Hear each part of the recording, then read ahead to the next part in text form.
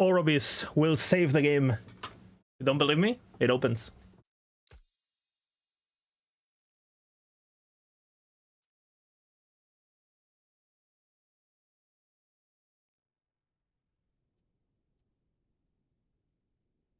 Orobis will save the game. New creation, you know, in the morning.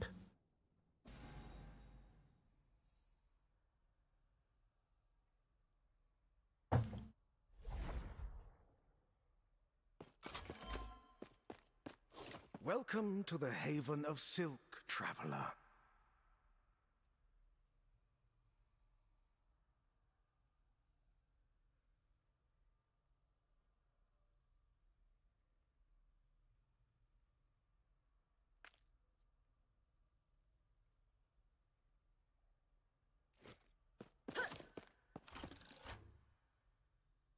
You like it?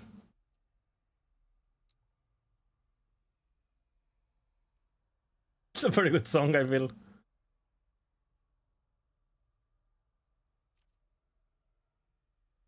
It opens.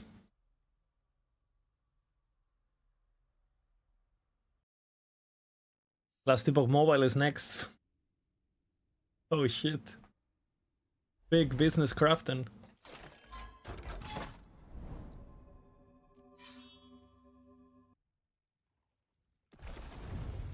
Pina! Silence wakes.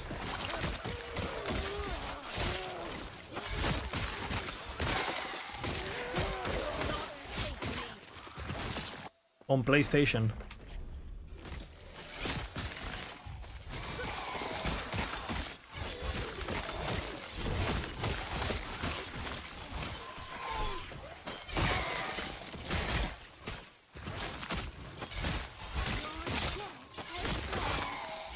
Ooh.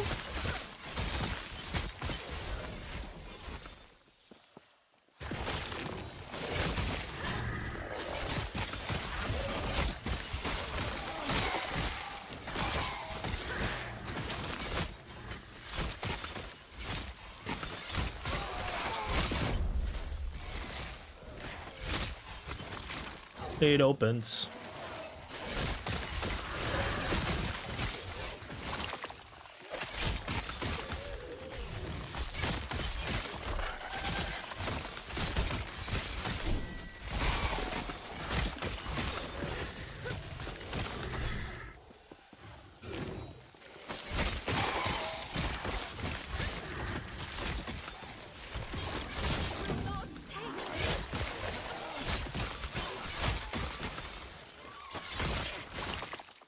Orobis will save the game.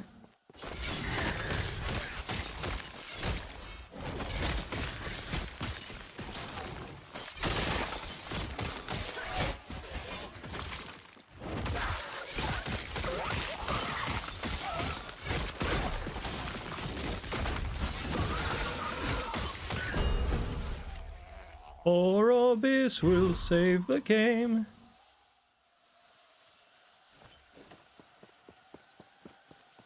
Thoughts? Console gaming. Auto aiming. Gaming. Pina.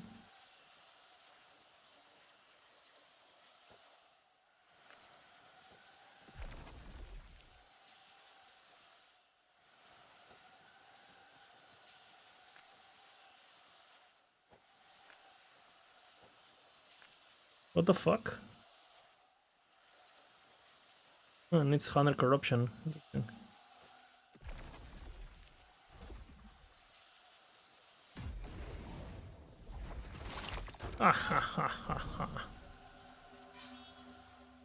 Orobis will save the game.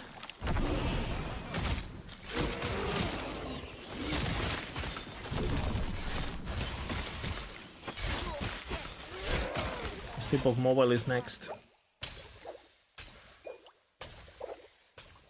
Okay, let's see if my normal music works today.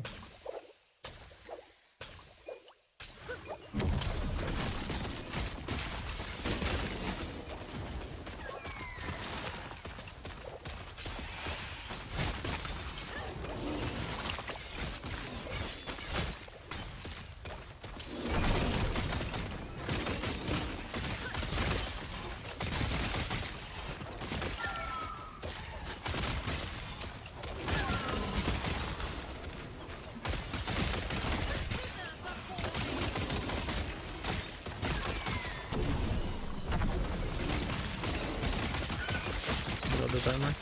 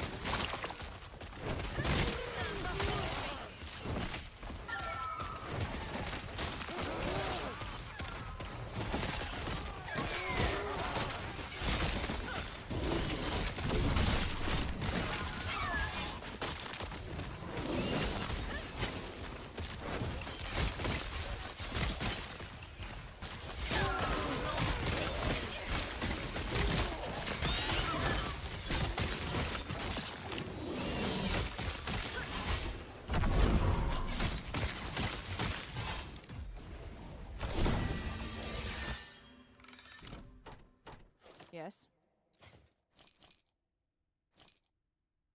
Boom, boom, boom, boom.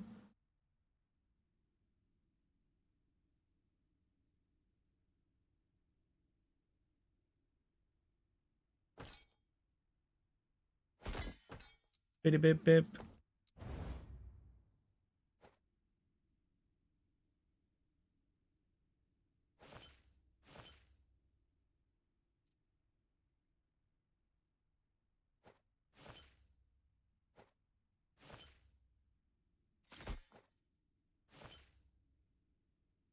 Beep, beep, beep, beep, beep, beep, beep.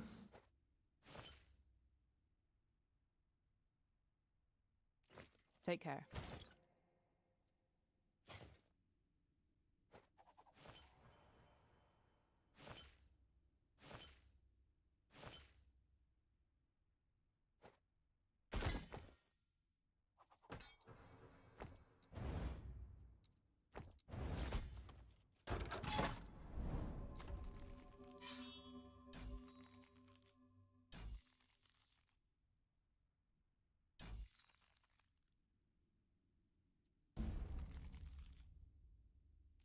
For sure doing that.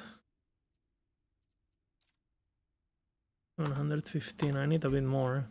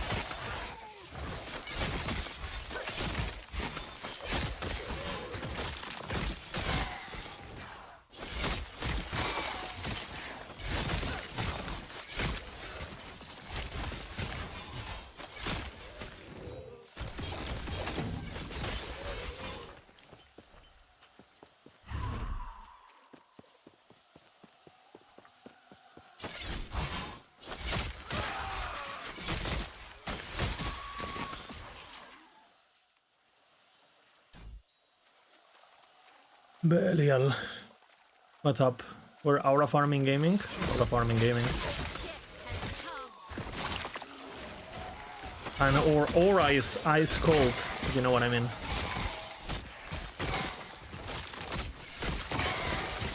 Ice, baby.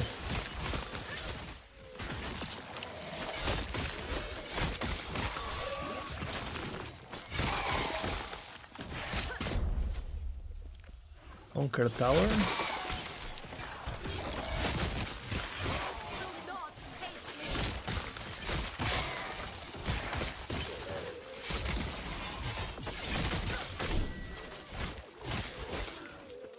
Good.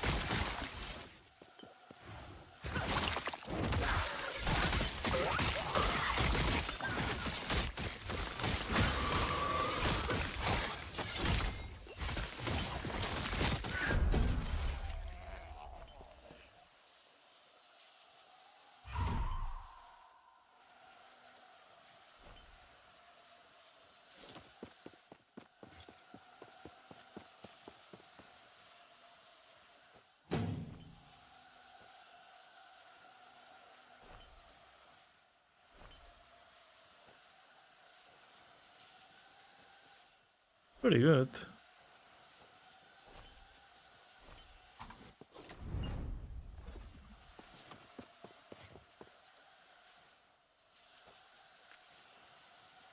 Oh, you need to do 3, right? Forgot.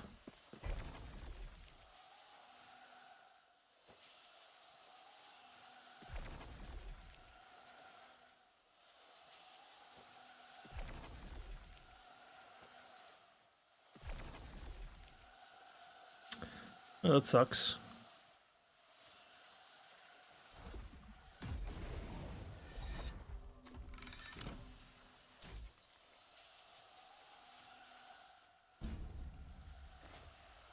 What do I do? I think I do...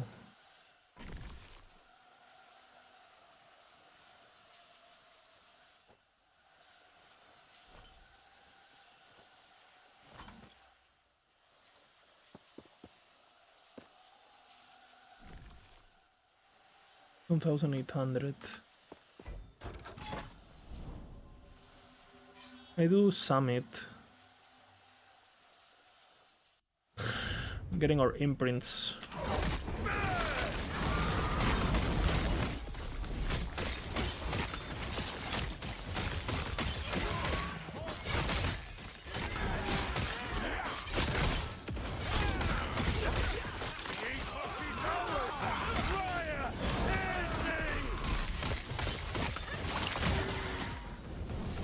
Dude, I know this guy to the teeth now.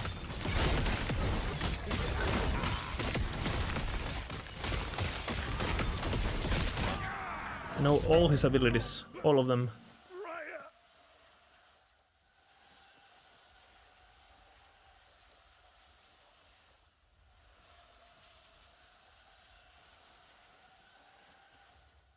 Some good weapons, holy fuck. Yes. 4 intelligence, 4. 4 out of 20. 4. Fuck you.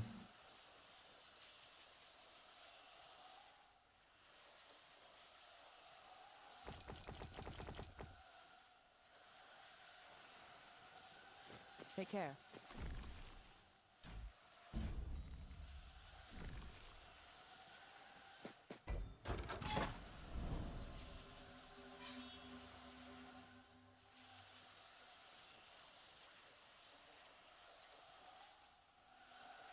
Yes, Boy Nemesis. We can do that.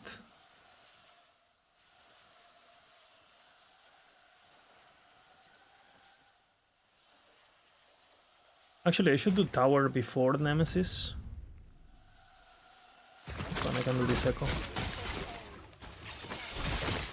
So my tower is this here.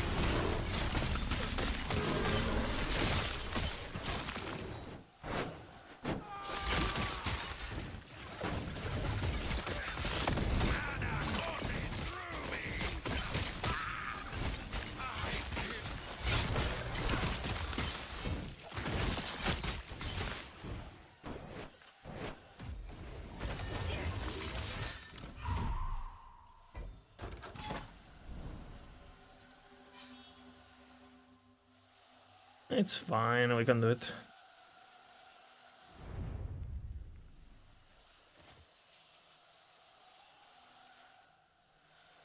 That's pretty good. I need the poison rest at the moment, but I won't need it eventually.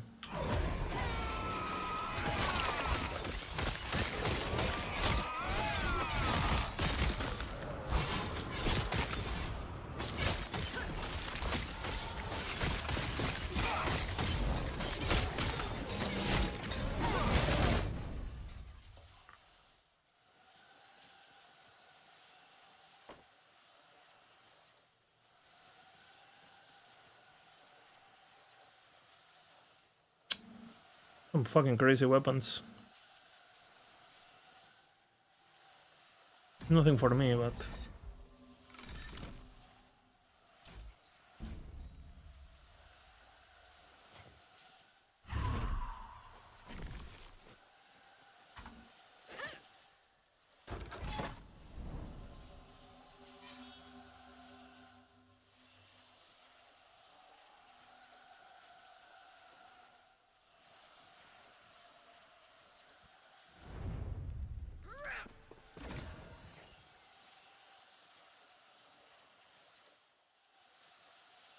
could be good.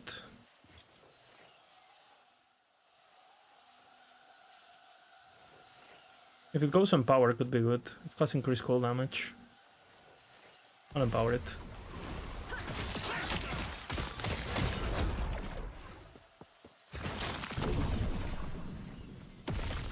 Cast speed.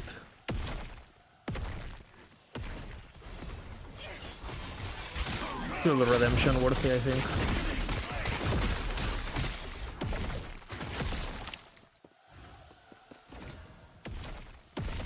Really attack speed. I think it's still redemption worthy.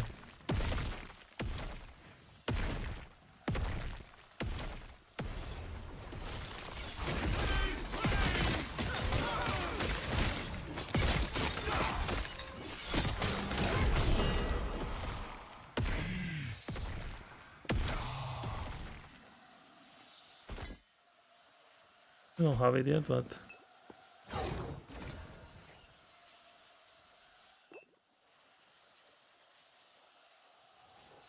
I'll empower once. Since we have empty slot. To see if we get something. We got a redemption there. You banish.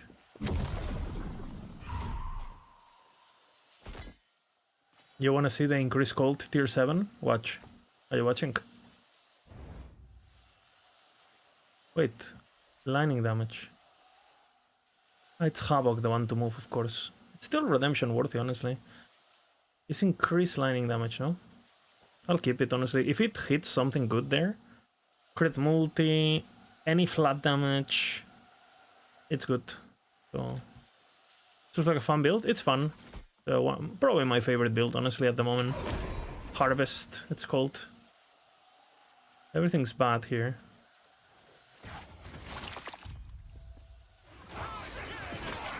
We're playing hardcore solo character Faun.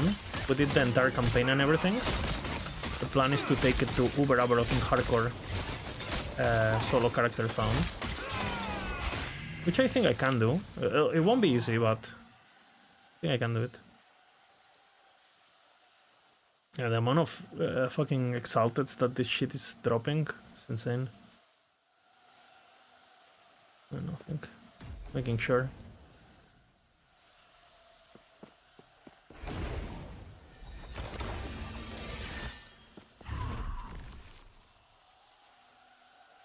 Decisions here. Do we imprint Echo? Or do we go for Beast, which I need?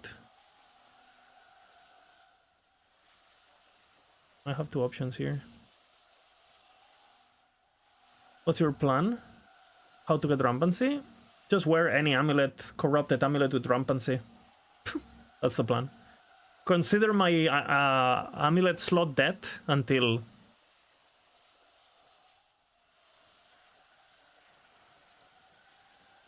That's pretty much it. I could also go beasts, but the path there is a bit annoying. Glyphs and runes are good. So I probably go... Kind of want to get this. The Echo reward is very powerful. So I'll do this. I'll go this way, I think. Keep my imprints. Now I have some Ember, so... Where the fuck is this? Any amulet? No. I mean, early game, I'll just use whatever, you know?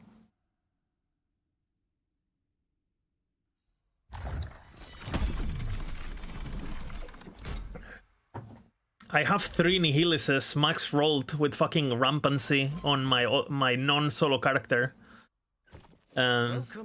So for sure on this guy, we will never get it, right?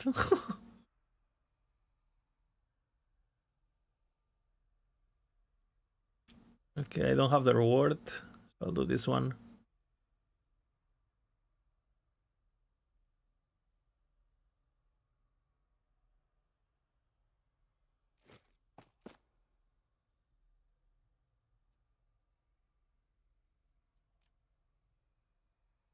But yeah, I think I'll use any amulet until...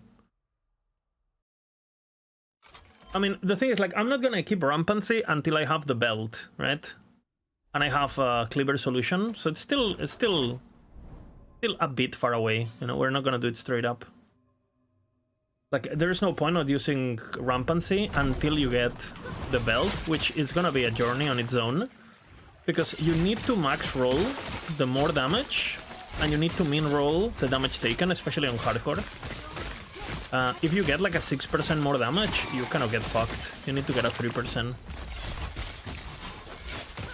And then you don't really want to use rampancy until you have a Cleaver solution, which again, that should be very easy to obtain. I'm not worried about that.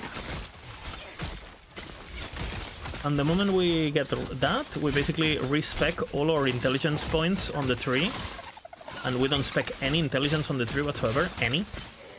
Which, you know, in Leech is kind of an acolyte in general. Not grabbing, you need a very specific passive tree. It's on the guide, you know, if you check the guide in max roll, you have it already. And then we will build strength in our gear. So the strength will give us intelligence through Cleaver solution, so damage. But it will also give us armor. And frenzy effect through the belt. Well, frenzy damage or whatever the fuck. Frenzy effect. So strength will be the most fucking OP stat in the fucking game.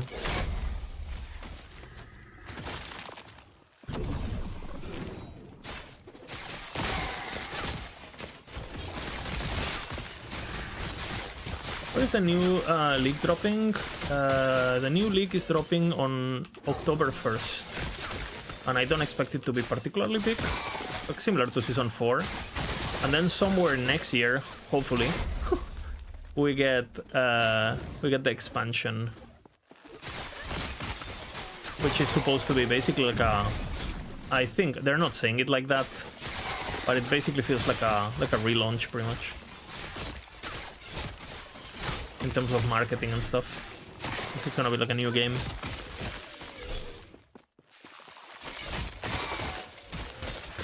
Would I be playing PoE 2 1.0? Depends on the date, but depends. The only way I play PoE 2 on 1.0 is if Axes and Swords don't suck.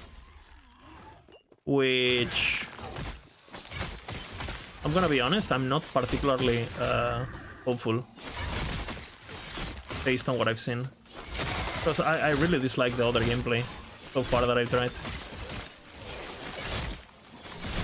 So unless the Axes or the Swords carried for me, like, I don't really see why I would play that game. Card this December? It should be, yeah. We'll see. It depends on the December, right? Because I'm a teacher. So it's like during Christmas, I literally have nothing to do. And I'm down, you know? Like, why not? I literally have nothing to do. But if it's like during... If it's like the 1st of December, I'm still pretty busy until the 20th. So I might play it after launch, just at my own pace. Like, I'm not a racer or anything in that game, right? I'm absolutely clueless on that game. So I might just do my own thing and, you know, chill. Might just do that.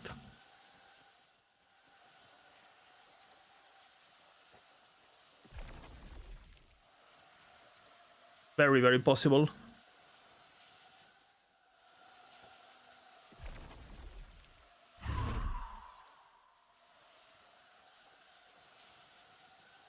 When the cat calling down.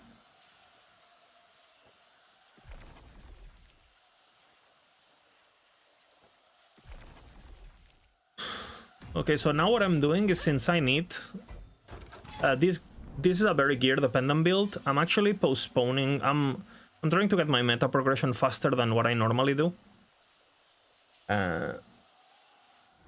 Because I actually need it, right?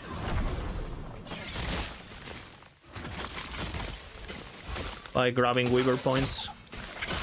Normally I would just do this after I get to Empowered, and but this build kind of like, I really need my gear. This is definitely not a league starter.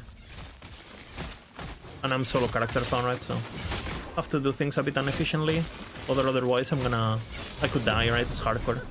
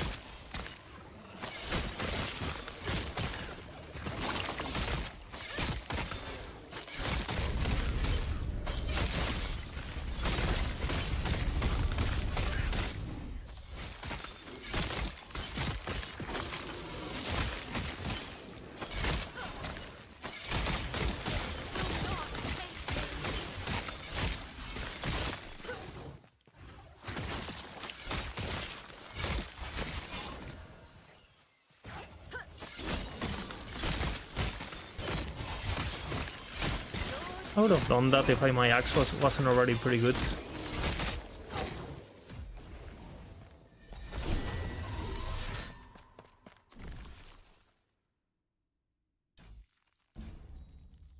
Go for runes too. Big point. We'll unspec of that on Rampancy, like I said.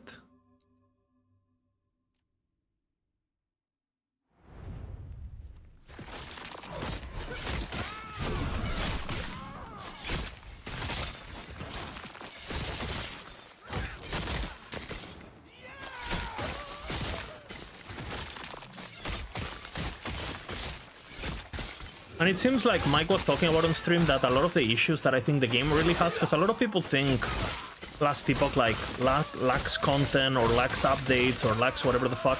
I think Ellie has a deeper problem that until they fix it, doesn't fucking matter how many updates they do. Doesn't matter how much endgame bosses you're adding if people are not getting to endgame, you know what I'm saying? Like, it literally changes nothing. Like, new systems that 99% of the players won't even interact with, who cares? Like, it's not gonna make your game, your player count go up. It might be good for people like, you know, if you guys are here, maybe you're playing the game a bit more than the average user, right? If you're already watching, I mean, why would you be watching an Ellie stream right now, right? You definitely have above average interest. But for most people, like, the problem they have is they have a progression issue. People don't feel you're getting to a point where your character's progress is very stale, too fast, and where progression doesn't really make you do the content easier, where upgrades don't really matter, and where you're already at a ceiling of a power so fast that you never really, you don't have time to start the journey, because the journey is over before you even get a grasp of the game. And a lot of people lack direction early game, and they had, you know, a lot of people played the game in 1.0, and they made their mind that the monolith is bad, which back in the day it was horrible, but I think it's much better now. And but it still has a progression problem. So because they made their mind that the game was bad and Monolith is bad, until they said, okay, corruption and Monolith is getting like changes. Until they say that, people already made their mind. Doesn't matter. It doesn't matter. And I think the devs know this, right? So.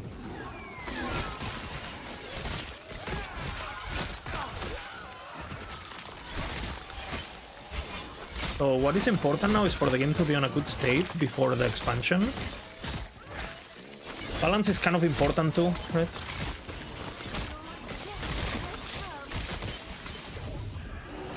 Get it to the point where you're not trivializing the game with like some stupid build, right? It's fine if there's OP shit. There's always gonna be OP shit. But if you have a character that at level 27 can beat the entire game because it's doing billions of damage, that is a bit too much.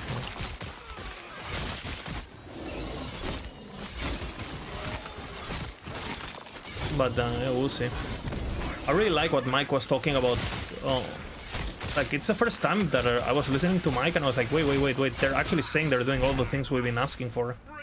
It's gonna be a shame because we have to wait till expansion, but I think expansion, if it fixes progression, that will be, at least, I think that's huge. Because, for example, PoE 1 especially, I don't think it particularly has good gameplay or anything, but the progression in that game is really fun. There's always like a hard challenge that you need better gear for. There's always something to unlock, something new to drop, something to strive for. And that is actually kind of, you know, even if, especially if you play Trade, like how that game is built. What did they say? I mean, they said so many good things, Misha. Like, they say they're gonna make so tier 7s, you need to unlock them with difficulty so they don't start dropping just normally. And he gave an example of 300 corruption, right? He said, let's just say 300 corruption. So that it's massive. He said that you should be as excited with a tier 6 than a tier 7. He said that they're gonna change the tiers of difficulty, so you know, they fixed the ladder issues and the corruption pushing and all that. They said that there is some interactions that are just uncapped that they take a look at because they just trivialize the game while still keeping the fantasies. He said that they have to take a look at how much power you get early and blah, blah, blah. Like, if you listen to, like, I don't know why, like, it seems like they were basically waiting.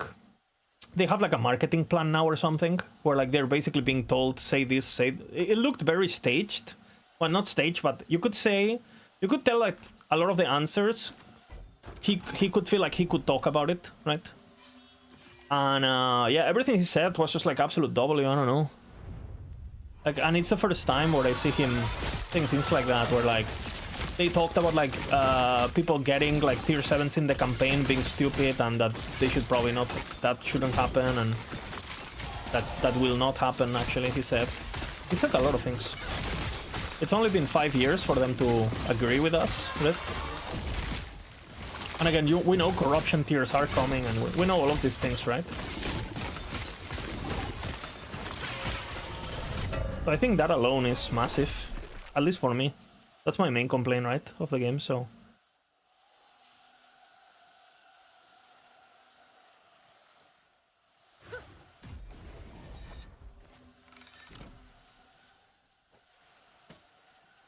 Show you off.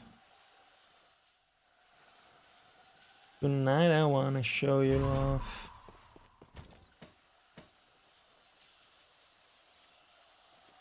Yes.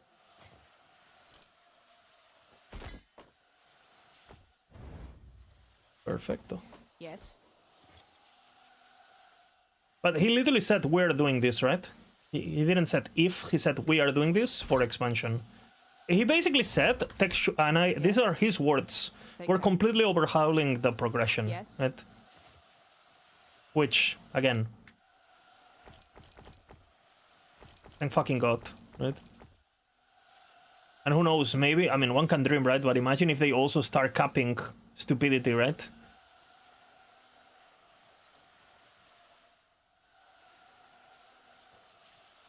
Can you imagine if they start capping fucking, well, all the things we always talk about. Take care.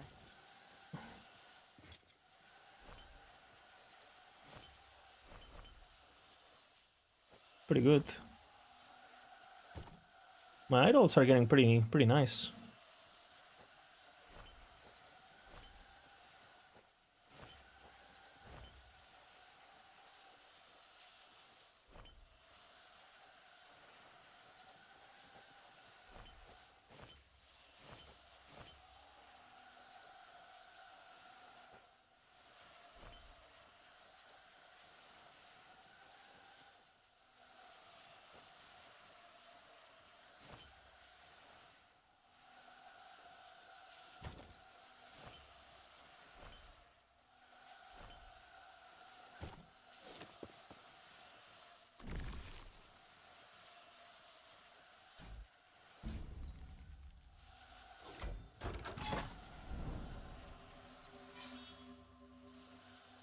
So I am excited. But that's next season, Nordic. I think the changes to faction are next season.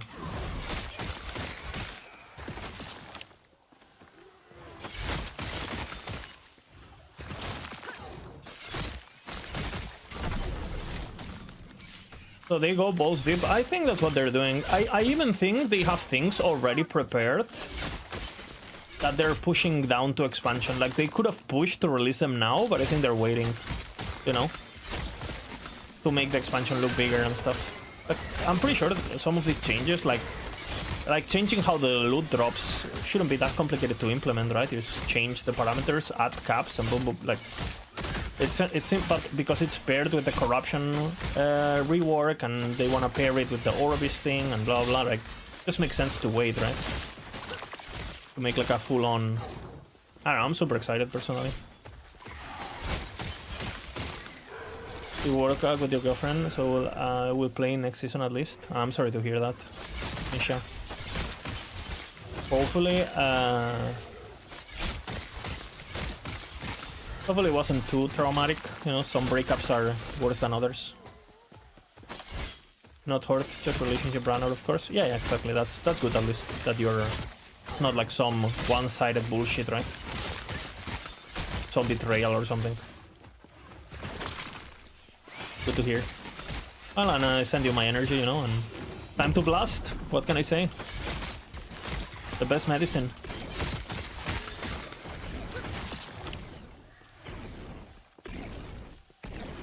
And let's be honest, no one's gonna fuck you better than EEG, right? So, you know, your sexual life just got an upgrade.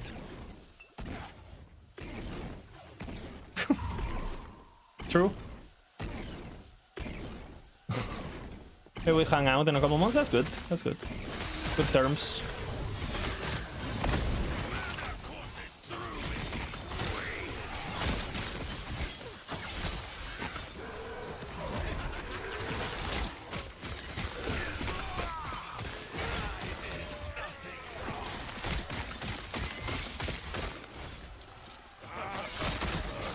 pro. I mean, it's true.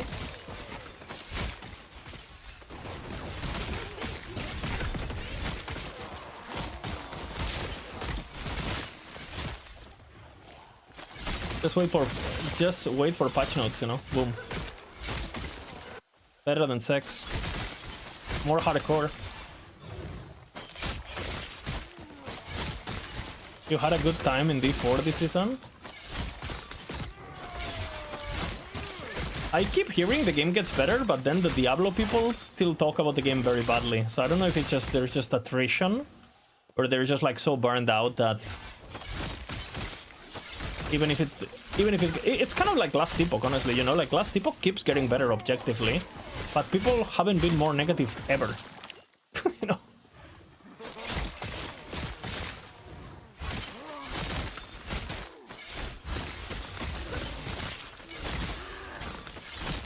I think it's a lot of emotional responses coming from emotions rather than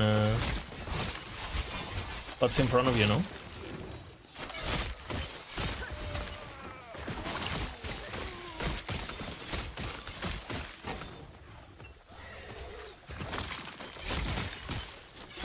Like, literally, not even the content creators are playing the game. I was like, what? Like, we have never had more things to do, and more things to try, and more things to...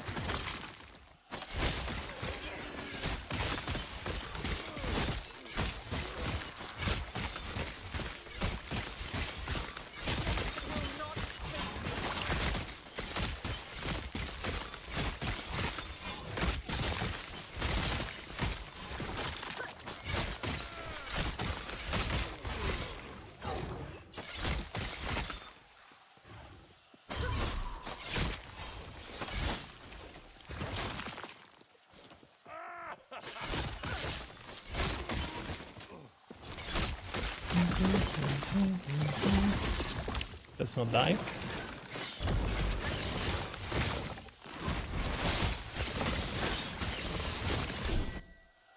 Oops. Feel the deep abyss. You know what I've been thinking about? Hear me out. Abomination, Sacrifice, Inferno, Shade build. Dude, Abomination, Sacrifice, Blood Specters is like... I think it's top build in the game, basically. Other than Umbral Blade Recall. It's like stupid. Which, by the way, Mike hinted at some particular interactions being capped. So I would... or like fixed. So I would assume he's talking about Umbral Blades. We will see, though.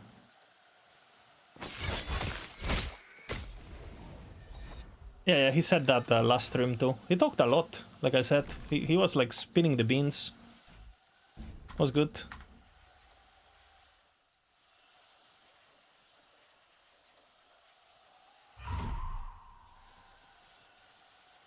With the shred.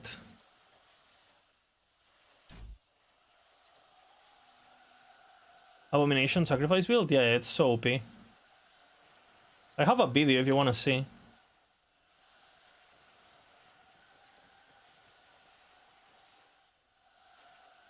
Venus OP Rogue? No, but that's Shadow Cascade. Like, we're talking about a different build. The build he's talking is another build. We're talking about Recall. Mike said that Shadow Cascade is only slightly overpowered. He's playing it himself, like a very scuffed version. No, I played this. I have a video, let me show you. Manage video, I have it on private.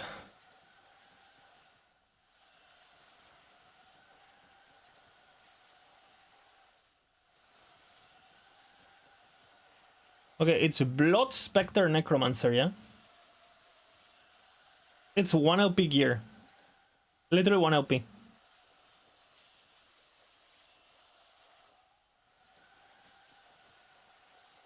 Yeah, the only reason it's not in max roll at the moment, this build, it's because Abomination Sacrifice is bugged.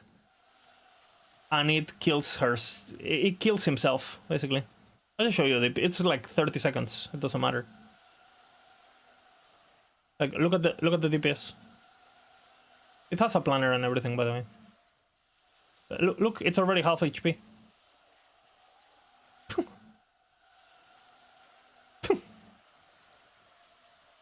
I misplay here a bit. I just recorded quick for the thing is still alive. And it's still like a 30-second kill or some shit. 60-second kill. Just look at this. Look.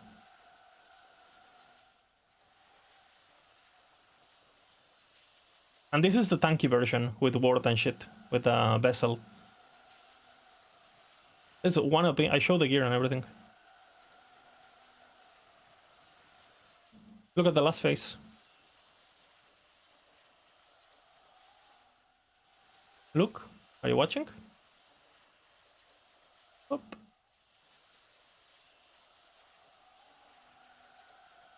This is my weapon. 1 tier 7.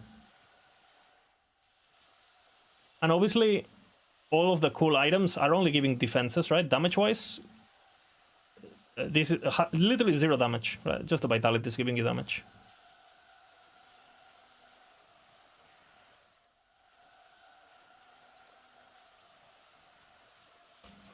Just idols with vitality.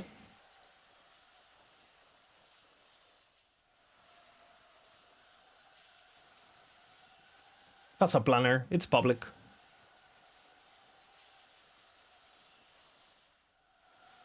The only problem is the sacrifice. The fucking Abomination sacrifices himself, so you have to resummon him, and it's a bug. It's already confirmed. It's fixed for next season. So. But I'll wait. It's not fixed until I see it, right? Until I see it, it's not fixed. I learned the hard way.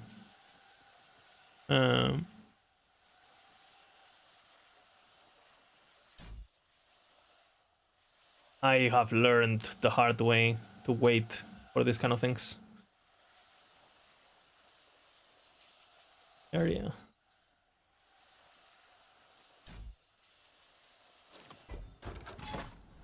Is there any left? I did them all, no?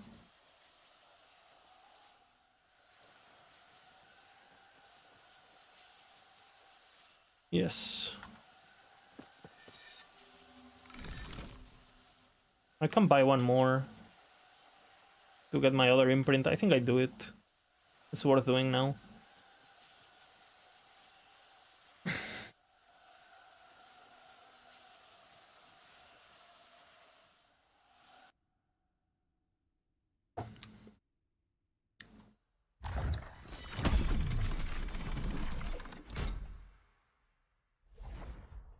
Yes, Icon. But I'm like leveling with it, which you're not supposed to do. Oh yeah.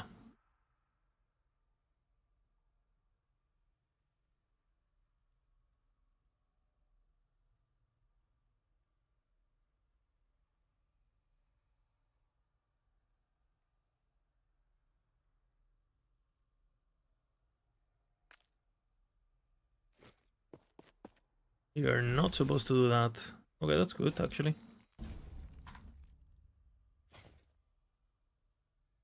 How much thing I have? 15k. Is it worth trying to get the boots? Because the boots are pretty important. Might do it. 71. Can use it. It's COF.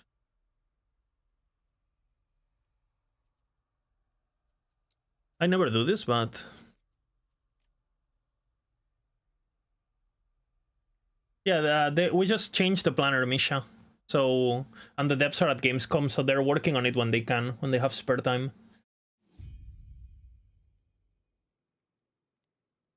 No, it's just because we got new planner. The new planner is gonna be insane. I'll make a video explaining all the features.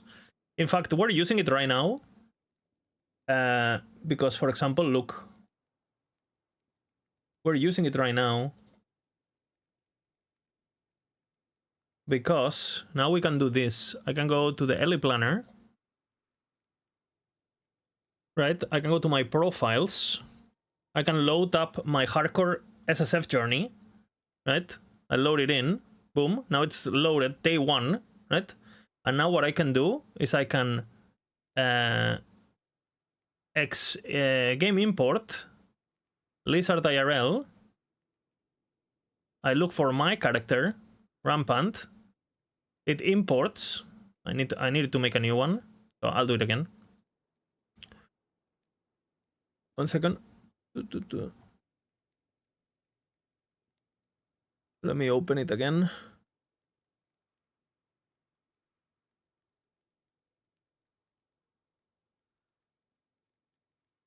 I did it in the wrong order. My profiles, softcore journey. Now I add a new one, variant 1. Now I game import, Lizard IRL, Lizard Rampant. Now I edit, I call it day 2, right? I save, and now, boom, you have the day 1, day 2 progression, right? So if you're a content creator, you can basically snapshot your character and keep saving. Like, you can sell it, I don't know, Act 5, finish campaign, empowered, blah, blah, blah. And you can just keep snapshotting your character so people can follow along, which I might do actually, because I didn't have this early. I was using on the campaign, so I'll do it manually. I was using a Crescent Asks with attack speed, and I think I had melee damage, and I think I had something like this.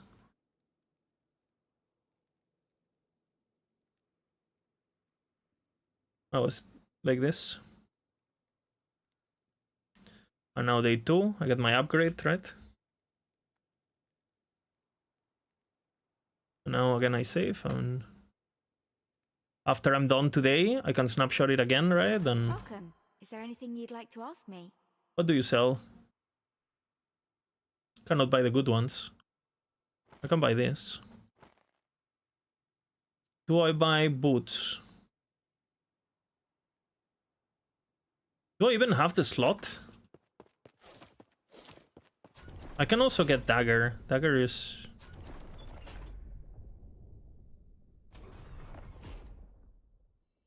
I only have 1 slot. That should be easy. That abomination. The boots are also important, but the dagger, I think the dagger is way easier to get, right? So I'll do dagger first. Emperor of Corpses, which I'm about to do. That's great. Oh, I got a lens. Gaming. Yes? I was just on my way to amend a record. How can I help you? I cannot buy the good stuff. Where's the dagger?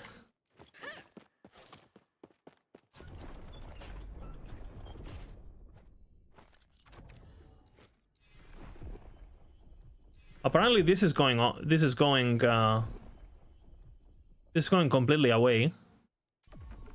The Circle of Fortune will be unrecognizable. The words disturbed me. I think he's... And unrecognizable just means UI-wise. I think it's gonna be the same. It's just... What I think, based on all previous comments, I think what they're doing is they're just basically getting rid of this. I think what you're gonna do is you're gonna come here, and instead of having this, you're just gonna have a list displayed, probably console-friendly. It's like a bunch of like squares, you know? And you're just gonna pick Relic. You click on Relic, then you pick on the objective you want, then you pick on the zone you want, and then you just go play the game. And as long as you have favor, it procs. I think they're just getting rid of rolling completely, because Mike has said that they want you to they don't want to change how it affects obtaining items, but they want to minimize the times you interact with the system. So that's what I think they're doing based on previous comments. I think they're just getting rid of rolling. And probably they're getting rid of... I think also he said something about lenses. Kind of like... He's kind of implying that lenses are going to be completely different. So I have no shit what they're going to do with lenses. But obviously, since lenses are made for rerolls, they'll probably just make them for something else. Maybe they're like buffs or something, like lens of double proccing, lens of less cost of favor when something procs, or... So I think that's what they're doing.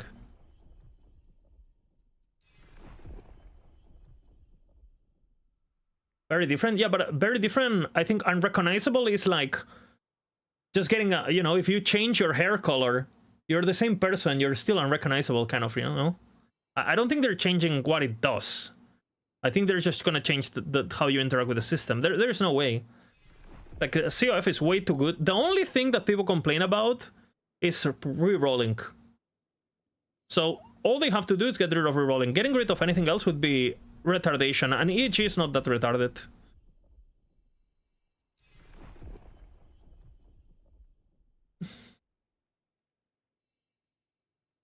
I don't think anyone loves re-rolling, no? Like, it's the worst feature by far. And I think I have heard Mike say, like, we're gonna try to get re-rolling. This is a bit stupid. Like, why am I... Like, I'm level 60. Why am I getting 160? Like, maybe the requirements... Imagine if, for example, because right now, you know how I can get prophecies that proc at 160? Maybe the lenses, they make it so... Imagine if a lens make it so... corruption... prophecies only prop at 300 corruptions, but they drop twice the items, or whatever, right? So maybe there's a way for you to... to make the system progressively getting better, instead of just like... Hopefully it has something like that, or another Emperor, but it's 110 corruption, like I said. Like, I can't even do that. How's it going? Good, just playing Harvest, you know, chilling. We'll eventually get that, I guess. 14 corruption. Another Gaspar. Might go... Elder Husk or Gaspar? Weird build? Did you enjoy playing it? I hate it. It's good, but...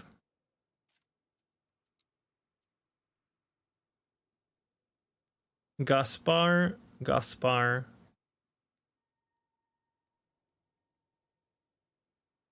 doesn't need corruption. So I guess I go Gaspar. I have two Emperors too. One is 110, the other is... none. How close am I? I think I already have some Emperor done. You must play high corruption or you very fast. Well, with your gear, yeah. For sure. You're killing things before you can use the sight attack, right? Like the super harvest or whatever the fuck. Okay, I actually don't have much. Okay, so I guess we go fall first. It's completely useless, but I want my dagger. 1 meal per day, and it's so good, so it's nice to cook. I don't think I can do that. Or at least enjoy it. I love food. I love the feeling of feeding myself, you know?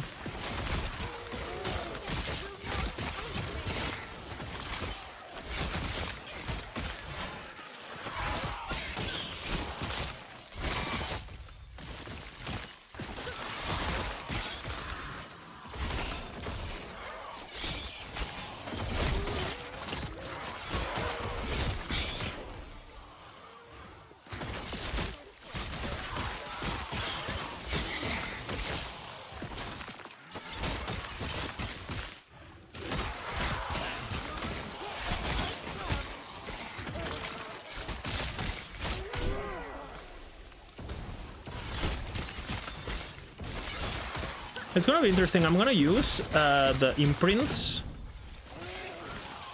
Well, I mean, that's not the dagger I want, but we can imprint it since it's 2 LP, because it has a chance to be the other one. That's not there though. Here.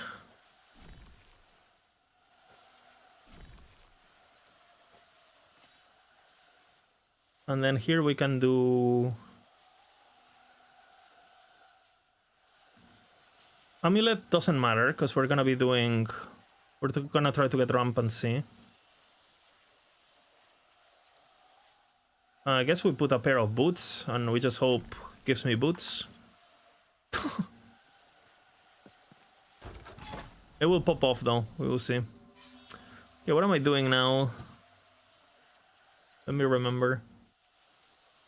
We can do more int. We can obviously start maxing this too. Yeah, I'm basically already half, right? It's kind of sketchy. This early. There is literally no reason to do this at the moment, right? Literally no reason. I don't gain anything. It's not like with Dead Seal before where you got damage, like actual good damage for being low.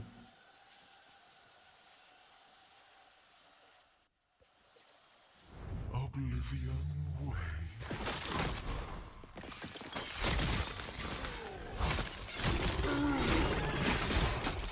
I think the also a problem I would have with that eating thing is that I stay awake for very long times, right? So I feel like if you stay awake too long, it's gonna be kind of impossible to not feel hungry, no?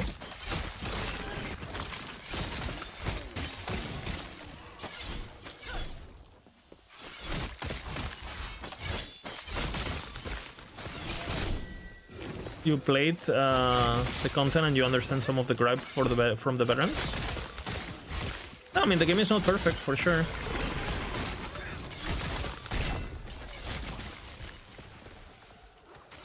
Okay, that's pretty good.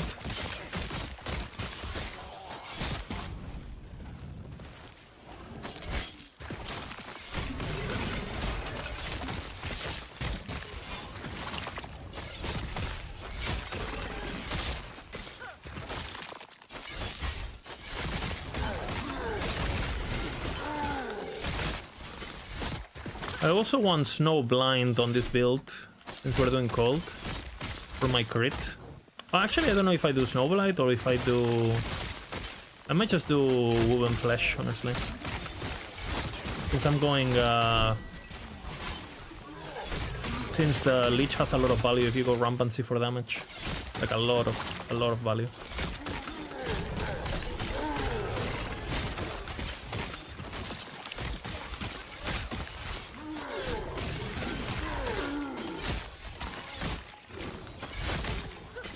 That would fix crit completely, right? At the moment I'm using blind, so I will see how that goes. 2.5.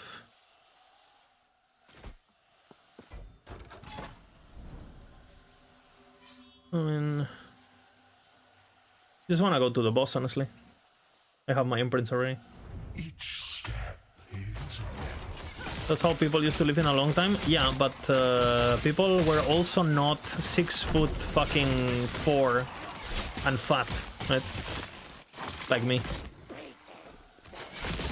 There is a reason people used to be small as fuck, short, right?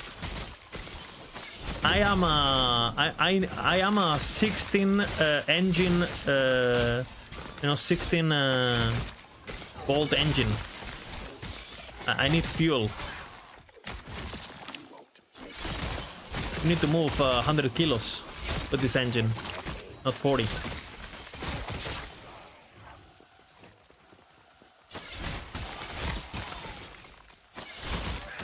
I can definitely live off low calories. That's not a problem, but the problem is like the spacing for me. I've done diets where I did like I've done very look back when I did some like aggressive dieting to lose weight back in the day, and I've done like like 1,200 calories or whatever a day and 1,600, and which for me is like very little.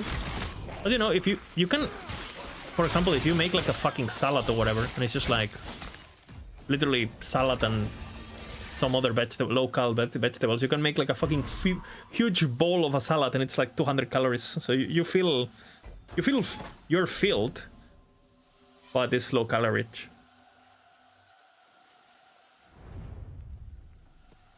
Okay, a 1,200 protein shake. I think that counts as a meal, no? What? That's cheating. By the way, we have a new anthem on the stream. I hope you guys are ready. I hope you guys are ready for the new anthem. Look.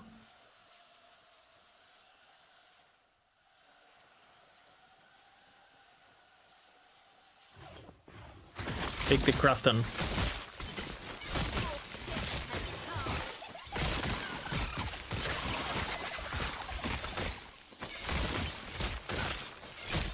On PlayStation.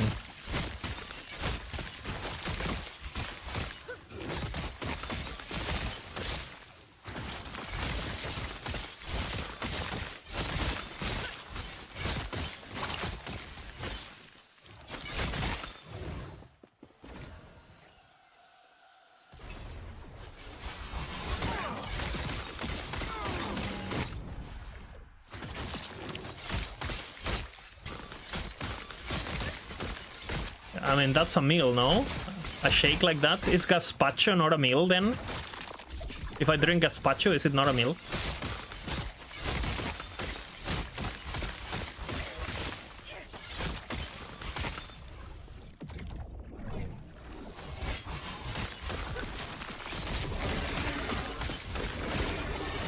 You drink the shake with one meal. Okay, so you drink a shit ton of calories still on the one meal. So is your meal like 3,000 calories or... and you're just loaded for the rest of the day? Yes? Oh, I see. So do you do it at the beginning of the day or what?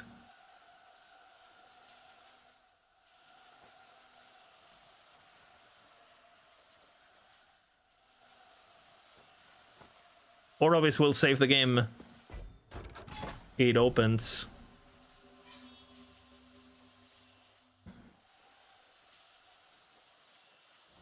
(5 to 7 p.m.) 5 p.m. in the afternoon.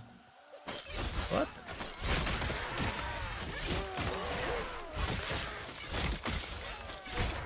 I guess I've done that. When I stream, I kind of like do that, no? Because I wake up, I go straight into stream, I don't eat shit.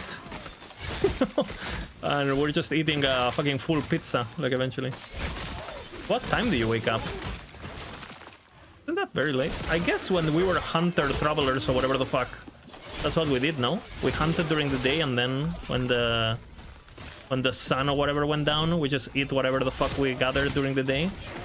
So I guess, I'm sure from a biological standpoint, probably makes a lot of sense. Like, evolutionary, right? But, you want to know what happened to people that wear glasses back in the day? They died because they couldn't hunt, right? Because there was no glasses. So, you know, nature selection has changed quite a bit. Last Epoch Mobile is next.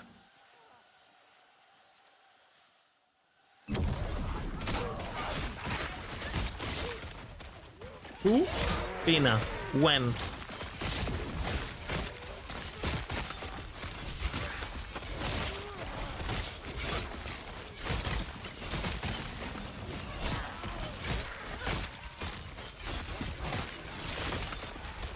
Orobis.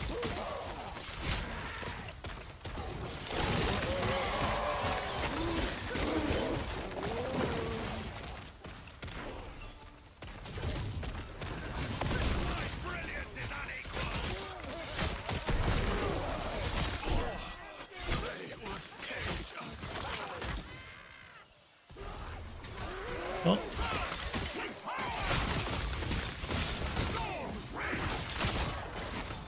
I'll wait for my Reaper. I'm a pussy. It opens.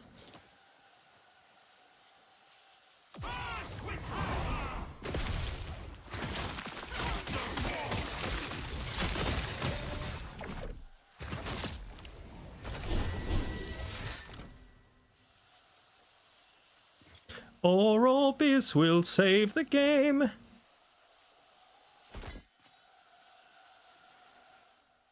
It's just tier 1. Just seal, no?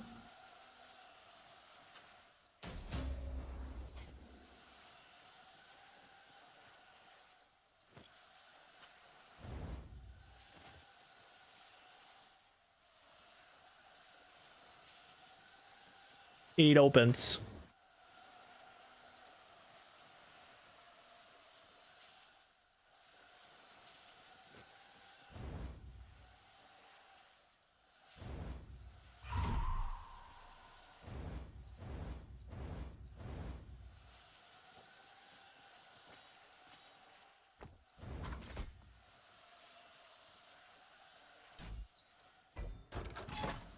It opens.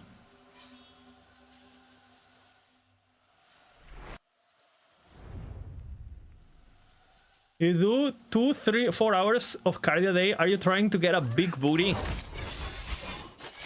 Is that the girl workout where you only work out your fucking ass? That looks absolute fucking massive. Is that the plan? Is that the build basically?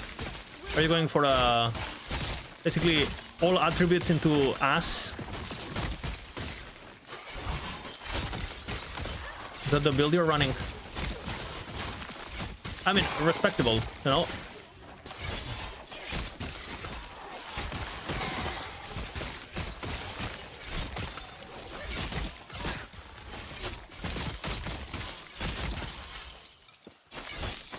Okay, guys.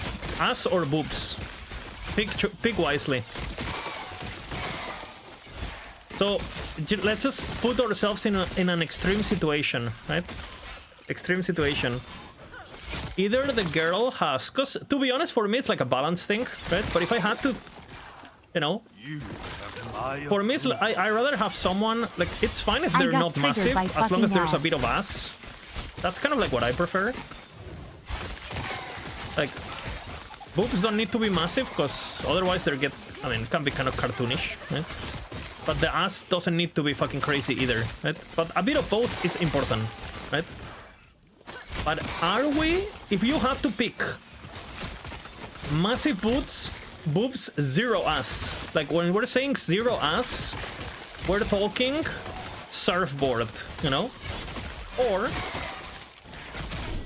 zero boobs, massive ass.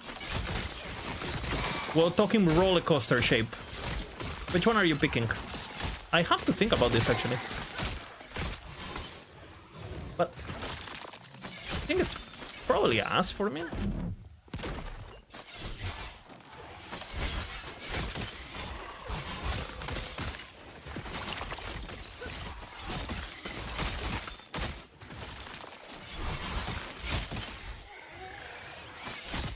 In this extreme situation, I go with ass. Yeah, I think so too.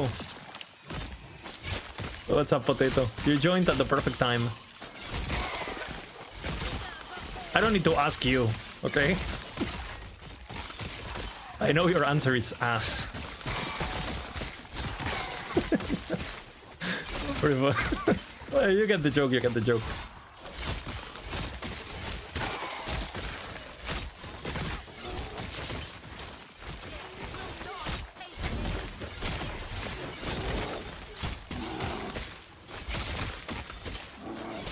Oropis will save the game.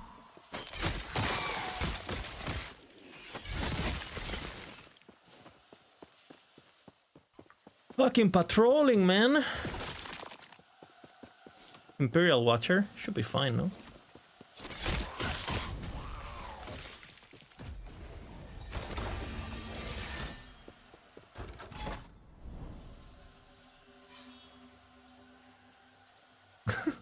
Logging auto aiming gaming. PlayStation, it opens.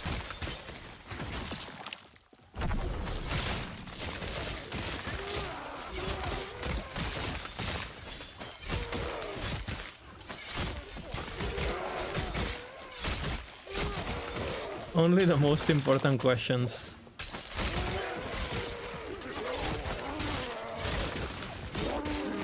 And glue muscle is the biggest muscle in human body and the strongest one.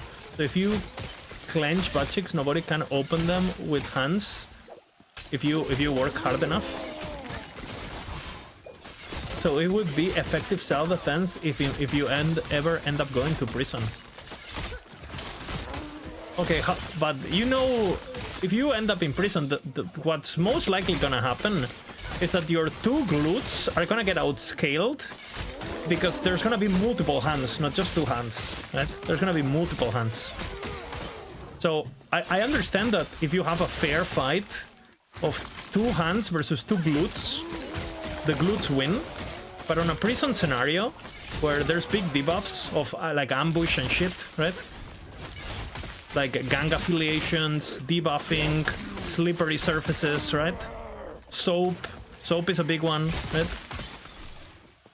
I think you just get outscaled, and you're not gonna have enough armor, you know.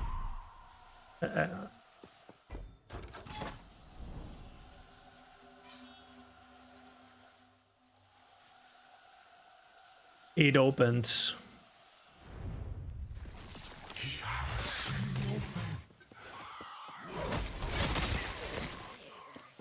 Fuck.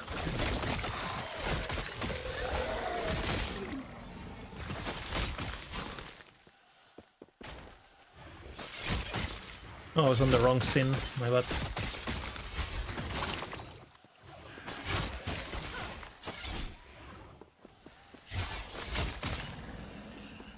You danced for half your life? Oh shit. What kind of dancing? Like, are you actually classically trained or something? Or more like urban or something like that? That's what they call it now. Urban dancing? I have a few students that do urban dancing. Ballet? Really? Wow. That's impressive, actually. So, can you still, like, do the point thingy? Dude, am I the only one who thinks male ballet dancers are kind of hot? Oh, and I'm not a homosexual, but I was watching a short the other day, and there was some guys doing ballet in like, and they're fucking ripped as fuck, and I was like, holy fuck, these guys are handsome, what the fuck? Like, they have like peak bodies, these people, like better than bodybuilders, in my opinion at least. Like aesthetically, right? Like if I could work out and have a body, like, bro, that's absolutely god tier, no?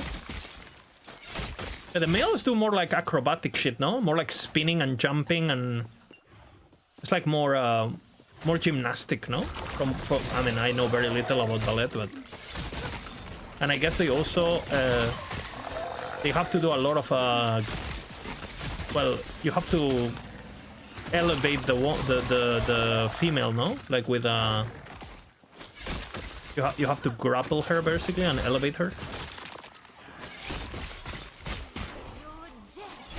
You're support, basically, you're playing support. Who is it that I think wasn't Tom Holland like a ballet dancer when he was like a teenager? And that's why he's so fucking acrobatic now as a grown-up. He can do backflips and shit. That's what I've heard, at least. I'm pretty sure there's some videos of him.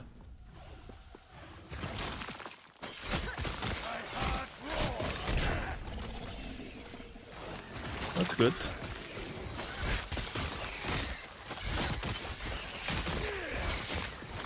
Tupac did some ballet? Oh, really? I mean, that guy was in shape too, so...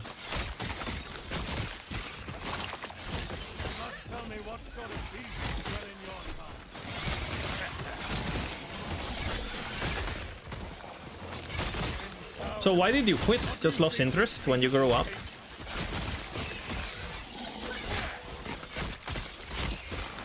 I guess when you're younger, ballet has a bit of a Especially if you're a man, no? Like, it has a lot of biases. People look at it as it's like a girl thing, I guess.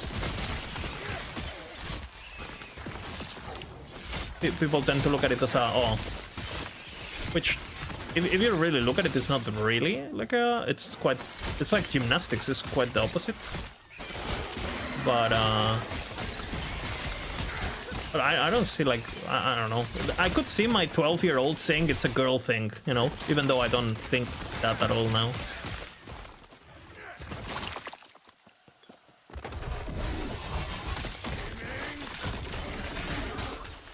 Really cool. I didn't know that. Potato is like a bag of surprises, brother. Can you still backflip and shit, Potato? Are you like super giga athletic or something?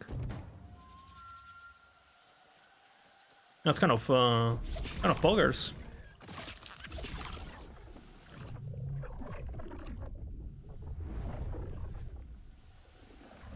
You have been slacking. Okay.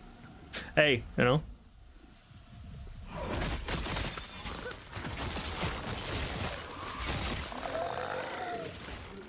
You gained some weight. Happens to all of us, man, eventually. You're still young, so you don't have to worry too much. I really noticed that after 30, like, dude, before I was 30, like, I could eat like a fucking animal. I could not do fucking anything, and I would still remain quite thin. But when I get close to 30, like, you really feel it. Like, if you're not, you don't need to do anything like to stay thin.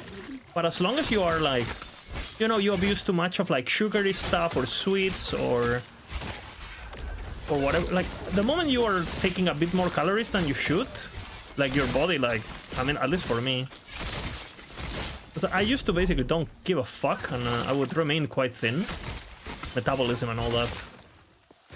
And the moment I turn 30, like, if you have like a crazy summer where you eat like a pig, you're 20 kilos over, you know? Especially at my size, because I'm a big guy, right? So 20 kilos for me doesn't look as much. Because, you know, but, like, I walk at 100, you know. This world will shatter.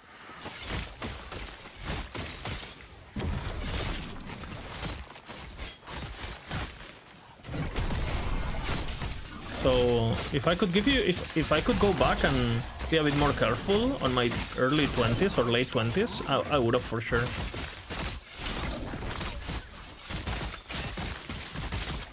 Dude, it's actually crazy. Like, I spent my early 20s without having to go to the doctor once, no problems whatsoever. Like, all my body perfect, teeth perfect, leg perfect, everything perfect, right? The moment you turn 30, suddenly it's like, if you don't take care of yourself, of course, which I didn't. It's actually insane. And suddenly you have to wake up to go to the fucking toilet at night. Like, bro, what the Dude, I have to think of how much... Like, I remember, bro, I didn't used to think about it. I would just go to bed. Now it's like, oh, wait, I want to sleep. Let me go to the toilet first. Otherwise, my night is fucked. Like, what the fuck? What is this? I should have been warned about this debuff earlier, you know? Like... And it's talking to my friends, everyone, like, which are my age, everyone has this, right? So, absolutely fucked, man. Let's see.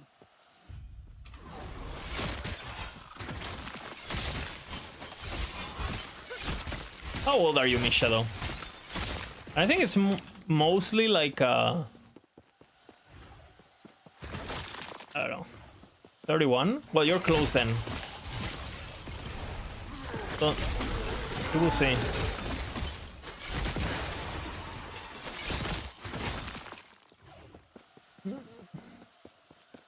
Still more fit than 95%, I guess. Okay, but you're fit, but not the backflip fit.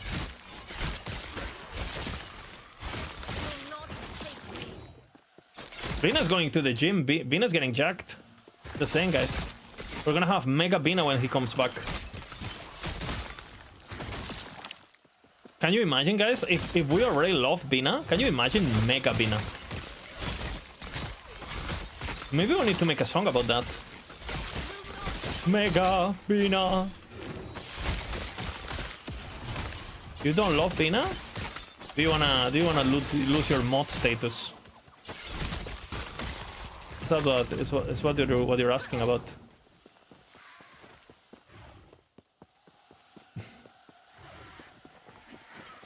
He used to box. Yeah, he even showed some matches, right? He even boxed in some amateur stuff. Well, some.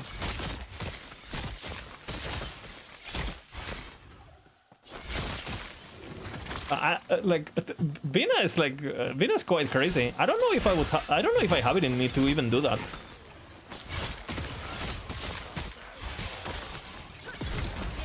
Like the entire process sounds scary as fuck.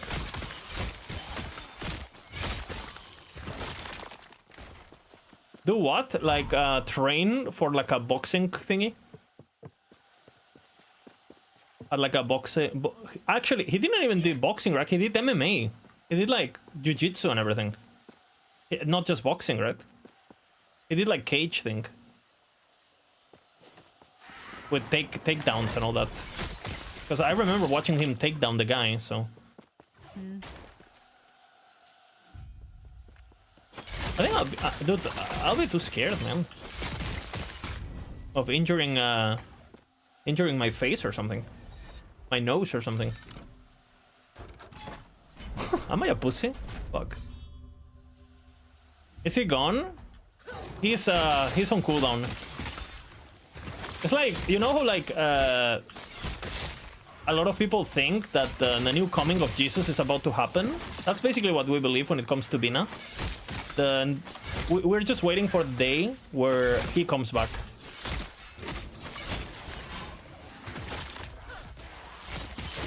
We need to miss him in order to appreciate him, you know? He's teaching us a lesson.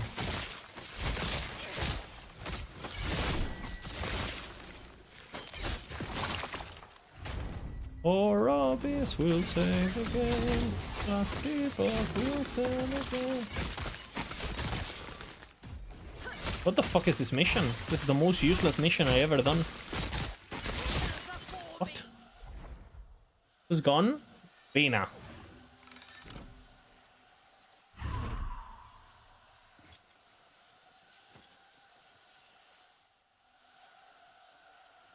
You unfollowed a lot of channels because they don't stream no more, or? Yeah, the LE section is absolutely... Ah! Good news, I already said that yesterday, but with the new Maxroll planner, I'll be able to work on Maxroll while streaming. So we're double dipping the shit out of it. Because you guys remember that before the patch, I would have to go, you know, off stream and whatever.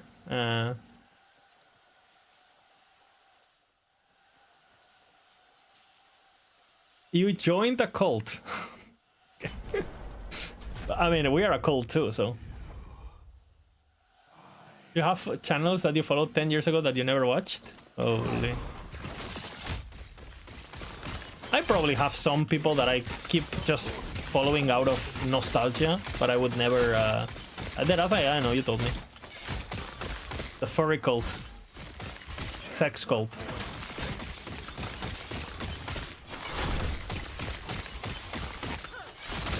It's not a furry cult? That's not what you said on DMs. It was a furry sex cult.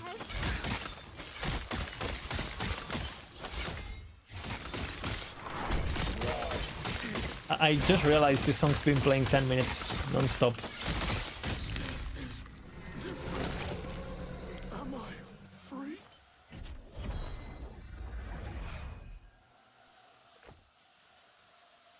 Where the fuck are my daggers? What the because it's Gaspar. I'm retarded. Well, I didn't have to kill this guy. I'm retarded. Well. It was this guy. Well.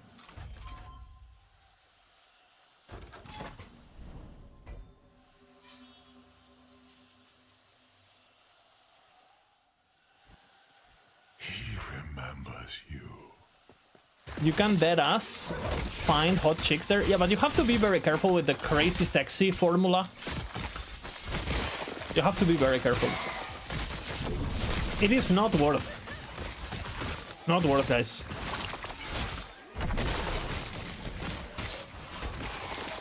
Not if you're crazy as well. I guess. Well, unless you are the crazy one in the couple, don't get into it. I guess if they're less crazy than you, then it's fine. That's not something I considered, because it doesn't apply to my build. But I guess if you're running a psycho build,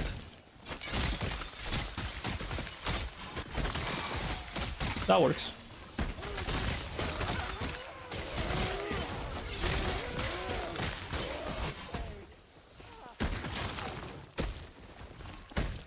It opens.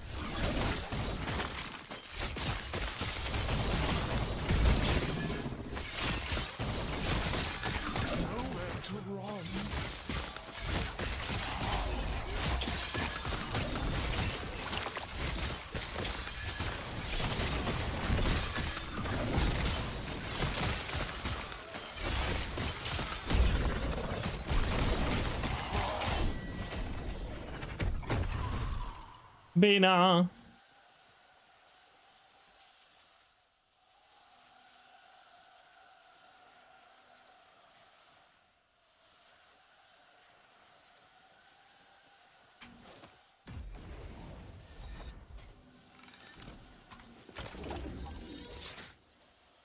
Again. Yes.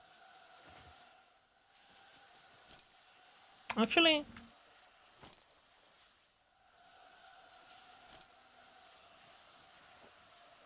what's your F?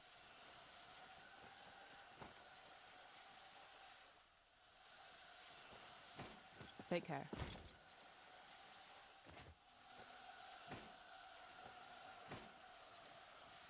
It opens.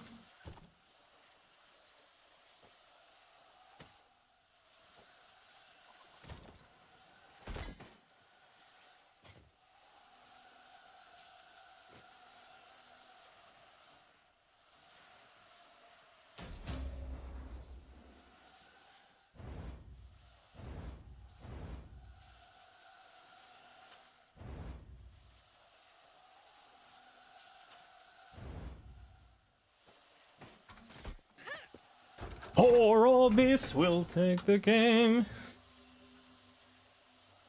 It opens. Wait, Liz, if they are fixing endgame, won't they need to fix CHP Ballista to... I will see. I hope they fix corpse rushing in general, right? Yes. I don't know what they're doing with that, though. I haven't really heard anything about that, which is probably my biggest worry, honestly. They don't seem to care.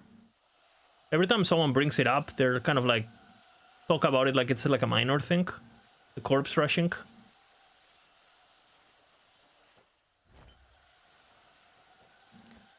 I am not a corpse rush enjoyer, man.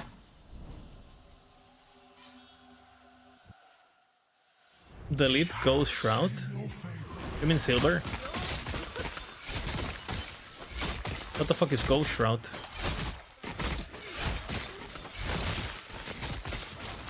What is a Ghost Shroud? A Silver Shroud is fine. It probably... Smoke Bomb should probably not be spammable with that, right? Should be like a... I don't know if it should add cooldown or something. All shrouds? Fuck them. That's a statement.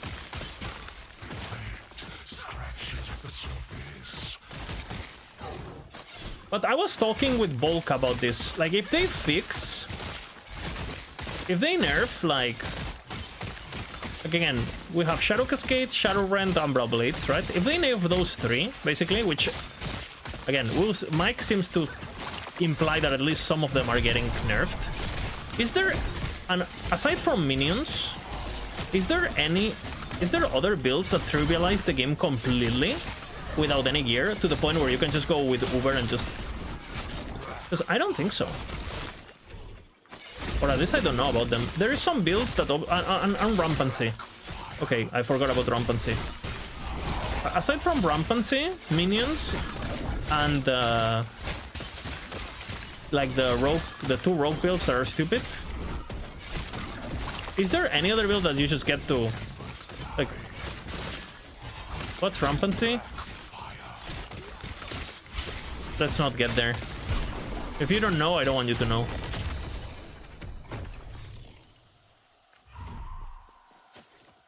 Tell me?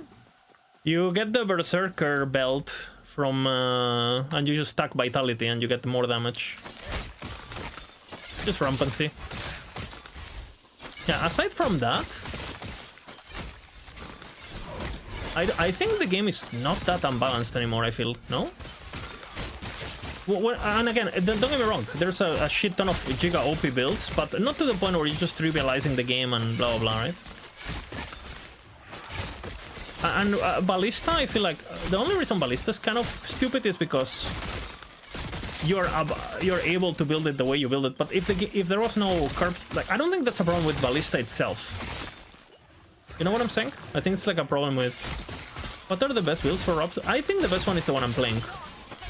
Because it actually doesn't break your build defense-wise. I mean, I'm playing it on hardcore, right? So that's how confident I am. I think Harvest is the best.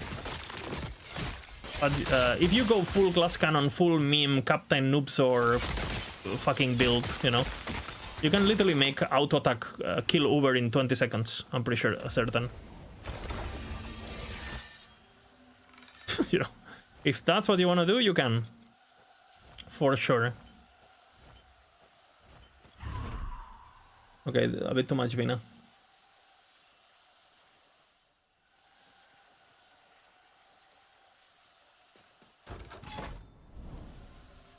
Rampancy with AoE. I mean, the best thing is, like, with the Racing Strike, you can do Rampancy and Brutality, right? For even more retardation. Yeah, all of those, I mean, in my opinion, that just has to go. I think Madness is fine, personally. Madness is OP, but it's not OP to... Like, Madness is not, like, true, like, making you do 100 times the damage. You know what I'm saying? I feel like Madness is fine. It's OP, but it's the good kind of OP, you know? And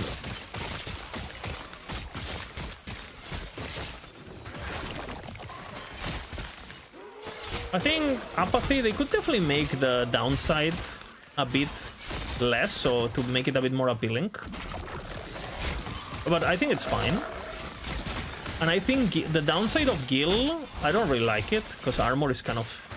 Again, rogues shouldn't have armor to begin with, so I don't know. Gil is like a... It's good on softcore, I guess. But it's not that broken either, I feel.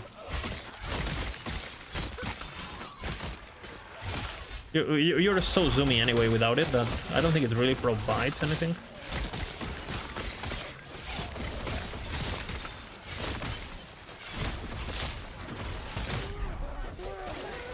But Brutality and especially Rampancy with the belt, I think Rampancy should just give you attack speed. Make it attack speed.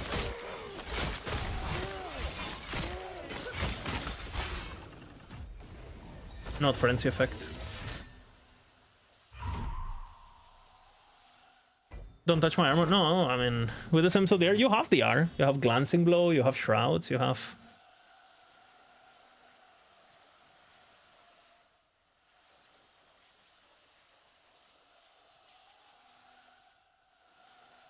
Have you tried yourself a Racing Strike? No, but I mean, I've seen it on offline and stuff. The silence wakes. I hate conditional shit. Yeah, but what they need to do is they need to not give you armor and just allow you to cap Glancing Blow easy, no? Like, I don't understand why you have to... Like, you should just be able to cap Glancing Blow. With enough gear, right? Like stacking decks, or I don't know.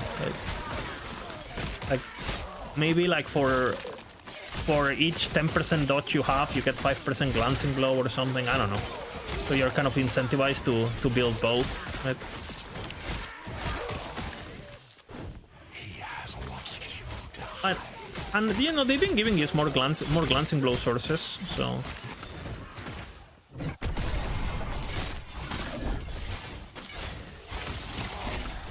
So it's better at least. And obviously what has to go 100% on Rogue. Because we talk about the things that are broken damage-wise, right? Like Giga broken damage-wise. But then, I mean, they have to do something about Ward on Shadow Creation, right?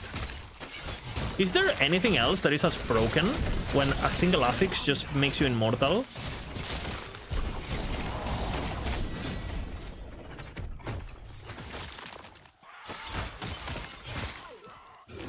I think maybe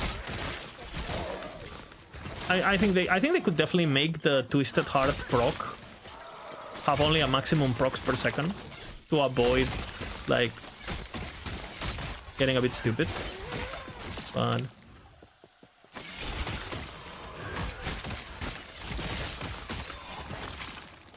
But I don't think there is anything as like where you go like this is just retarded. Defensively, I mean, block, I guess.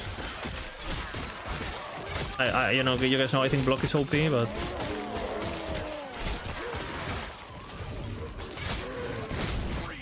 I think base block effectiveness is just too powerful. But compared to the fucking Ward on Shadow Creation, it's not even that OP.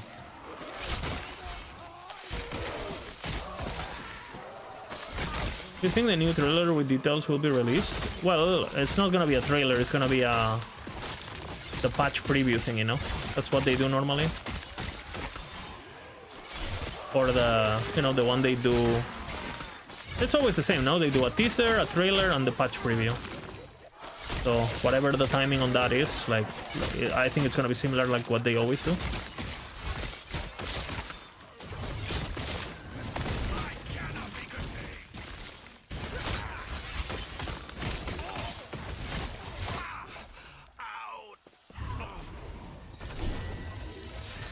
Getting rid of limitation of procs and just make following procs less effective, like you just think, hope they consider it. No, they need to limit everything. That's what they need to do. They need to limit everything. They need to make the limitations unnoticeable for normal cases.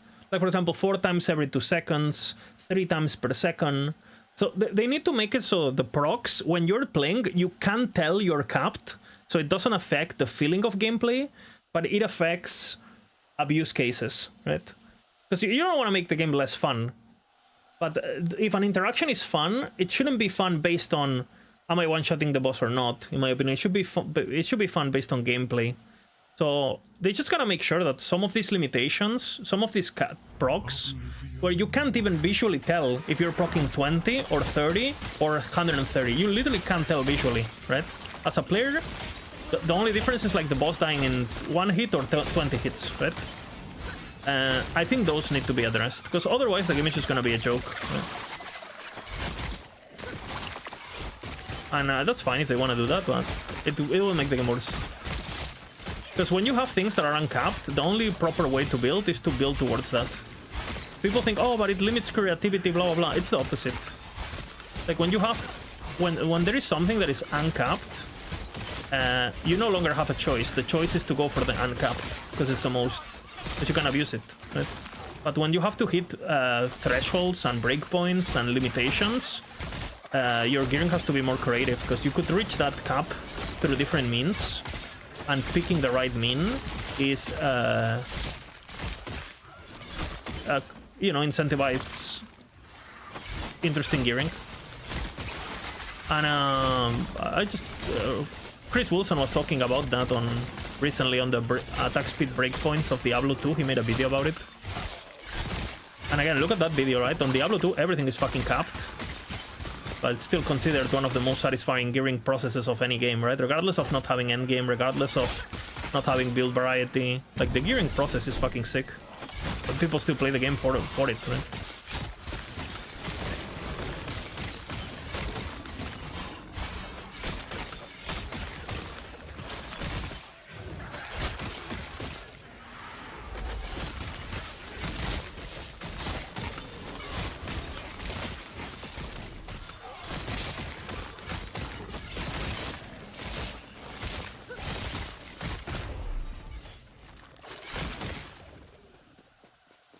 Oh yeah, but cast on, hit on crit builds don't care how many they hit per second. That's not true. That's the opposite. But how can you say that? What are you even saying? In cast on hit, cast on crit, the only thing that matters is how many crits you can get. It's the only thing that matters. If you have, let's just say you have an affix.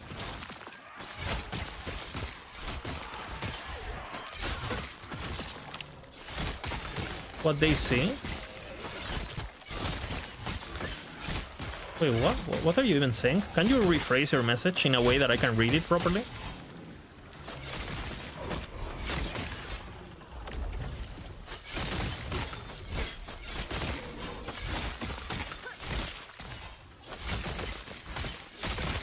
Like, if you can proc 10 shurikens a second or 20 shurikens a second, the player can tell, because visually, you know, the visual clutter is going to be the same, right? That's what I'm saying. But the damage will go down by half. And the problem is not... The visual clutter will happen regardless. All you need, and the feeling of things proccing and getting the custom hit feeling, you'll get it regardless.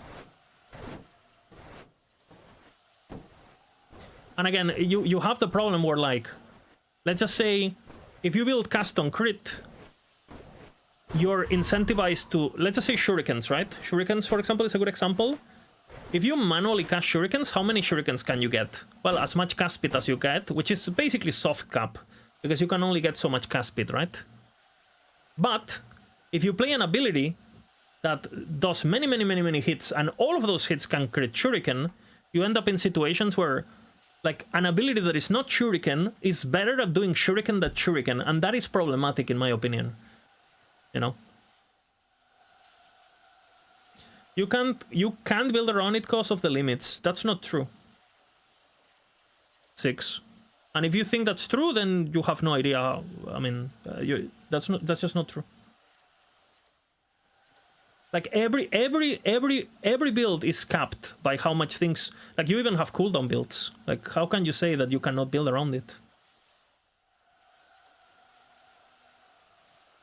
Like, imagine if the shuriken proc thingy, right, only had 4 every 2 seconds. Is the build dead? No. Will it one-shot Uber Abaroth? No. Will it still be OP build? Yes. So of course it's viable. Like, what there is not a single example of this.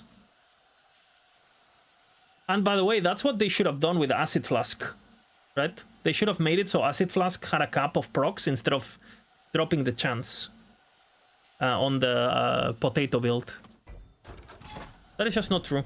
Like, you have many builds in this game that have caps per second that are completely playable. Completely playable.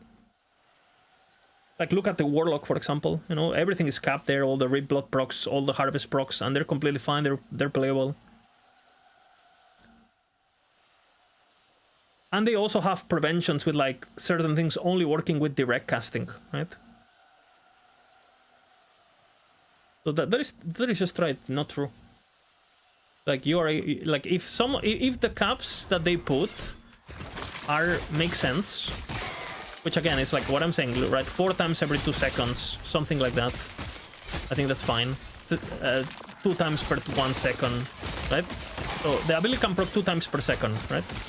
2 times per second is more than any other build can do by just attacking normally, you know? 2 times per second is a lot. But it's way different than 50 per second, right?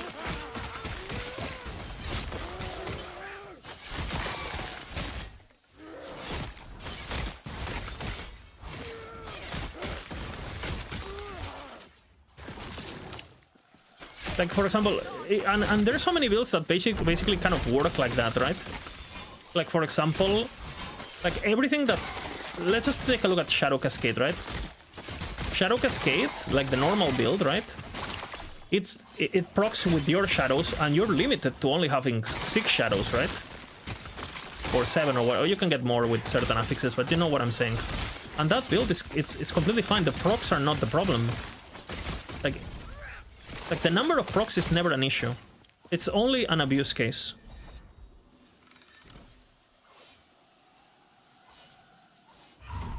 They don't like trigger skills being better than the normal version. I mean, I would agree with that, no? I would agree with that. As a design philosophy.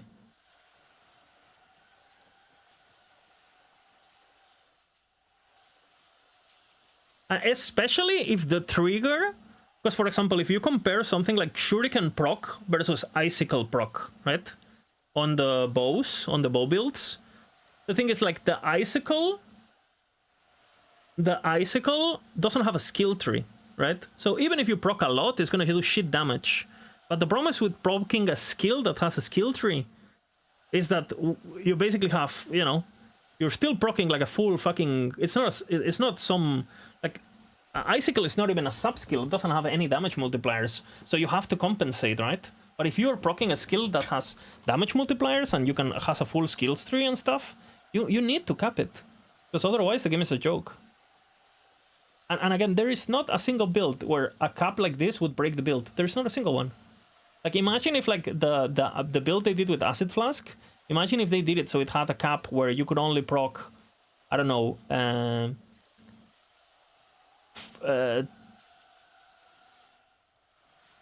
like 6 acid flasks per 2 seconds, so 3 per second on the procs. I mean, if Trap is never meant to be better at triggering something, what is it supposed? I mean, that is an entire issue. What the fuck is Trap other than just what the fuck is even Trap? That's just a failed skill, proc or not, right? And same with Acid Flask. Why are we not able to just throw multiple Acid Flasks, like, properly, right? Without getting fucked while manually casting Acid Flask properly. Which, you know, you can kind of do. Like, I've seen SMK play some build like that. Have you heard of Net? Hey, we were doing a Net build the other day. I mean, it has a lot of damage. If you build for lining. I'll get to it eventually. I bet I can do something with it. I promise you can make something with that.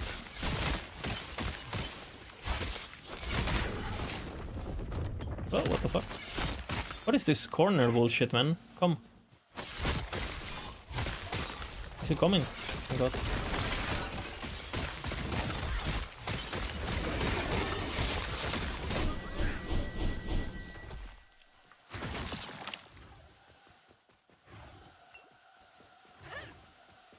The version I saw were like 20 milli DPS. Dread was like... That version, if it was like if it was 1 million. With that... Dread played? Yeah, I saw... He did like this thing where he plays the build to level 80 or whatever. He only, like his fucking normal Aberoth was like 4 minutes or whatever. Very early game.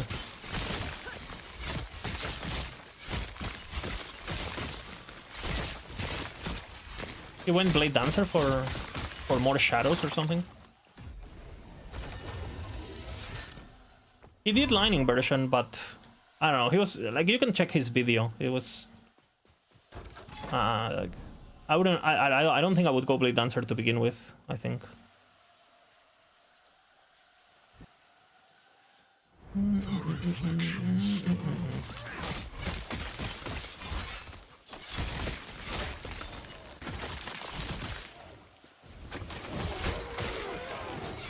Pretty old video anyway, I think.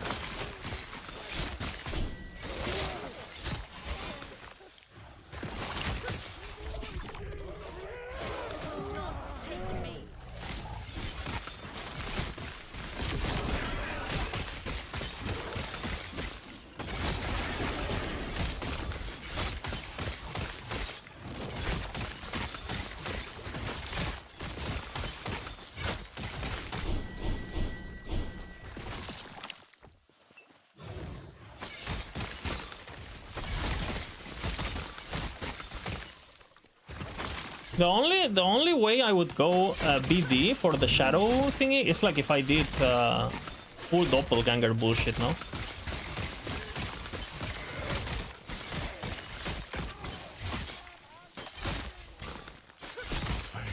Scratches at the surface.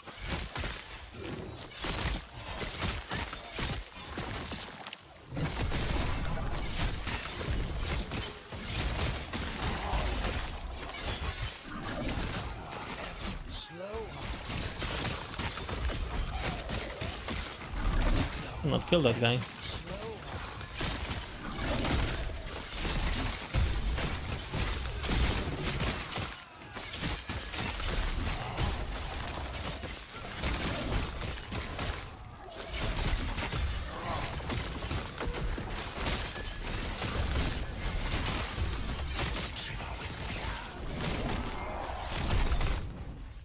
I'll probably wait, because we might... People have been saying that we might get a Blade Dancer skill. I was watching the Aaron video, and Aaron is saying in his video that he had, like, depths hanging on his Discord or whatever the fuck, and that they were laughing about... He basically says that we're getting 3 skills. Well, that's what he said in his video, that we're getting Shaman, Paladin, and Blade Dancer. So...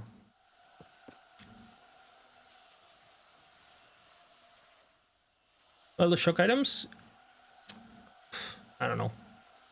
I don't know. I don't even know if I would go low life, honestly.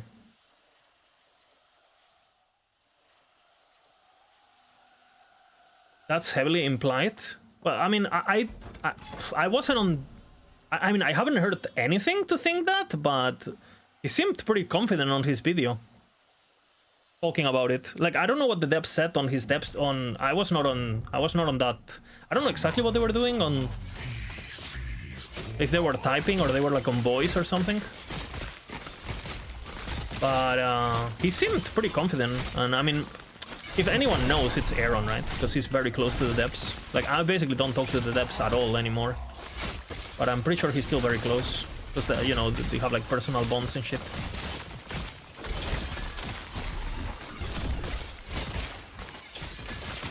If anyone knows, it's Aaron. Like if he has some insight, or the devs just hinted something privately on his community or whatever.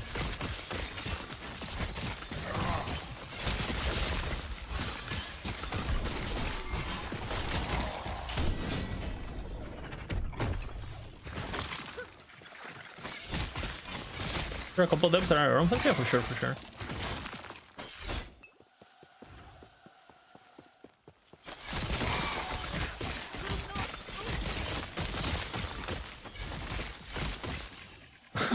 Back in the day, Volca didn't make it to Gamescom because they wanted Aaron so bad. Back in the day. Like, this is years ago. Even though it was pretty funny too, because Aaron was with Icy Veins back in the day, and it was like a Maxroll booth, so it was like, hello. It was very nice in person, you know, but it was definitely a bit awkward.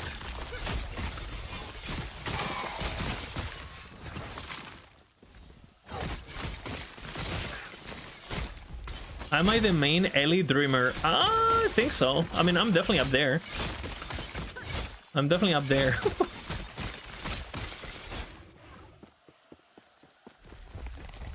Oh, really? One applied to EG because of... That's a pretty cool story, honestly. Kind of cool. You know, I mean... Aaron does very, very, very different content, obviously, to what I do. But, I mean... And obviously he wants to be more of like a generalist. More like a Riker rather than a, you know, super build maker. And obviously we're very, very, very different. But, you know, the guy is playing the game how he should, you know? Like, you need to respect the hustle, you know? I mean... build-wise, you know... But, all the videos he does with the news and all that, they're pretty useful, you know? People like them.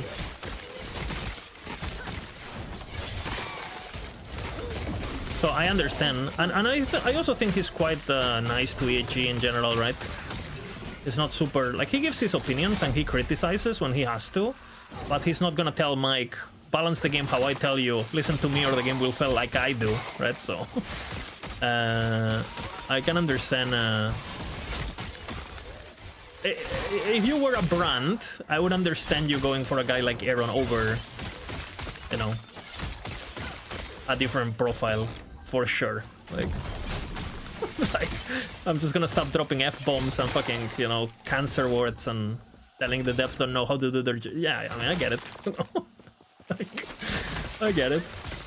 It's very professional, right? Where others are not. Peak of self-criticism. I mean, it's true, right?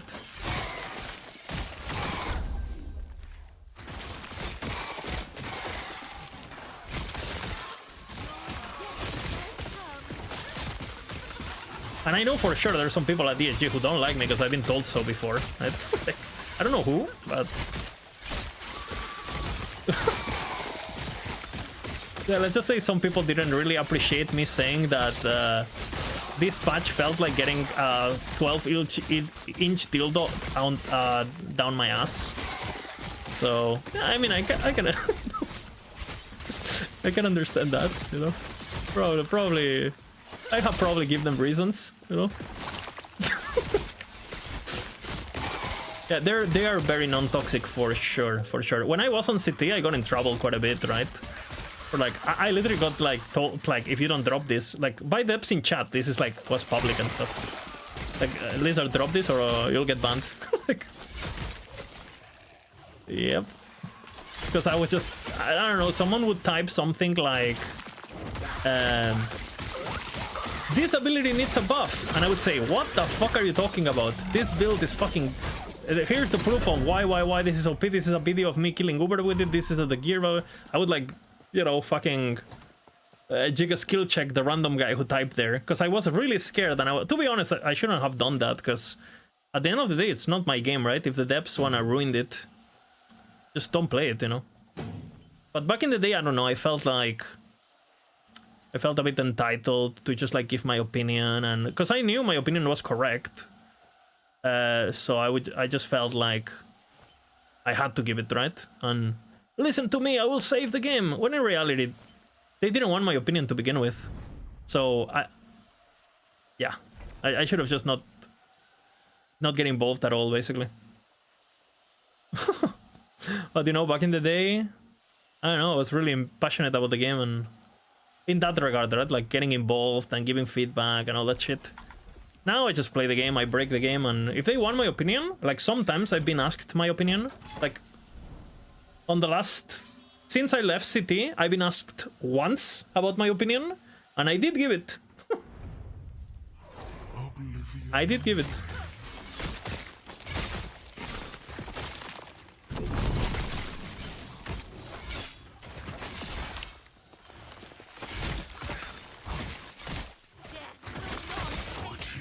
And to be honest, I don't even think, like, for example, if you're like on a private environment when you're supposed to discuss ideas, I think having disagreements, as long as you don't get it personal, which I never did.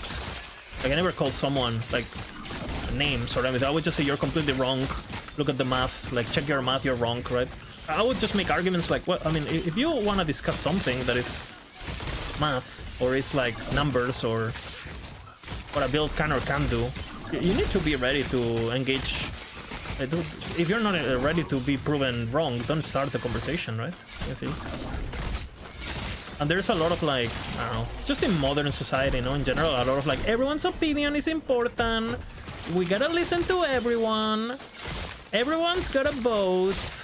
Bro, if you're fucking stupid and clueless, no, your opinion doesn't count as much.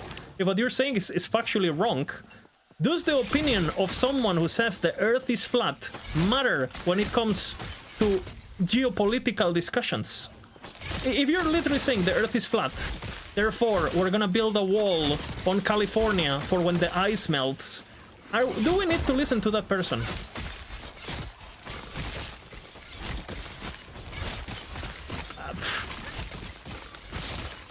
No, I don't think so personally.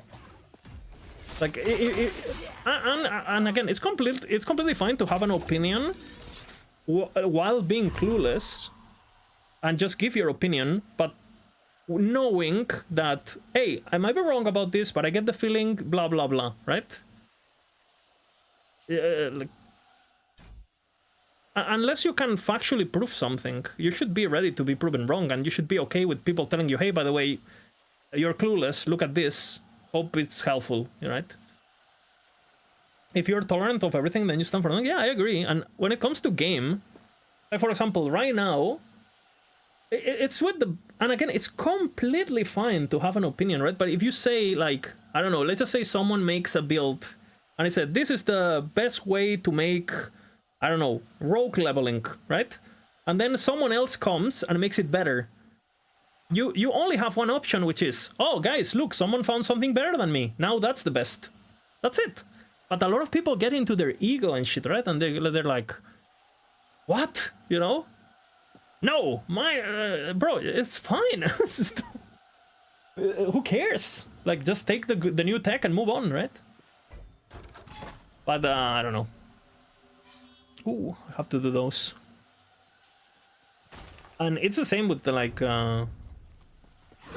It's completely fine, you know, to have an ego and to have an opinion. But if you're proven wrong, you're just proven wrong, right? It's completely fine. I've been proven wrong many times. Like, did you left City? No, I was kicked out. I was kicked out. All the content creators were kicked out.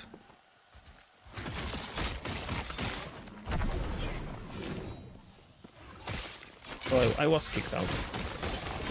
Well, and therefore not invited anymore.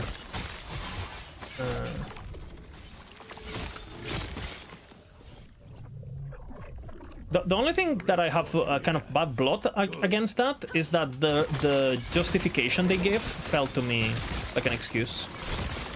From CT, there used to be a test realm, basically, where you could play the game before release to give feedback and fix bugs, and there used to be a lot of people there. It still exists, but it's only non-content creators, and I think it's very few people. I think it's less than, I don't even know the number, but I think it's less than like 50 or so, less than 100 for sure, I think. And they were basically, when EAG made a post, they basically said that the reason they were removing it was because we were basically ruining the game for everyone. That's pretty much what they said. Not with those words, but that's basically what they said. Like the build guides were ruining the game and stuff. Which, I mean, I think the only thing problematic about CT, in my opinion, was that some people had access and some people didn't have access, right? I think that's a bit, that was unfair, right? But I mean, anyone who wanted access had it. If you were like any relevant, you would get in, right?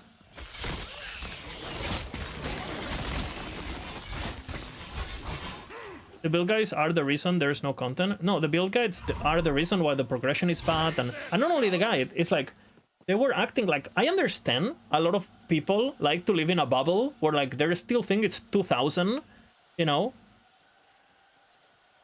But it's like, bro, this game is so easy.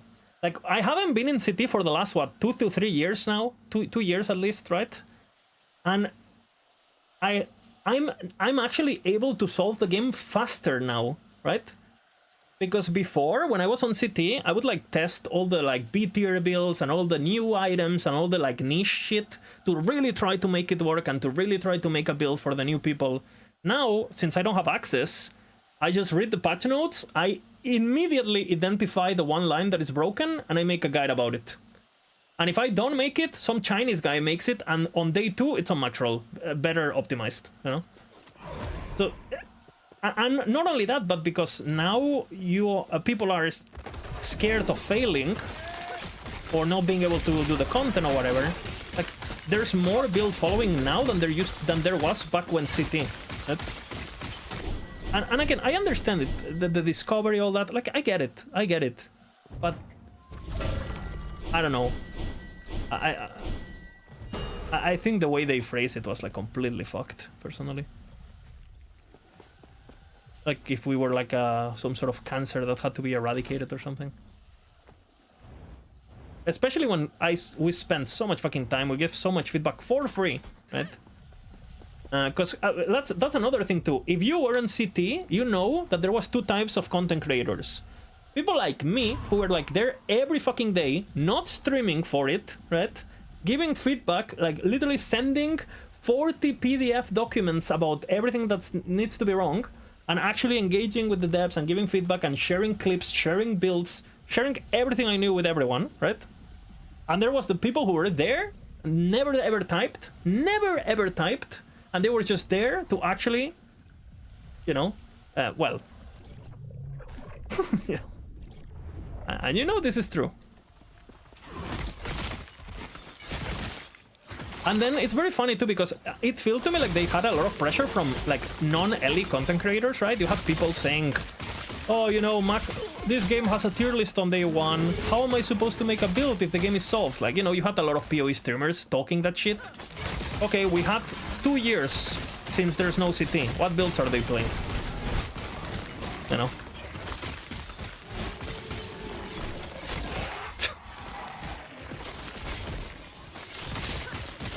Yeah, it's just complete.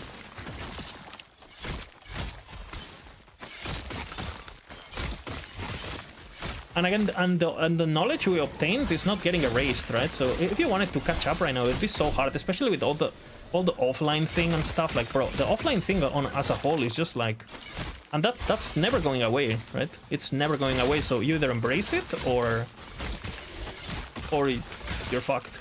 Like, and again, I'm not a fan of it, but you have to do it if you wanna stay relevant. You have to. Like, I don't like eating healthy, but you have to do it if you wanna stay thin, right? It's just the reality. I much rather like I have way more fun doing what I'm doing right now, but if you wanna, you know, make a career out of it, you wanna get money, you wanna make good content, you have to. Not a choice. What new builds came out of last season past the first couple days? I mean, that's the thing, right? What is a build? Ash Medai. Because I mean, you can make builds every day. Like, if you want to make a new build, you can do it right now. You know? Trickster had a post about feeling behind. Yeah, I had an entire thing with him behind closed doors. We're fine now, but he was feeling a bit frustrated, which is not my fault, you know? Is it a build or is it an interaction? Yeah, I don't know. Like, where is the bar for that? I don't know.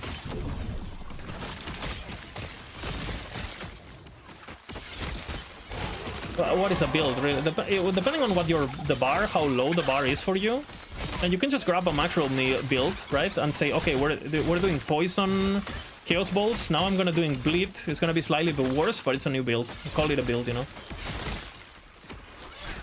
The totem explode, yeah, totem explode was the build was pretty advanced. I mean, Bina really likes that build. I don't even think it's that good, honestly. I think it's overrepresented on the tier list, but that's my opinion, though.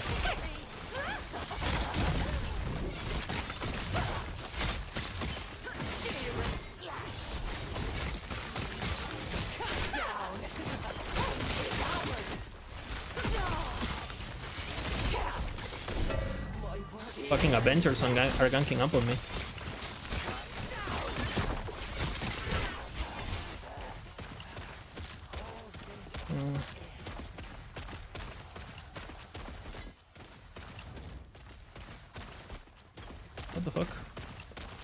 thought I was about to die.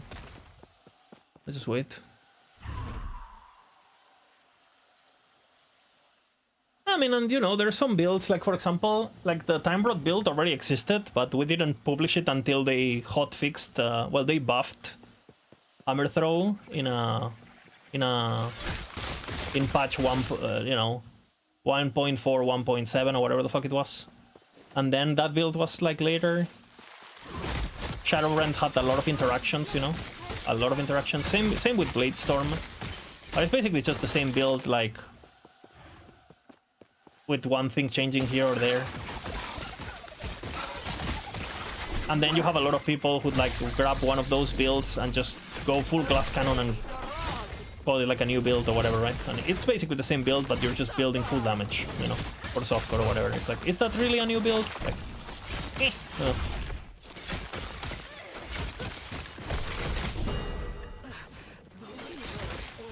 I think it's pushing it. Yes. And not only that, but the thing is, like, if you just want to play the game and there's 0 builds, all you have to do is log in and then open maxroll.com or lastepochtools.com or youtube.com. Bro, it's like, dude, when I was 12-year-old, I would walk by the kiosk and it had like a PlayStation magazine for PlayStation 2 with Splinter Cell guide, you know? And then as a 12-year-old, I could make the choice, do I buy the fucking Prince of Persia guide or do I just play it on my own and tank it and just ask friends in school and shit? Some people were just like, fuck it, I'm just gonna get the guide. I didn't, right? So I don't see how that's different, honestly. We had games solved and Yes. the ability to just trivialize a game being solved since games exist. Now the access is easier, don't get me wrong. But you were always able to do this. So, like, if you don't want to have the game solved for you and you want to have like a brand new experience where you don't get affected by the meta and you just do your own thing, bro, you can do it. I literally played Grim Dawn like a month ago. It's a 13-year-old game and I went in blind. You know, I didn't look at anything. So if I can do this. And on a 13-year-old game, and you can't do it on a 1-day-old patch? Fuck you, you know? So again, but some people want to have the game solved. They don't want to, you know, they go out of work, they don't want to think, they want to engage with the content, but they don't really care about the theory crafting process, they just want a gameplay. And those people are losing options because the selfish people who couldn't keep their browser closed. That's my opinion. I was watching this video about Chris Wilson about it too. He was talking about data mining. I feel exactly the same about that video. They're acting as like, just because people are data mining, you're fucking forced to look into it. Like, what? You're not. Stop pretending someone's putting a gun to your head. You must check the max roll tier list now! Have some personality.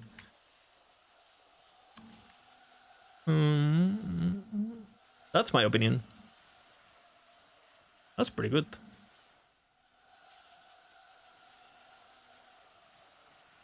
Take care. Yes.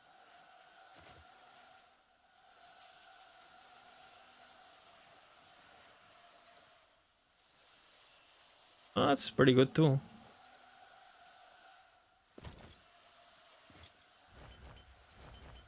So I don't know, the entire build discovery thing, like I get it, you know.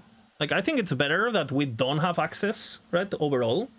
But it's not gonna fix discovery, right? Like I think it's better because it creates like a situation where there's not people with access and people without access, which I think is just unfair. Which again, we could get into that conversation because like, is someone who put 10,000 hours on our early access game, is it unfair that he's getting access and some guy who just started playing doesn't get access? Because it's not like people are in the situations they are out of nowhere. It's not like, oh, suddenly Lizard went to Gamescom with EAG. Huh, you know? How unfair. Well, I mean, if you take a look at, if you think that's unfair, then, I mean, everything is unfair, right? Like, where is the competition? Yeah, exactly. You can even play SSF. Who gives a fuck? There's like, you know, and if you're racing, if you're one of those people, well, you will be doing that anyway. Right? So for 99% of the people, it literally shouldn't make a difference, right? It's like social thing. And I think this is my personal theory, and I have zero way to prove it. But I think one of the main reasons EAG kicked content creators, it's because content creators have too much power. And like basically before patch, I could literally, before the patch is out, before the patch notes are out, as long as I'm not breaking NDA, I could literally say the patch is gonna be good, the patch is gonna be bad, or don't bother with the new master, is not good, right? And people would take what some of us say seriously, right? Because they know we tend to be right, and before, I mean, you have empirical proof, right? Because you literally played it, right? And now everything content creators say, well, if you believe in what a content creator is saying before playing the build, you need to actually believe that what they're saying is true conceptually, and you trust their judgment, which I think actually makes it so only the opinion of the super knowledgeable content creators matter. Because if you're clueless, for example, if you're clueless but you had access to CT, you could try things and say they're good or not, because you can just like, you know, log in, try every fucking point, and then something works, and then, oh look, I didn't even know how, but this ended up being good. You know, but now if not that many people have the ability to just read the patch notes and in 1 hour know the meta exactly, and not only know it but shape it. Because there's builds that are, there's better builds that sometimes we don't, you know, sometimes we miss the mark on the tier list and stuff, where like there's like a super meta build and we don't see it, we don't find it, or we just don't value it, or we don't think it's gonna be popular for whatever reason, and then it's end up being popular. That happens every patch, right? More or less. With one build maybe. So, but 99% of the patch we get pretty accurate, I would say now, right? Just from patch notes. So yeah, I think when the content creators have more power when it comes to you know, the narrative surrounding the game, that's for sure scary if you're a dev, no?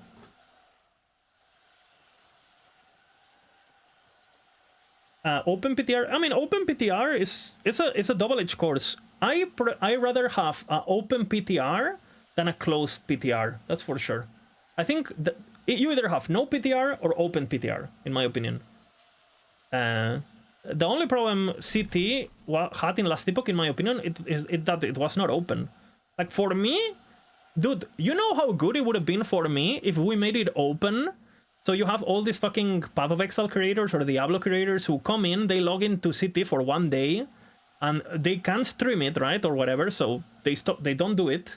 Dude, there was so many fucking content creators that were on CT, and it doesn't matter, you know? Just because you're on CT doesn't mean you're gonna get builds. It's always the same people that will do the work and will do the... It would have been even better, because now I would say, guys, everyone is on CT, and you're still gonna follow this build, right? Because trust me, I am the one who knows. The other ones are stupid, right?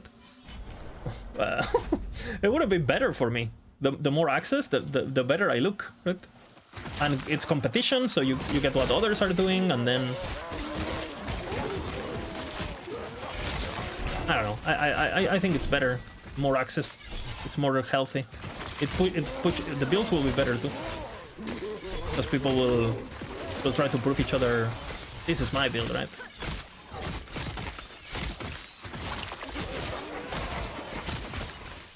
It's a very interesting phenomenon with LE, because for the longest time also you have like the you don't need a build guide on LE, it's completely fine, you can play I still see that on Reddit. I still see that on Reddit, like people saying, oh, you can do anything in LE, you can get away. I mean you couldn't you say that about any game? Because a lot of the people were telling you that you can play any build in LE, they're doing the campaign in 12 hours, which is completely fine. There's nothing to be ashamed of. But I mean, if you applied that principle and those parameters to any other game, you could say that no game, you can do anything in any game, including PoE 1, including PoE 2. Like. But for example, on a game like PoE 2 or PoE 1, like even if you're a casual, you're familiar with what's OP and what's not OP. You're familiar with what is a good time, what is not a good time, and you have the pressure of making currency, so you want to play something good because of the currency. So yeah, I don't know, like I in that regard, I think LE is like any other game at this point. Like LE needs guides as much as any other game, and it's the same for D4. Like, you know, you can say like you don't need a guide on D4. Well, depends on what you want to do. If you want to get to the maximum difficulty in 1 hour, or whatever the fuck it is now, you probably, and you're like a new player who doesn't know anything. I mean, if you follow a guide, it will be easier. Let me tell you that. You play with Smelter Shot? Yeah, but I mean, you can do that on any game. That's what I'm saying. Like, if we use the parameter of Smelter's Wrath in PoE, and the amount of time and energy and gear I invested on that character back in the day, and how long the fight was, right? 20-minute Uber, when we're one-shotting it. And if that is viable, then... What I'm saying is, like, people use that argument for LE, but they don't use it for other games, when the discrepancy of power is the same between guides and non-guides. And that's another thing, but I also, you know, I know the mechanics, and that's another entire part, the knowledge. I don't think most people can beat that boss with that build. It's like a player thing too, right? But I don't know, like, now that I've been doing these leveling things, bro, I feel like right now in Last Epoch, if you don't play like a good leveling build, it's so noticeable, it's like insane. It's as noticeable as any other game. And I know, because I've done it, you know. And it's fine, you know, if you want to level up with Vengeance in the campaign, or with, like, fucking Forge Strike or whatever, you can do it. But don't expect 4-hour empowered. And it's like, and again, these parameters, people do use them in other games, right? People do use these parameters in other games.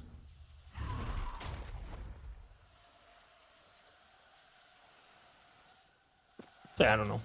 It's not really a rant, it's more like a interesting topic that I think about.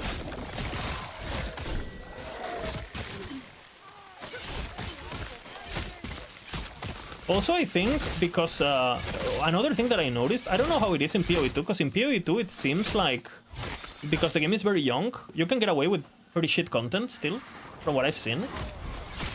The game doesn't really have a lot of difficulty in the end game, so you can get away with pretty much anything now in that game at the moment.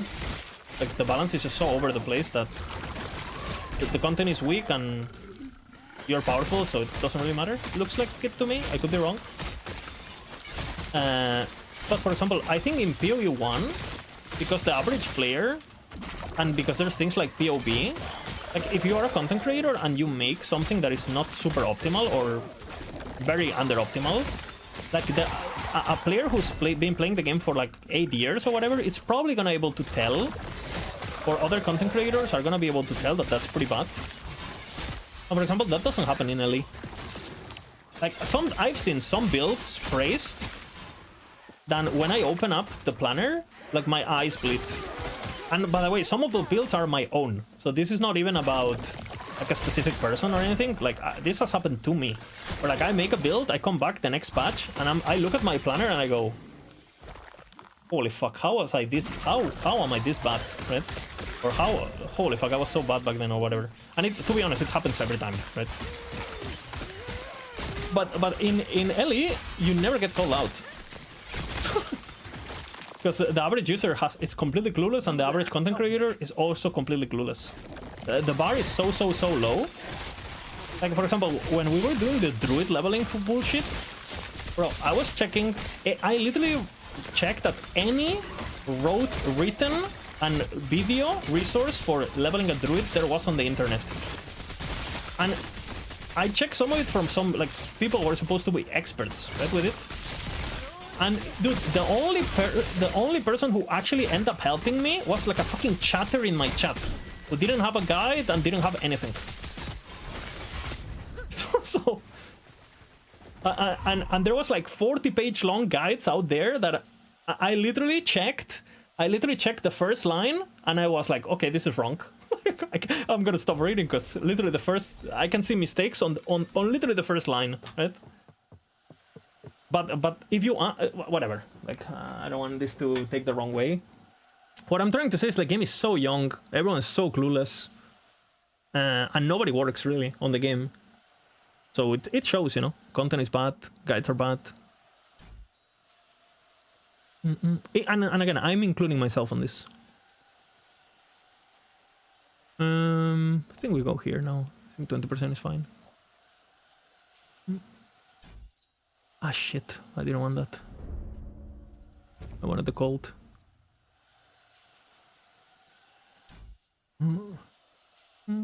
I think this is it now. Okay, what do I do now? I have 2 fucking points. Crit multi. I'm super scared of going for the your health is halved thingy.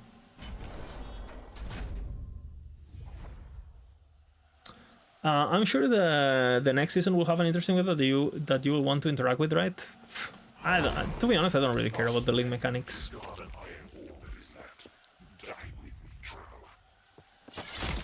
Well, Flaming Terek, I had a 2-hour conversation with Terek, and I mean, he would agree with you. He would agree with me. About his own stuff, by the way. That's why I was helping him.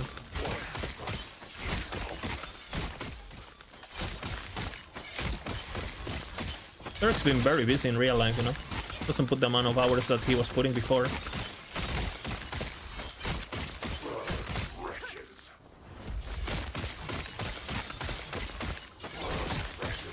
Hero Siege has the same thing. Yeah, any game that is small will have this.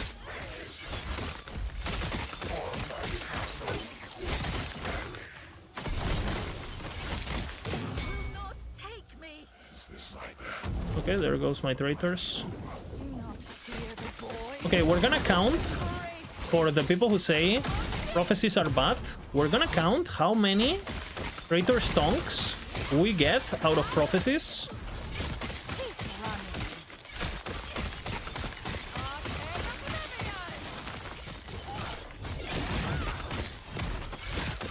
This is gonna be interesting.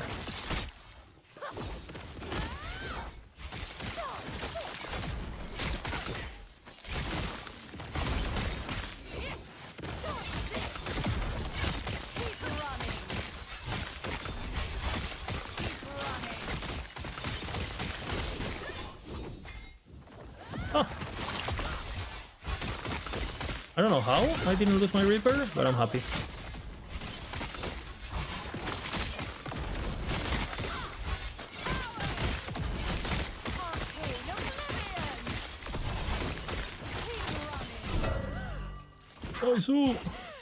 You are nothing.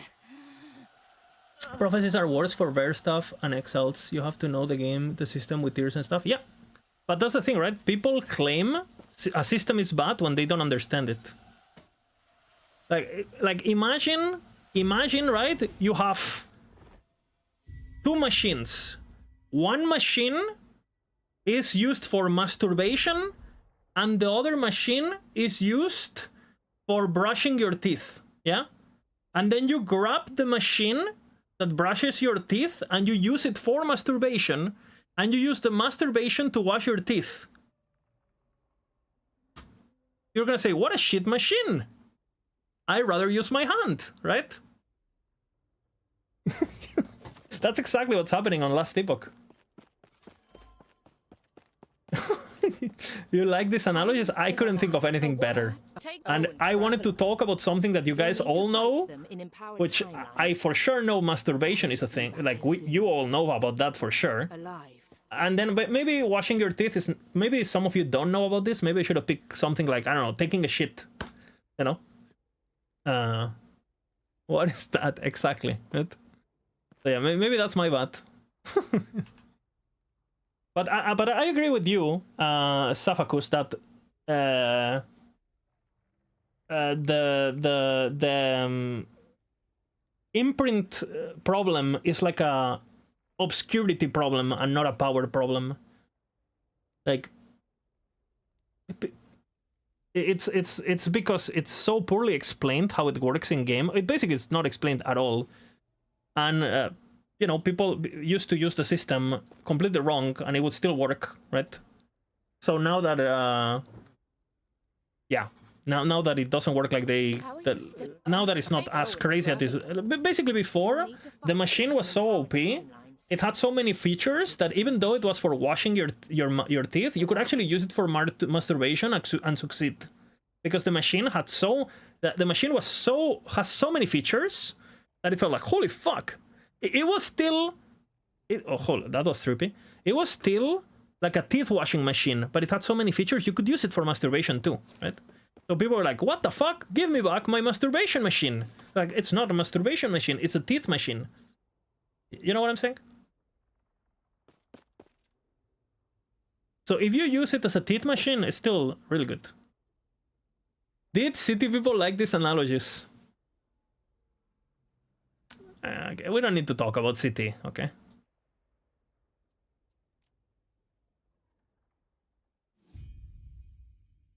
Said like someone who's never shoved a vibrating toothbrush up their ass. I should have picked something different. That's why I thought about taking a shit, and the first thing I thought was anal stimulation. That's why I went for the teeth. But I don't know. Like, you know what I'm saying. Just think about something that is not sexual somehow. I know it's impossible. Okay, we got our dagger now.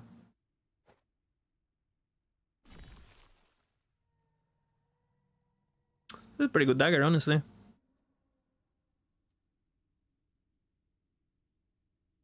We slam it, no?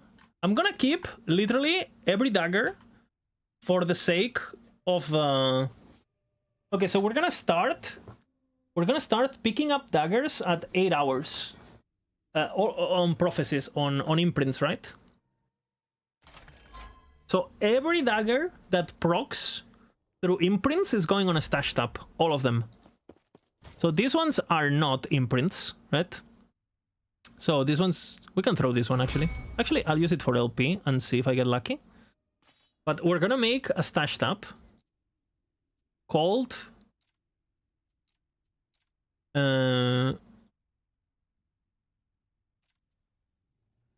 Traitor Stonk.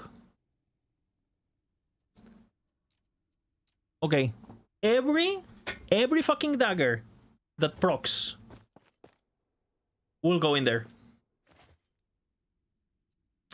Okay, we need to do the Dangerino. And we call it, to remember, 8-hour timer start. Perfect.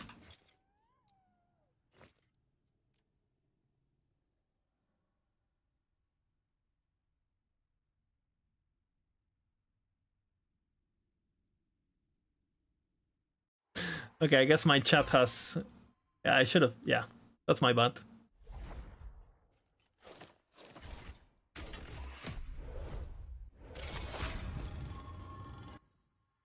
That's my bad. Chat reflects the streamer. And it's true. That's my bad. That's my fault. The future cannot be denied.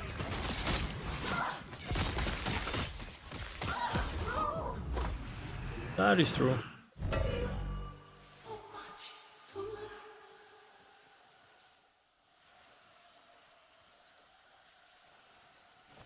Pretty good. Okay, now that we interact with this, we need to get the fuck out because we actually won tier 2, so we guaranteed the slam. That's my bad, that's my bad. I apologize. It's like, I don't know why, but it's like I think about CT and I just think about sex, you know? Like, it is what it is. I get riled up.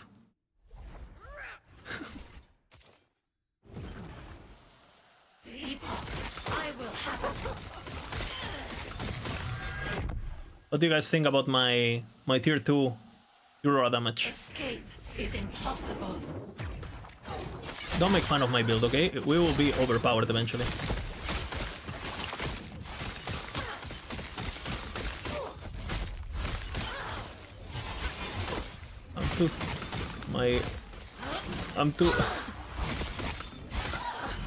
I have too small range.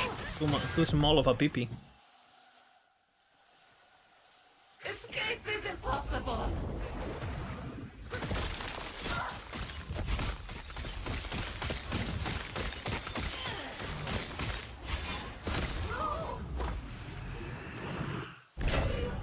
So much to learn.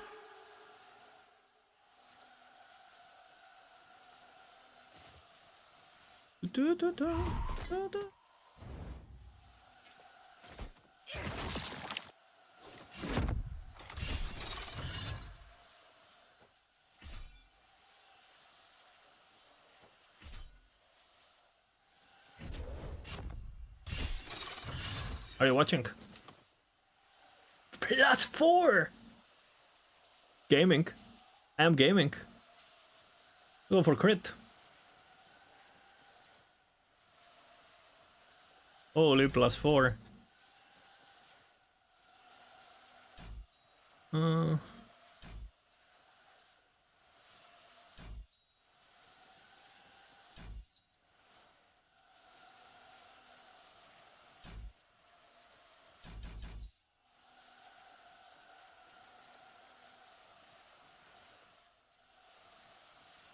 Okay. I see city topic hit a sensitive nerve, yeah, maybe. I'm like 85, can't even find 0 PL on it and Exilium to get my build online. Exilium, you have to buy it, yeah. It's primordial. Okay. I think we snapshot our character on the planner. 1 second, let me pause. We start empowered here. Okay, using the macro planner technology, guys. Macro planner technology. We go into the macro planner. I go into my profiles. I load up my harvest softcore journey. I add a new variant, right? I import, game import, my name, and right there, there's gonna be my beautiful leech. Importing. Right, that right there, my upgrades, right? And here we type emp unlock. We save it, boom. Insane. Now the build has a new tab with more information. Holy, no? Okay, next is boots.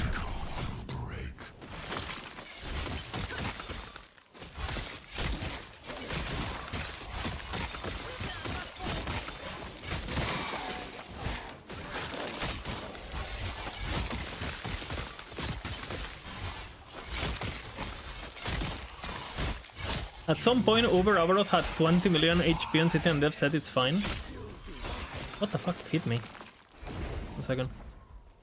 Yeah, let's not talk about the... let's not talk about the Uber Abaroth... I got crit, no? Ah, you know what I need? I need this. We don't talk about that.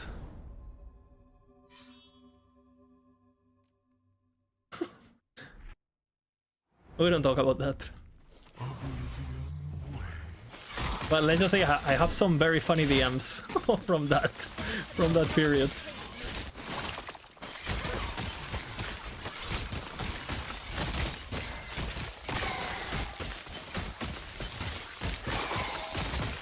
I was right, by the way, and it got fixed. What the? Am I lagging? What happened? You guys saw it?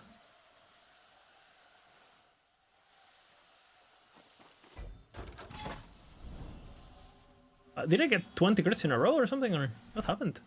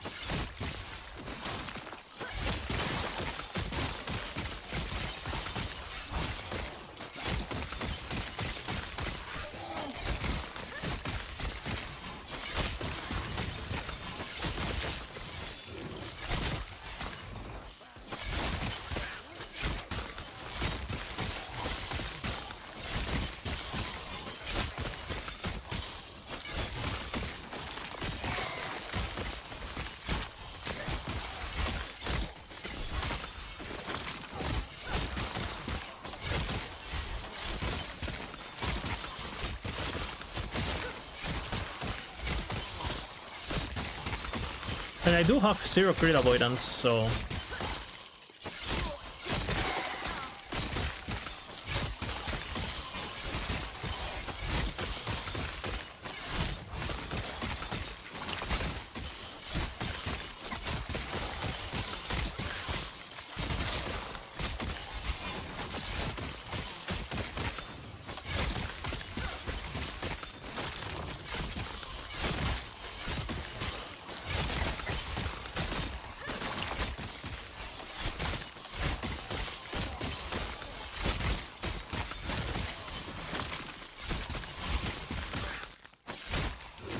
Or did you guys remember last patch when what was it that was packed?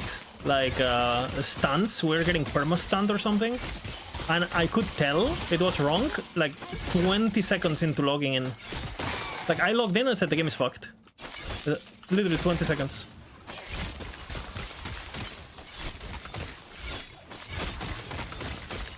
And with that, and then there's those enemies that would guarantee freeze you. You guys remember the beetle bug? Holy fuck.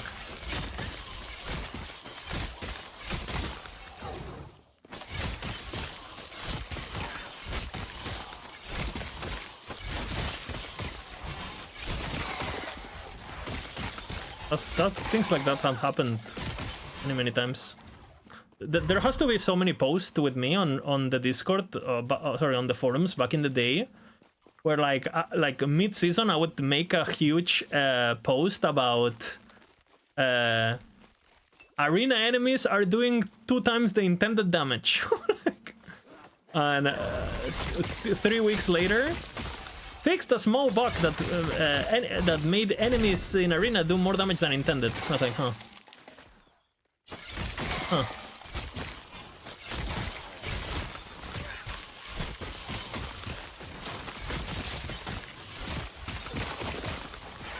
But I don't know. I always felt like CT was never really meant for feedback, at least back then. It was more like for they just needed volume of people interacting with things too. It was just free QA, glorified QA, honestly.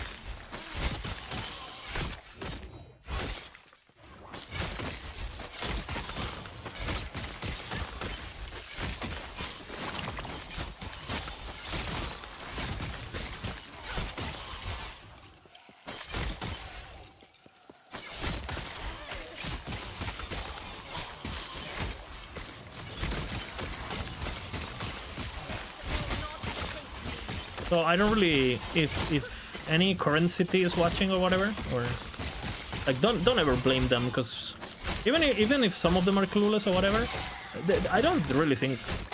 I mean, you think people in CT didn't tell them, hey, Earthquake Werber is gonna be broken on release? You think they didn't tell them?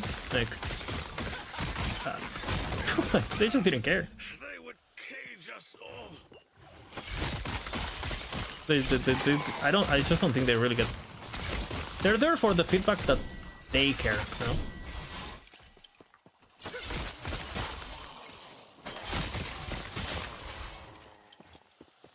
That's the impression I always got. What do we do here?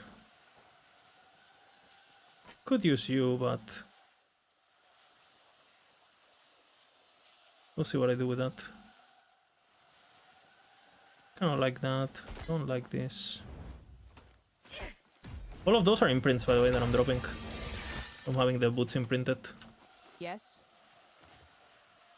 Okay, we need to organize a bit.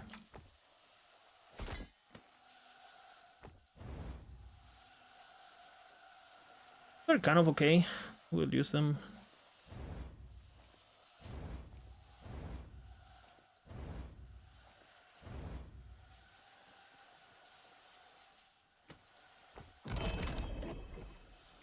Good.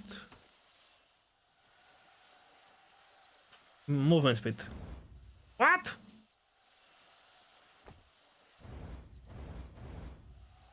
The only thing I cared about.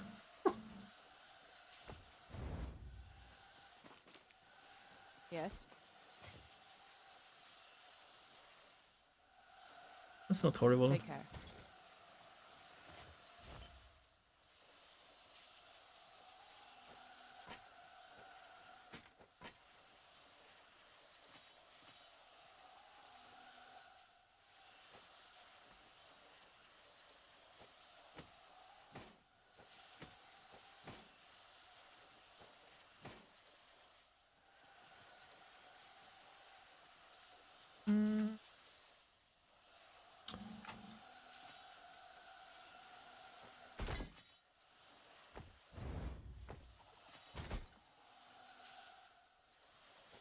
Stuff, good stuff.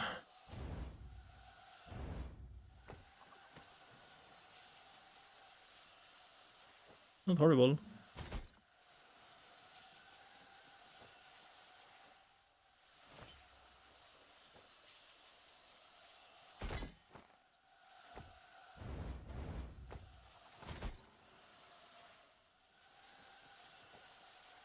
Not yet.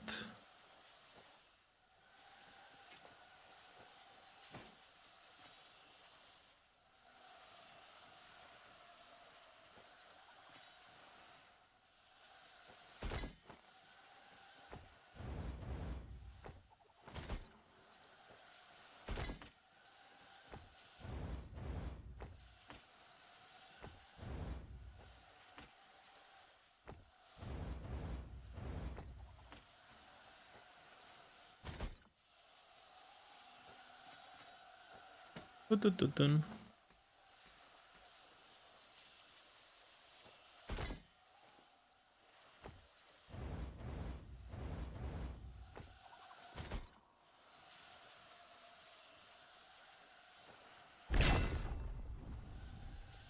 Not horrible either.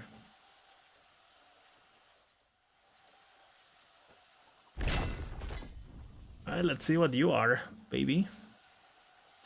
Give me HP. HP, I said.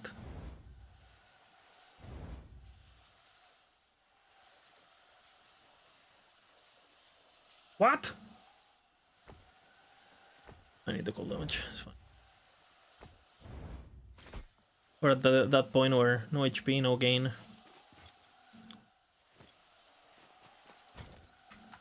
Yes.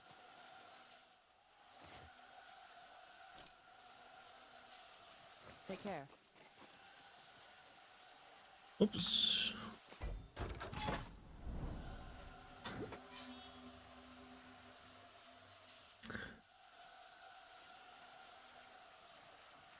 Well, the things that they said, they care got them to 500 online and selling the company.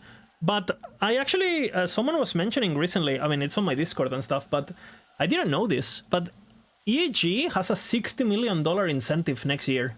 60 million. So even if it's just for that, I think, well, they are definitely gonna work their ass, at least for next year.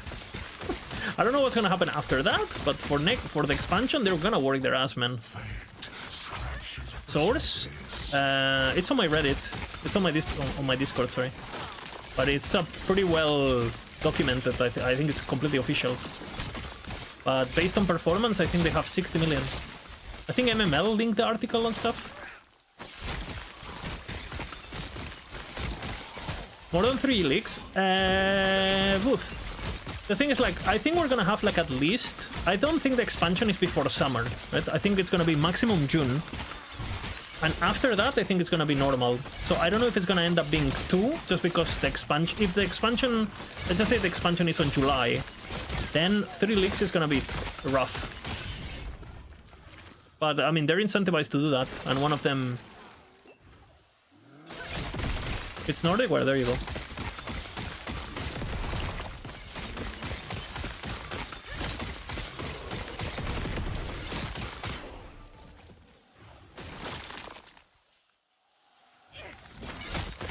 So that makes me think, I mean,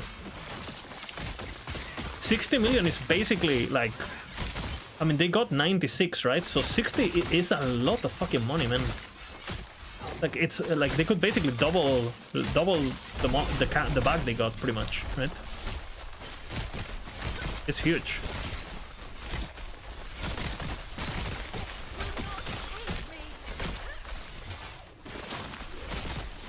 So even if you don't believe in, and I do think some developers are still very passionate, like Mike, for example. I think Mike likes the game. You know, he might be a bit disconnected from the meta, but I think he's very passionate, and I think he actually cares.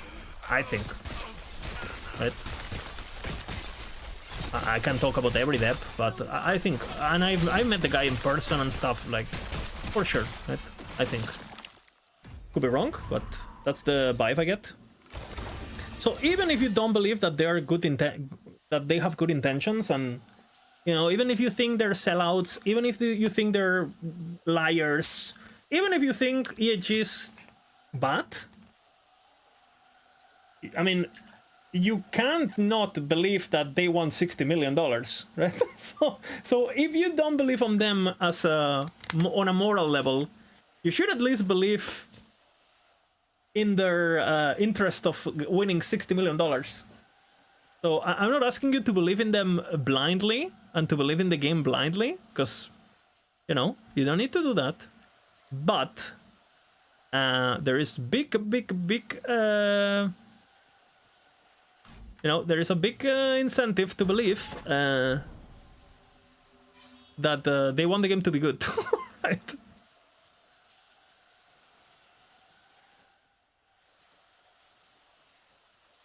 So it's until 2033. Okay, so yeah, I mean, it's long term then. It's a lot of money, right? It's yeah, I mean, it's a long term project. And we know how Krafton deals with the incentives, right? Like, Munka. What do I even do here? I'm so scared of doing this. I'm gonna do it, but I think it's retarded. I might die.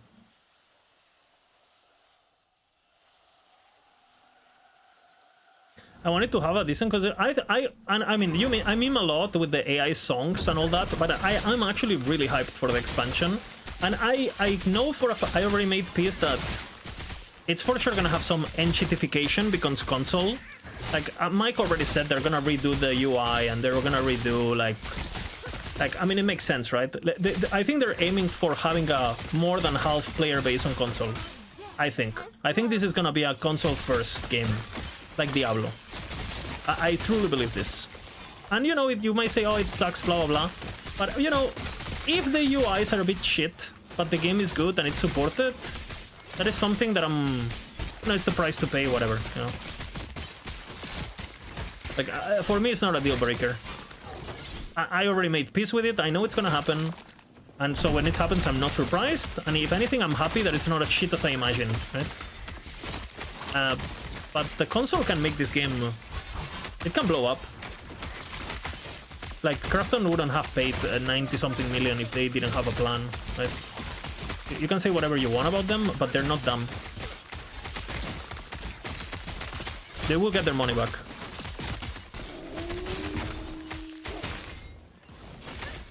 Oh! Really?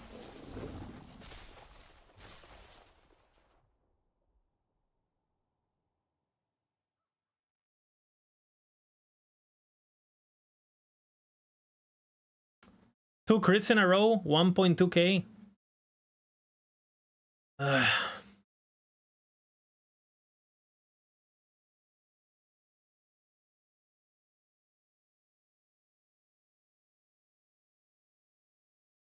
Well, I deserve it. I knew that was a bad decision, but dang man, sorry. It's fine, it's fine.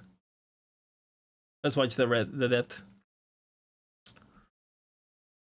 Back to the old road. Yep. If I was playing Bina songs, I would have lived. I lost focused anyway.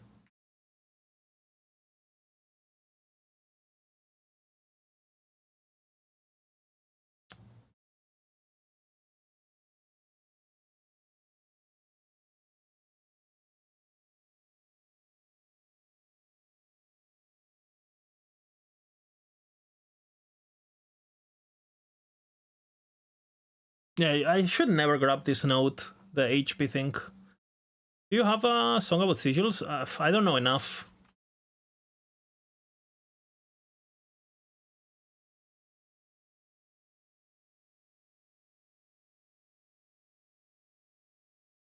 High crit chance. Fuck my ass, man.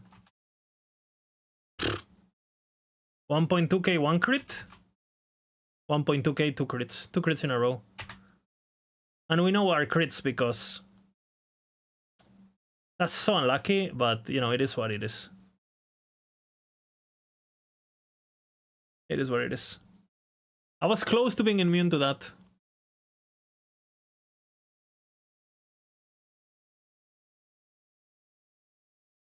Yeah, Frenzy, yeah, but the Frenzy shouldn't affect at what his danger is at. Because Frenzy is attack speed. And this guy, I got killed by this thing, right? Which is from the champion thingy. I got killed by the balls too. Fuck. Well, I mean, it sucks.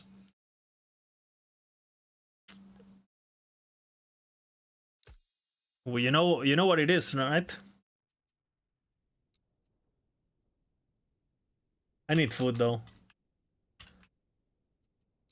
Yeah, I'll do. Since I already beat the campaign, I'll try to get hit faster.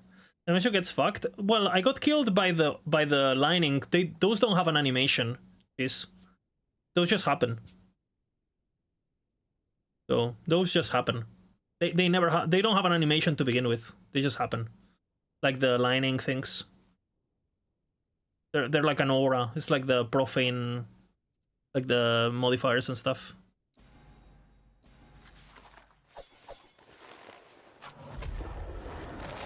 What?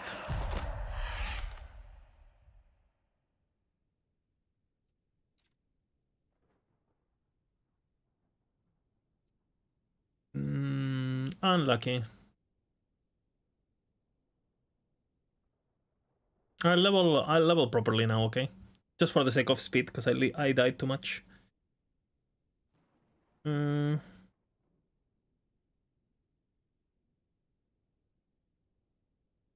animation gets fucked. Not fucked. Right. In the beginning, there was darkness. The Blood Marshal, yeah, Only with... terror. I might say switch to Harvest faster, but I'll do the campaign at least with spells, right? At least the campaign. Actually, I said I'll grab some food. Be right back. What time is it?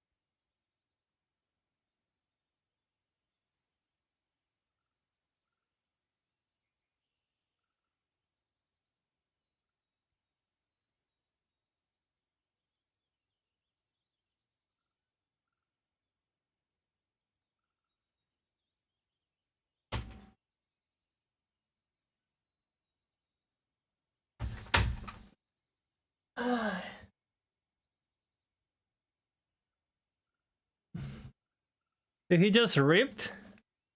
Yeah. I got crit 2 times in a row by a profane champion. The Chimera guy again. As I was going to fix my crit. To be honest, if I dropped Woobenflesh, this wouldn't have been a problem. So I would say I died just because of RNG, basically. I didn't play bad. My decisions were great. Game is bad. I wonder if these keepers will accept my... Pretty much. They would be fools. Nice haircut. Yeah, I cut my hair months ago. Thank you. I'm gonna have to cut it again, actually, for start of classes, you know? Not look like... Look a bit tidied up and shit.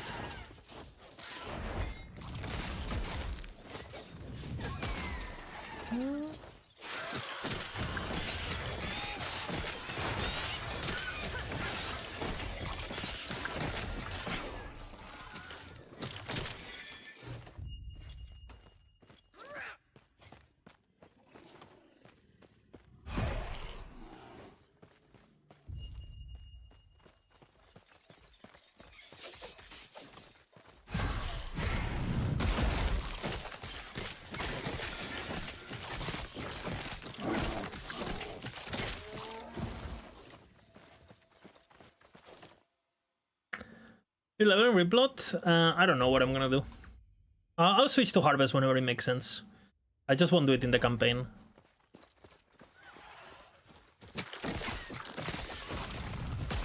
I'll go to Monolith faster also. Because we already beat Orovis, right? And I'll try to get where we were as fast as possible. We just got to Empowered in like 8 hours, so it should be easy to get there.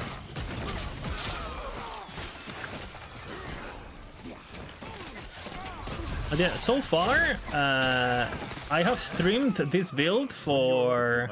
Are you good? Name. Come, let me watch you fight. 16 hours? I'm level 1.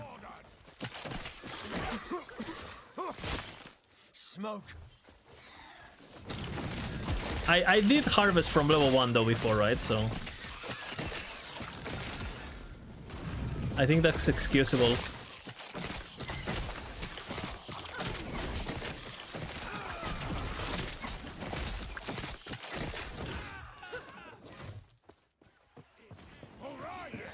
There is a song for the occasion. That is true.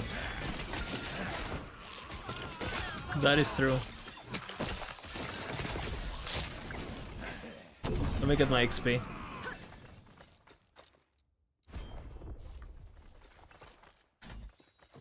This is my click.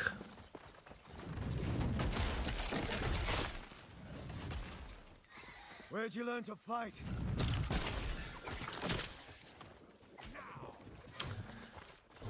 Fuck it, I'm gonna kill it anyway.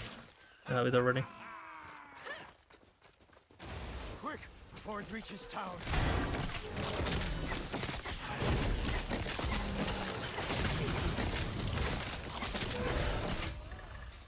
Well done. We're almost there. I'll see you ahead.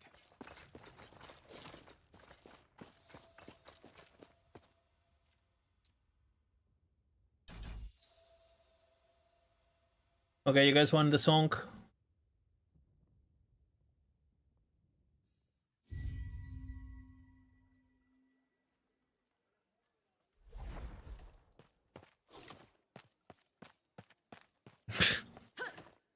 Oh man.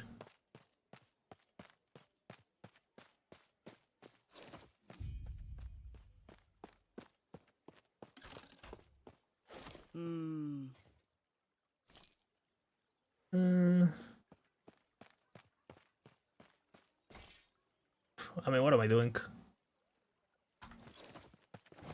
Harvest is still in my brain, you know? I bought fucking melee items.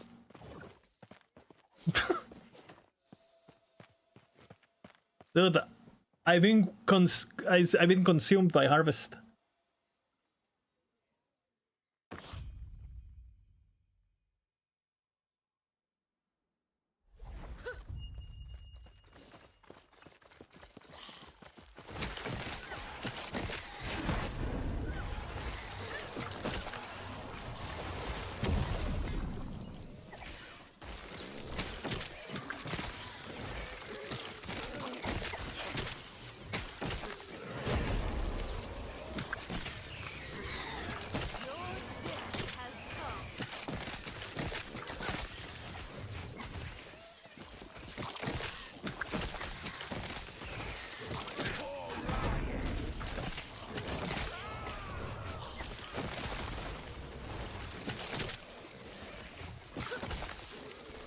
This is a bit better than Harvest at this level.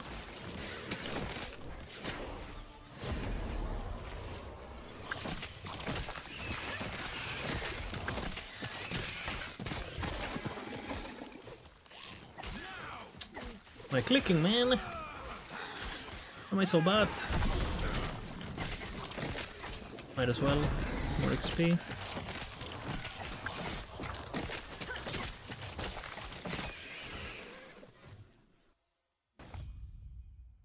Pina, pina, pina.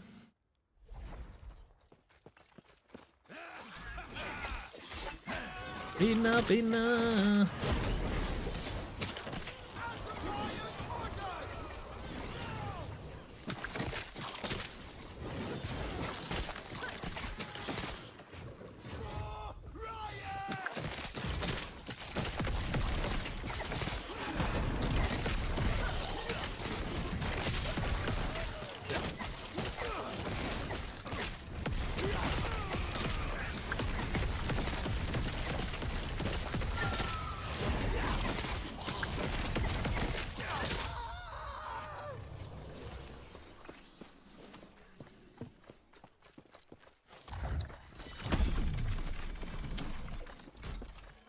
I even changed it. I was like, this filter's fucked. It, cause I named the character the same, it pre-selected the filter from before. Even though I changed it on character selection. Well, I didn't know that, so now I know.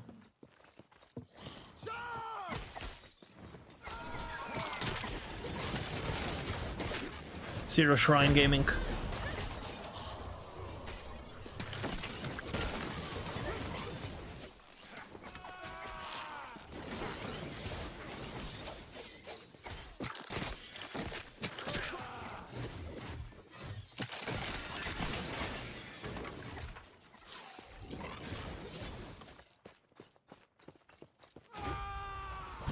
Never mind.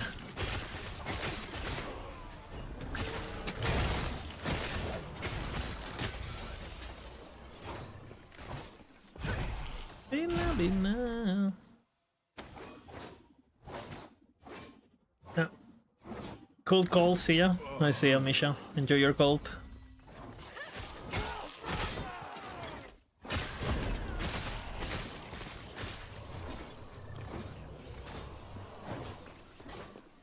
Bina goes again. Guys, will they ever cap this note? The absorption note on Riblot?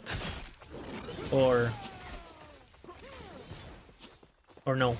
By the way, it wouldn't change the early game.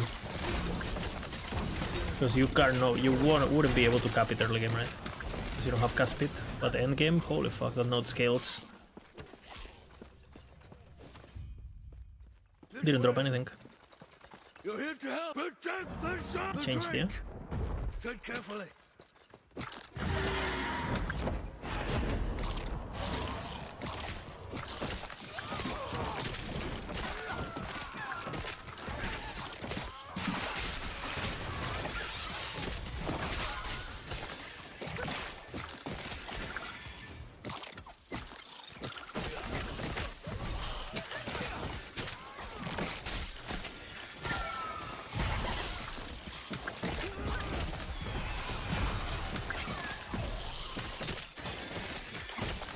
Two archers.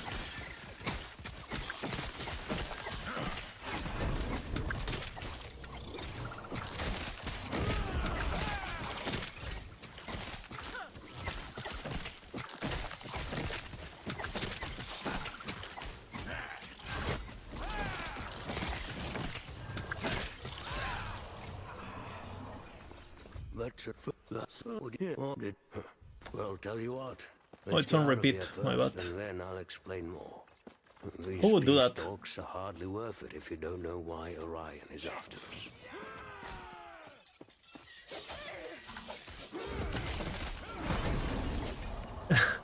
Next release will also have industry-defining boots from Mike. OP even if it had -20 all attributes.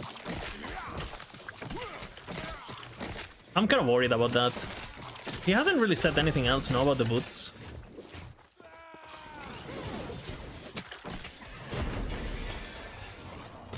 I think the only thing that could justify it, what if it has like immunity frames during a bait? Like in other RPGs. So you can use it as iframes. Because we don't really, I mean, we have iframes in the game, so it should be, like a bait by default doesn't give iframes. So I'm thinking it can't be, if he's saying the attribute thing, it has to be something mechanical. So I'm thinking maybe it's, you just get immunity. So you can use it for, imagine if you can just evade through Uber Abort slams, you know, like if it's Path of Exile 2 or whatever. Can't really think of anything else.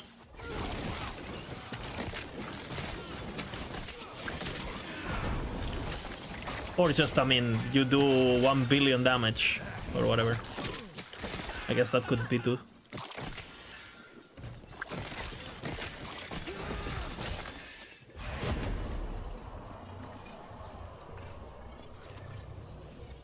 Then you can stack Dexterity Guild as a druid and just have 100% immunity.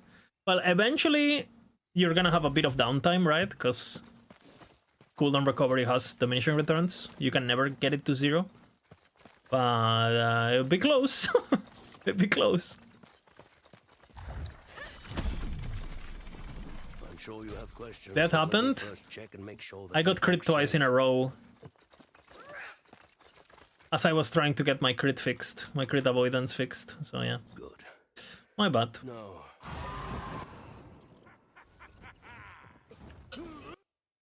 It was actually 2 crits in a row of 1.2k. Because I got the little message of, you know, you died to crit on the... Oops, don't need to talk to that guy.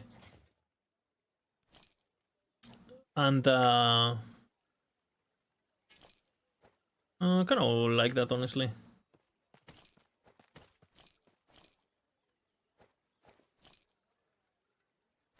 Right.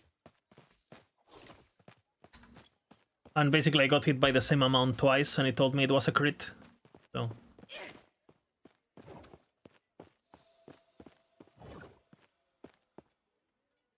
Also Mage Blood Amulet. I mean, that one is already broken, depending on how it functionally works. If it actually just giving you potions, it basically depends on how many seconds. If it's like 1 every 10 seconds, then it's whatever. If it's 1 every 4 seconds even, it'll be OP, but it's pretty competitive on Amulet. On some builds it would be best in slot for sure.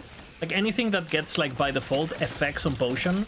Like Forge Guard, Ballista, right? Forge Guard gets damage reduction on potion and stuff. You get the damage on potion on Ballista for 4 seconds. Like if you can basically keep off, you know, like this, the potion consumption effect, I think that'll be very good, but but if it's anything lower, which I doubt they will do that, then it can be problematic, right? And I can see some things being very broken, even with 4 seconds, with like mana on potion use and stuff. Oh, if it's just you count as having consumed a potion recently, then it's completely fine. Because then it means you will have the passives, but you won't have the actives. And the broken stuff is always the actives, right?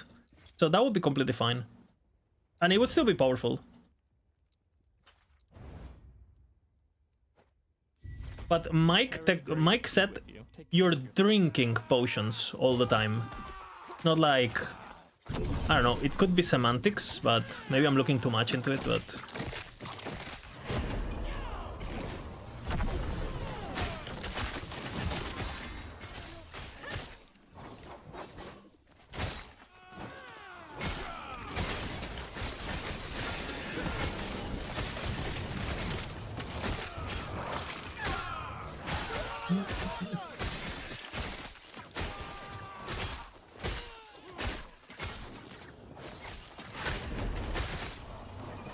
I don't know when we will get the Headhunter and Shrine proc. That will be pretty fucking strong too, honestly.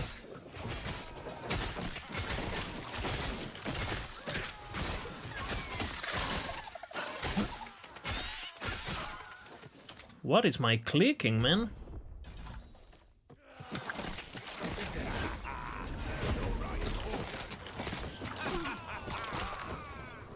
Bina. Ellie shrines are kind of meh, but no, not really. There's really, really good ones. Like, you have double statistics.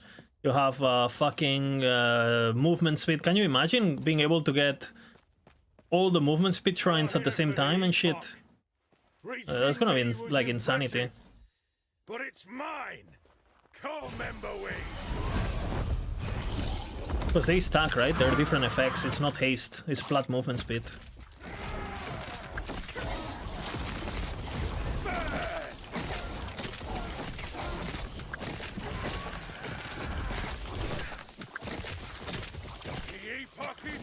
Obviously, it depends on implementation too, right? If the shrines only last like 1 second or whatever, then. But if it's, for example, implemented like Path of Exile 2 Mage Blood, can you imagine being able to have permanent shrines? Can you imagine that? If the Ellie Mage Blood is like, you can literally get... Imagine if PoE 2 Mage Blood is in Ellie, and you can proc specialized skills. You get a Shadow Cascade shrine and you're playing Shadow Cascade? Holy fuck. But to be honest, I can see the game going in that direction. They're making it more and more arcadey every patch, and more console friendly. Just build plays for you, kind of. I'm so sorry to you too. Like kind of Torchlight. Warpath Shrine. What happens if you're playing Warpath and you get the Warpath Shrine? Are you just basically double channeling, or? Because normally it doesn't work, right? Like if you don't, it doesn't count as channeling the Warpath Shrine. It only counts. It's Warpath, but you're not channeling Warpath. It's like you don't get any of the channeling effects, I think. Even if you have Warpath spect. How? Where? What just happened? This place. You think Orienside does absolutely nothing? But that's not true, though. It's best in slot on a lot of builds. Like Sork, for example, mana stackers and stuff. And it's very, very overpowered on Mage. It's best in slot in some builds. Because basically, the reason it's overpowered, for those who are confused, it's because it gives you all damage, all void damage taken as void, right? All void damage taken as elemental, sorry. And Mage has a lot of elemental damage mitigation, so it basically gives you pretty much immunity to void. And for something like Uber Avaroth, which a lot of the bosses do a lot of void damage, you can basically all the elemental damage reduction on Flame Ward, all the elemental damage reduction from like all other uniques that give you elemental damage reduction, like Prism Wraps, all of those like very, very strong items. Suddenly, you get that on elemental and on void too, right? And obviously you get shit ton of mana. It comes with damage reduction on its own. And you can actually get that item with 2 LP relatively easy with prophecies and stuff, so I have a bunch of 2 LPs, even if I'm not farming for it.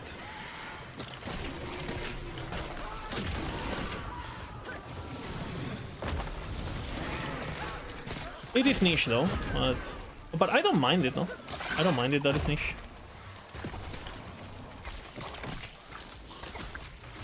As long as it's good for some situations.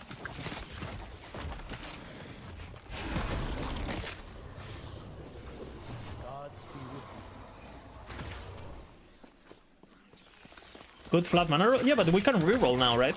So...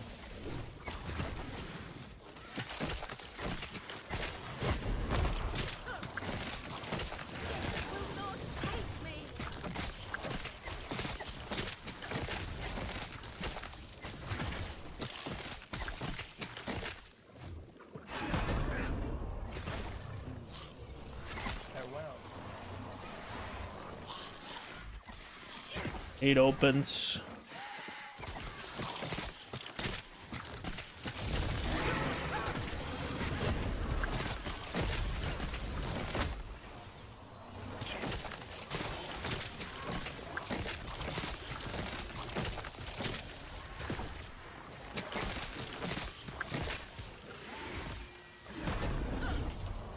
It consumes.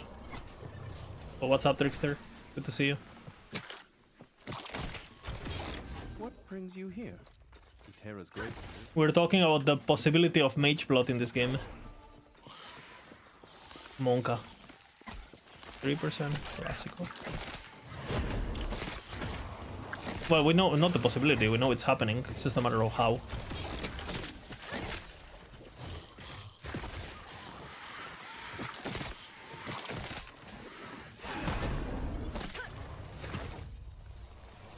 Not an if.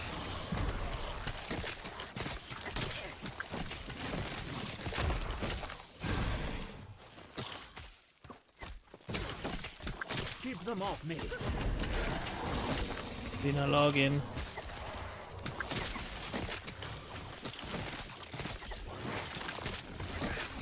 Rampant and briefly against damage when hit. That will not one-shot you, by the way.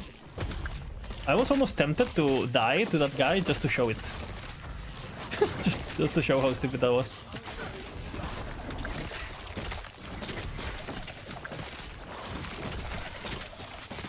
Impressive.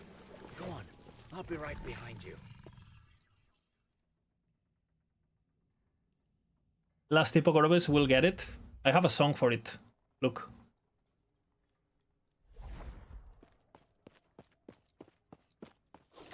I see. You. Now, the gods have long left this world, but their memory will give you comfort. It opens.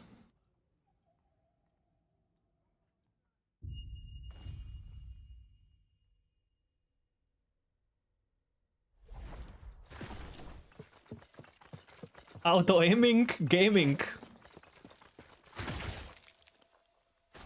You love that one, huh?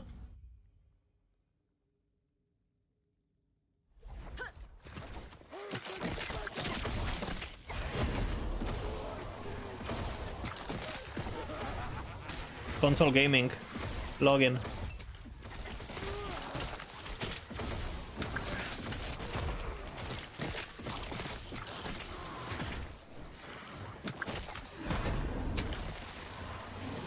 Orobis will save the game.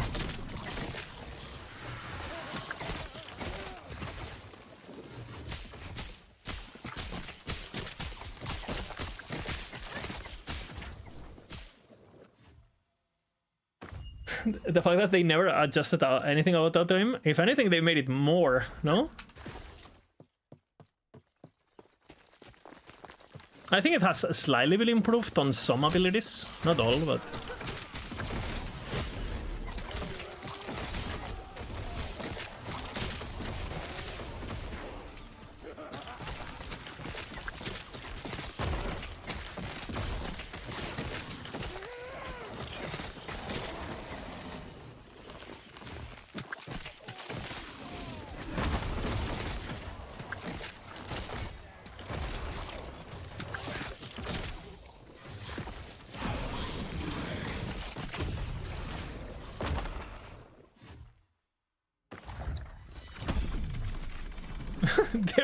WSD, dude, when I see an Uber Abaroth kill and it's with WSD, I stop watching. I'm a non-WSD elitist. I stop watching.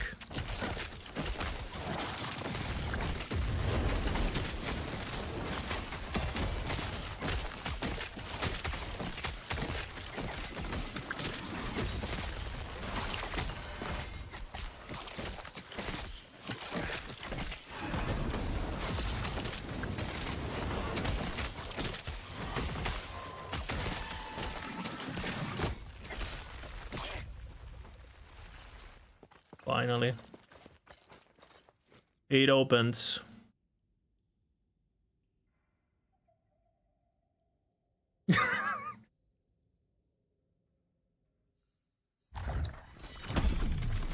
Actually, let's do this one. What? Yeah, with any range, Lightning Blast, anything range. It's just basically the boss can't keep up. It's not built for that. And if you have panoramic fucking screening, Are you done? Yeah, I died too much. I'll just get there fast.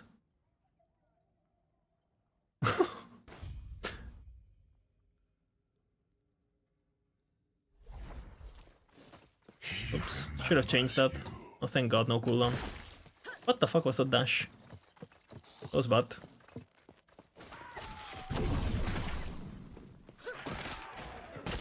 The world of Ithera opens once again.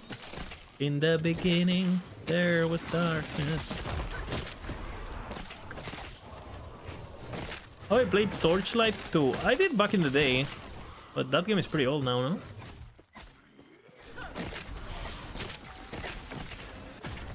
It opens once again. Once again. It opens my Vina.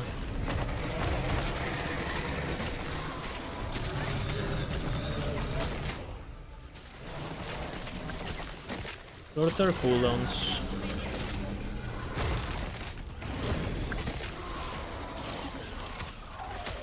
I'm not doing you.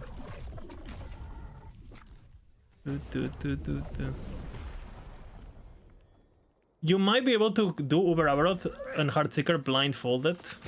And WSD? I mean, probably.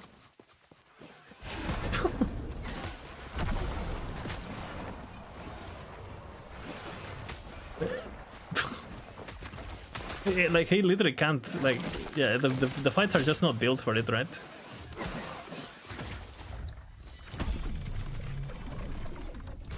It opens. Yeah, just use smoke bomb or whatever when he does the slam, and that's it.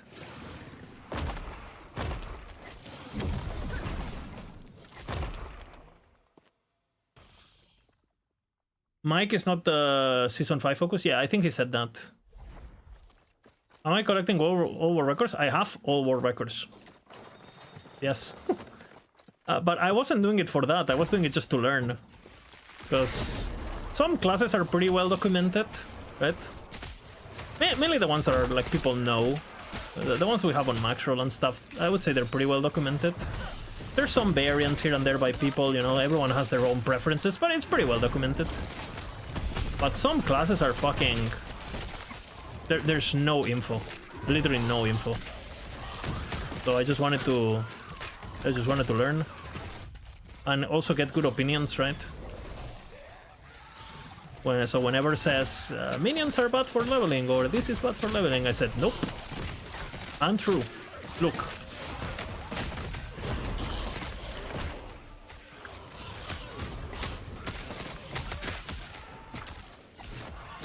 You know.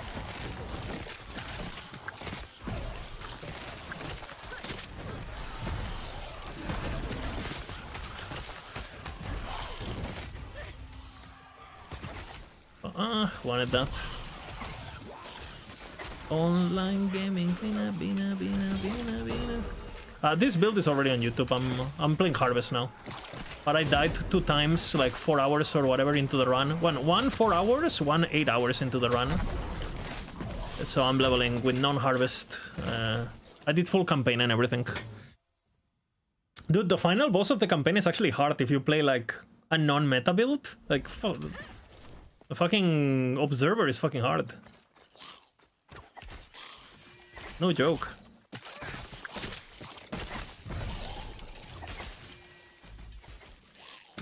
What am I doing?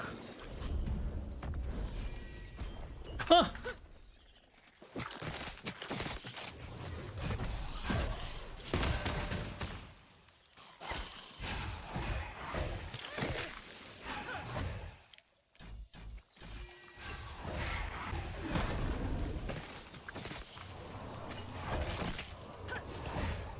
Talking too much, you know.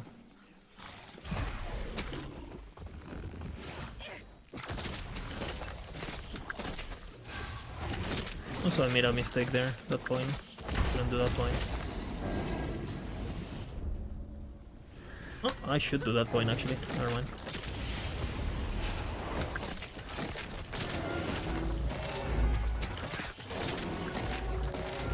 Completely fucked up here, but whatever.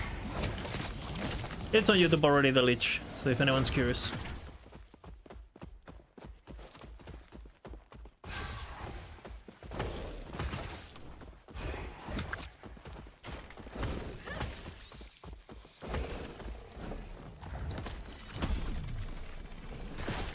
Oh, really?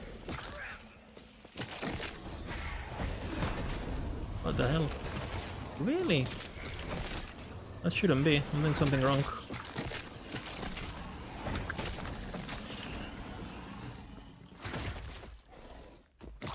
Okay. Here.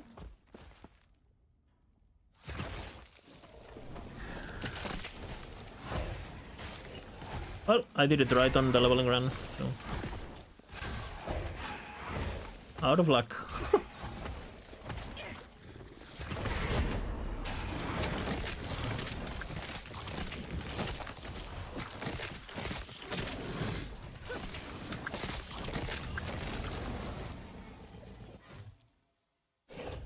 Trailer should be this or next week?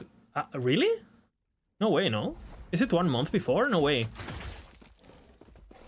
I feel like they're gonna wait a bit more, no? Since the teaser was... I mean, I have no idea, actually. Yeah, you checked? I mean... Or maybe? I have no idea. I'm hype week, bro. I'm down.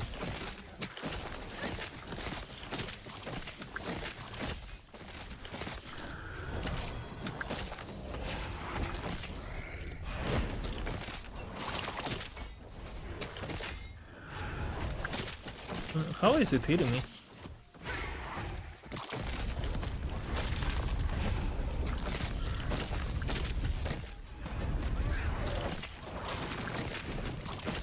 We really sit in the wicked's hive wick.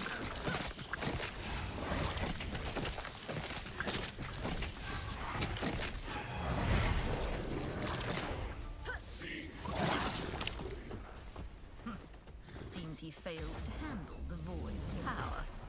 So much for their mighty elder. Pathetic.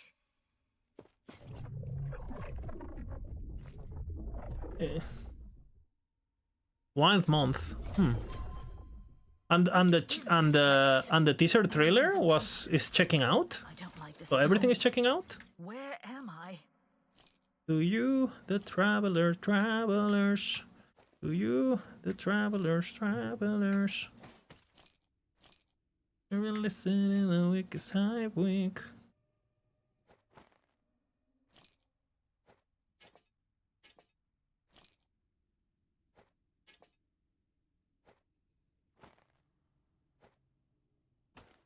To you, the traveler.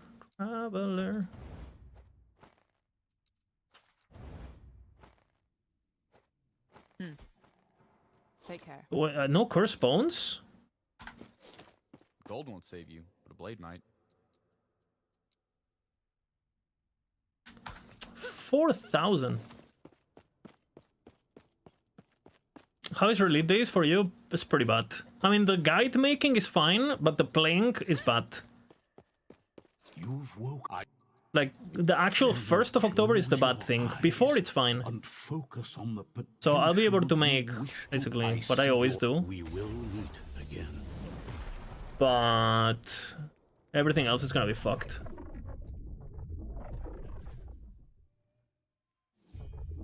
I mean, I for sure work the week before the 1st. That Friday I'm busy. I'm gonna try to skip it if I can, so I can stream. But on Monday I have to go back to work. I mean, I have class literally. I do classes myself that I cannot skip. Oops. On Tuesday, Wednesday, Thursday. And then on top of that I have meetings and I have shit. Yeah, the guide making should be fine. But I don't know, there's a lot of things in the... Depending on patch notes, I'll see if I... For example, if they fix Room Prison Complex bullshit for... you know, like the XP strategy that is just cancer. It's cancer, but I can do it in a single day. I can do it in one sitting. I can even go to work if I don't slow down a lot on the same day. But if they nerf that, which they should, right? Then the race is gonna be longer than 20 hours, I feel. And if it's longer than 20 hours and I have to work, I'm basically not... I mean, if I have to work and it's 20 hours plus, I'm not a contender, basically, just... And it's kind of a shame, because... I don't know, a lot of times I just die and I go to bed and anything anyway. I'm not gonna put my health above, like, being number 1 or whatever. But I still like doing it. Like, even if I'm not going with the intention of, like, pulling a 24-hour stream or whatever. I like the process. I like the hype and seeing the... I just like being part of it.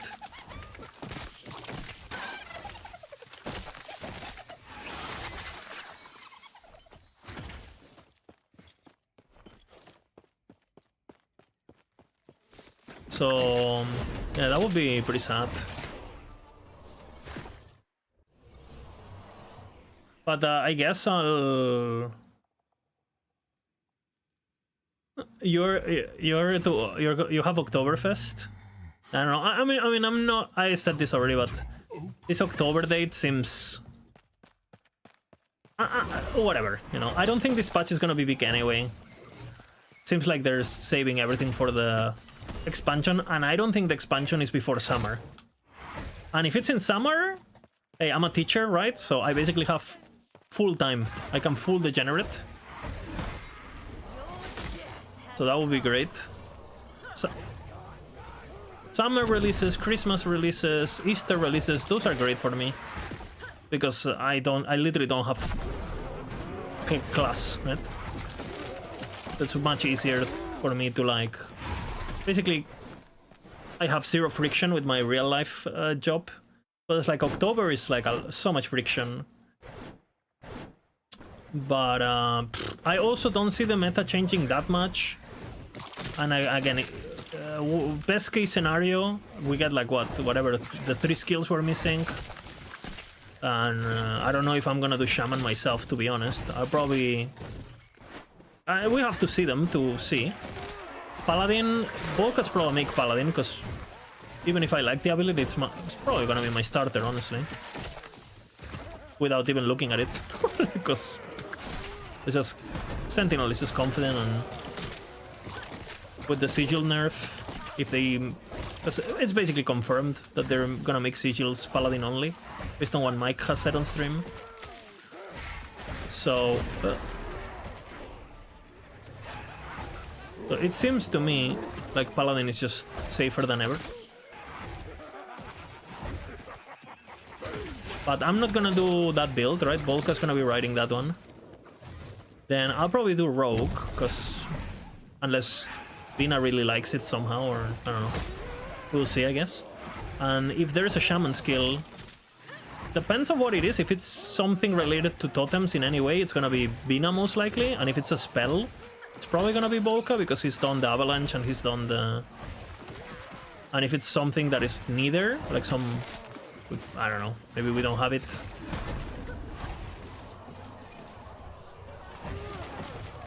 On day 1, and just wait to see what people cook, and then yoink, right? That give us another 10 months. It's gonna happen, and they already pretty much said it. The Fretch run. No, nobody cares about...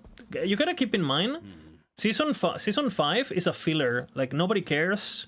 It doesn't have any impact to them in terms of performance. Nobody gives a fuck, basically.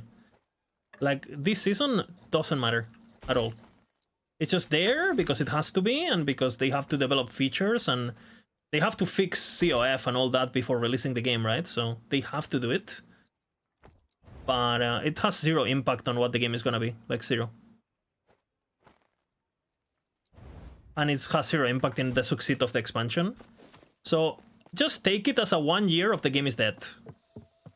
If you don't think the game is dead in 1 year, like, basically the game is like on life support, like it's been for the last year, honestly, you're gonna get disappointed. They're gonna try to make sure this season is good for polishing and good for, you know, the quality of life is there, and people like COF, and they finish the game, and the skills, and whatever the fuck. And then they're gonna go on hiatus for like 10 months, minimum. Right? Mike has even said on stream that they know that the wait is gonna be a long one, so he's already pushing for a mid-cycle event. And we know the only time they did a mid-cycle event was when it was like 10-month break, right? So at the very minimum, I think it's a 10-month break, at the very minimum. But it doesn't really matter, because console play, like, everyone on PC who bought the game already bought it. And if they want to make their 96 million back, they need console. Nothing else matters. Nothing else matters. If you think we matter over console currently, you're absolutely delusional, basically. So yeah, I think that's what's gonna happen. We're gonna have a season 5, which I expect is gonna have basically the player count that we had. I don't expect more or less, basically. I think it's just gonna be another sub 100k player bullshit, for sure. Probably sub 50, realistically. Some people might log in with the depending on what the dates, if there's things nearby, if Path of Exile reset is somewhere, I don't know. Depends on a lot of things how big it will be, but regardless, it's not gonna be huge. That's, I think, pretty certain. I think.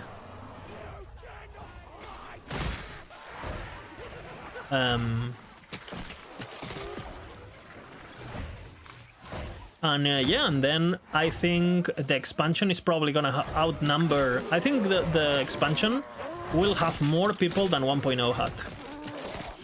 Not all of them will be on Steam though, keep that in mind. So the Steam number count might be lower, but the overall player count will be way higher. Like, way higher. I guarantee you.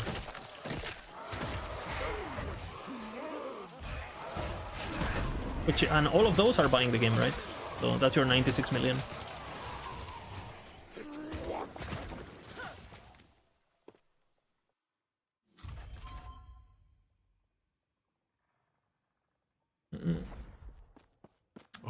I have no much clue how much people... I mean, you can get an idea. I think this game is more console-friendly than PoE, for example, just target-wise.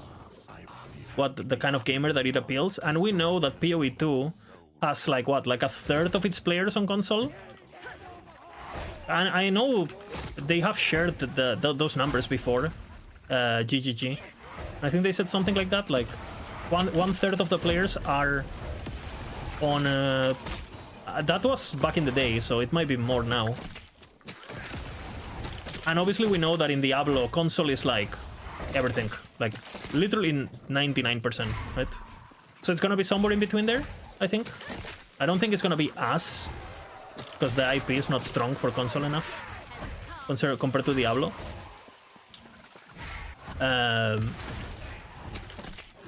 But I can see easily, like, on release, like another 40% just on console.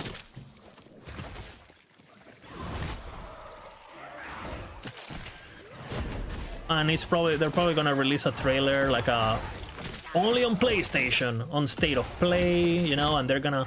Can you imagine if you're a console guy and you've never seen Last Epoch, you don't know what it is, but you play Diablo, whatever, and you see the State of Play trailer for console, and they reveal everything the game has already, plus the full campaign, plus the fucking skill sigils, whatever the fuck they're gonna be, plus, like, whatever fucking, you know, new class, new abilities, whatever the fuck we have, plus the endgame corruption system, plus, like, the factions, which I guarantee you the trailer is gonna basically announce the game as if it didn't have players, because it's targeting at people who have never heard of the game or never played the game, or, you know. Dude, LE is massive, you know, it has so much. It's just like for us, because we've been playing it for so long, and we've been getting everything so split out, it doesn't look like much. But bro, it's gonna be insane, you know? You're gonna have so many fucking league mechanics.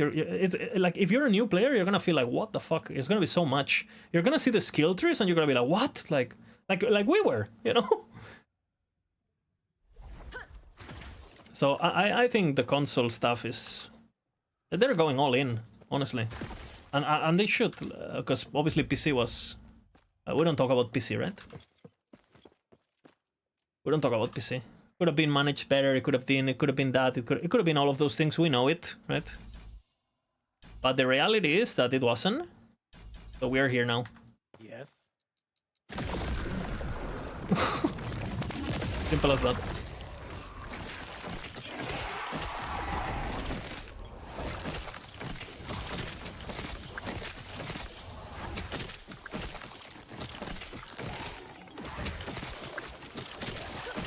Got lazy with bonkers.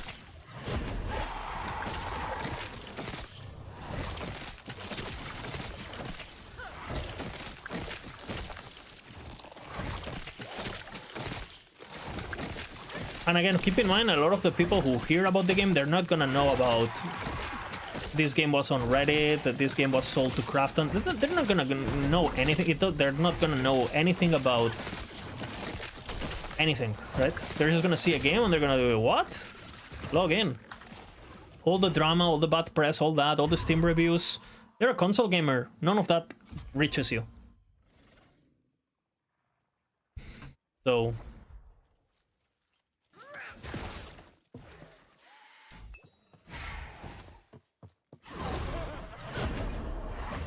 when I played the first time, right after wasn't? Yeah, and what did the game had? Nothing. Literally. So, right? That experience is still there to grab as a new player. It's just like, most of the people who won the game had already been through that. The actual discovery, yeah. You can only be there once. If you missed it, you missed it. If you missed Ellie beta last epoch was something special for sure.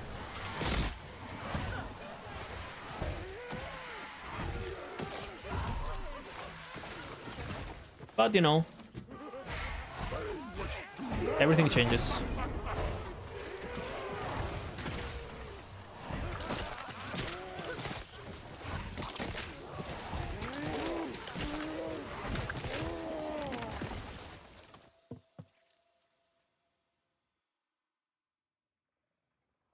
Yeah, the game is fucking sick, Trickster. Like, that's what I'm saying, bro. I've been playing other games while the downtime, right? I played PoE 2, which...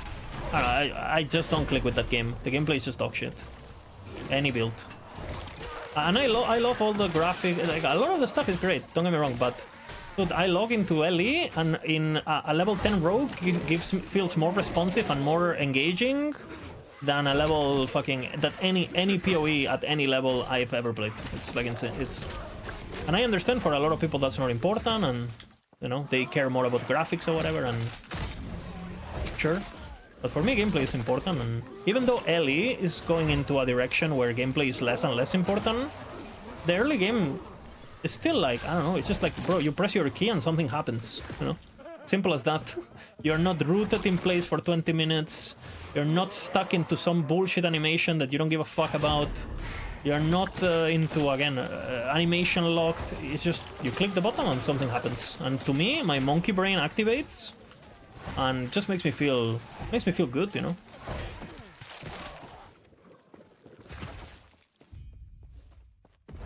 I like it.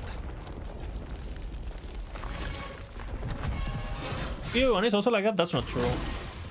PoE 1 gameplay feels like absolute dogshit early game. Like, your characters are giga slow, you auto cancel your own actions because the animations are super slow and super tusk, and your character like even just fighting Hillock feels like shit in comparison.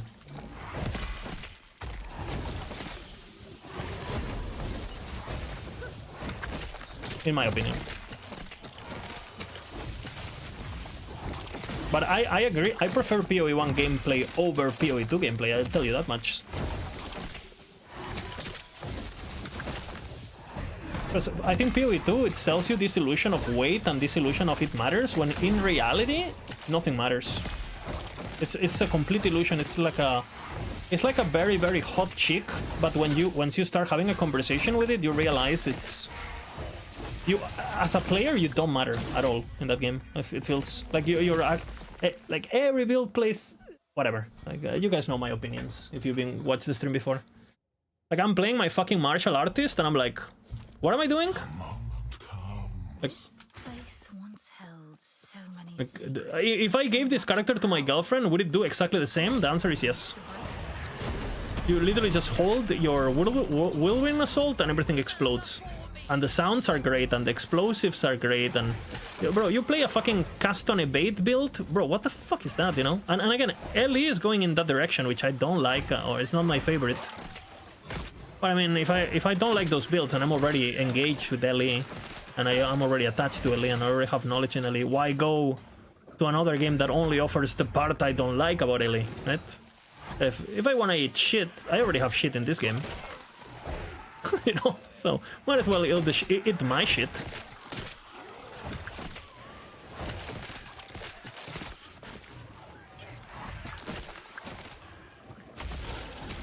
Boardman 21. He walked, so we could run.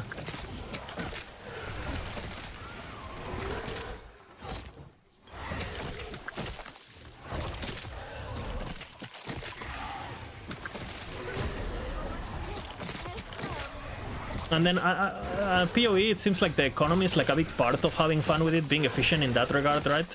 And I don't give a fuck about economy, right? So that's a big... I think if you don't like economy, those games lose a lot of the appeal, because they're clearly built for it, especially PoE 1.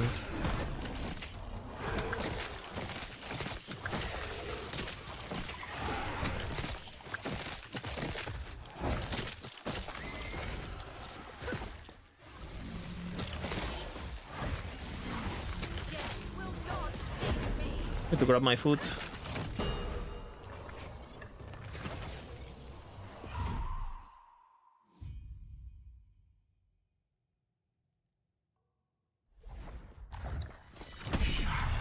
The problem I have on PoE 1, even though I like the gameplay, is that the gameplay feels... the class identity is non-existent. Like in Ellie, you know, you play a rogue versus you play like a... Even between rogue builds, you know? You play a marksman versus playing like a dancing strikes or like a shadow cascade or like a lethal mirage. Everything is so different. A chakram build, right? And that's on rogue, which I would say is the most homogenized class of all. But in PoE, if you played one slam build on any class, you played them all. They all play exactly the same. They all use exactly the same auras. They all use exactly the same Bal Axe. They all use exactly the same fucking Lip Slam. You play them one, you play them all. And that for me is like a, I don't know. It takes a lot of the replayability for me.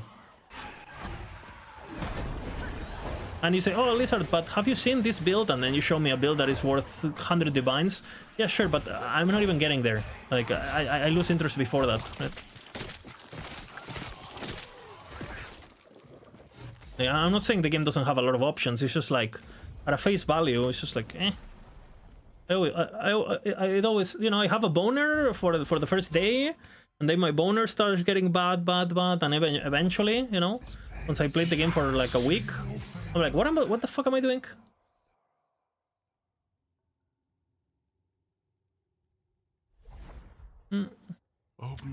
Oops.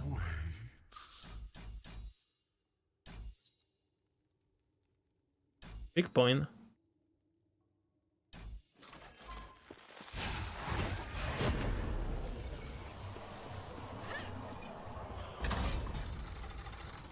And another problem is that I'm not knowledgeable enough on that game to have fun with the other part of the game, right? Which is PoE. And I could learn it. It's not like it's like, I mean, you could learn anything if you put your mind to it. But it's like, okay, if I don't like the gameplay, is it worth for me to learn all of this if at the end of the day, when I log in, I don't want to play? And the answer is no.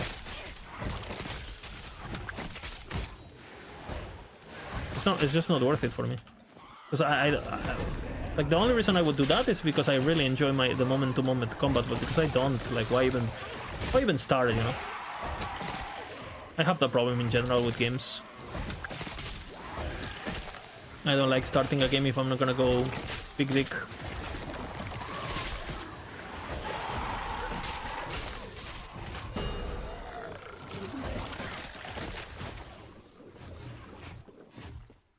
gonna lose that.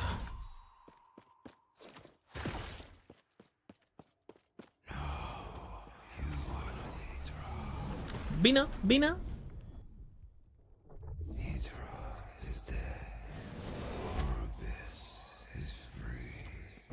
It opens once again.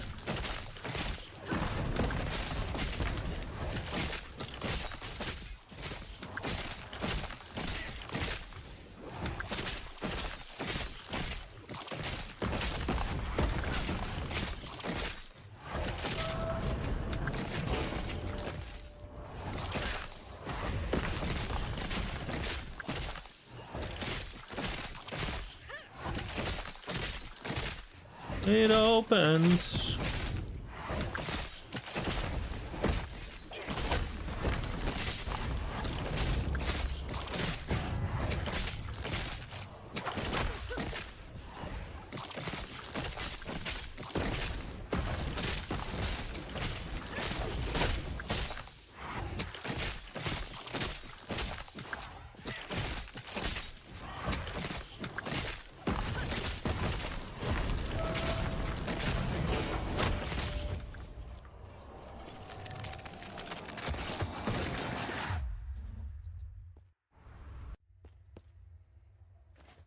Where did Bina go?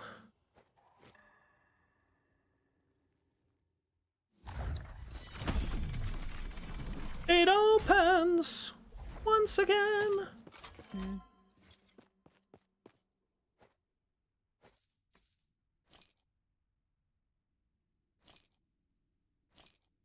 This is not the trailer.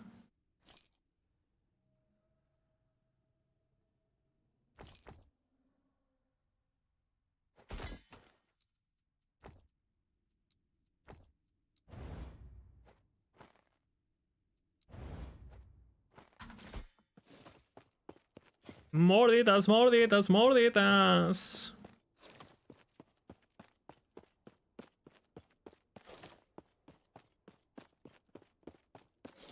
I build seek out the outcast. Let me grab my foot. Of the living rebels and show her Forgot about my foot. epoch. The rest will be up.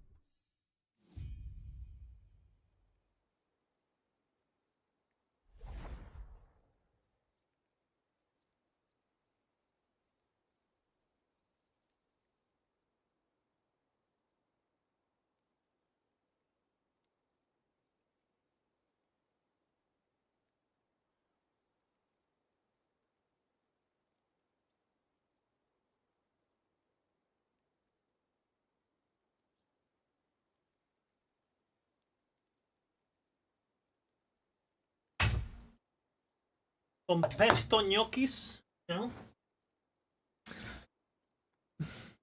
Oh, thank God for the air fryer, brother.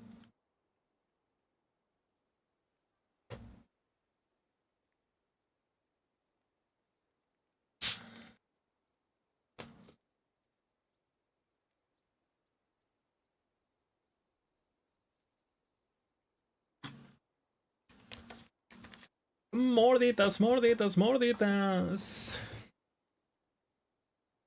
Okay, food.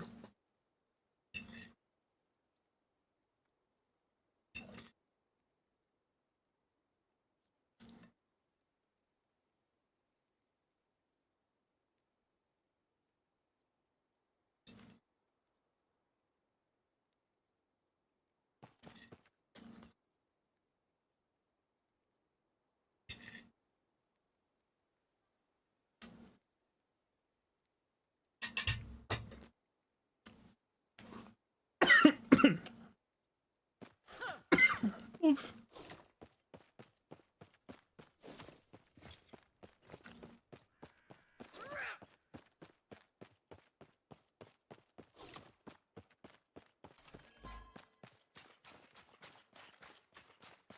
This is a teaser trailer.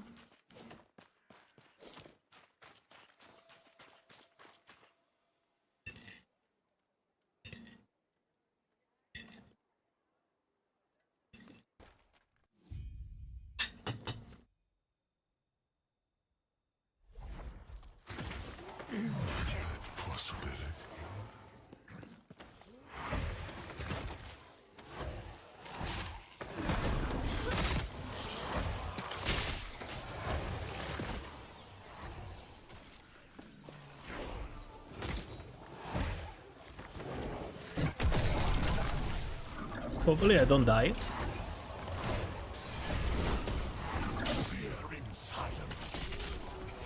What the fuck?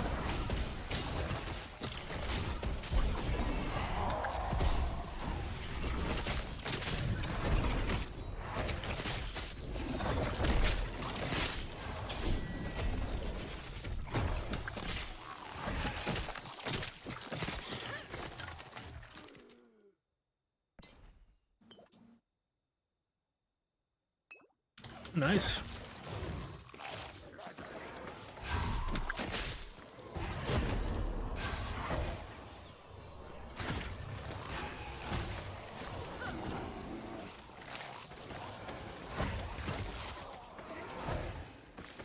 It opens.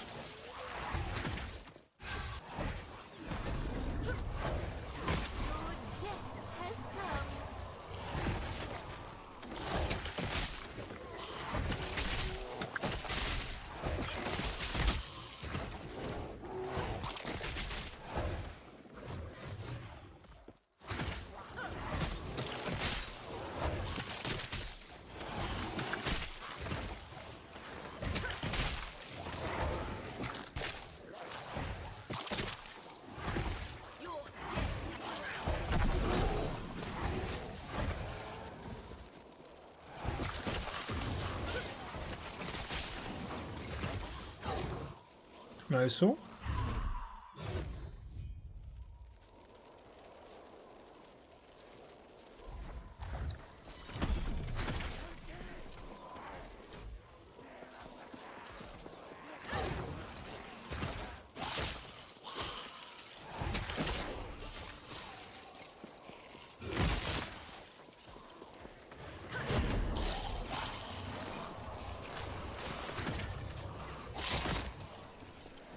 Morditas, morditas, morditas. What a drama, the depth stream.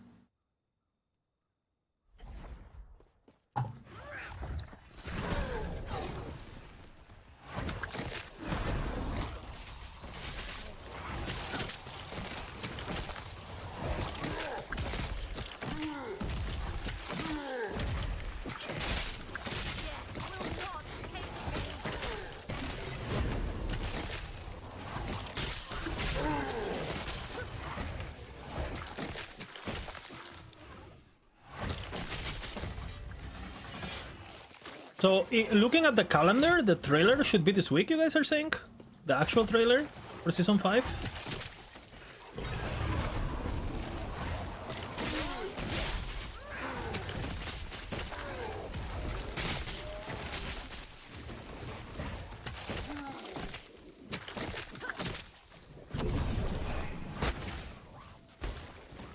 But that's pretty insane. I can get away. I kind of want to do a reaction video. No? Reacting. It will shatter around you.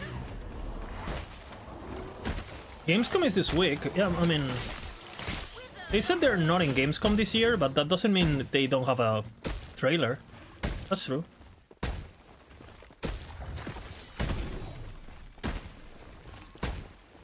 And they have relationship with the. They've been on the stands before. I was there, right? So. But the thing is, like, I don't. Those are very expensive. I don't think they're gonna do it because they don't give a fuck about the player. Like, it's actually smarter for them to not do a trailer. Right? Because you don't want to have this, like, perception that, oh, this game's been going on for so long, is it gonna be good now? What? Like, you much... You know, if you actually think about it, it's actually probably bad. On the long run. Because they know this expansion is gonna be small. So if you hype it up knowing it's small, and then it's small, it looks like you failed. But if you said, oh, we knew, you know, I don't know. Maybe I'm looking too much into it.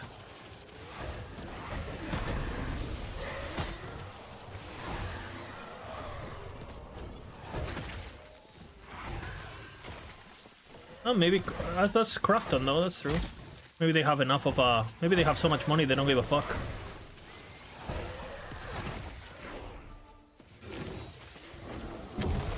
That's true. I need to remember that.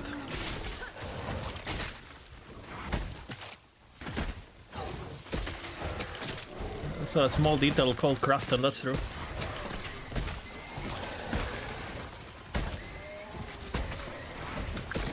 Small detail, you know.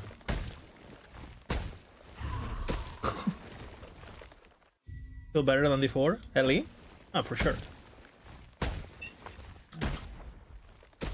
Silence wakes.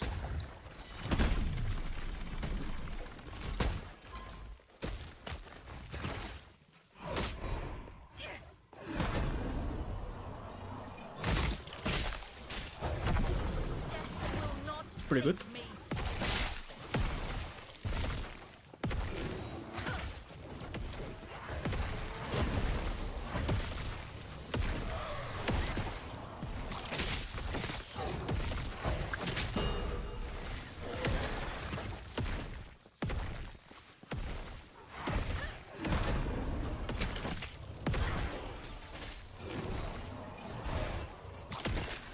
What will it tell us to temper expectation?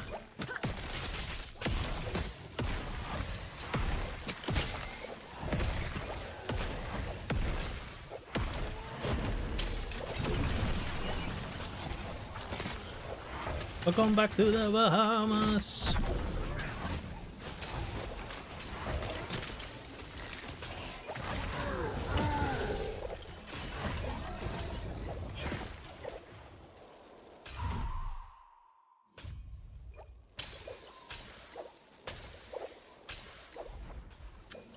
Again, I don't expect much for Ellie before the expansion, but the expansion should be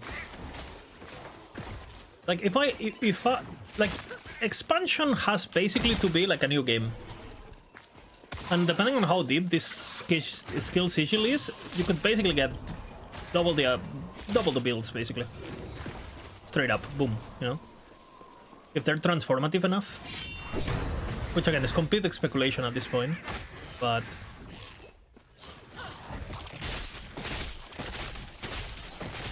To be honest, it probably the skill sigil bullshit for the public perception is probably the only thing that actually matters. What the fuck? What the fuck? What happened? What is this pathing? I'm clicking on the staircase, brother. Oh my god, I always save my transplant for that and lost focus. Because I know that pathing is dog shit. Well.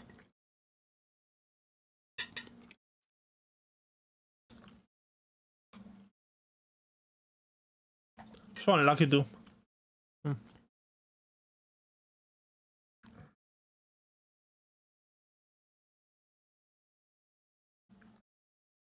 Fucking stream froze.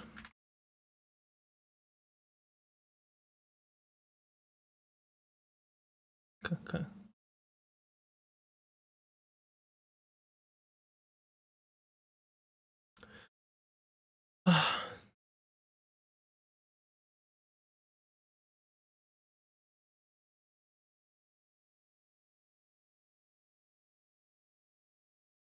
Look at this bullshit. Champion, of course, with Deadly, of course. I did damage it, so... Okay, am I clicking on the staircase? Yes.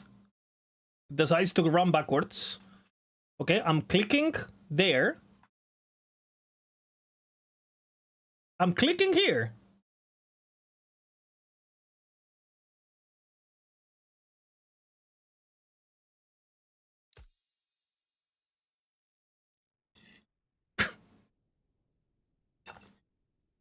I always save my transplant.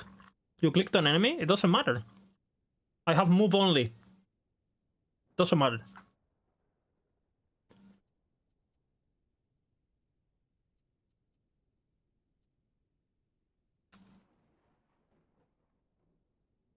Yeah, but it doesn't matter.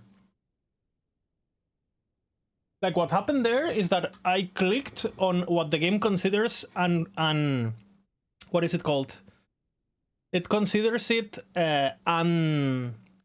untraversal terrain, so it decided to path somewhere else. I can show you exactly what happened. It's like a very common, oops, like a very common bug, pathing bug.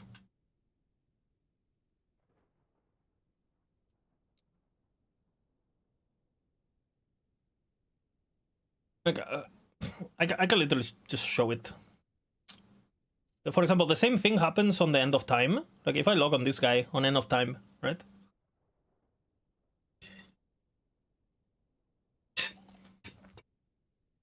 Fuck you. Fuck me, man.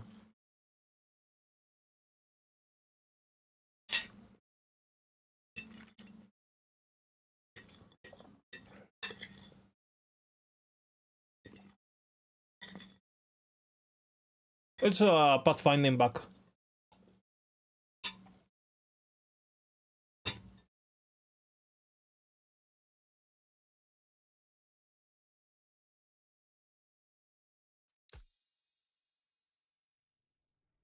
Fuck, man.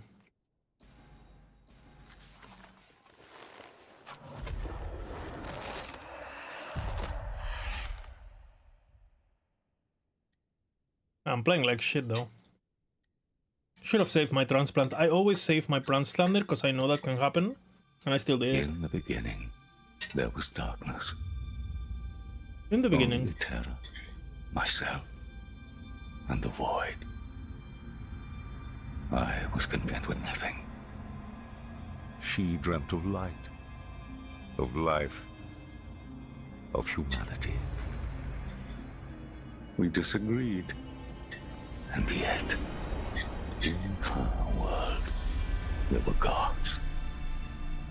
Mujasa of the desert, Largon of the sea, Raye of the endless skies, and Hierot of like the if you go there, tundra. cheese, and you just click exactly what I was clicking without enemies, you will see your character does the same. Without It's fucked. It's because of elevation.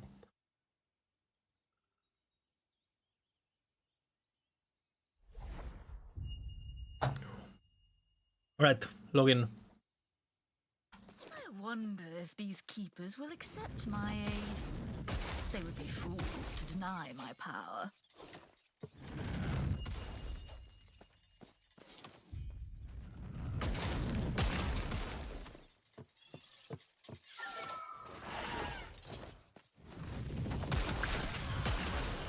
Very good, you gotta proc that attack. Now we go here.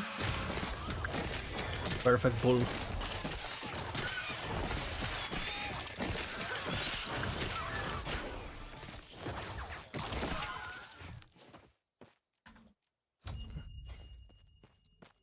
Trying to close that panel.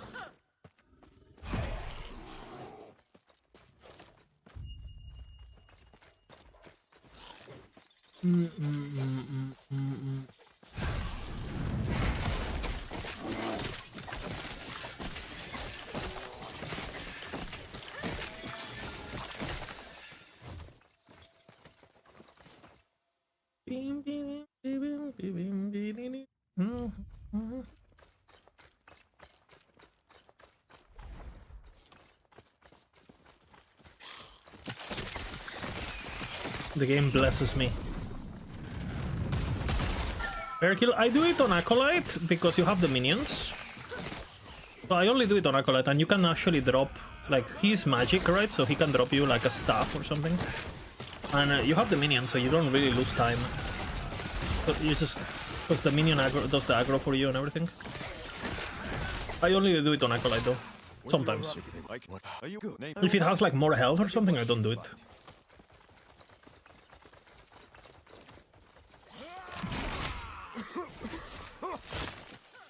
There's a lot of things that you can do here for min-maxing XP, like casting your skeletons far away, which I didn't do in the previous runs because I was talking and shit. But if you cast your skeleton there, you see I cast a skeleton here, and it like aggroes everything to me. So I get all the XP.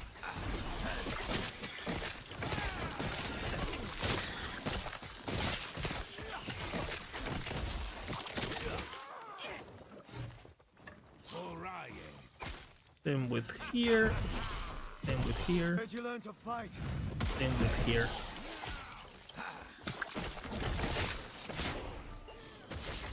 You do skill specialization.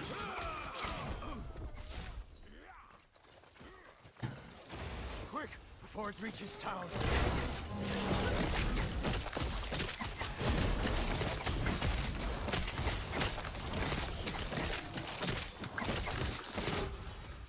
Well done.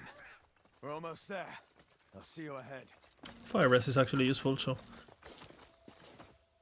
3 minutes, poggers.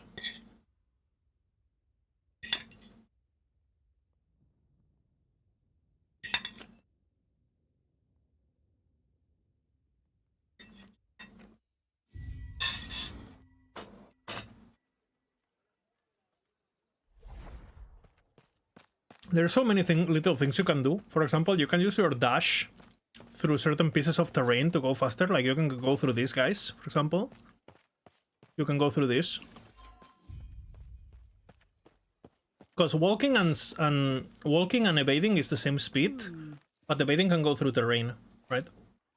So you want to save it for when you would actually save. You would actually save time, right?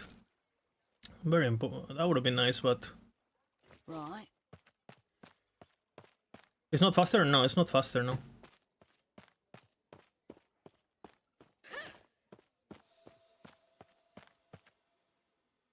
So basically, you do the same distance in the same time.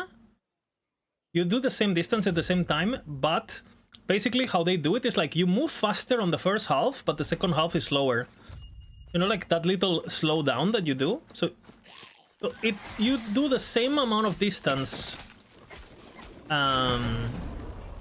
in the same time, but it's more bursty, right? But if you chrono yourself going from left to right, evading and without evading, it should be exactly the same. I know Terek did a bunch of testing with this, but you can do this with evade. Oh, not there. It's too big, but this, I don't know. Okay, those are too big. I never do them. I know that I memorized the ones that you can do. I'll show you. There's some interesting ones now. I'll show you.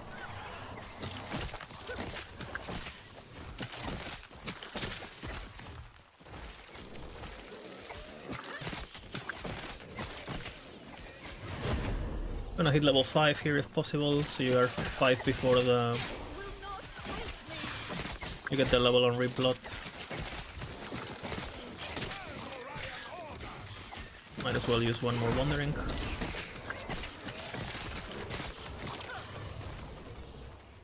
Too much optimization? There's never too much. I know, I've done this campaign so many times lately that might as well now. So for example, you can go through this, right? So you don't get body blocked. You can go through this, so you don't get body blocked. That's a big thing, I guess, too, that a bait doesn't get body blocked. So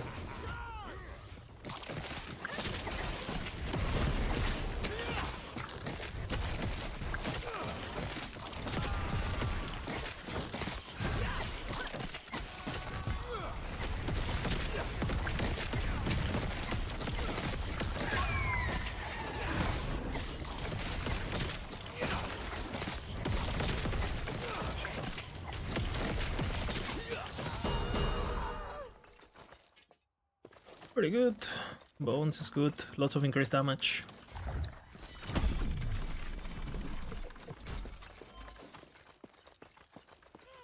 Same here. There's some tiny walls you can jump.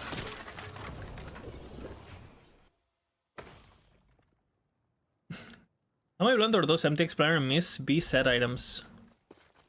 The max roll? I think so, yeah, they're bugged.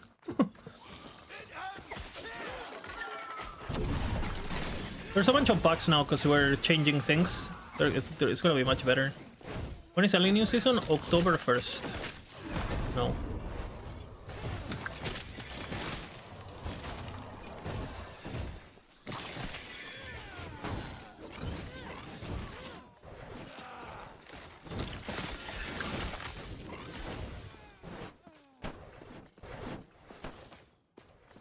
Yeah, you can report it in the channel. The depths are in Gamescom at the moment, so... What I'm trying to say is they're not gonna do shit. but you can... It's been reported. They know. But you can put pressure on it, I guess.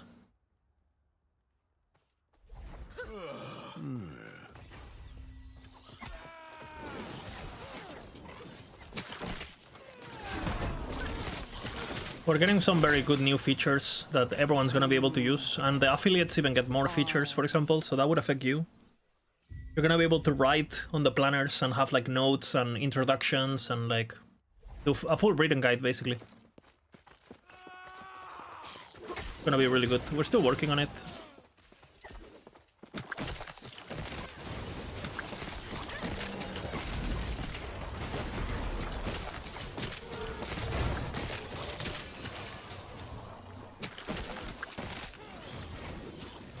It should be really good.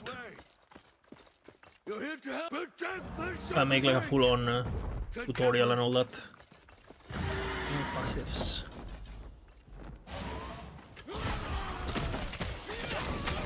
It already has some new features. For example, you can make... I've been doing it on my guy before it died. So you can basically create a variant, snapshot your character, and name it day 1, right? And then on day 2 you do a snapshot. So if you want to make content more about like the progression and the journey, you're gonna be able to basically keep adding snapshots and snapshots and snapshots of your character that get frozen in time, so they don't get replaced, right? Because right now, like if someone looks at your character, it will show the current state, not the past state. So that's gonna be nice, especially for race content and like leveling content and stuff. Very nice. Big starts. Yeah, that can already be done.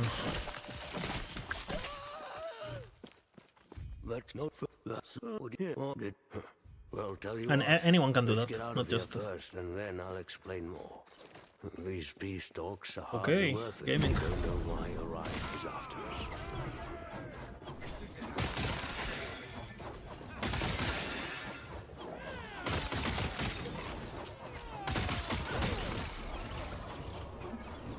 Here you also have some big jumps. This one, for example, is a big jump.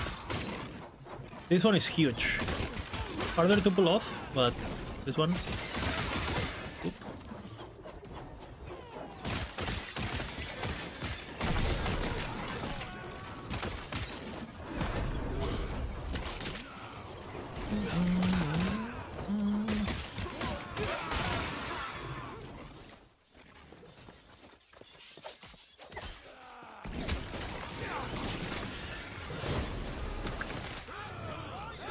This one is pretty big. And the next one, you could, if you had to, you could do it there too.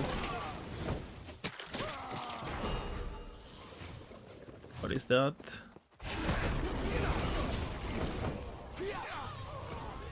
Intelligence. I prefer the word per second, honestly. For the health region, sorry. Forgot timer? No, I have it, I have it. I just had it on the wrong scene. Thank you. I was on the scene that doesn't have the timer. I should probably add it to the other. But thank you, Potato. Big jumps here. You do jump, jump. Holy. I'm sure you have questions, but let me first check. And this matters because the faster you get here, the more time you have while the other guy's jumping. You can like look at your gear, you get your things, right? And then you teleport, and then boom. No. Have some time to do some gear changing and stuff. Especially when this is instant. Because now it's a bit slower. Bender time.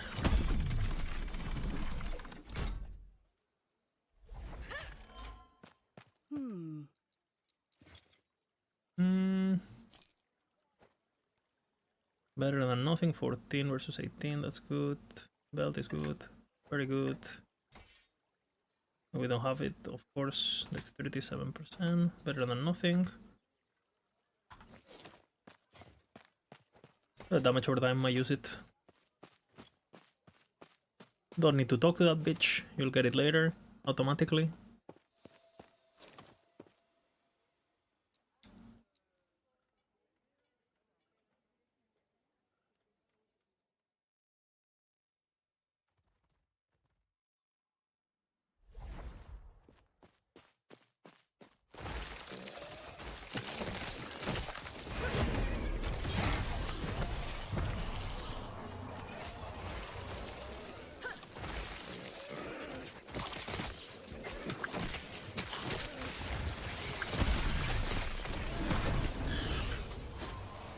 Nice.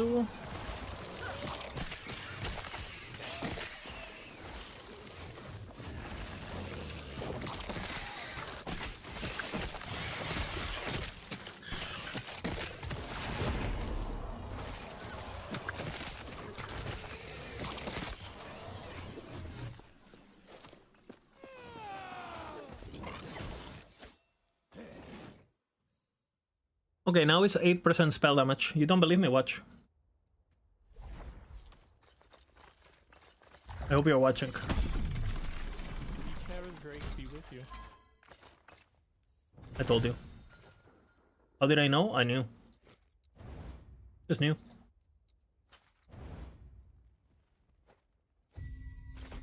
Terra's grace be with you. Take care of yourself.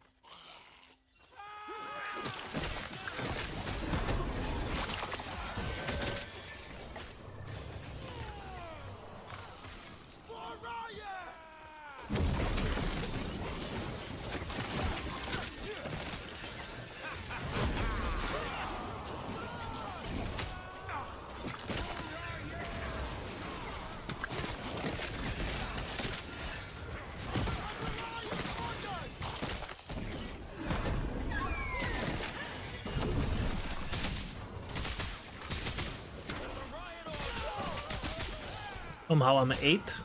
Take it.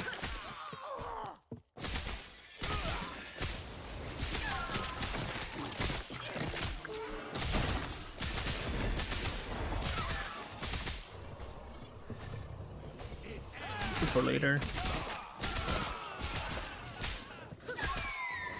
This is gonna fade away no matter what, so might as well farm. Okay, big jumps here. Big jumps. There's 2 big jumps. You want to save your bait because you do this jump and this jump. You're here for the epoch. Reaching me was impressive, but it's mine. Core member wing. 2 archers always. Now with a boom, boom, boom, boom, boom. Wandering spirits, 4 horse. And look at the damage. Now we go back here. Bone chorus boom. And he's dead.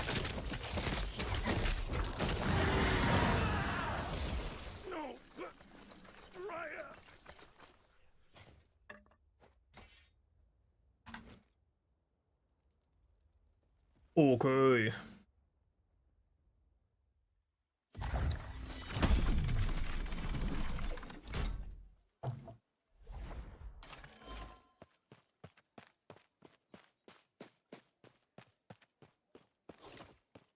He's been quiet. You're back. No, Lena, I'm sorry to you too.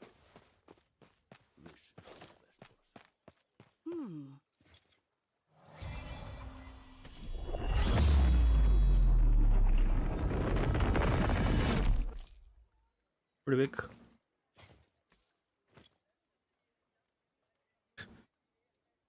Big shop. Necrotic damage? Giga. I don't know if that went through, so it went through. How? Where? What just happened? This place is fascinating. Different, but somehow the same.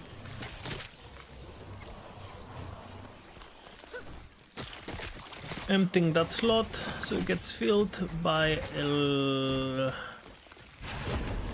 movement.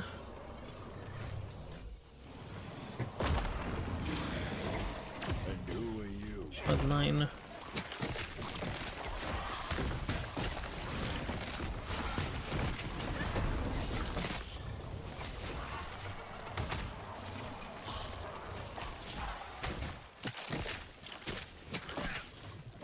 One more. So hopefully we get 9 out of this. There's a few rares.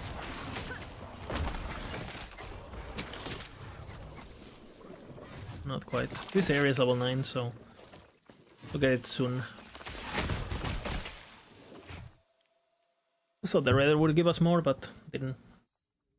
Not even close. We'll get XP here. After now. The window opens.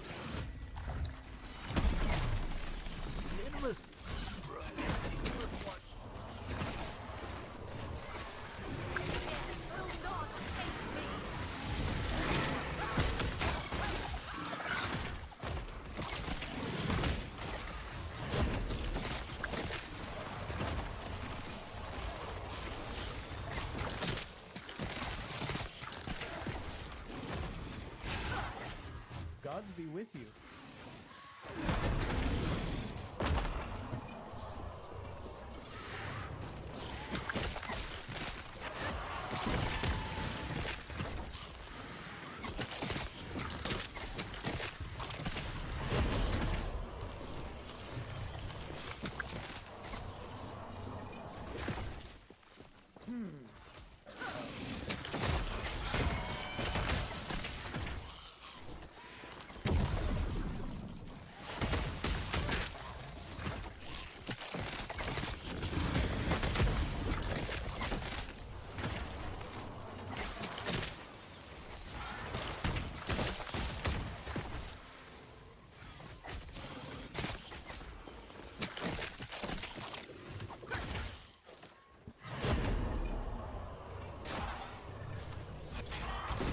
What brings you here?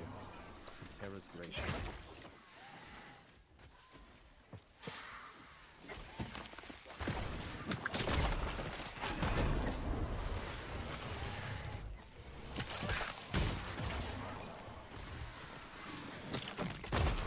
Might as well farm them.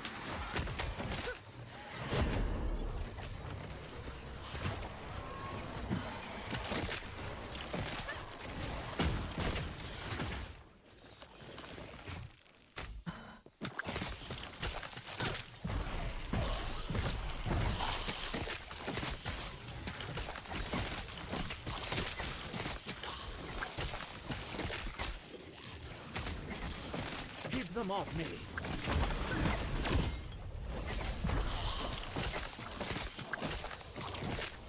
That's kind of bad.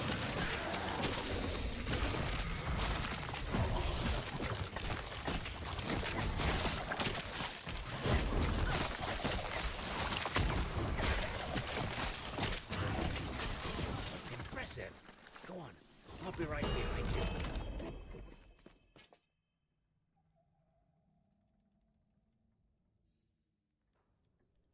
20-minute level, almost 10 I think I am now.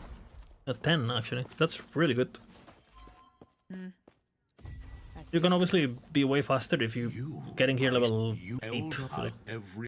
The gods have long left this world, but their memory will give 4%, 7%. Time, but I think I keep a gas speed. Double jump now. Right there. Oblivion waits.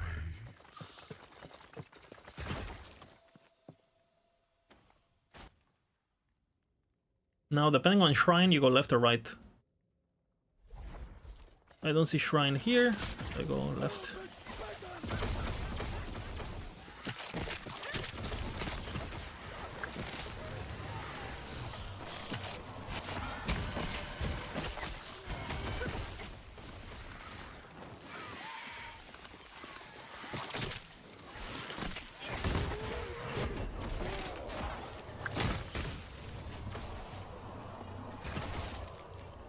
Nice. Get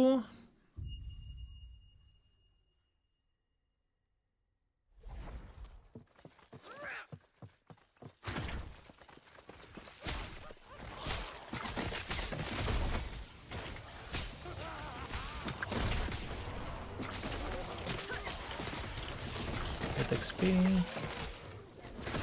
What?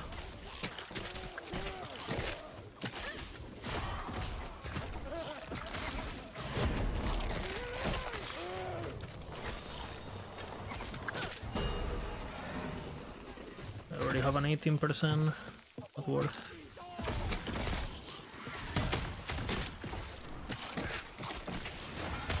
No shrine.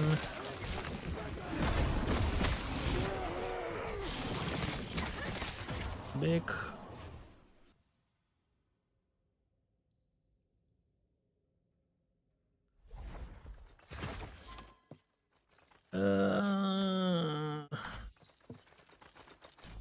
Big point. I do bone.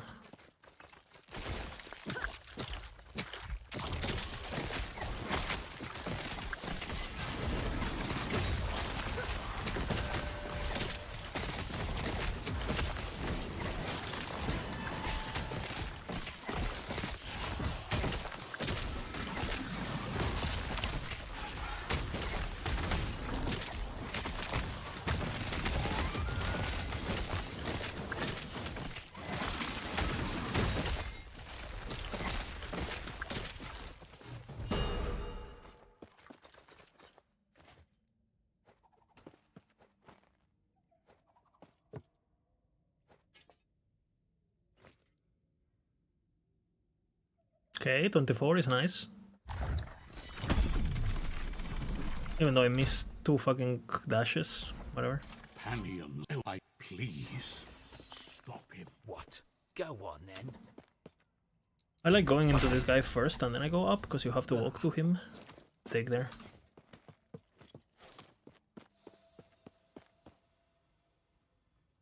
I am bad.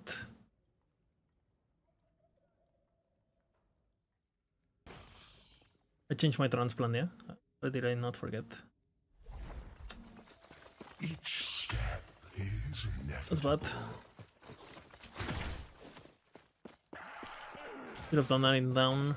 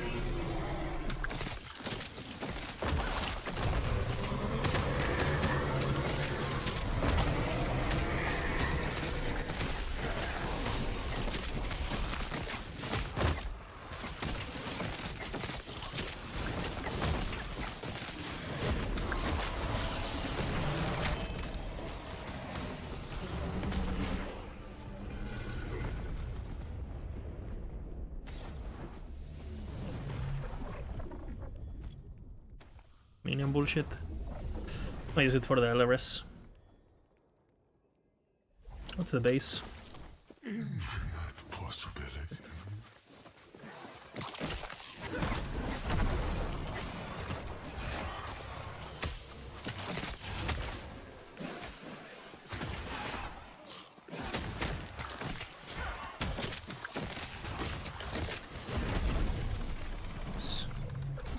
Already grab it. Nice. I'll use it on my weapon actually. Actually, I'll wait on want. Actually, no.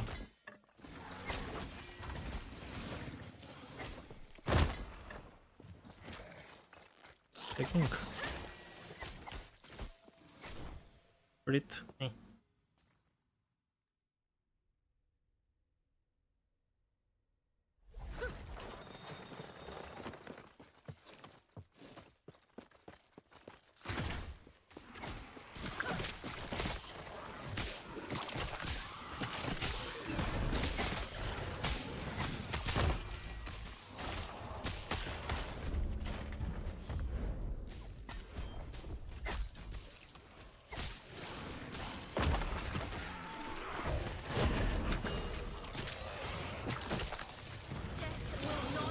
That's good.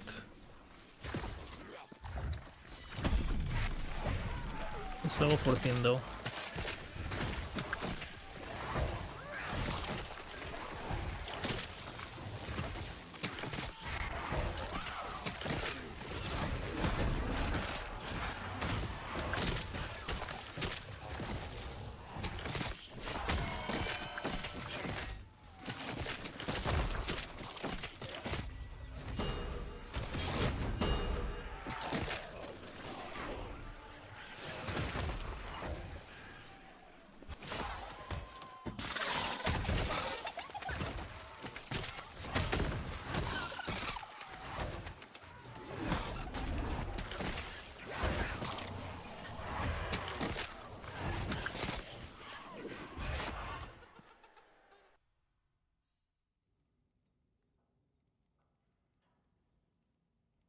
I don't think I can push 14.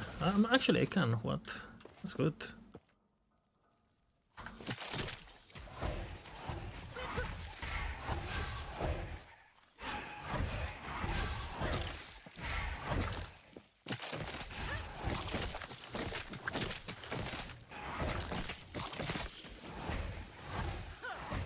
I maybe can.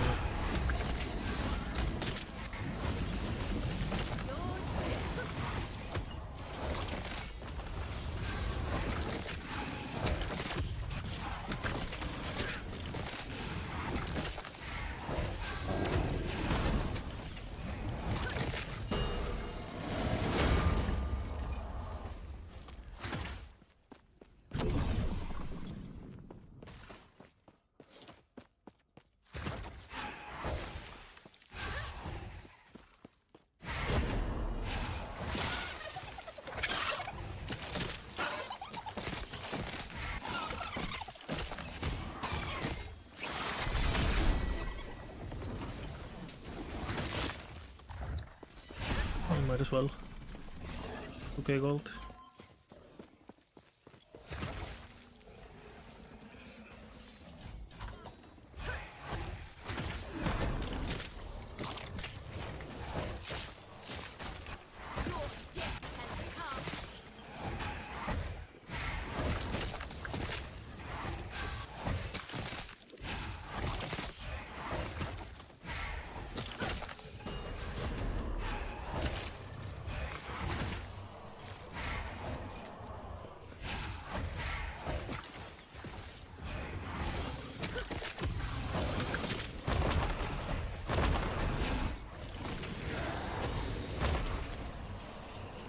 That's my level up.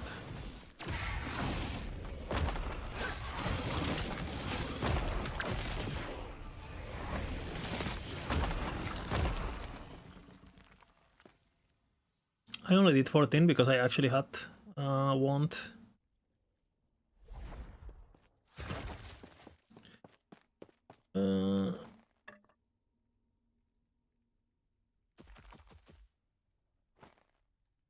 This 13, 13, 13.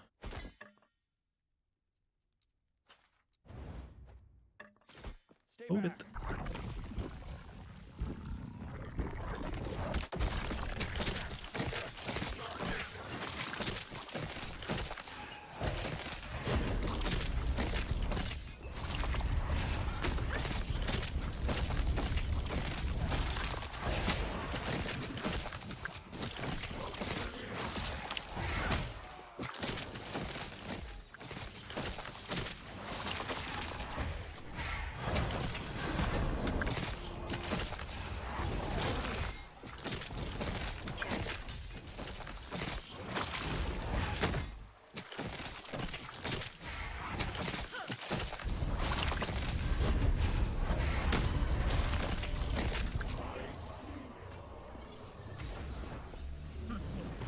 He failed to handle the Void's power.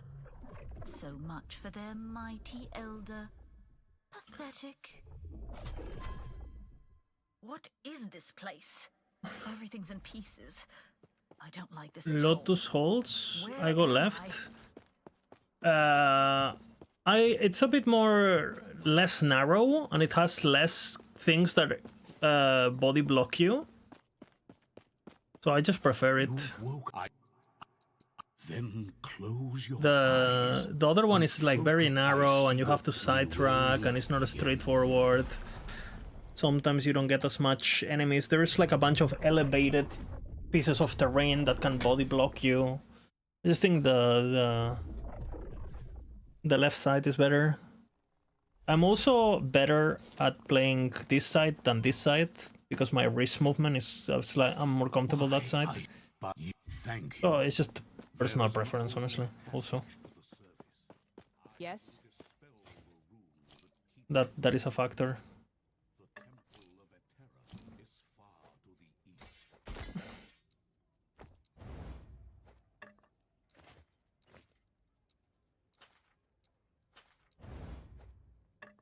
Yes.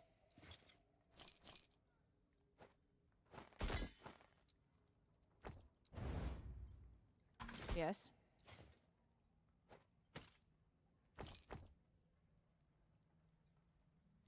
I'll do that, I guess.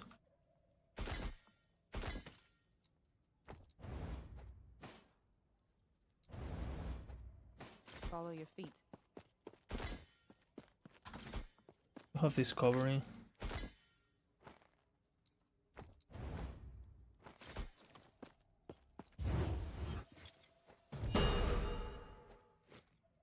Not bad either. Might shatter it.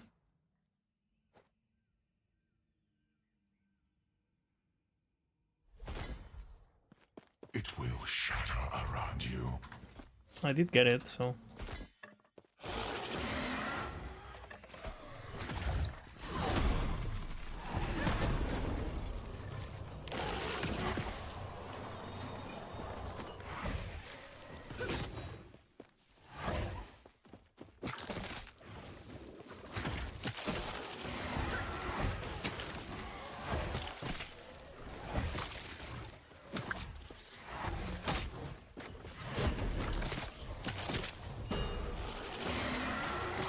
Whatever that drop was, it's not better than what I have.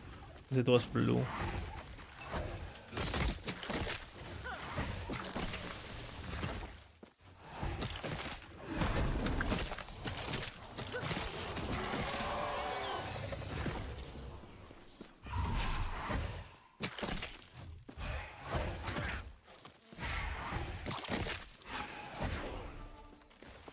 Beep, beep.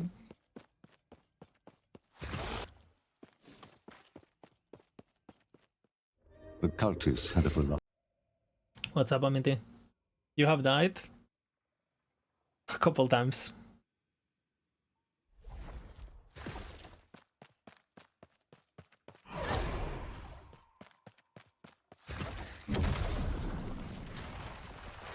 Couple times.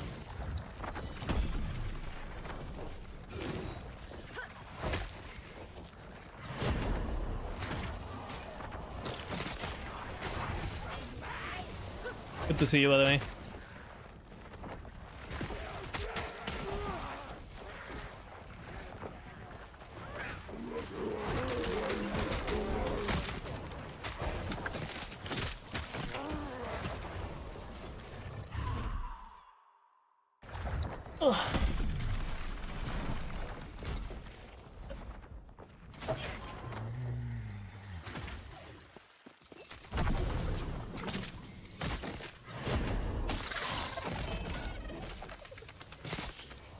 The claw.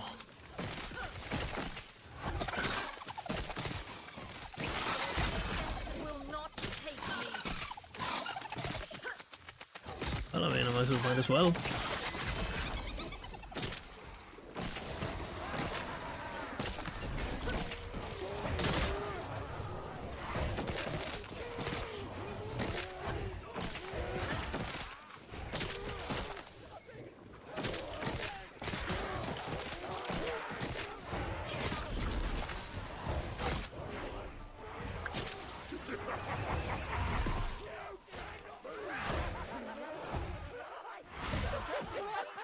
Be careful, if that guy crits me, I'm fucked.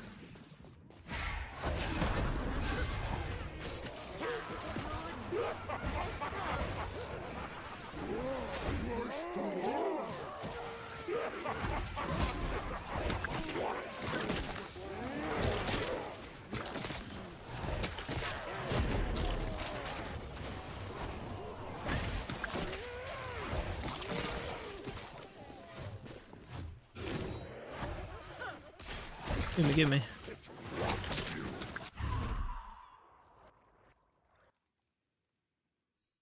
Stream, do you miss the leak mechanic? Please go back. When it makes sense, I'll do it. Now my gear is good.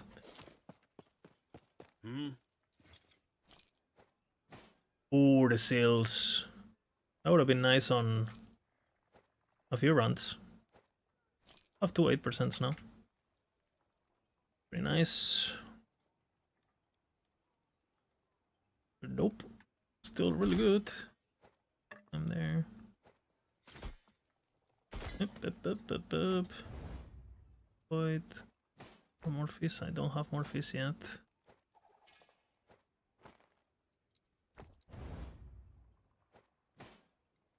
$21.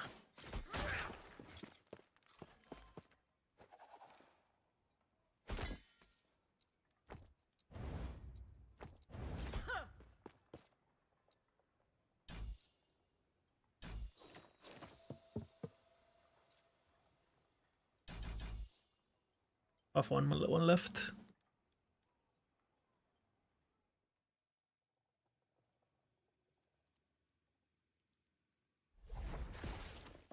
It will shatter around you.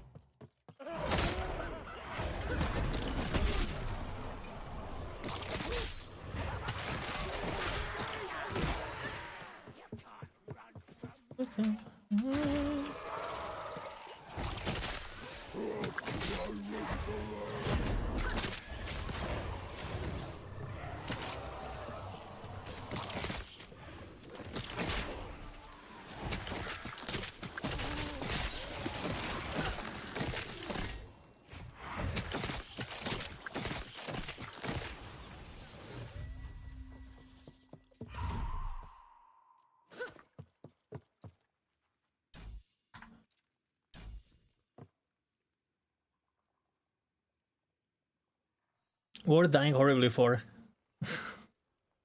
Mike has said that they're gonna get rid of that eventually, like where you don't get crazy tier 7s and stuff in the campaign.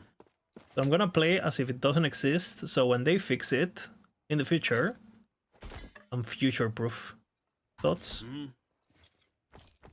For sure, for sure.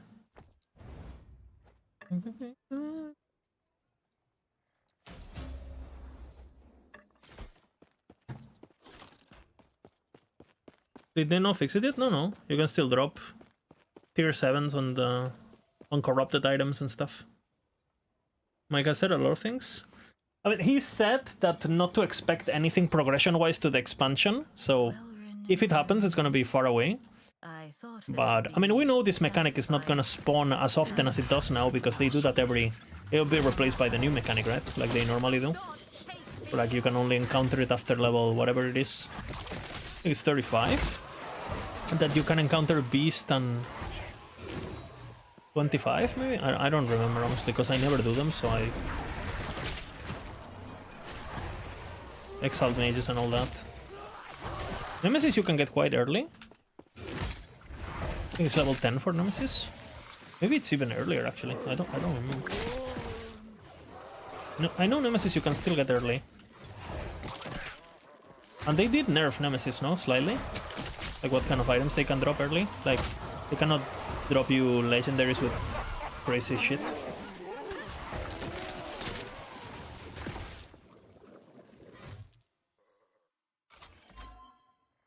Did they drop the chance? No, I mean... I think omens are the same as they've always been.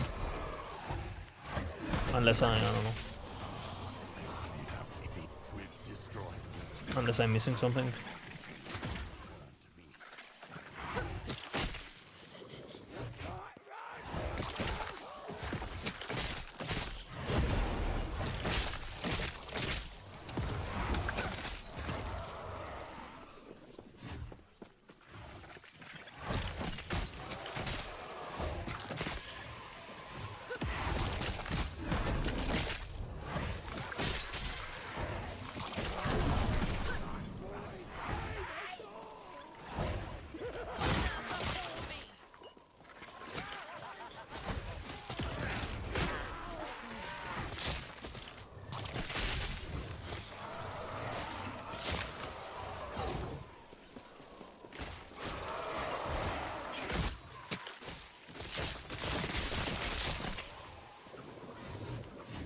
That's good.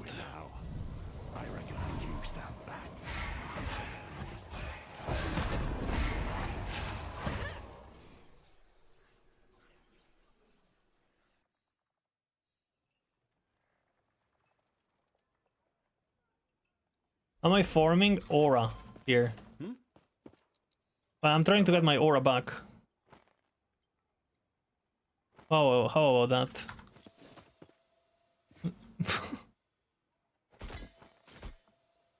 Just trying to get my aura back. I lost it. Dying. I literally said, I have no crit avoidance, I need crit avoidance, and then I died to a crit. So that I would say that's not super aura. When I think about aura, that's not what I think about. You know what I'm saying?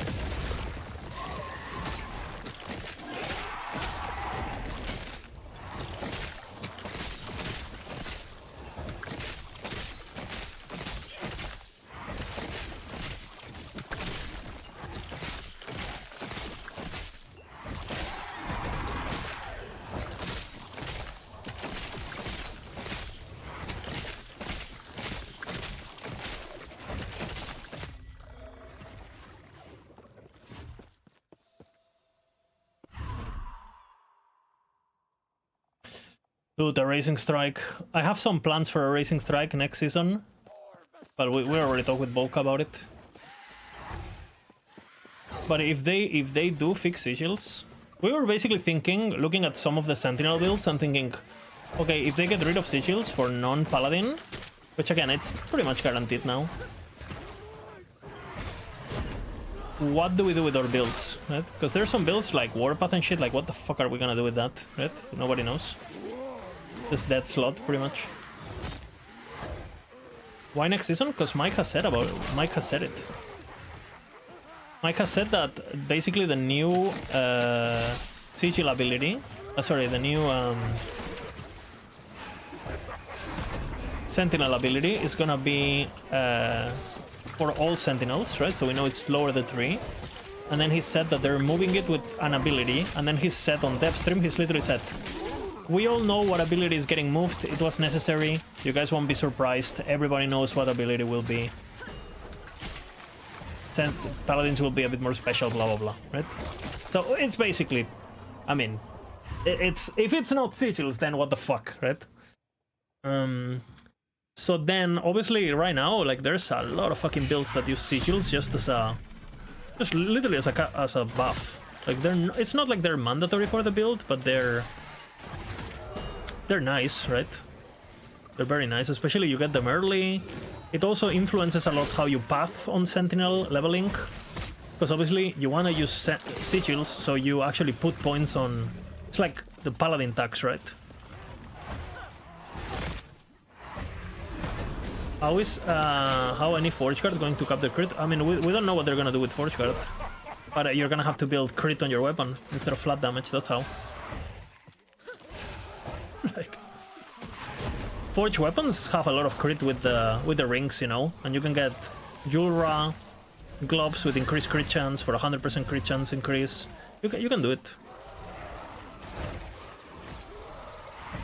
I mean, you could do it before sigils had crit, right? Sigils having crit is a pretty new thing, if you think about it.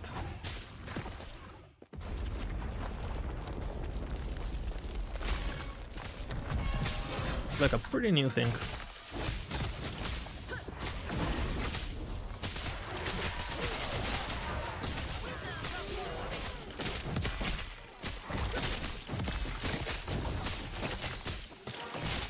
But that is also something that we're wondering. Are they gonna compensate Forge Guard and Paladin when it comes to passives and buffs? Because Void Knight is not as much in a trouble, because a lot of the builds don't even use sigils to begin with. Because, you know, you're just doing Time Breath or whatever, where sigils are useless, or... But for Forge Guard, it's definitely gonna be... And for Warpath, it's gonna be, just because of the playstyle, it's gonna be quite rough, honestly.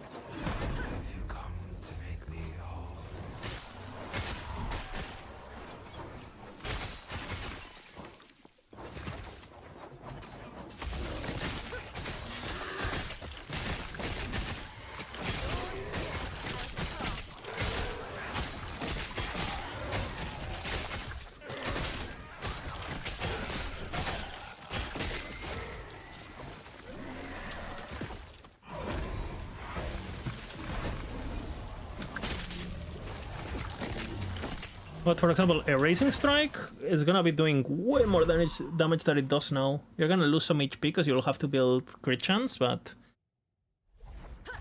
the only build that is really like, we have some Forge Guard builds which, I don't know, worst case scenario we just archive them. They're not super meta anyway.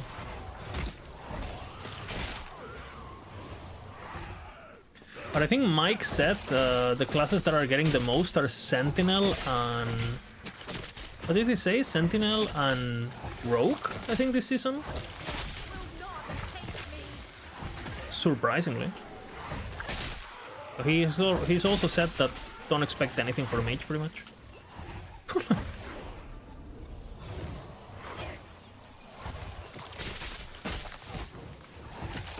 Well, I was surprised about Rogue, because Rogue got a lot last season, no? With the new skill and basically it got 2 new skills if you think about it, because Blade Storm is basically a new skill on top of... It got 2 skills, right?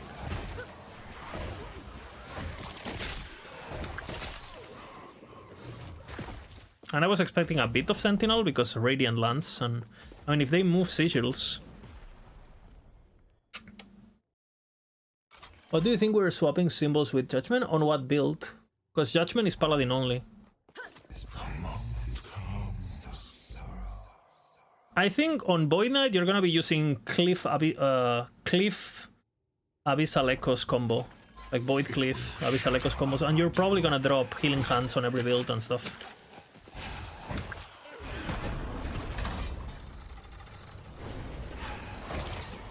But it's hard to tell without patch notes and without confirmation of... Or maybe the new ability, right? Maybe like this fucking Lance, whatever the fuck it's called. Radiant Lance? Maybe it's like absolute Giga, you know? And you include it on every build, and it's better than Sigils or something. I don't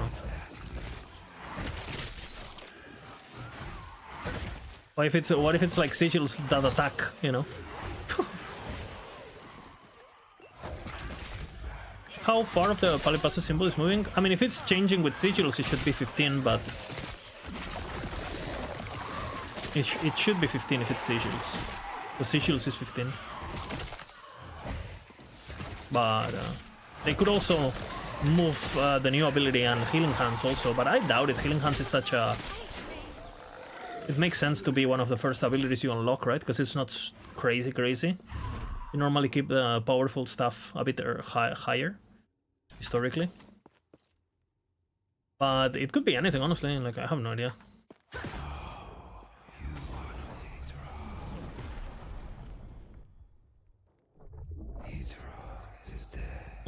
Well, only...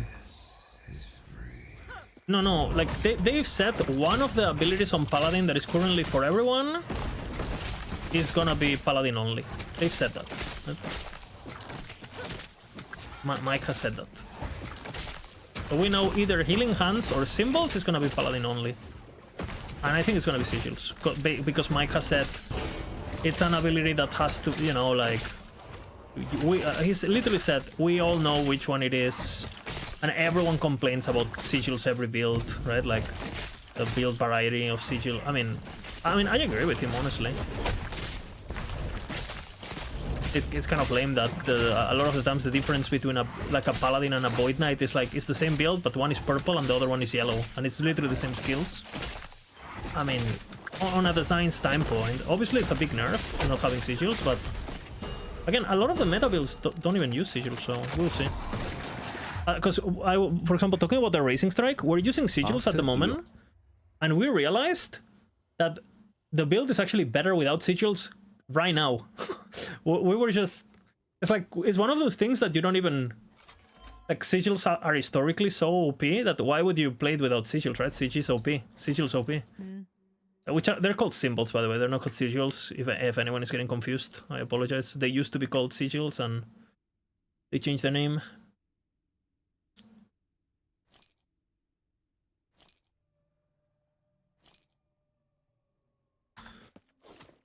So yeah.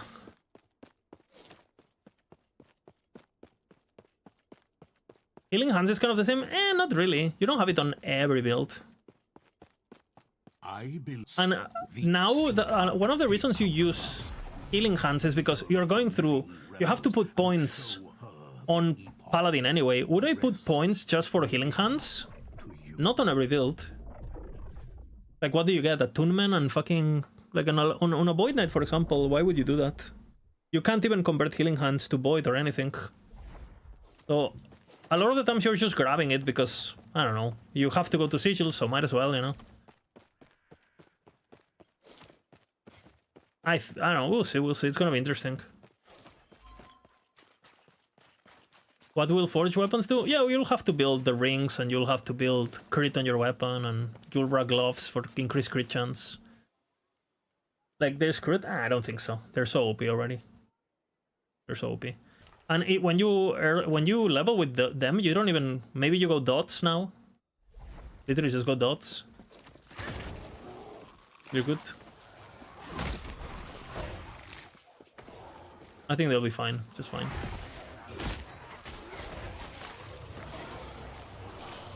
Like, will it Pro Ignite? But Bleed works too.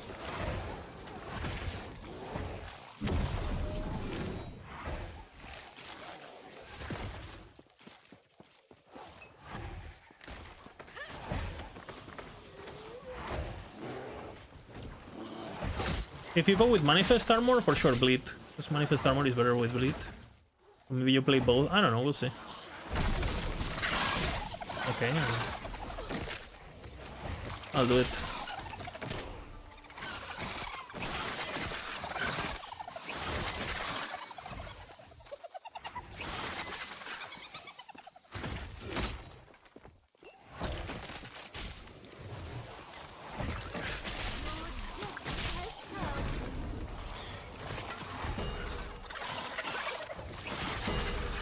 But for a lot of these answers, we're just gonna have to wait for patch notes, honestly.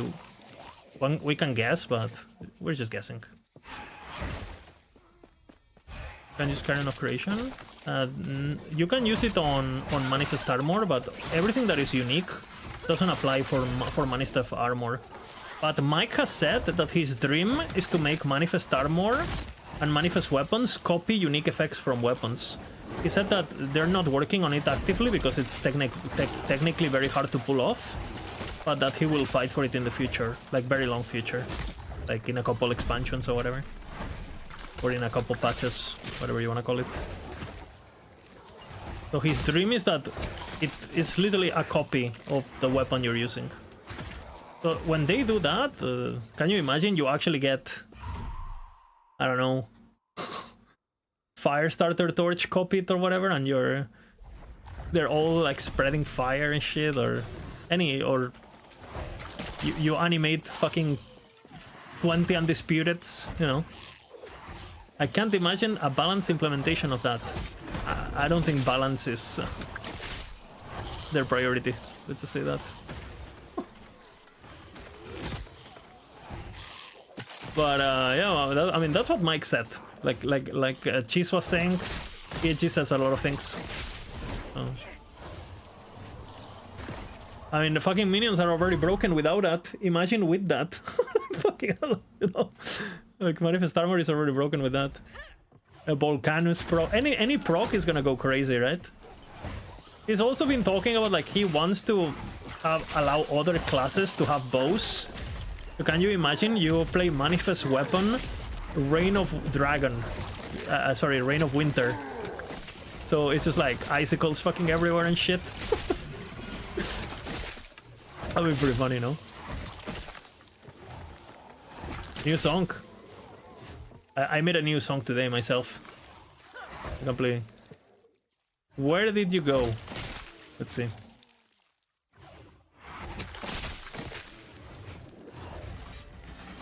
Uh-oh. Emotional.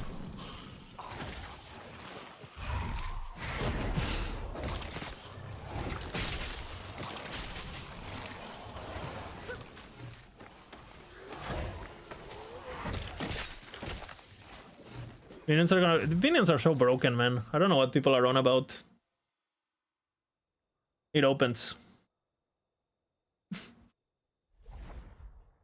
Fuck you.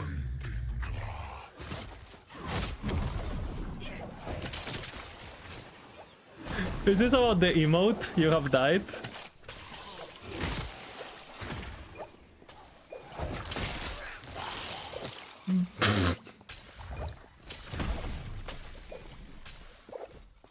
Dude, this shit is getting better at electronic music, huh? It consumes.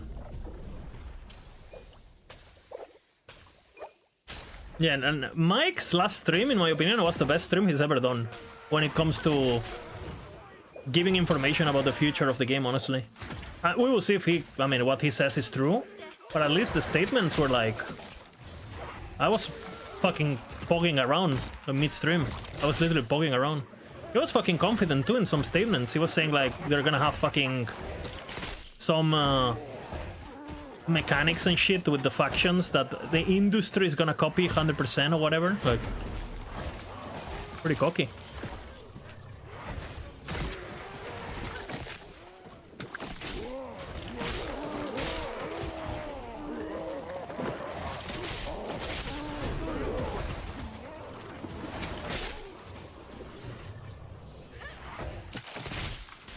I mean, I like the confidence if he actually believes it.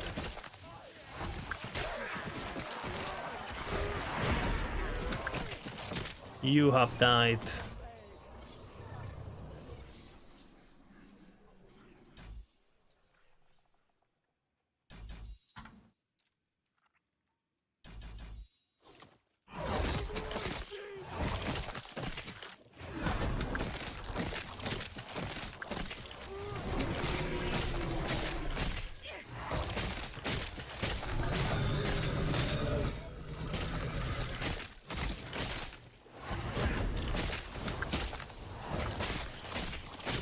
Again. What is this VM, man?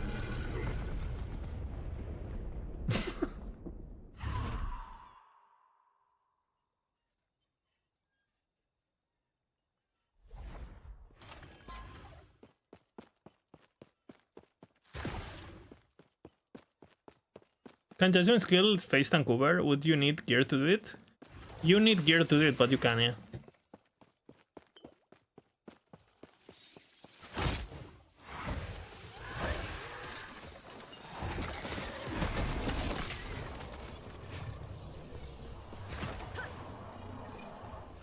Yeah, with Crazy Gear, I mean, that build can get 10k HP, right? So you can literally just stand still.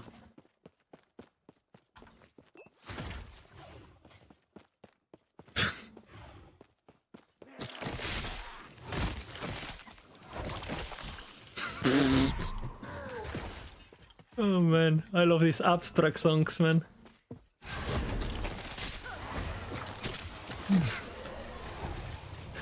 Just don't... Did you get Just Don't Die?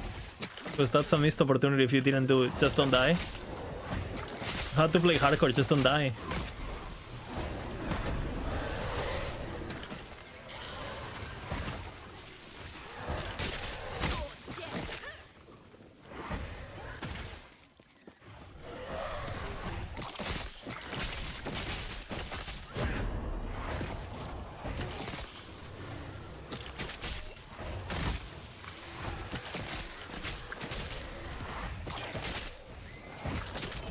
The pizza. Where'd the pizza go?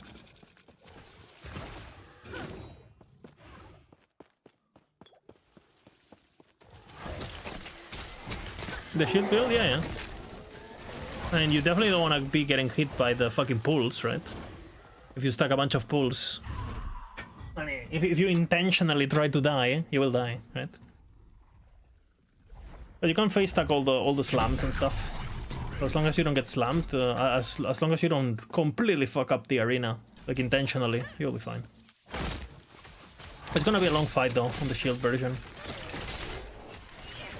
Like 10 minute plus for sure, 7 minute. I mean, you can go full damage and do it faster, but then you won't face tank, right?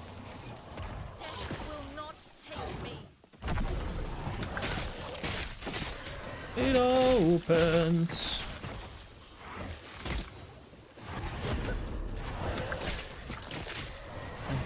The music after this song. Have you heard, Amity, have you heard my new song? I premiered today. I dropped the song. It's about console gaming. I can drop it for you, look. I got creative today.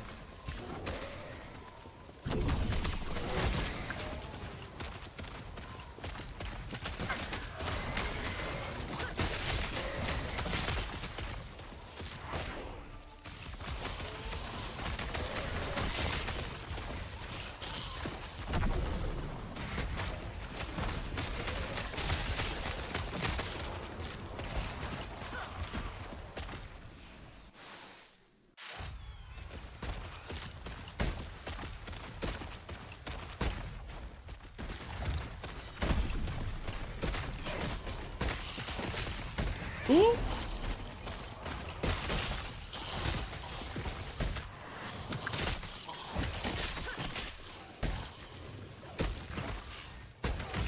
Console gaming.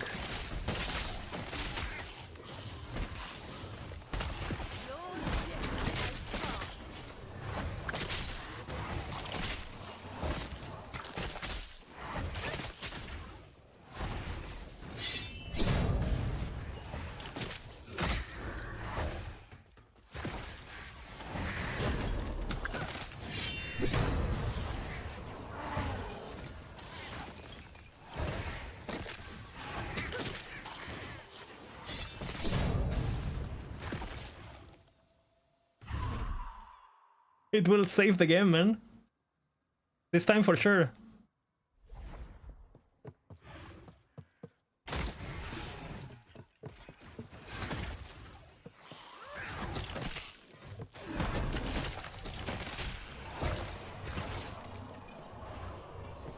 It opens.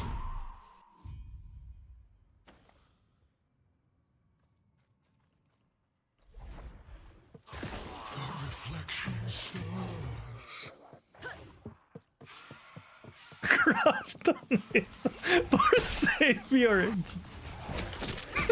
Jesus Crafton. It's not Jesus Craft. It's not Jesus Christ. It's Jesus Crafton.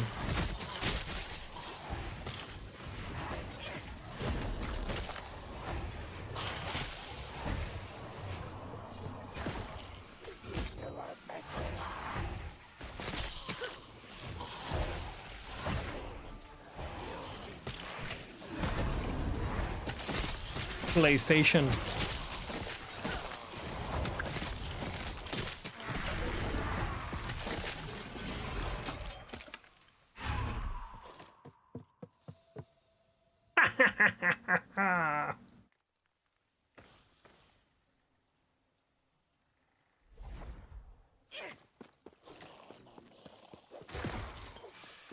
I made more versions, by the way. Last Epoch Mobile is next, brother. Look, I have more versions. Hey, what the fuck?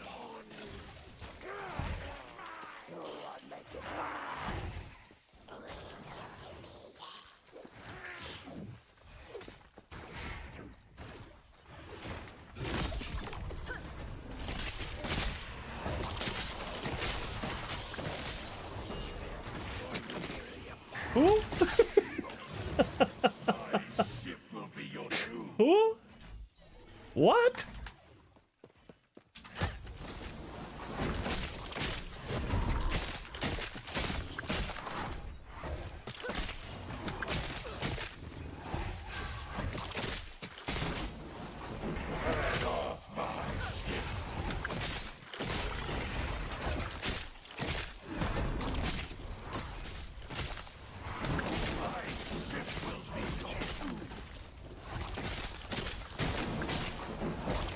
Who?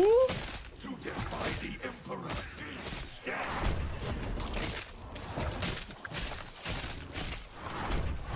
Break yourself upon my body.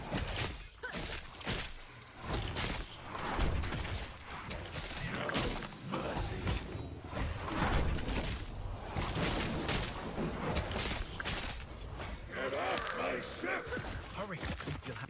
that as a yes. Get to the railing and give a signal when you're ready.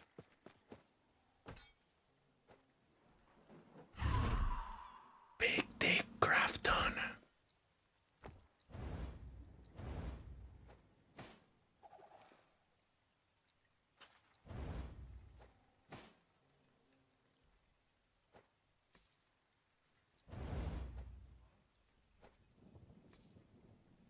Who? What?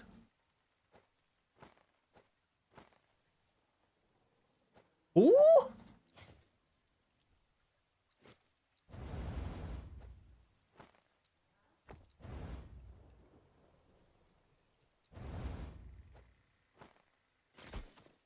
It's hype again.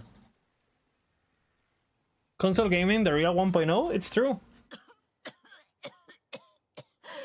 I am not doing Dude, it's are we the biggest Crafton supporters of the entire Ellie community?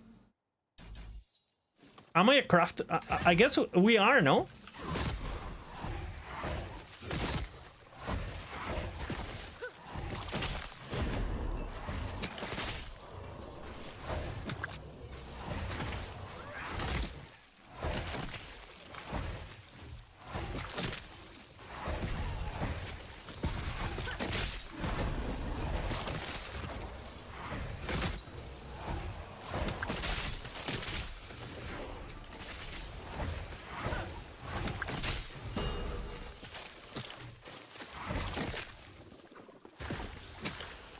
Big Dick Crafton.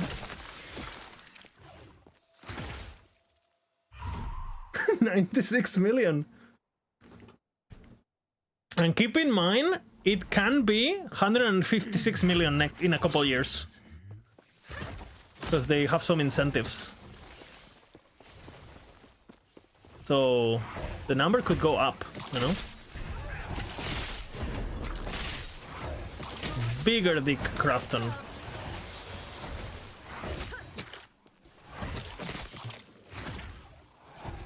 Spanish flick.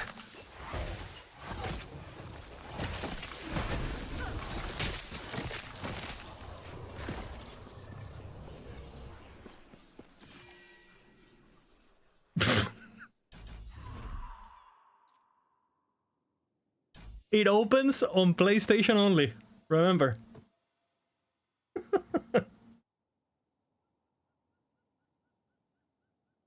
We need a Crafton emote. I feel I need. Do they have a logo, like a cool logo that can be turned into an emote?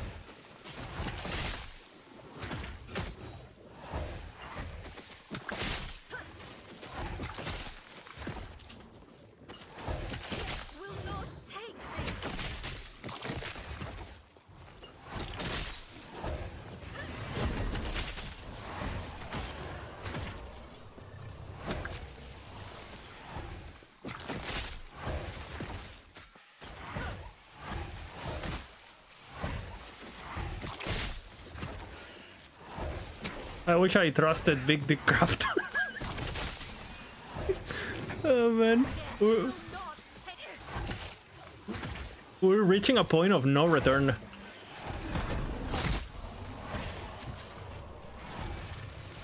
We have a weird game perspective. We gotta look into it.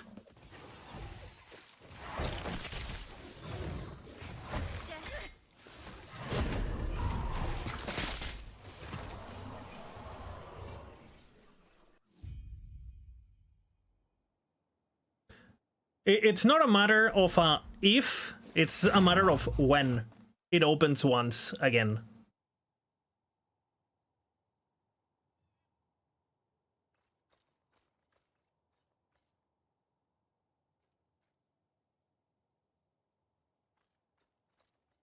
It opens.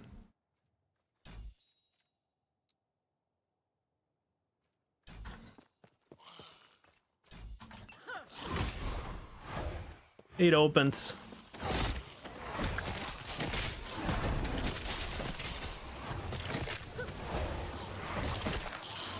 Auto-aiming gaming.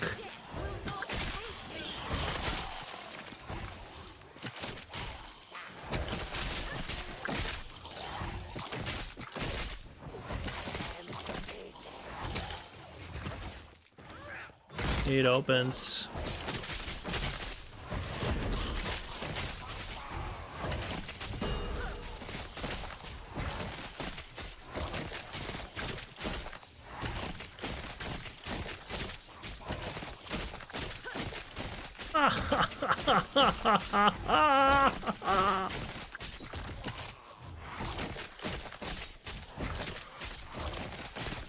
Last Epoch Mobile is next, brother.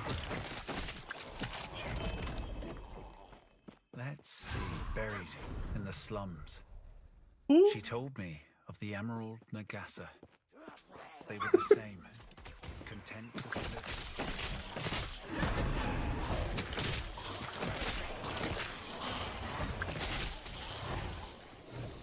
On PlayStation.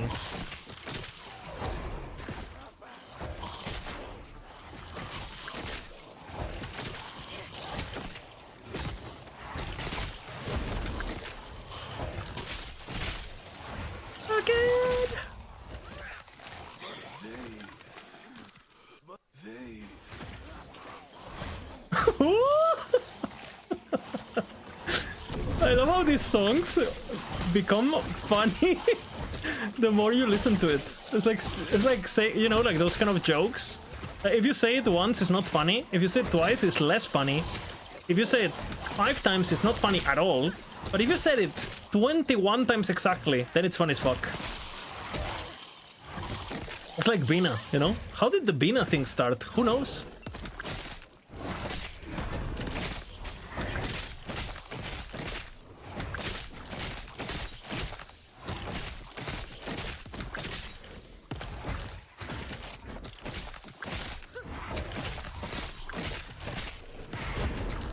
It opens. Who?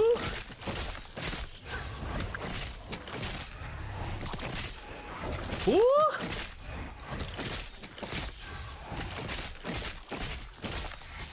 It opens.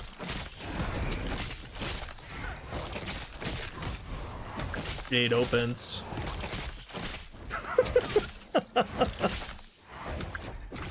What about the 22nd time? Then it's giga funny, you know? The more after that, it's just multiplier. It's uncapped, you know.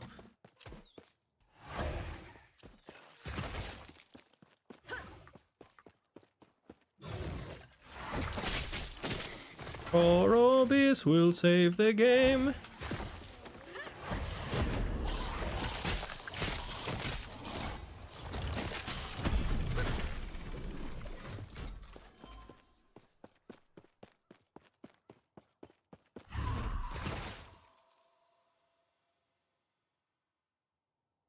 For extra crafton points. The silence wakes.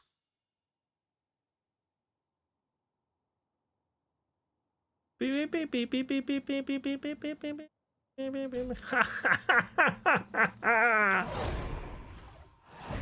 you have any idea what class you want to start season 5? I mean, I'm definitely waiting for changes, because if I don't like the new ability, I'll pass. But since I'm gonna play hardcore, I'll probably start something comfort. And I'll probably start the new paladin skill. If it's startable, right? Some sort of like paladin. We don't know what the new ability is, but my plan is to start paladin and either start smite and transition into that, or it depends on the new abilities. It depends on the patch notes, because maybe if Blade Dancer is still as OP as it is, maybe I even consider a Blade Dancer in hardcore. Okay. What do you think they're gonna change on SSF? I think they're gonna get rid of rolling prophecies. So it will function similar, but how you interact with it will change. Be more passive, console friendly. That's what I'm guessing.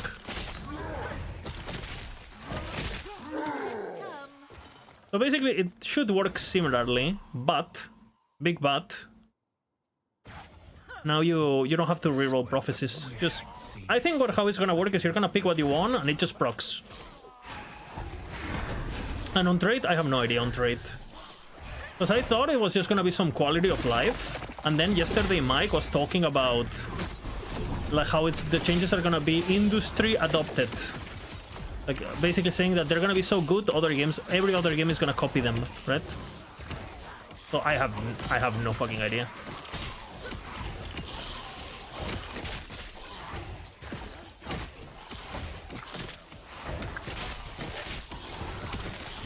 I don't know. With that, I thought it was just gonna be quality of life. I have no idea.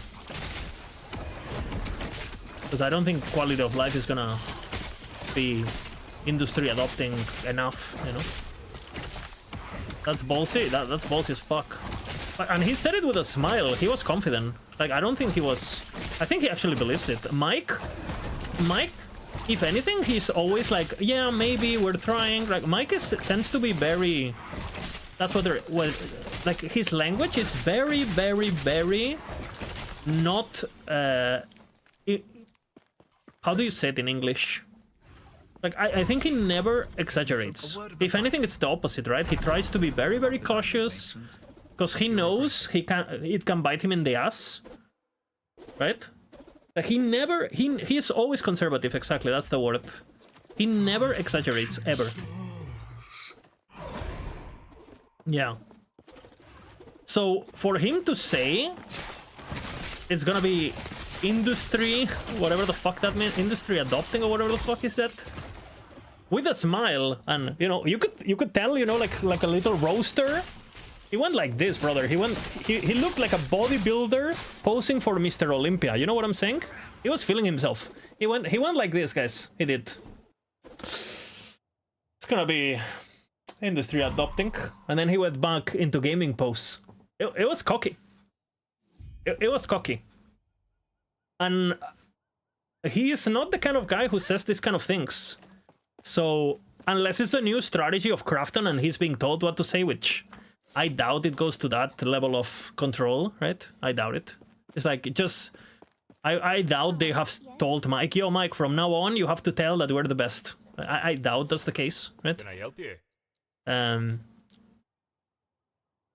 So, I think he actually believes it. He believes is that good. I don't think he would say it otherwise.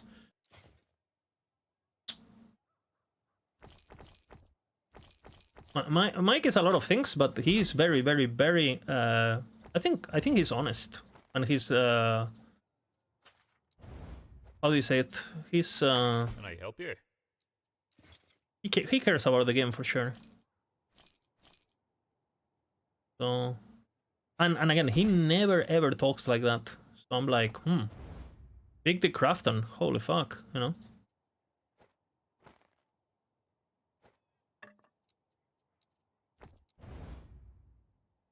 Big Dick... What is my weapon?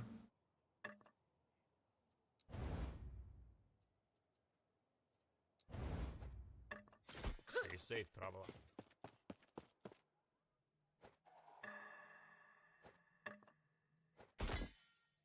What? What is my weapon? I have two of the same. What? I ain't sure.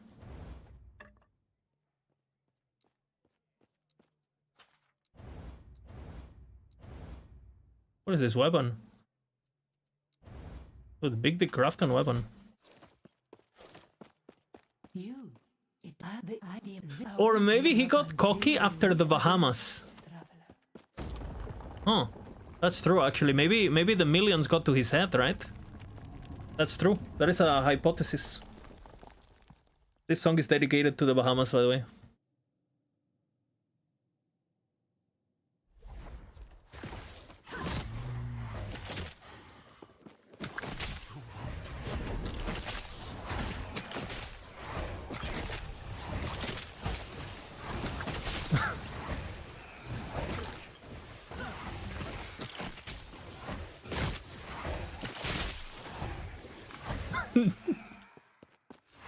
Holy bagger.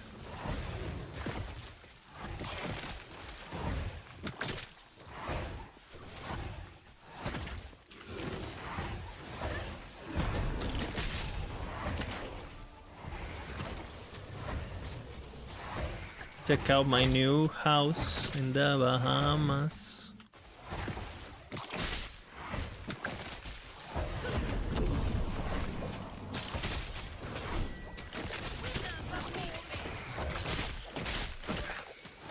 Uncover the past.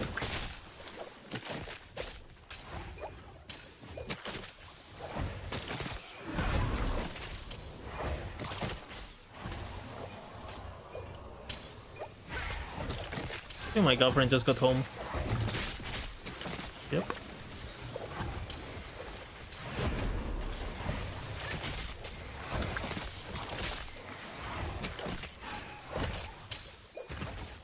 Hype week.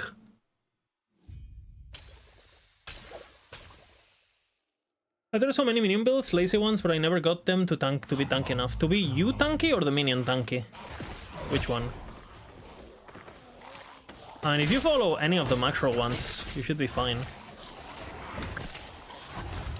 Your minion should be absolutely immortal. The problem with minions, I don't know what level you got.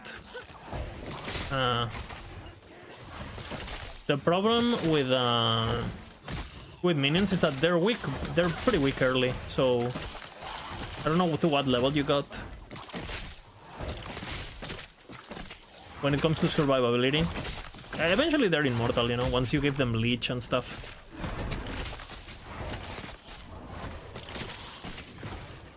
$800 corruption? That should be fine then. But your minions should not die. And if you want to share the planner, you can take a look. I'm sure we can fix it.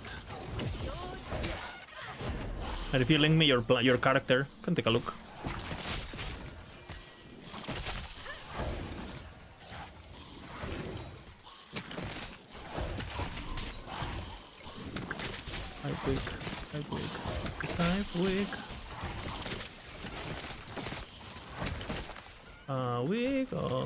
All week.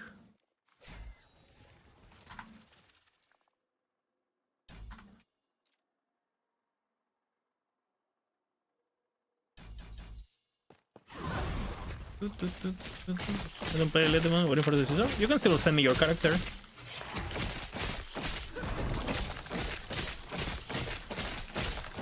If you feel like it. You're playing Hero Siege, not your kind of game. I looked at it, it looks okay, but I don't know, I just don't have a lot of time. And the time I have I spend on Last Epoch. Hola, ¿qué tal? Ahora vengo. Sí. Sí. Oh, ¿te presentas? ¿Cómo estás? ¿Estás borracha? No. Ah. Que estaba tomando un café y comemos sushi. Ok. ¿Qué pasa? Nada, ahora vengo. One second, guys. ¿Qué tal? Sí. ¿Salimos? Voy a seguir jugando. ¿Ah, sí? ¿Dónde la había? No, ven todo atrás. Ellos van todo. No. Ya sabes.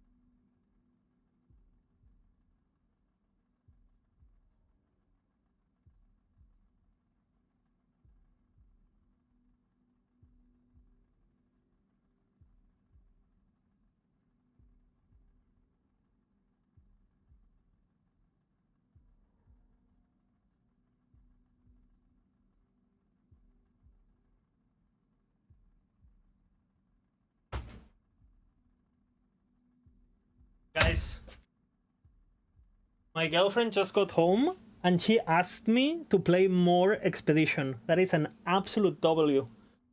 Yesterday, her brain was gonna explode. It was she has only played Stardew Valley and Zelda, and then so yeah, I was just like trying to explain her, no, because you're gonna use this and this that, and then I was already min-maxing the shit. She got overloaded and her brain almost exploded. So.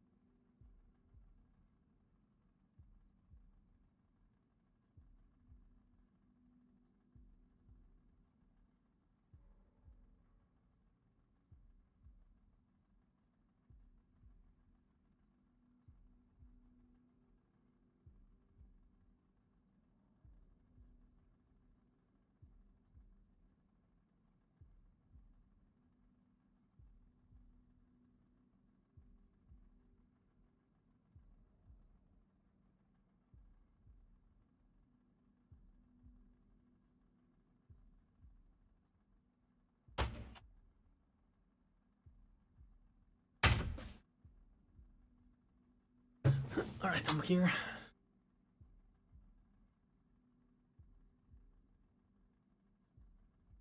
Okay, I'm back, sorry.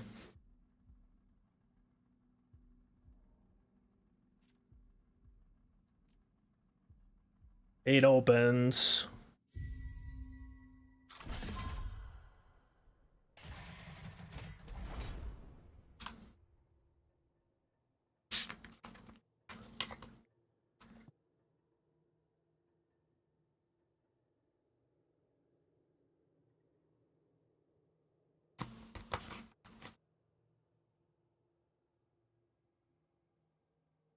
It opens once again. You're over there. Go. I will. Hopefully, I will see you soon.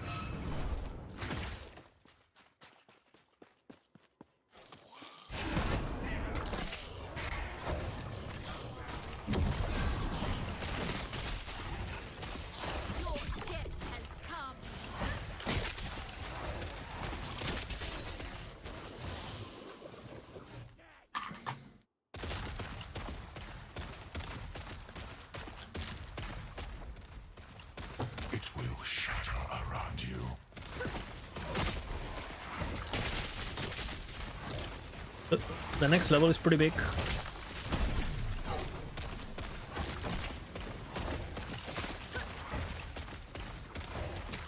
It opens once again. The void consumes the light. It opens.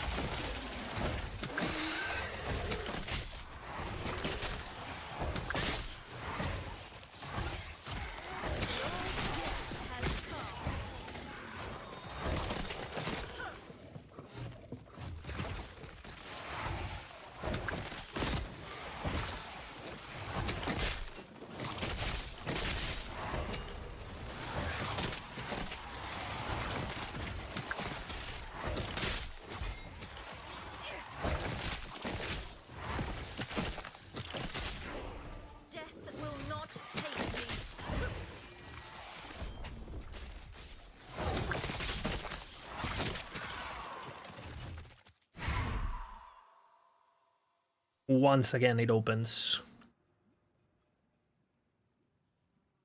Keep them up.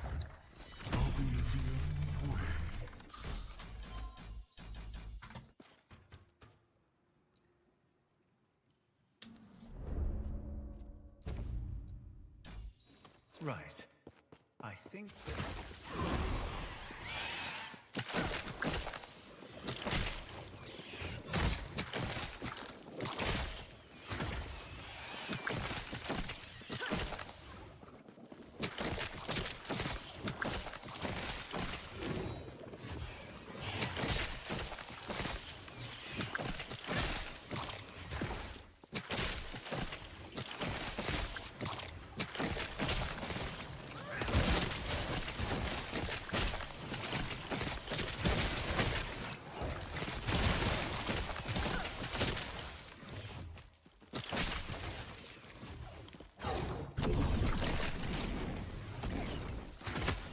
Once again.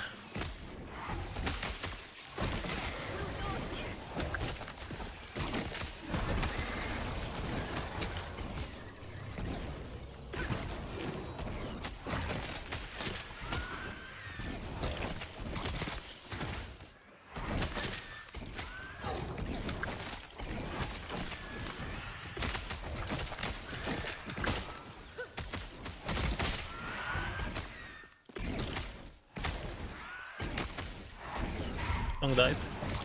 I can go back to normal music, I guess.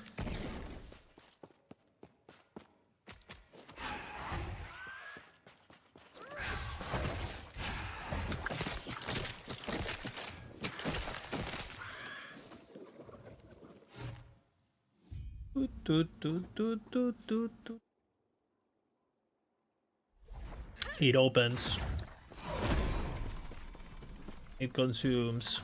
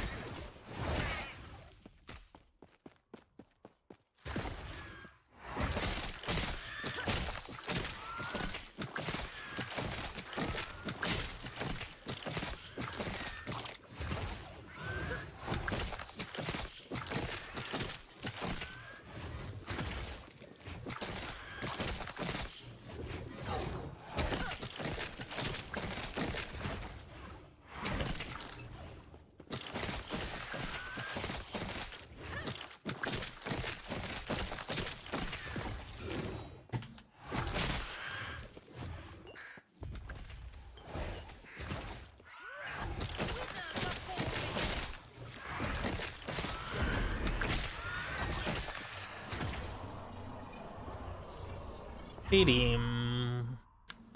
Pidim. Pidim. Pidim.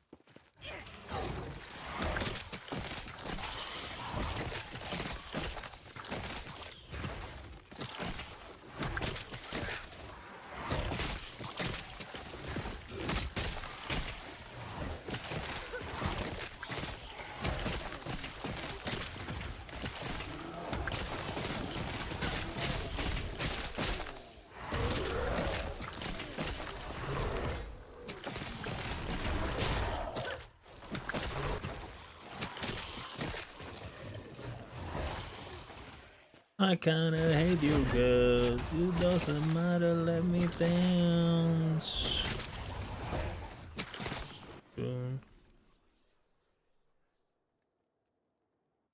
Absolute jammer. %.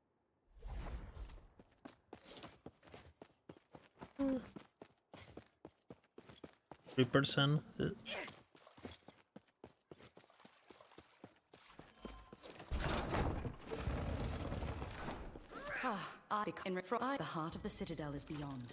There is an exit near the Emperor's throne, giving you a chance to strike.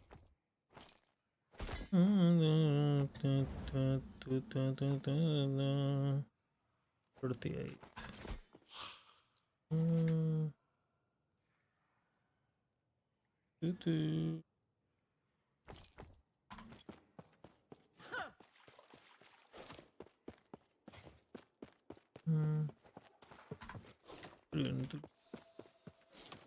I kinda hate you, but it doesn't matter, let me dance.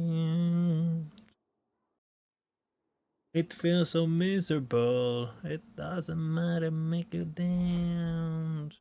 Stained in glass.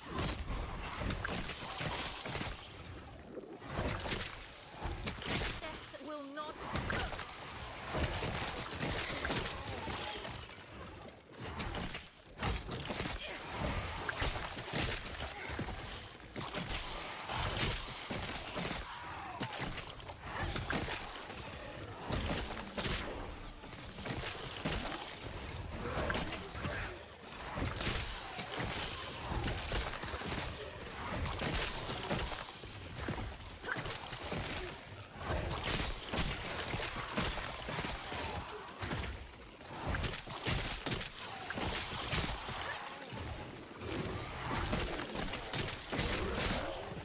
Holy fuck, this is so much fucking better than Harvest.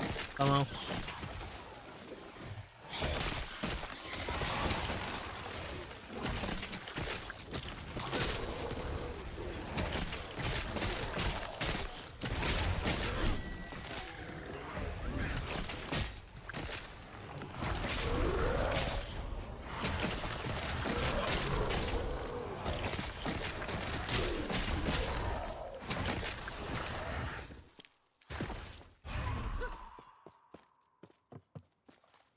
Ooh.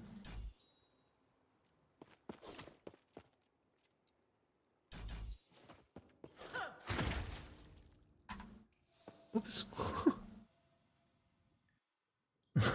That emote is... How did that even happen? Like, they've been streaming for so long now. Holy.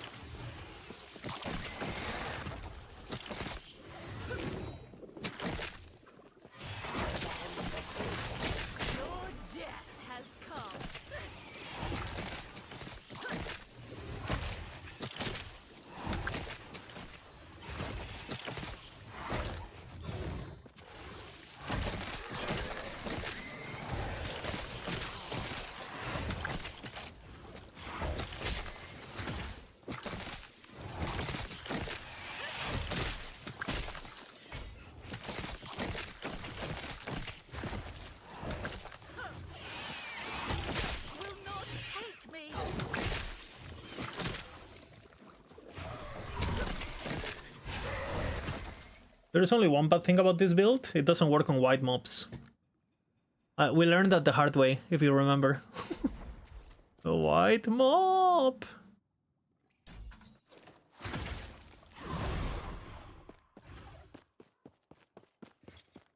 A bit of an unfortunate reality, you know?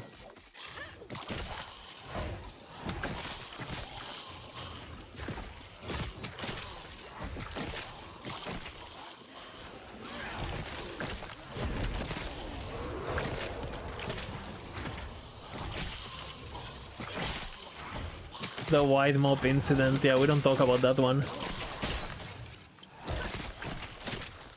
Legendary incident on this stream.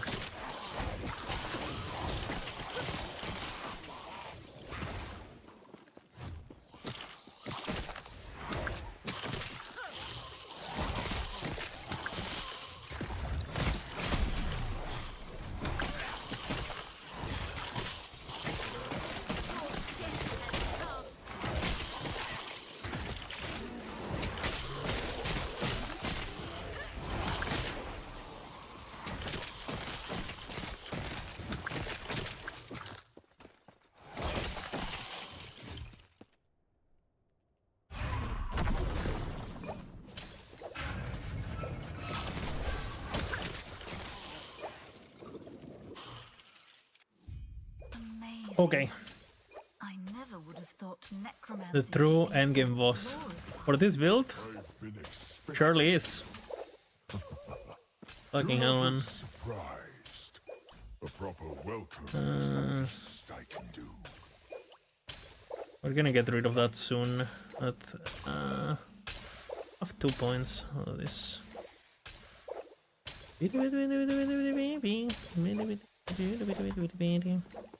You should have seen, yes. I've heard of your power. Let's see how you face it. Enough! No more pains! You! Why are you here?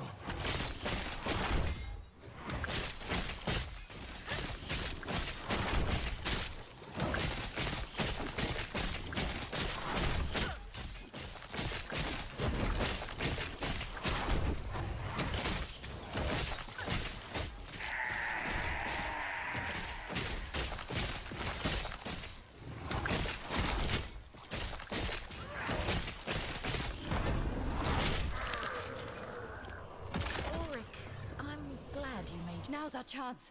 Quick, use Herot's lance. Versus bosses though, Giga Chat, you know.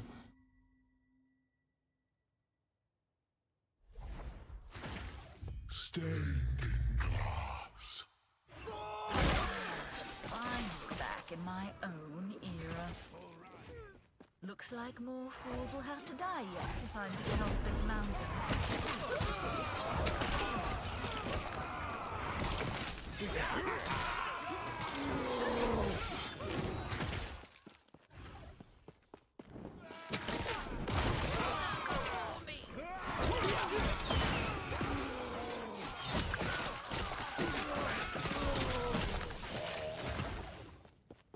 Hey, baby.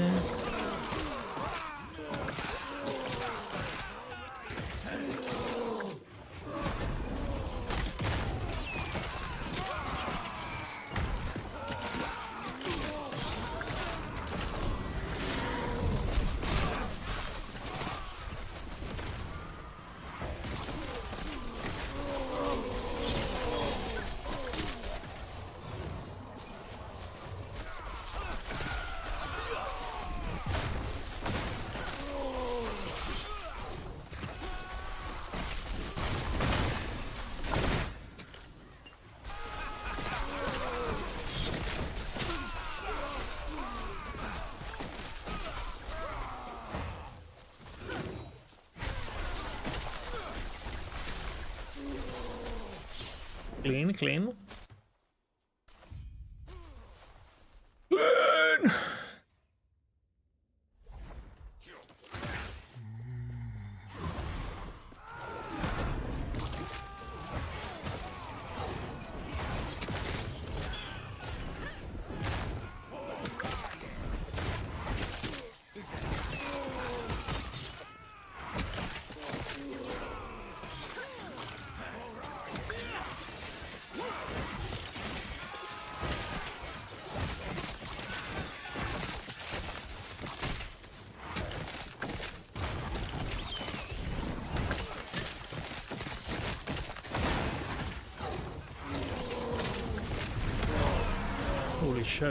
Holy fuck, this ignites.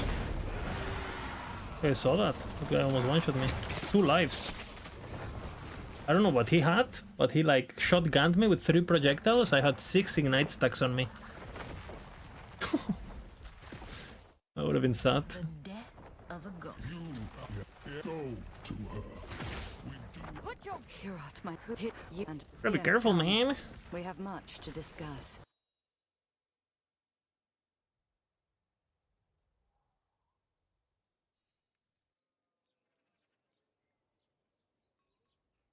Do I remember this rip? Let's see. What is it?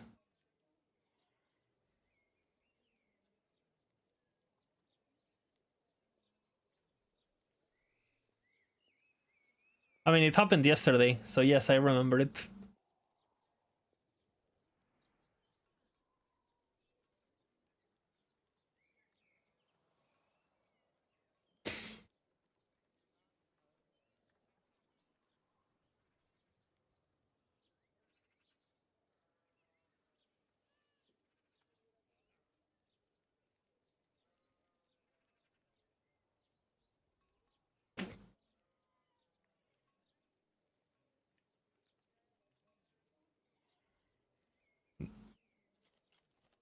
Deserved.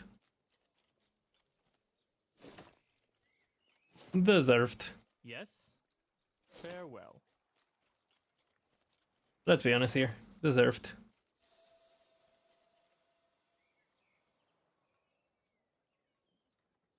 The fucking deserved.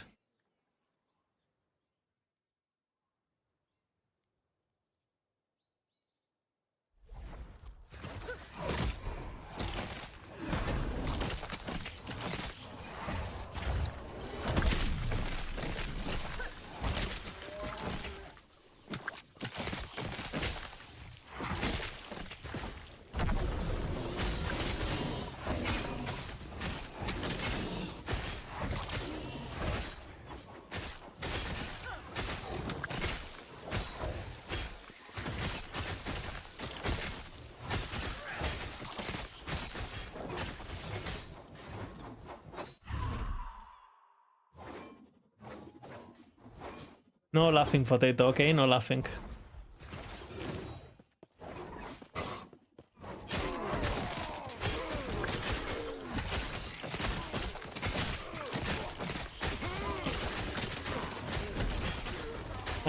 It was for content. I knew it, you know.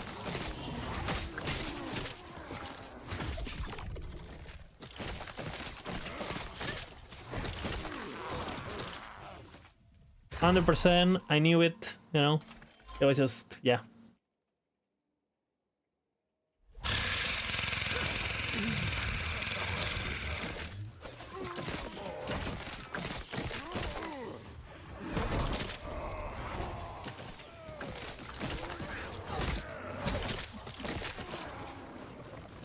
Big damage, big the Crafton.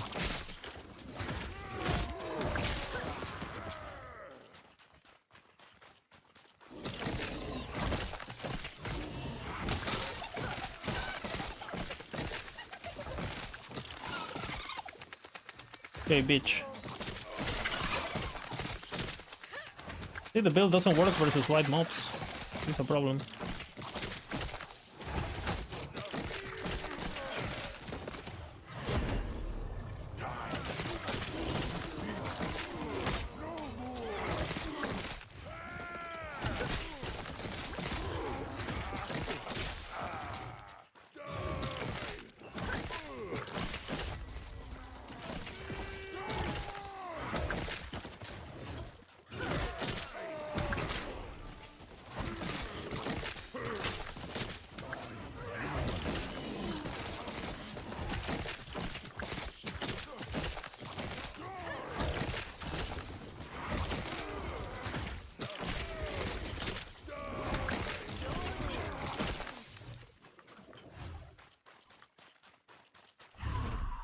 Take the Crafton in charge of marketing.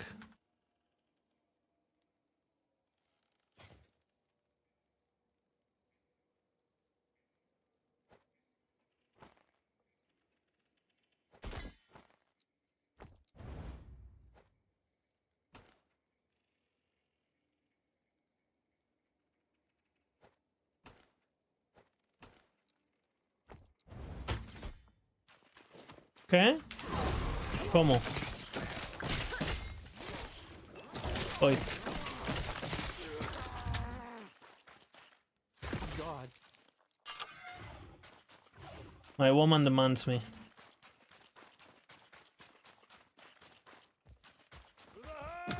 I will help her. Big Rafton.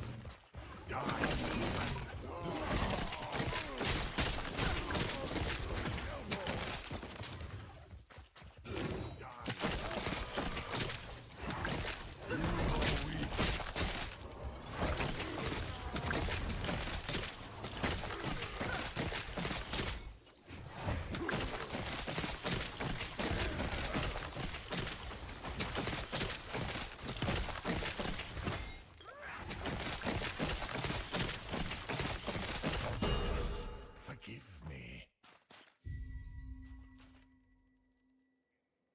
Okay, let's go here.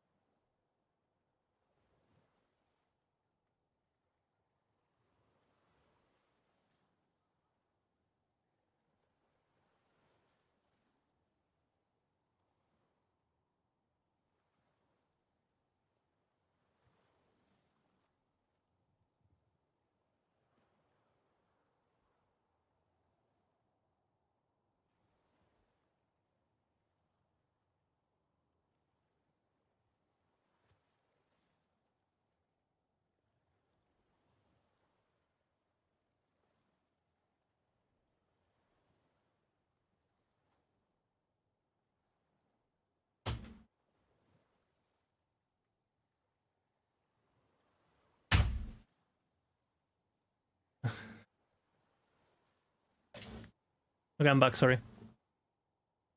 I was setting up the game for her.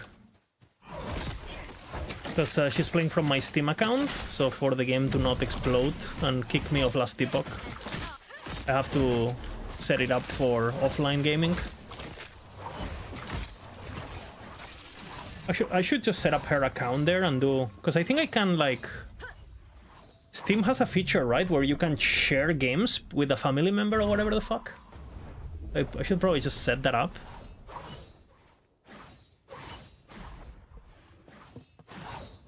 I remember I did that with Stardew Valley with her back in the day, so it wasn't hard to do at all. But the problem is I don't have a keyboard on that PC. I just have a mouse and a controller. And I don't know if I have a keyboard that I can use.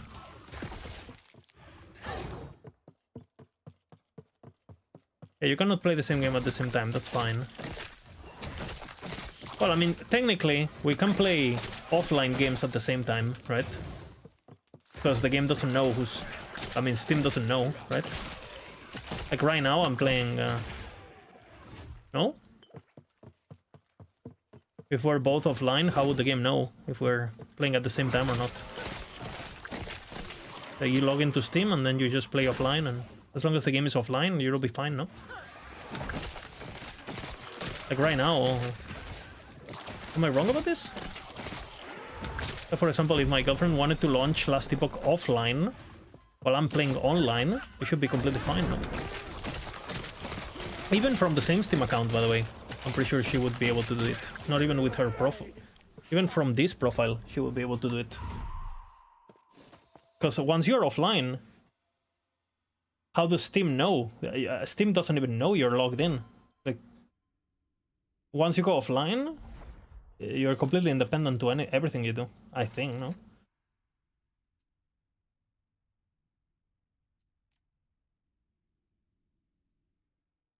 I guess if it's an offline game, then that's obviously then that's where Steam goes like semi-D, you know.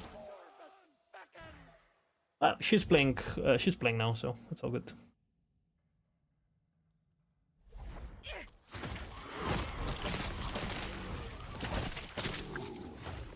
Dude, the music from that game, holy fuck, man.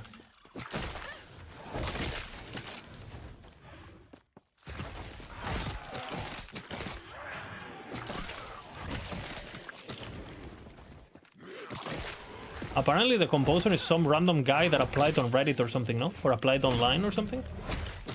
Never had worked on a game before or some shit. Is Sentinel still the hardcore? Yeah. Still the hardcore screws. There hasn't really been any change. We'll see on next season, but I don't think that's gonna change, right? Unless they do like a fucking full rework on Sentinel somehow or something. It's a random guy they found on a random forum, yeah. Some French forum or some shit, right? I don't think the composer is even French, no? He's like... Maybe he's like from Belgium or something?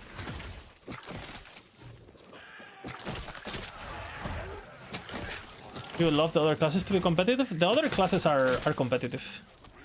But you need to be better.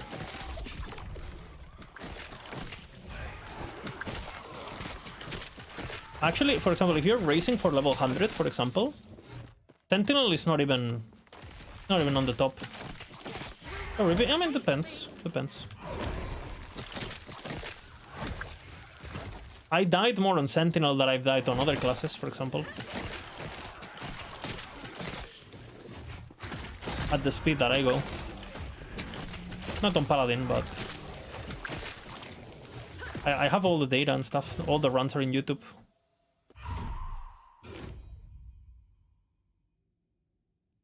Shaman, Falconer, Bell Dancer. Yeah, I think to a race to 100 there's a lot that are better. But in hardcore,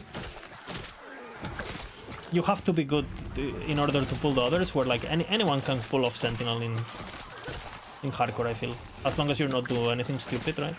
Much, much safer. Rogue, you gotta know your limits. Lich, for example, I think Lich is way better than in hardcore, if you manage your Reaper form and all that, but you need to know how to do that. I think like Necromancer is better, for example.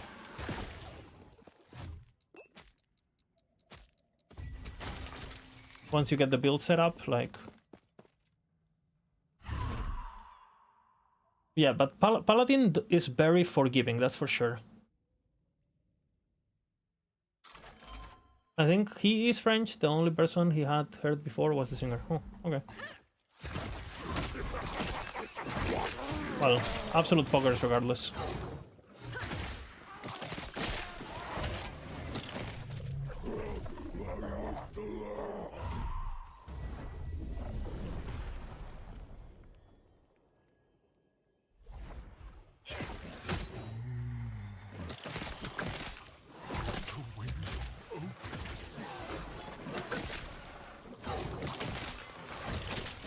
And actually, for example, you know what classes are very tanky, surprisingly?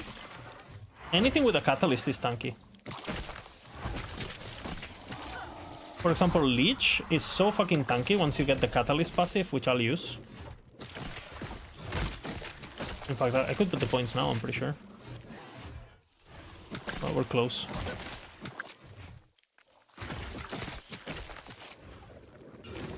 You get like 2k worth, but like it's like insane.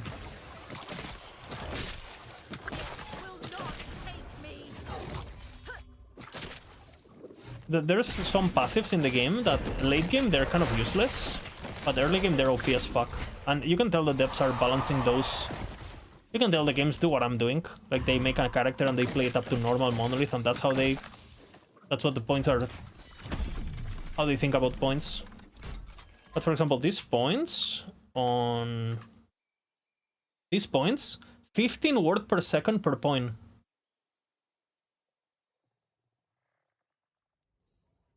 It's so on Acolyte. It's so crazy, and it's 5 points, right? Like you literally, the moment I get those points, I have 1k word on top of my life for free, Goodbye. That's like insane. And I will get that in what? I'm level 40. I'm almost there, right? In fact, grab this point here, and there, like I'm like basically 1 point away. New month, new banger. So very, very, very, very. It's just like a lot of these points are never included on endgame leaks. New bagger, hell, Chronotown, thank you, man. Let's play the song. Thank you very much for the support.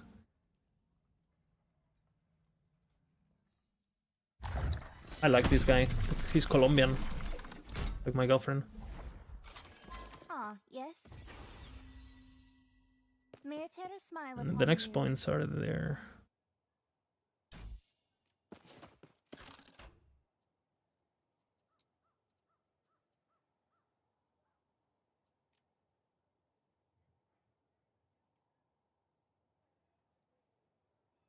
Mana Flay is insane. Well, you just choo choo choo choo choo. As long as you don't run out of mana, right?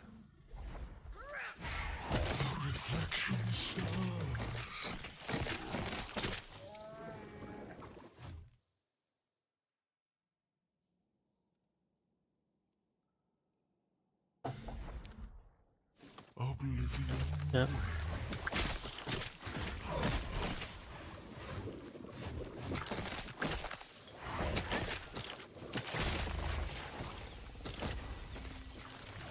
$1.6k mana buff, you can get way fucking more, right?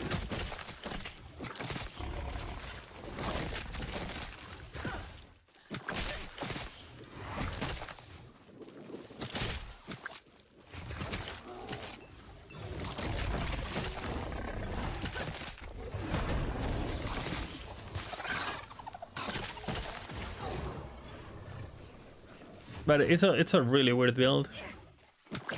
I've seen people with 4k MML, like literally just full full troll, legacy, double tier 7, all that shit, right? 4k buffed, 4.3k even, nice, I've seen.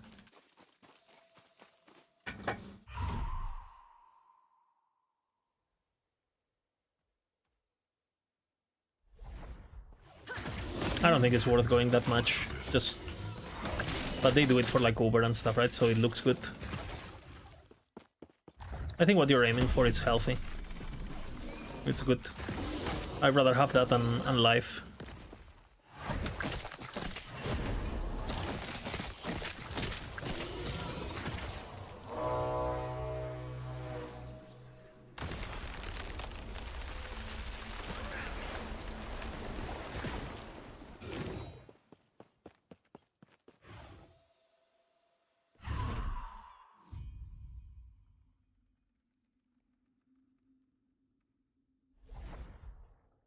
Infinite possibilities.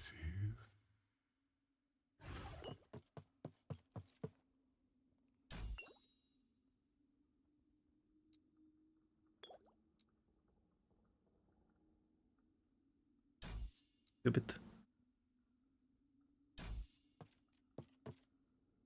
One more point, huge. Our respect of Spirit Lake.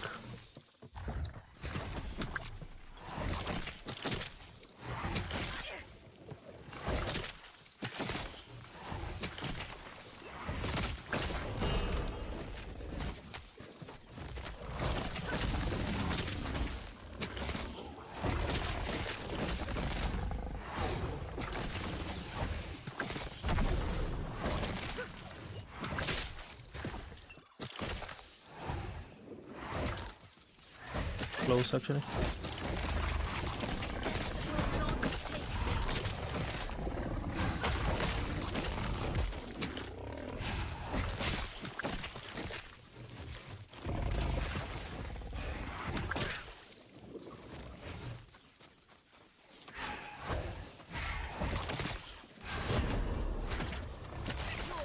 Ay, mama. Oh, 0 cold dress. Yeah. Changing song.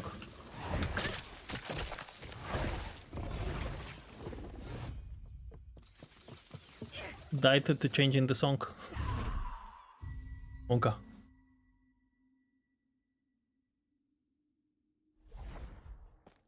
He remembers you. Pick of the mountain gaming. That will do it.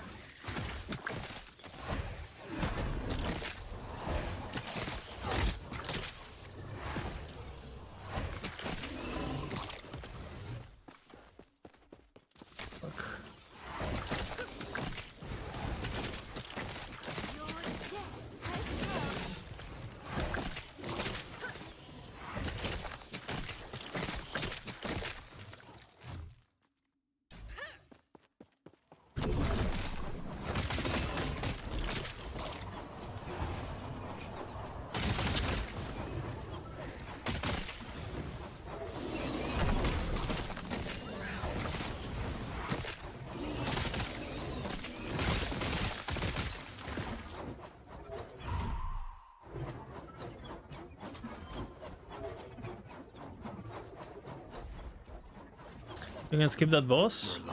Yep. You can skip a lot of things. Just gotta know what things.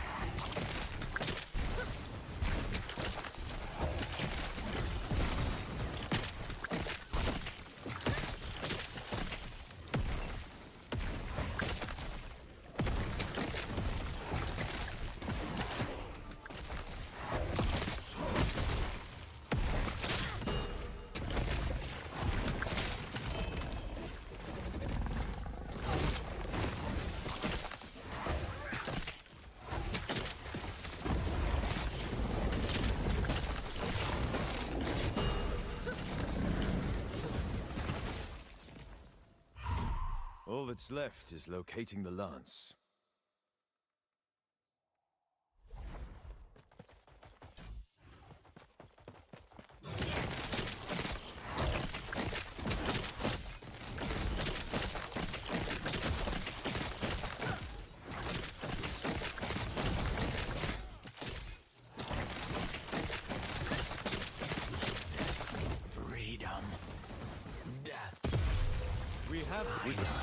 Tell me more of this immortal emperor on our journey.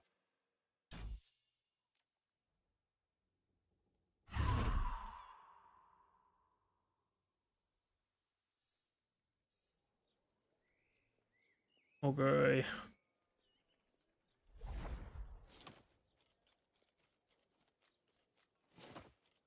Yes.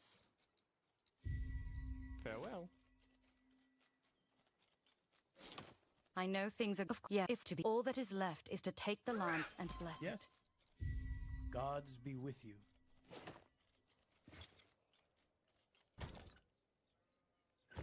Yes.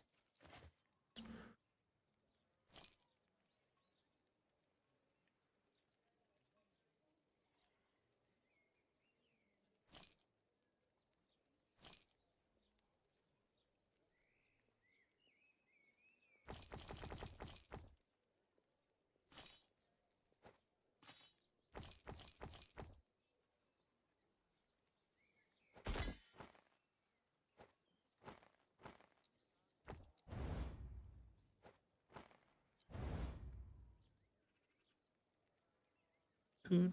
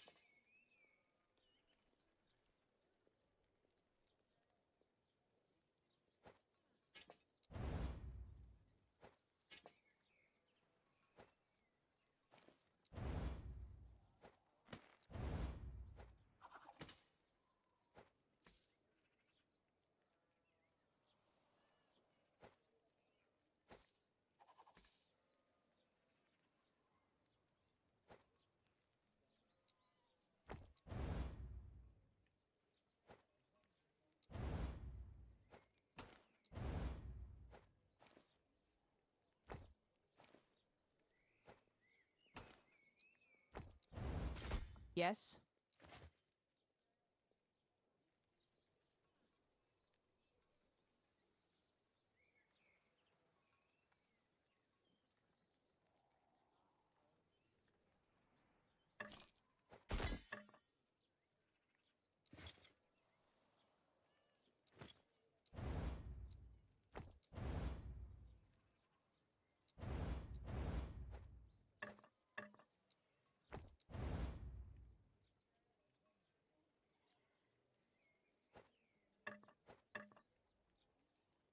Yes.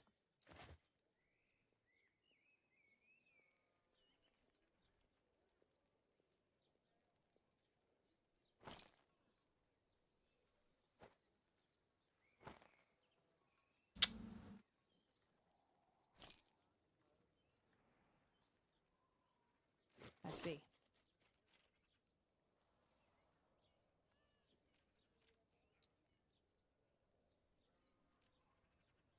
Okay.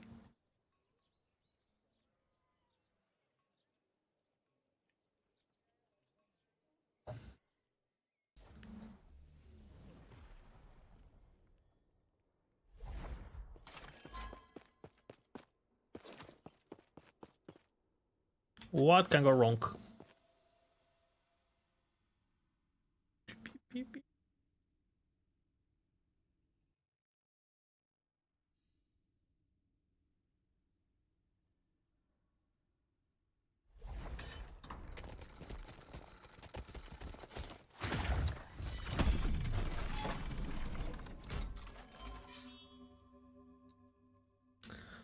Damage or damage?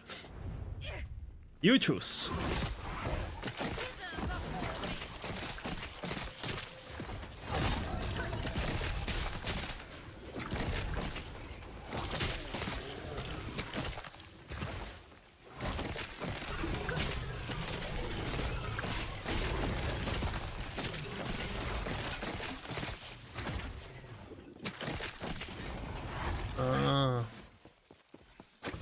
One of those is a white mob, guys. White mob.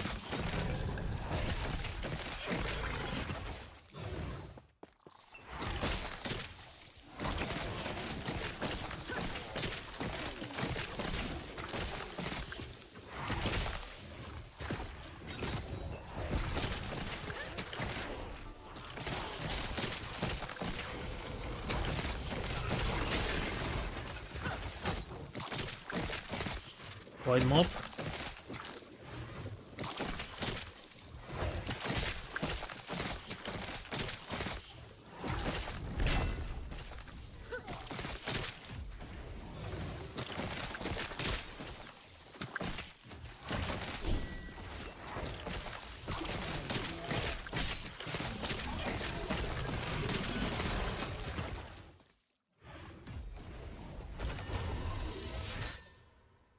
So you're done with the campaign? Yeah.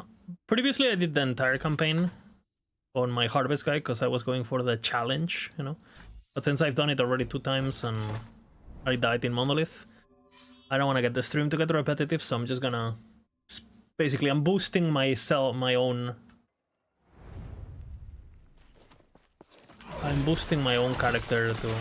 I'll respect to Harvest, but I just want to get to where I was, basically.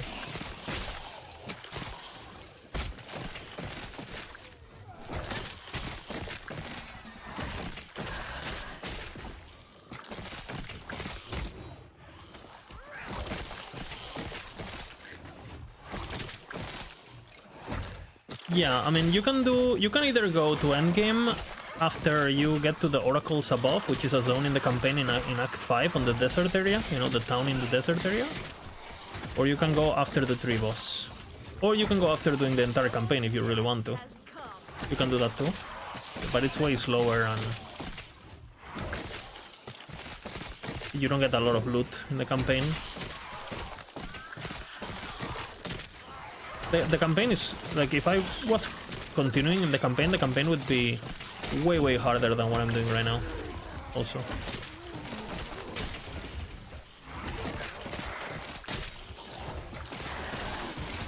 The last chapter especially.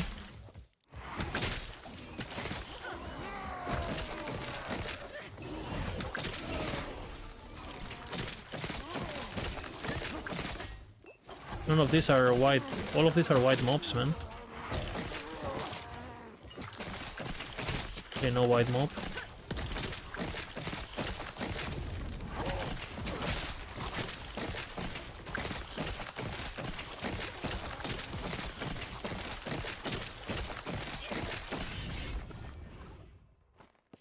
Curse Bones is exactly what I want. Perfect. Void and Coldress, this is so perfect, it couldn't be more perfect. If I tried to make it more perfect, it couldn't be. Giga. I'm gonna wait to craft. Too good. Also perfect. 58.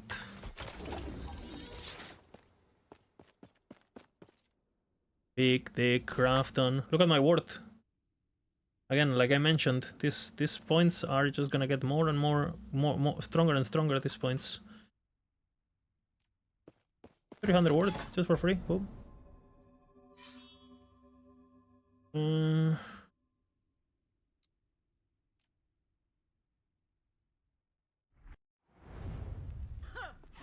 Zero bots. I have a tendency to overuse my pots. It's a mistake that I do.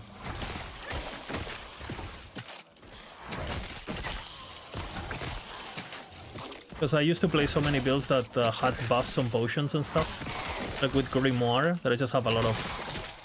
I don't know, like a reflex thing. Like every time I wanna... I don't know. Like years and years of using potions every 4 seconds. That has got me killed quite a bit. Like I would have 4 potions and I would just like use a potion going in. Like, you know, like... for no reason. Because back in the day there was a reason. Even on Leech there was double the reason, because you had the passive called Elixir of Death that gave you damage reduction on potion use. So, and I played a lot of Leech.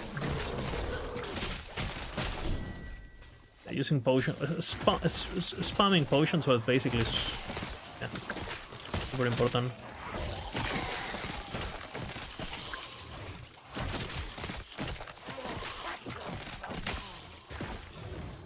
Depends on the build, I have potion usage or not on pickup. For example, on this build, I want to be able to drink a potion if I'm filled when I walk over it. Because I do it intentionally, right, to keep my Reaper form up. But obviously, if I'm playing like a low life build or something, then you don't want to be doing that at all, right?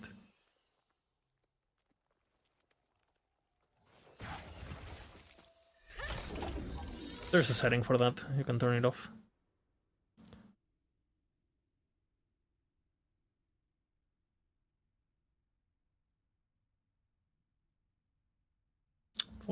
I use that.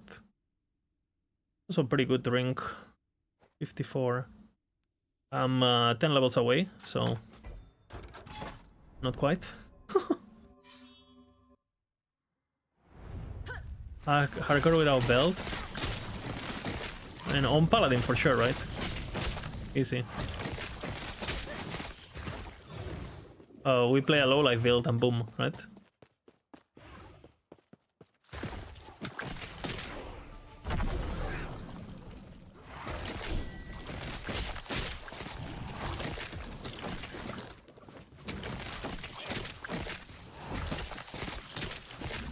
We need...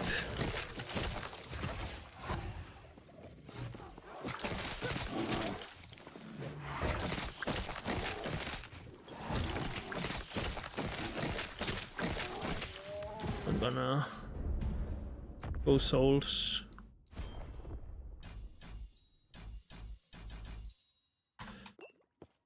Already.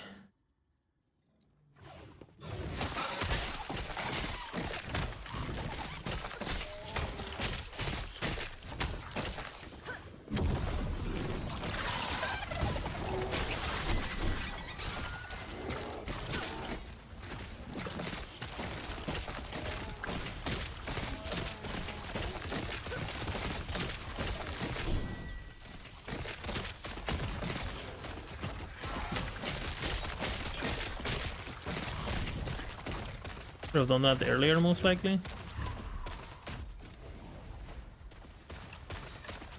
And what is this weapon? You know, like, I'm level like, this is my first monolith. Like, here. Hey, beat the game. Do you wanna beat the game, man? Come on. Come on. We need leech leveling on max roll. You can do better and over if this isn't, that's true.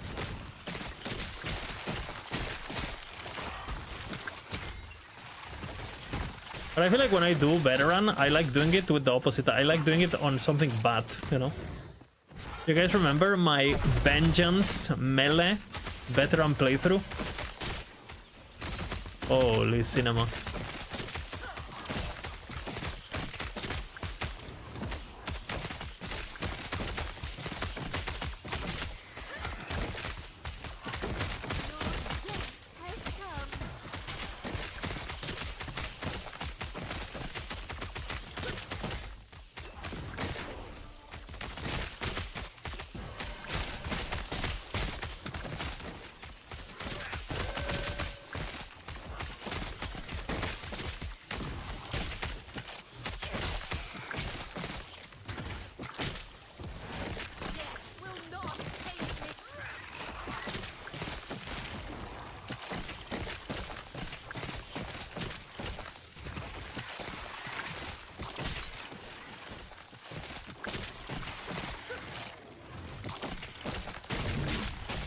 Bro, what a hard attack.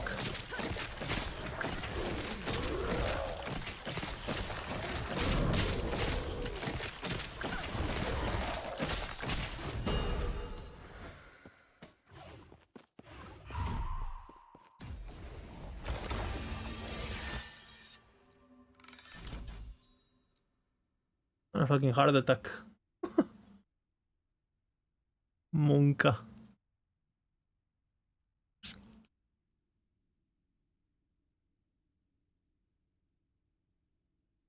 The dagger minus mana cost, right? Remember, in case I drop a dagger. Big dick, Crafton. I got my ward, brother.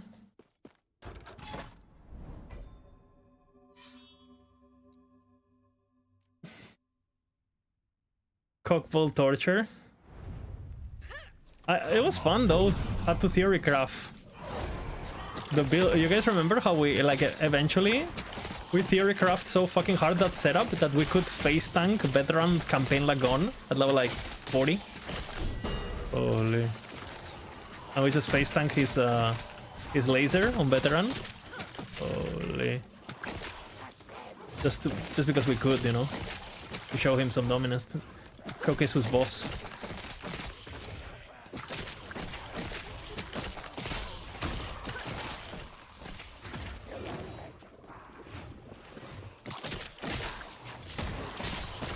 Big dick Crafton.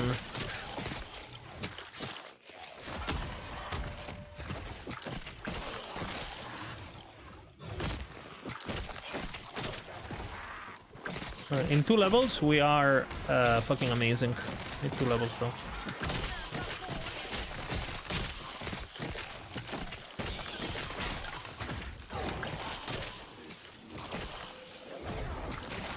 That's a bit less now.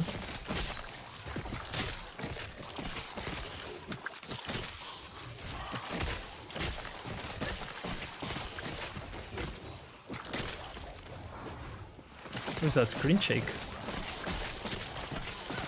I think I was colliding with the rain or something. Actually, I'm probably gonna do that at 50. I'll level up my ability and I'll do it so I get my COF going.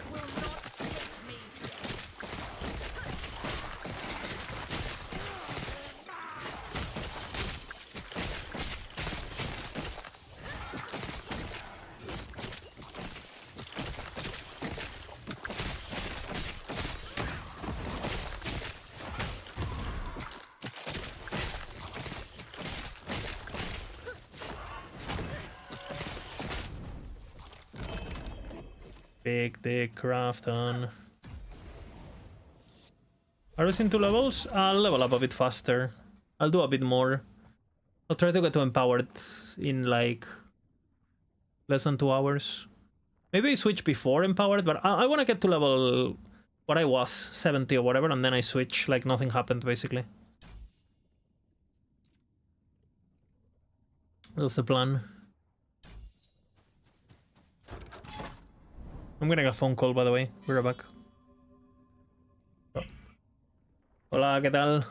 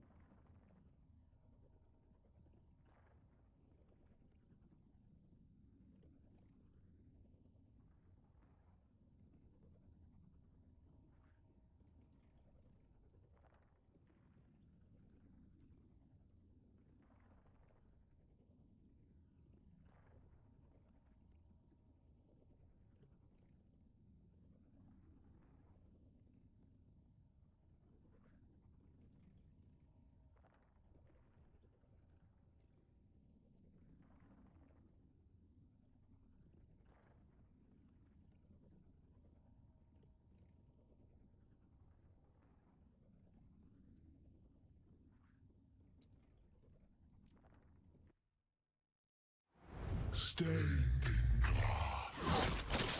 You hesitate.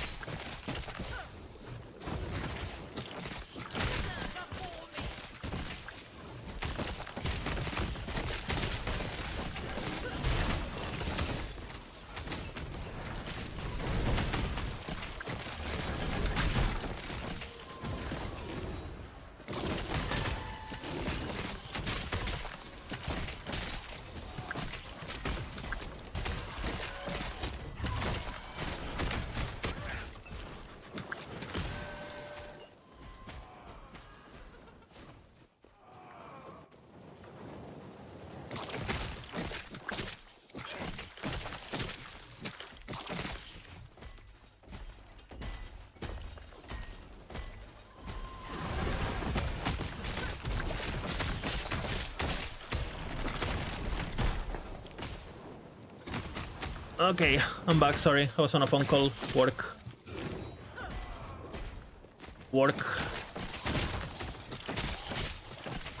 You know, pushing the endgame while having work calls, you know? Insane.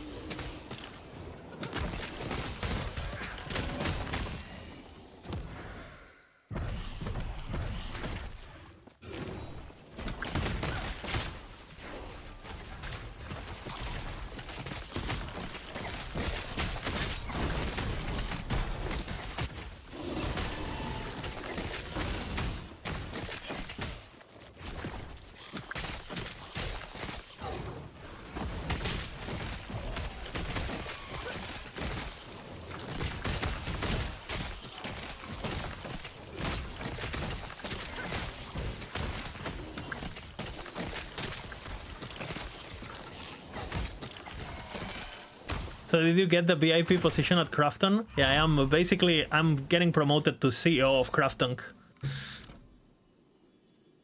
They've said, after showing your loyalty and after seeing how committed you are to the Krafton mindset, we will basically hire you as the new CEO. And you know what my reply was? My reply was, Big Dick Krafton. That was my reply. I said, Big Dick Krafton. And they said, paste.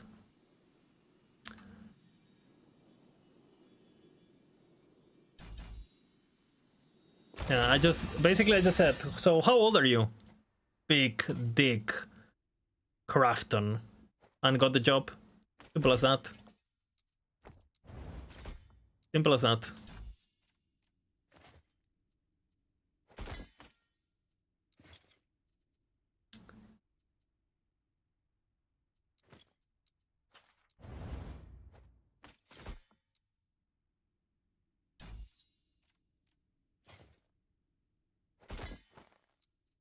Shannon to celebrate. What the fuck? Dude. Why is this game so retarded? What? Like, why? Why do I have this?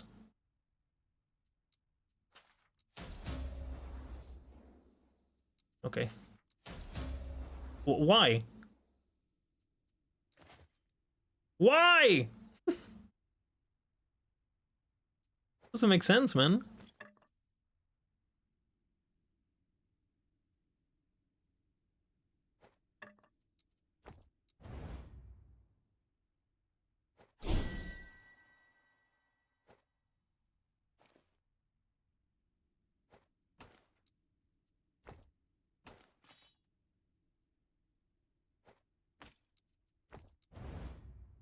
No, there's no more. No.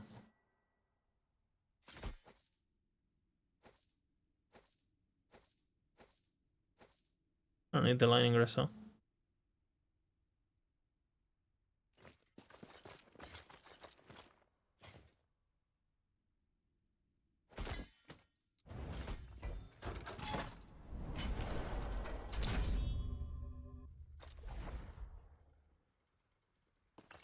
I am the Krafton / EAG Bahamas branch CEO. Problem.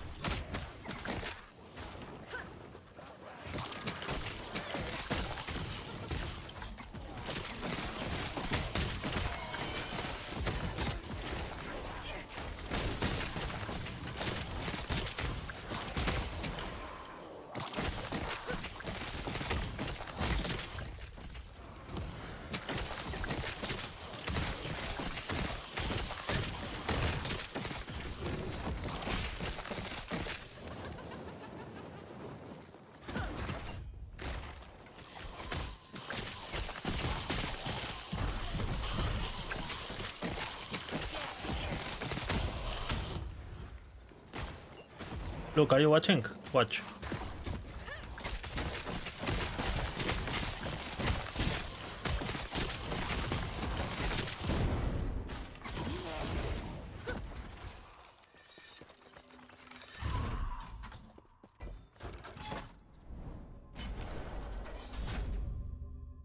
Welcome back home, the Bahamas. I wish I was in the Bahamas.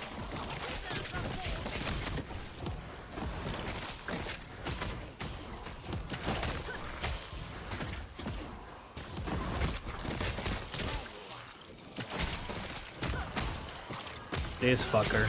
No! But again. This guy's OP, man.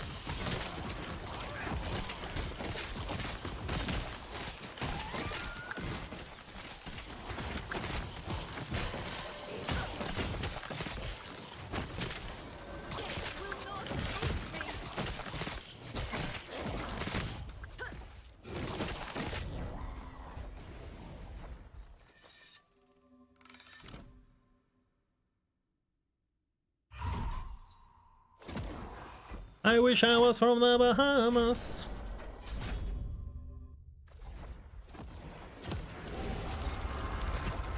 Welcome back from the Bahamas. I should have been on a plane sitting home from campaign.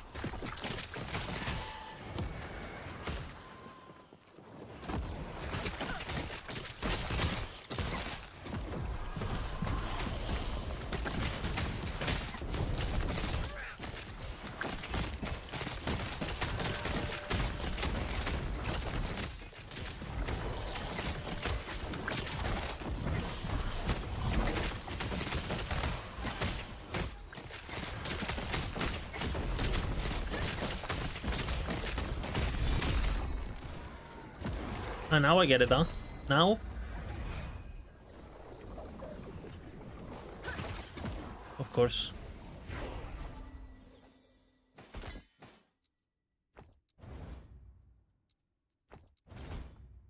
Okay, let's fix my face res.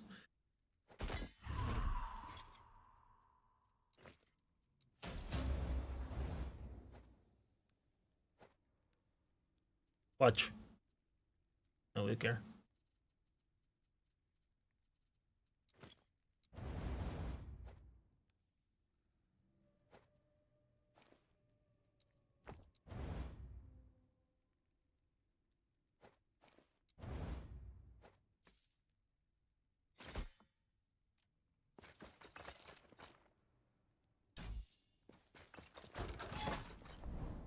I am now physically adept.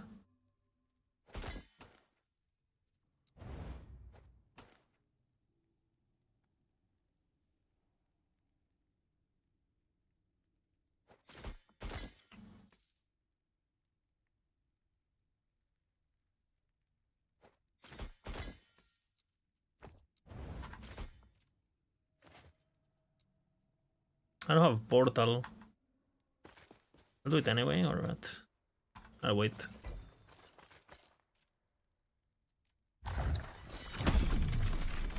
wrote how far down the camera angle is. The top downs have changed me.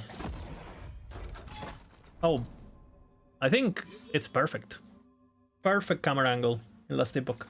Not too far away, not too close. Perfect.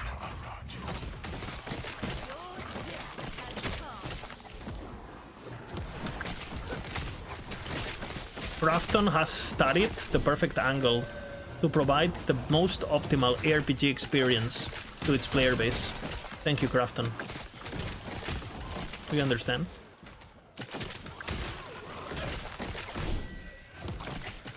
Without Krafton, we would have a bad camera angle.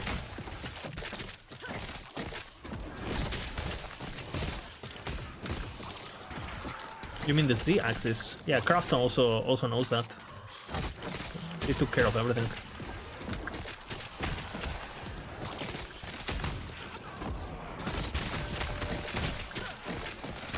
Big dick Crafton.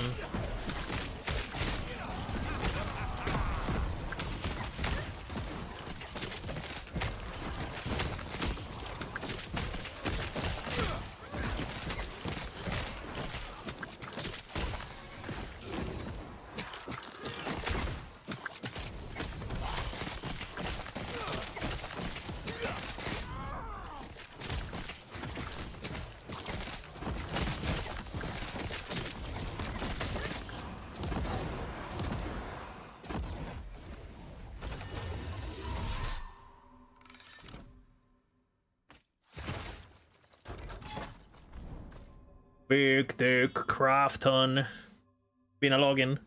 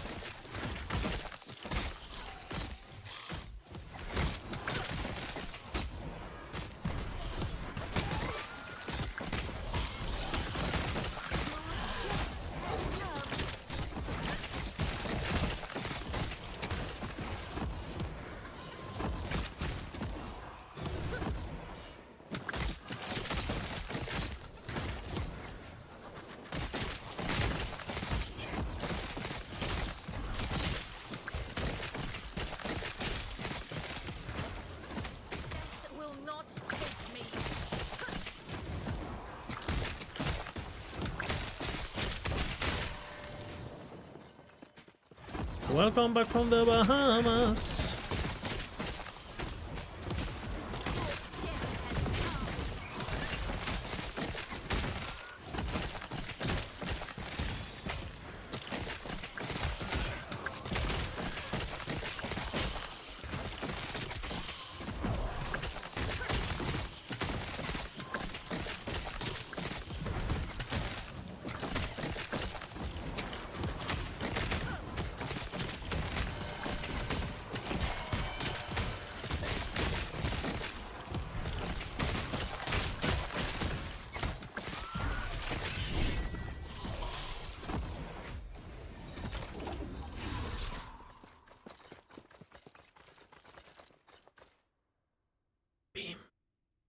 Beam, beam, beam, beam, beam. Beep, beep, beep, beep, beep. I want to see some meaty balance changes mons. I want to see my Aura Decay actually viable late game. Hold my beer.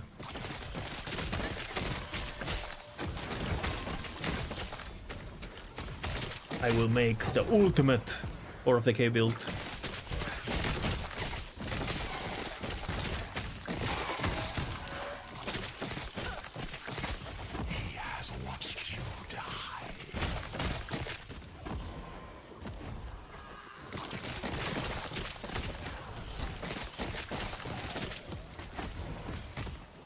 What?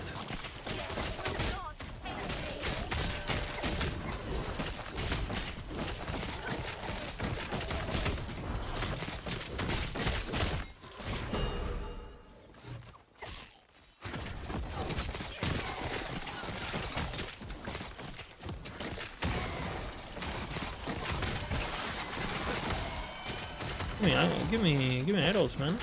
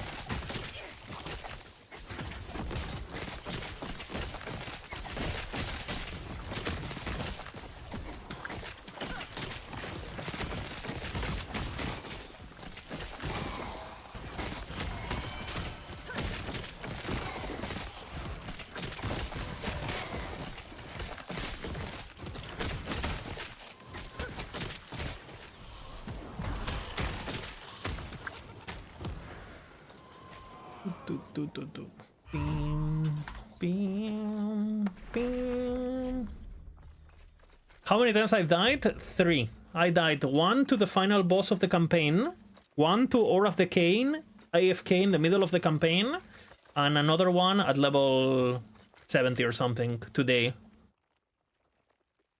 So 3 times. I also died AFK to a bug, so 4 times. A very early game. That doesn't count. 3 real deaths. We're not gonna count that one, okay? The one, yeah. Beam. Beam. Beam. It's 3, but yeah, exactly. Okay, the first death to the boss, I didn't know he was hard. I've only killed him at level 90. So then my Aura of the Decay death, dude, I was AFK, I don't know. And then today's death, I got unlucky, basically.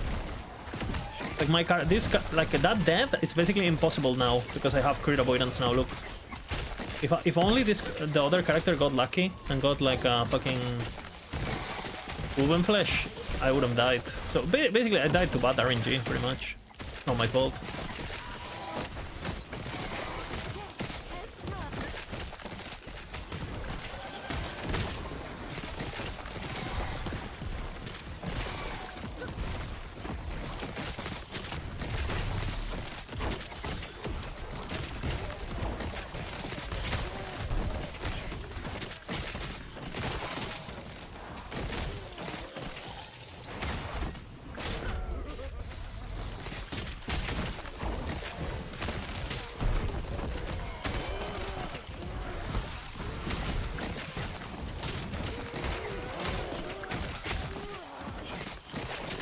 What is this, man? How many enemies?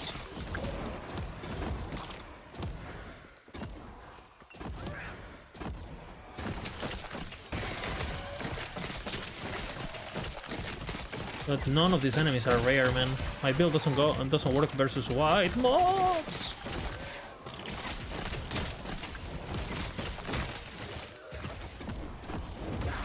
Oh, I lost it. I can actually die now.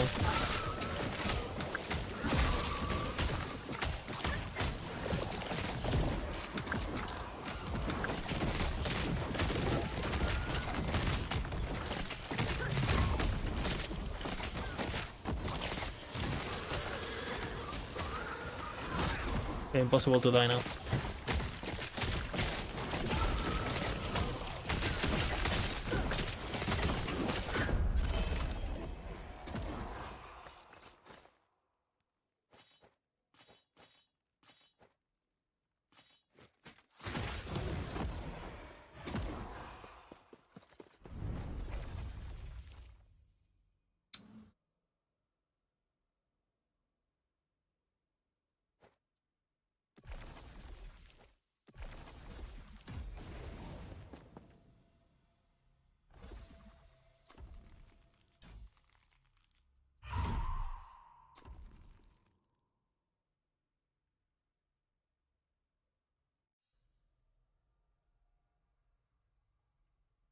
Before I have my build online or good gear, it's entering tombs is a gamble. Yeah, I never really enter tombs early if I don't have to.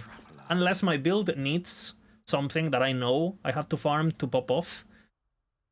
But I think next season, for sure, I'm not gonna play a build that needs a tomb, right? And that's it, that's how you fix it, right? I play a build that doesn't need a tomb, boom, right?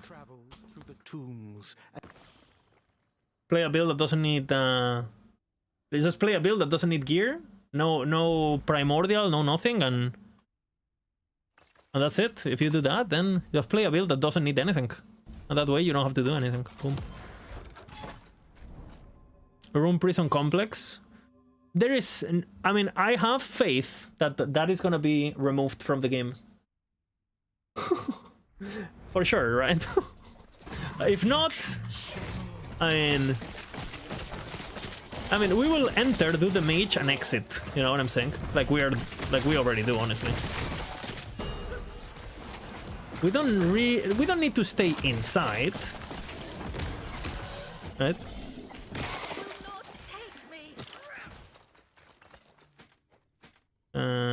What the fuck?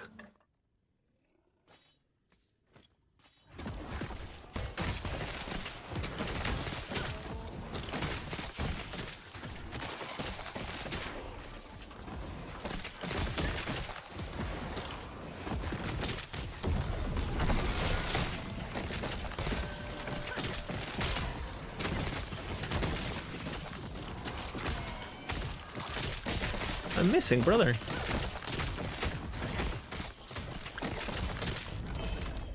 Fucking Gilgamesh.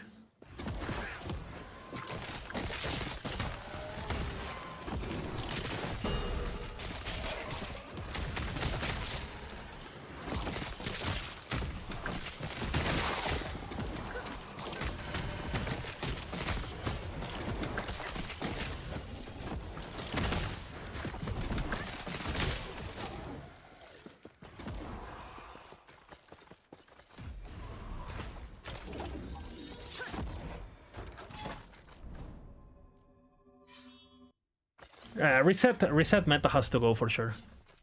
They know about it, so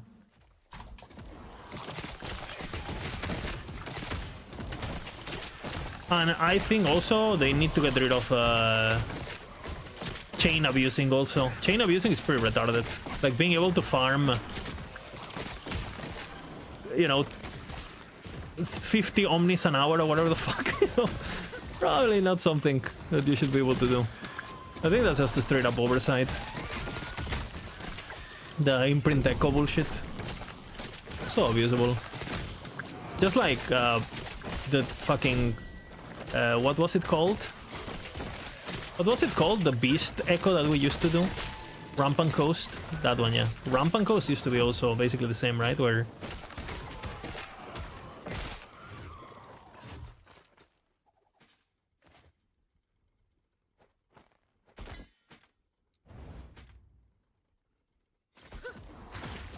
basically it's so fucking crazy that the spawn rate and stuff. Now I think Rampant Coast is fine.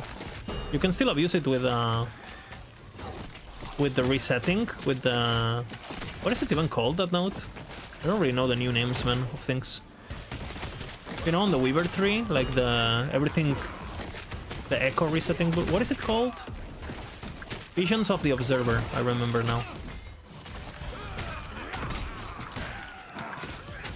Visions, no? Memories or visions? I think it's visions.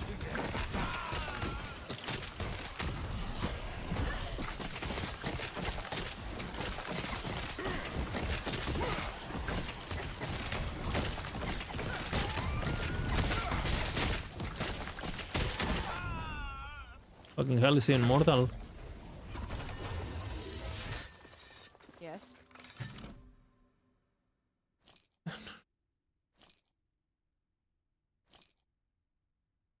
I have so many and none of them is good, or what?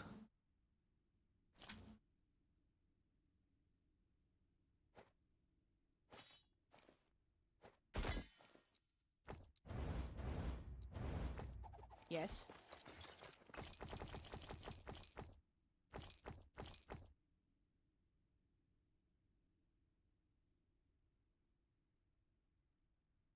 Oh. Too hard, too hard.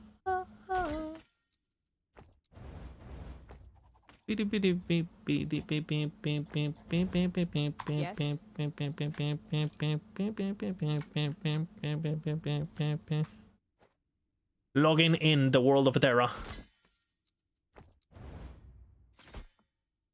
I need lining rest somewhere.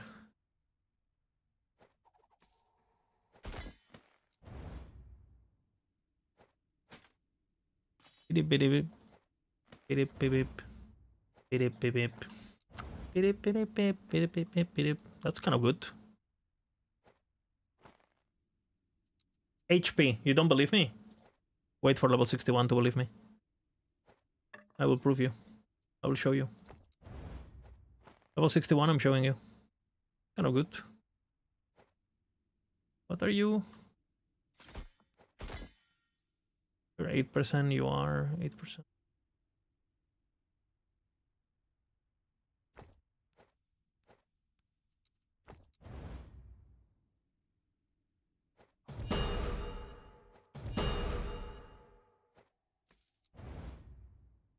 Take care.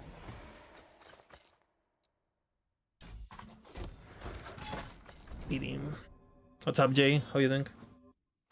I see that you're now crit immune. I learned my lesson, man. I mean, actually, I just got good RNG this time. I got the item, you know.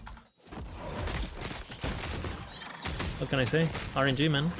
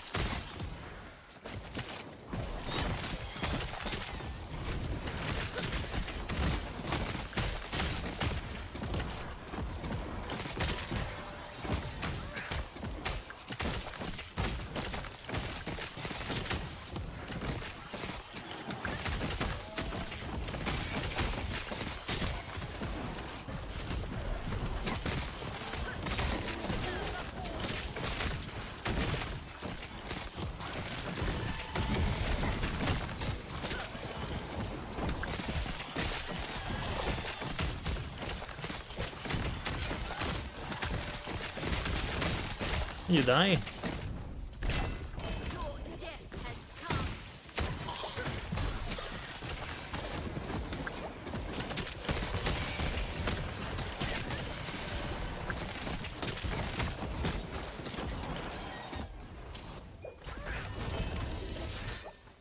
Yes.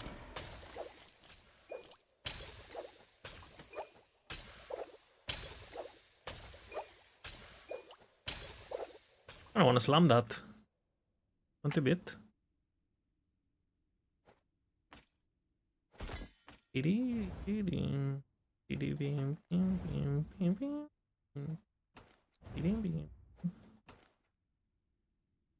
Kind of good. The resistances I need.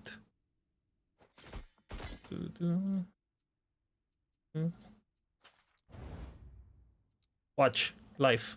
What?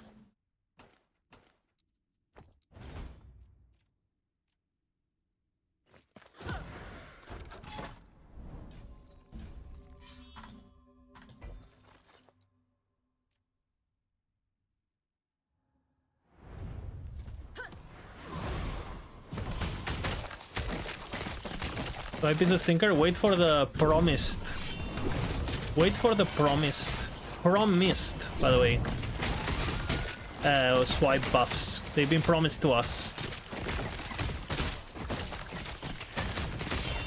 Mike said they were gonna buff swipe and it never came.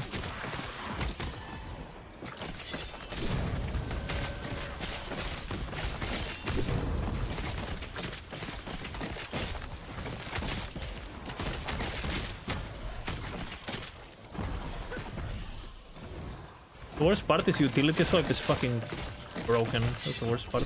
Swipe is better at buffing fucking spells than being a melee ability.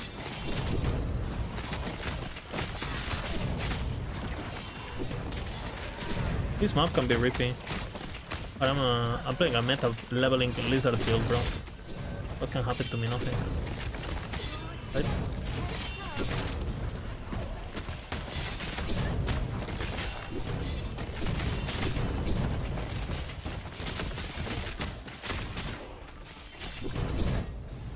Oh, what?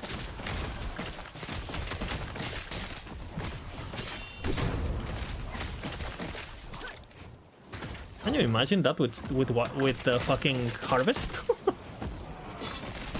Ah!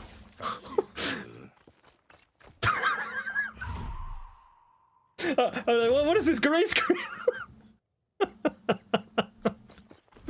Oh man.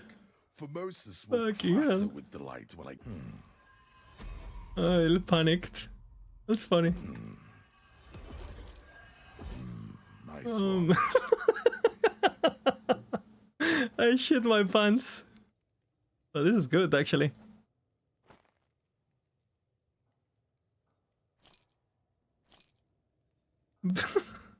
Nobody clip it, okay?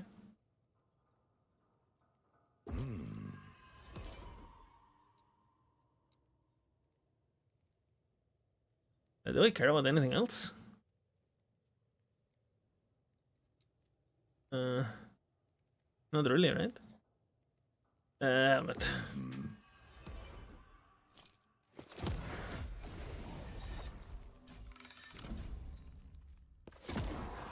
Pues go down like a tear on the bum.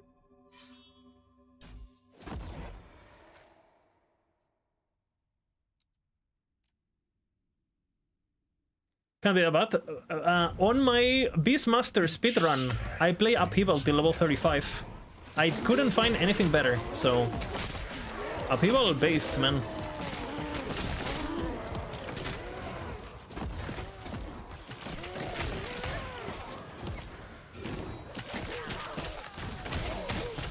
I mean, I do switch to Scorpion after, but, you know, it's still Upheaval. For like 30 levels.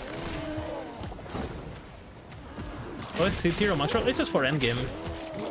I mean, it's just... Basically... Upheaval is the kind of build that it's still good, but it's just the power creep is so crazy in the game now. Like, the builds that are on S and on A are so much better than the other builds. Like, if a build is on max roll, even if it's D tier in max roll, it's still like a really good build. No, nothing in max roll is unplayable. Nothing in max roll is unplayable. We don't include bad builds. Like, you can do 1k corruption on Upheaval, no problem. But if you compare it to, like, Blade Dancer, Shadow Cascade, you're gonna feel like you're playing a different game, even though you're doing the same... You're still clearing 1k corruption, right?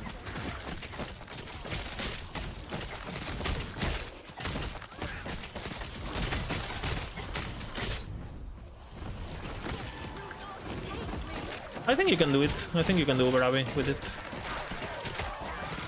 But, you know, it's... I mean, I did it on Smelter's Wrath, you know? So, you can do it. You're gonna be tanky by default. I don't think you're dying to the pizza and stuff like that. It's just not gonna be very fast. It's gonna be like a... I don't know, I had to get like more than 5 minutes for sure. Depending on the gear, probably like a 10-ish. And it's like, in the current meta, how many people have killed Uber and the fight was actually longer than 10 minutes? You think, in the world? Like, people who have killed Uber on a fight that is longer than, like, 5 minutes in the world. I think it's less than 5. Like, people have killed Uber, but... and that's the thing, Uber gets significantly worse if the fight is long, right?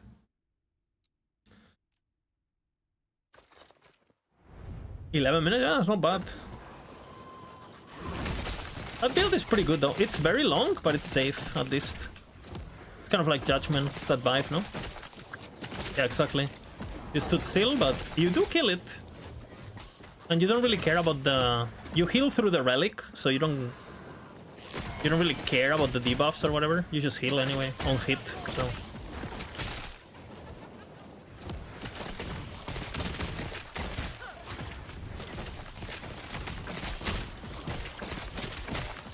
But, you know, when you have builds killing it in... I mean... Uber now is like so... Like, if you abuse like Rampancy or like... Any of the S tier bullshit, like, or minions or whatever, like, these builds are killing it in like 10 seconds, you know. No, Bleed Hammerdin is still a fucking good build, and I would even say Bleed Hammerdin is a good bosser because of the survivability. But yeah, you wouldn't put it on S even if it's good because, well, the stuff on S is just absolutely retarded basically by comparison. It's like a matter of optics.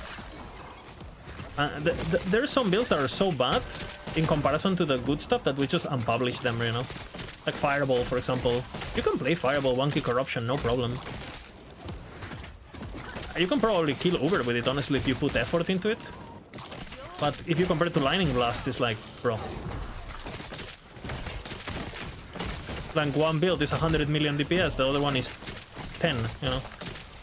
With twice the effort.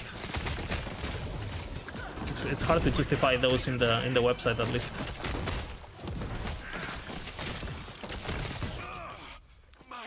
I don't know if you were here these days, Jay, but I leveled from level 5 when you unlock Harvest, and I did the full campaign just with Harvest.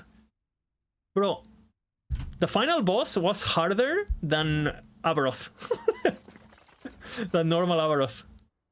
But you know, like if you play like a non-meta leveling build or whatever, and you do the game as intended, kind of, bro, you get absolutely shit on. Yes. Did I fix the, like, I need to fix it because I don't know if you noticed, but we got a new planner now. So I'm waiting for them to fix some bugs and I'll fix it. This is gonna be Harvest. I just like died 2 times in endgame, so I'm just speed running. I kind of want to leave the car. Like, the moment I'm level 70 or whatever, I switch. Is this my death? My Orb is dead. What is this? Ah, my jump scare. I got really scared, man. I got really scared. Look at me.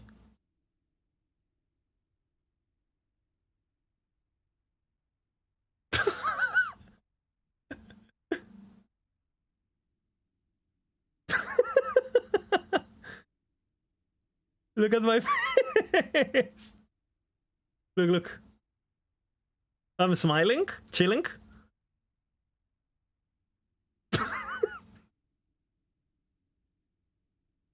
I am fucking The Scream by Munch, you know, suddenly.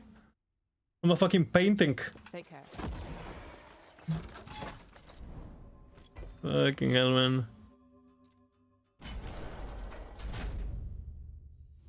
What's gear?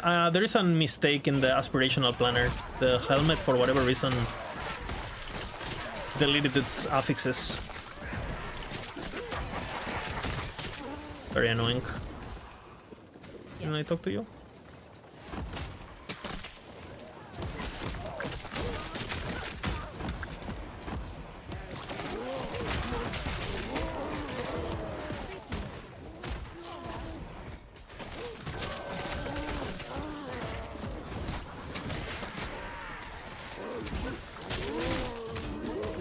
I think the fucking...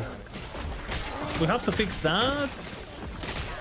And then we have to fix the importing altars. For whatever reason, when you import altars, the game doesn't like it. The planner doesn't like it.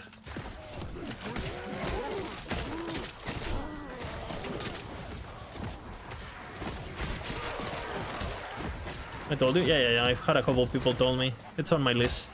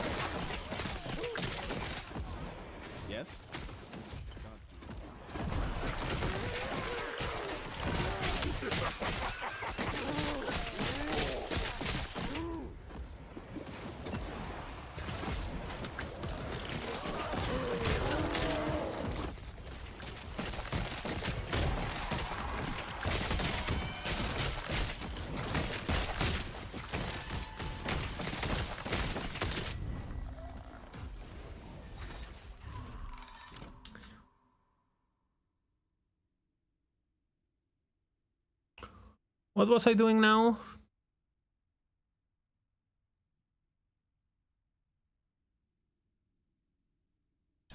For sure, I think.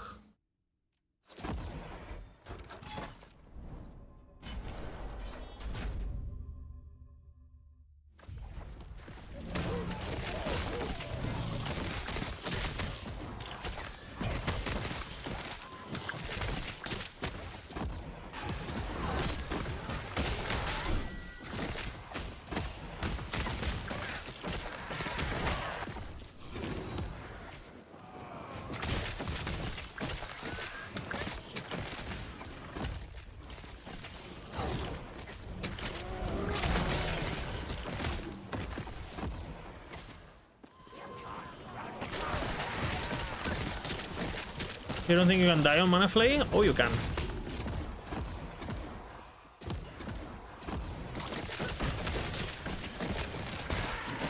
Just find the bad motherfucker and don't have Dead Seal up and boom.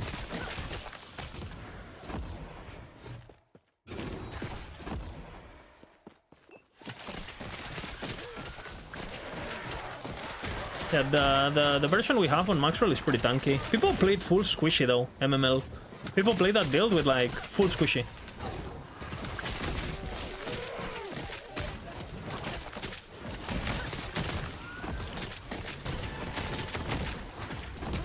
A fucking Dead Seal, man, I hate it. Dead Seal right now on Leech is like, well, can you fit Dead Seal on your build unspec'd? Or can you cheese it in a way where... Because, for example, you can no longer snapshot Aura of Decay, but you can snapshot Bonecore's Aura. So if you snapshot Bonecore's Aura, you can still put Dead Seal on your bar. And it's like, well... Now my build is immortal. Hehe.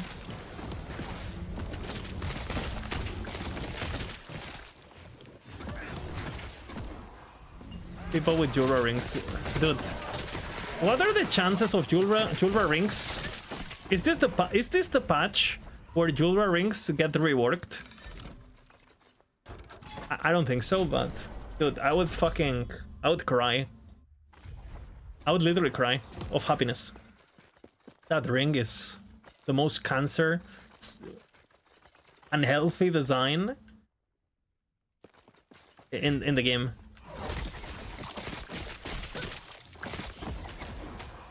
Okay, let's see. Are you watching?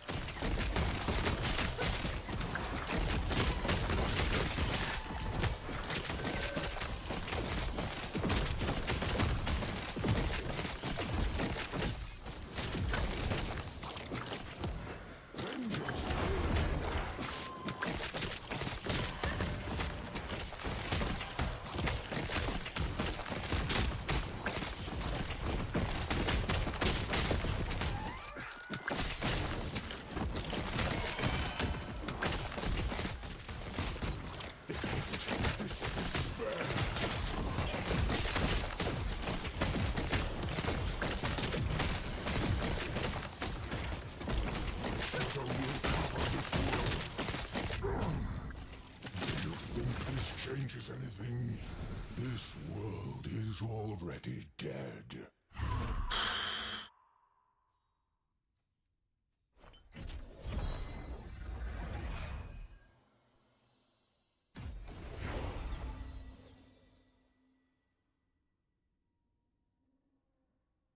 I'm 62, I can use weapon now.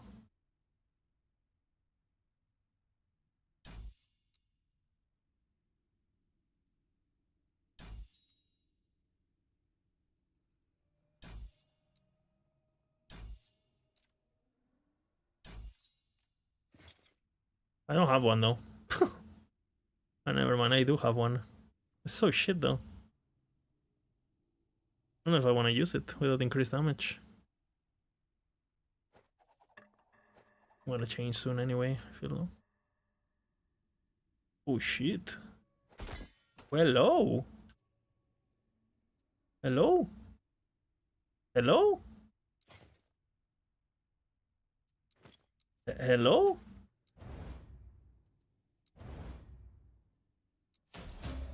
Hello?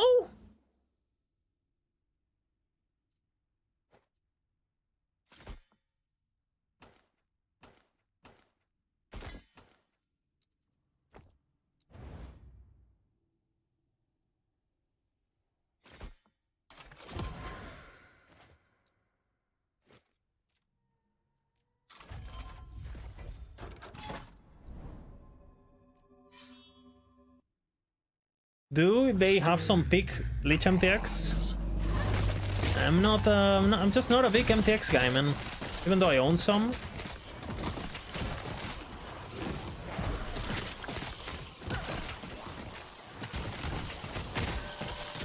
I feel like I only wear MTX if I feel my character earned it, you know? And I prefer the base model of Lich over the blue one from the MTX, honestly. I just think like base Lich looks fucking sick. And look at that ass movement. Look at that ass. Holy. Dude, I'm married to a Latina for a reason, baby. Hips don't lie.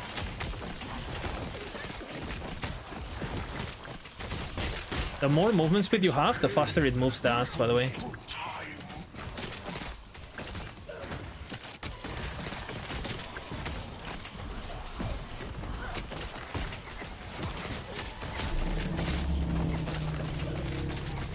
Can I hit this guy or?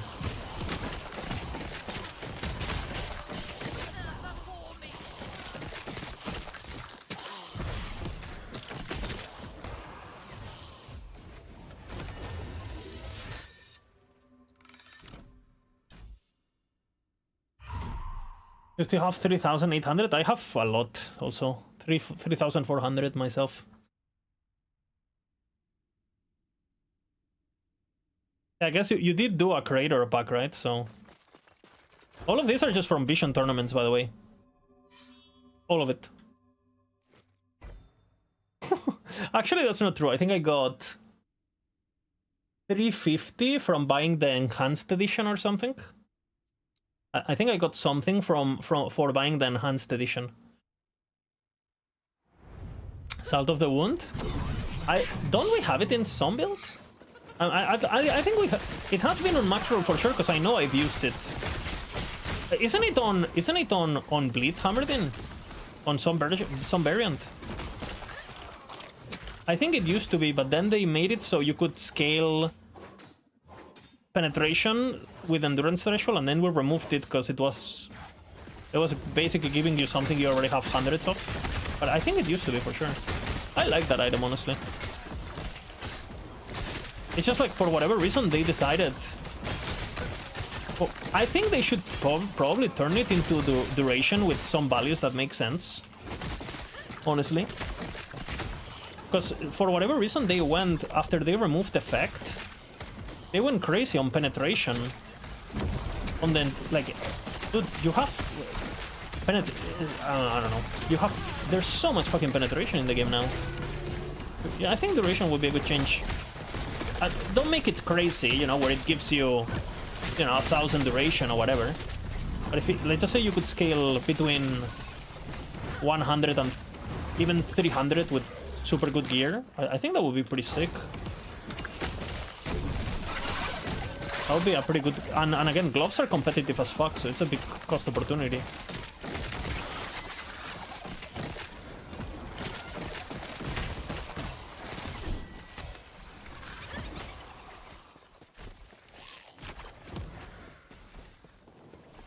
Come back for this.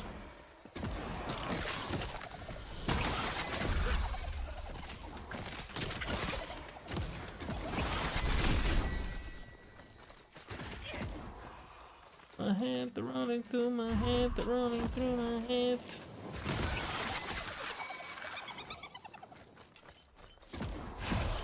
I don't have any idols, so...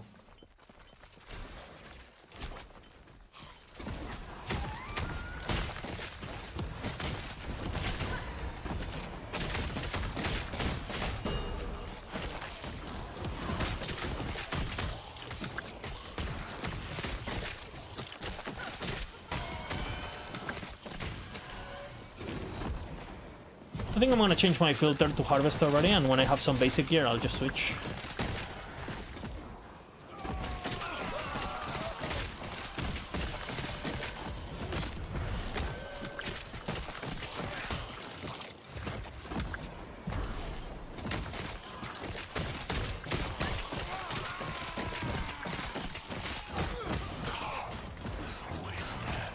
Yeah, I think EHG has to be a bit careful in the future. Like, they have had a bit of a tendency where, like, by them adding new stuff that is cool and powerful, they, like, replace the role that some items had or some progression things had. It's good to have options, but if something just gets completely... some items are basically anachronistic to the current game, you know? Like, literally, like, why would you use this? Like, when now you can get it for free on a passive tree, you know? Or something like that. So for example, Frailty used to be like a luxury, right? Like, for Frailty, I was like, holy fuck, Frailty. Now it's like, and Shred even, actually. Now Frailty is like, every fucking skill tree, every fast Frailty, you can get Frailty on idols, like with a single tier. And now before was like, holy fuck, I need to get Frailty on my... or my gloves or whatever. Which again, like, it's good that we have options. But if you make that option super easy to get, you're effectively removing a step of progression, right? Like, I think it's completely fine to get Frailty for free on your idols, if it's hard to get.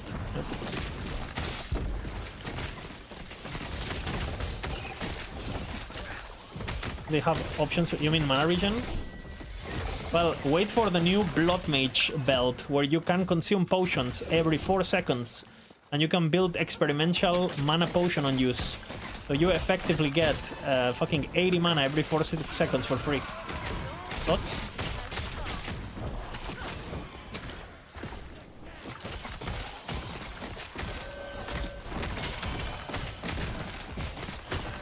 You're already using it on half my builds. Oh no. You're a visionaire, man. Visionaire.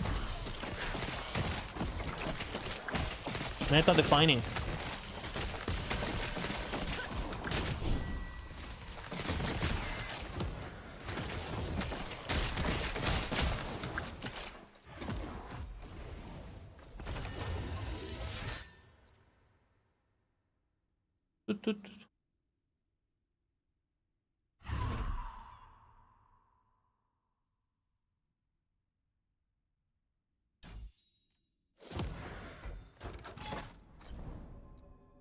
DJ Dumpster, guys.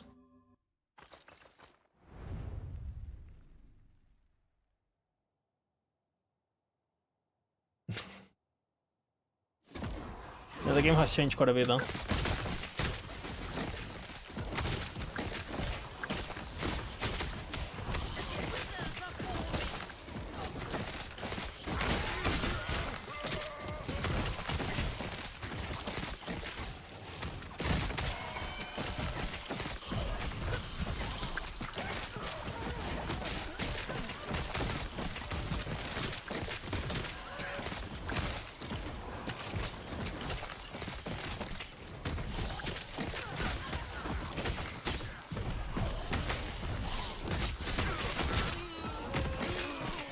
My fucking skeletons.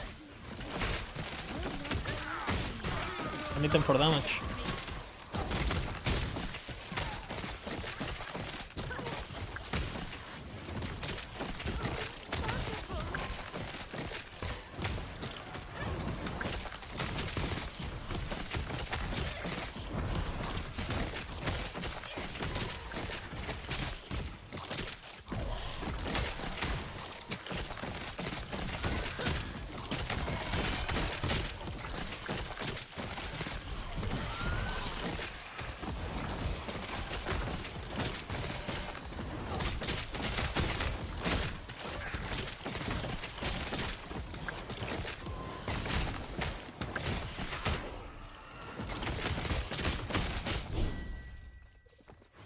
Here you go. DJ Contenidor de la Brosa.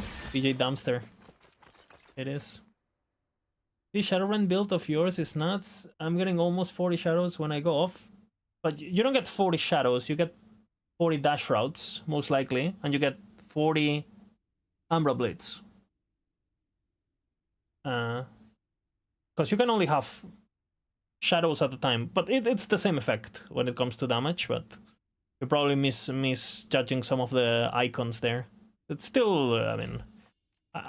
Mike has hinted that that build is getting... Yeah, that build is gonna see some... Enjoy it while it lasts, is what I'm trying to say. That is... It will for sure get nerfed in a way or another. Hopefully. It's a bit too nuts. I'm glad you're having fun with it, you know. But don't worry, there will be equivalent. Yeah, there's always one good builds, right? So there'll be something new that is broken or something new that is uncapped or like every patch.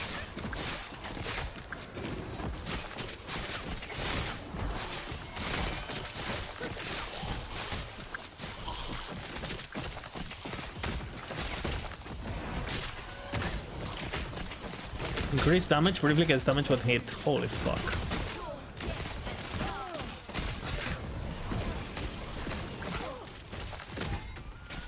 Thank god I did not get hit by that.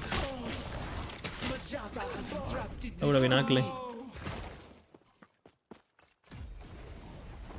Only doing... if that guy crits you, if that guy crits you, it does 8 times the damage. So that mob right there can hit you for 8,000. If it crits you. If it doesn't crit you, 4,000, so... Hey. completely balanced modifier system, by the way. That's probably... I have 3 gripes with the game. Progression is fucked. That's number 1. Number 2, monster damage modifiers are fucked. And just like in general, scaling makes no sense. Difficulty, which is tied to progression, I guess. So it's 2 gripes, I guess. Monster modifiers are fucking retarded. And progression is completely fucked. Everything else about the game is good. In my opinion. And, you know, then there's the small things, like I hate rolling prophecies, or balance is a bit fucked, or... But I think I could still enjoy the game, like... that, if it was for that. But I hate the nonsense. I mean, progression is the most important part of it. Yeah, that's why it's my number 1, man. That's why it's my number 1. You know? It's a shooter where the gameplay sucks. Yeah, yes. But I still like how the movement feels, and you know, and how the map layouts, and it's redeemable. Just fix the gameplay of the shooter, boom, right? That's actually way harder to fix, no? Gameplay feel.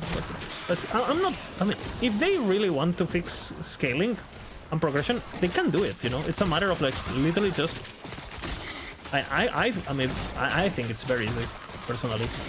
Maybe it's not perfect, but you can get it pretty fucking close, very easily.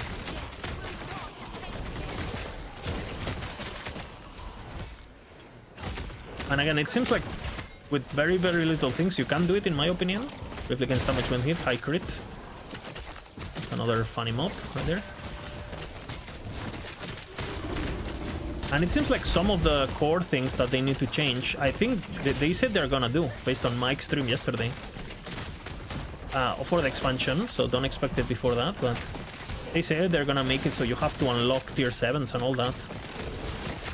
Like, he literally said they will do it, right? On Orovis, that there's gonna be a big progression overhaul, so I'm hopeful. And Mike himself asked me about it, like, a long time ago. So I think he's one of us when it comes to that. I think he's one of us. It's the other way. 6.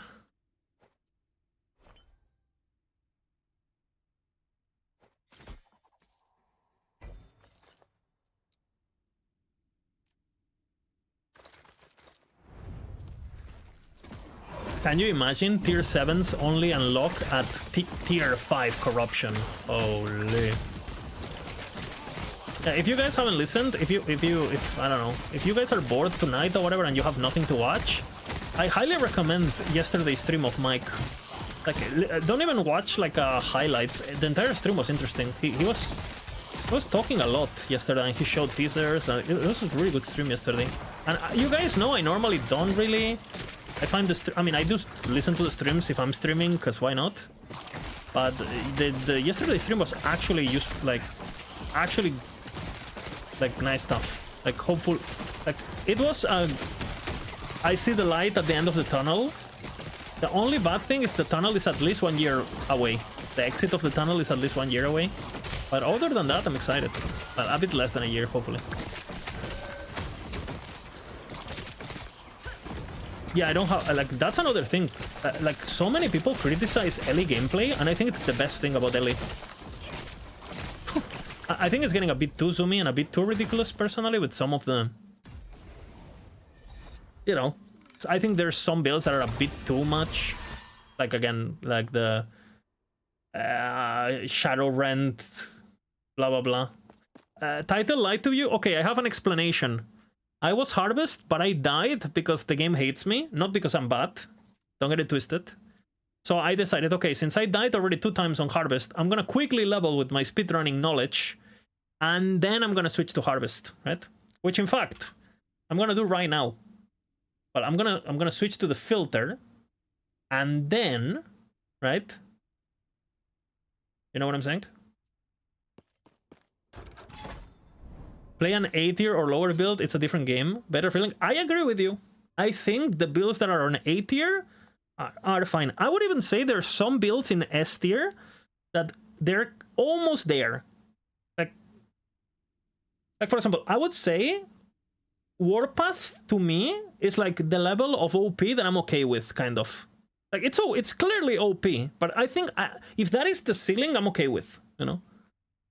I would say Lightning Blast is maybe on that territory, you know. Erasing Strike is on that territory.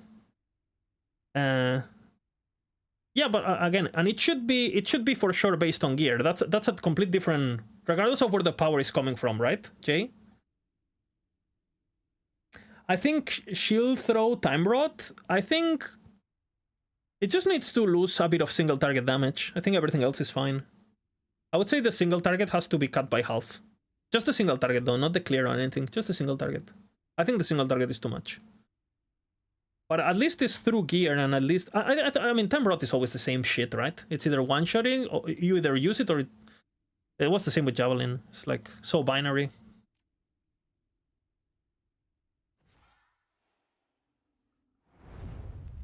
Yeah, well, anything that one-shots Uber has to be nerfed single target-wise. But again, if you want to one-shot with Time Rod Shield Throw, you have to build very Glass Cannon, right? You can do it, but you have to go very Glass Cannon. If you play like a balanced build, you're not one-shotting it. It's gonna be like a, what, like a 1.5 minute fight. So if you nerf it by a half, it's 3 minutes, which is what Warpath is. I think that's fine. Obviously, you can get it lower than that if you have Giga gear, but I'm not counting that, right? But again, no, you just go softcore and you build full damage. Because, for example, if you build Rampancy on that, you are getting Frenzy Effect, which gives you attack speed. So, and it's attack speed for every attack speed, right? So you can basically get... If you go full Glass Cannon, you know, 1k build, 1k HP on... You can probably... You can one-shot Uber with Time Rod. But the build is gonna be unplayable out on regular content, right? You're gonna do the meme, and then that's all it can do. Because at the moment you step on a monolith, you get one shot. Because 0 resistances, like... There's a bunch of things like that in Last Epoch. You can one-shot Uber Avaroth with fucking Void Cliff, you know? If you go full Glass Cannon, Rampancy, Brutality, all that bullshit.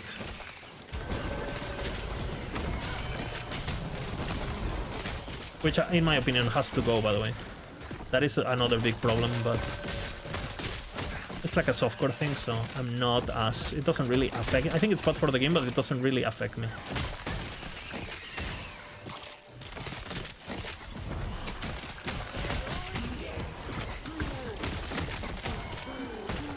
Oh, you have really good gear, MML. I'm talking endgame planner now.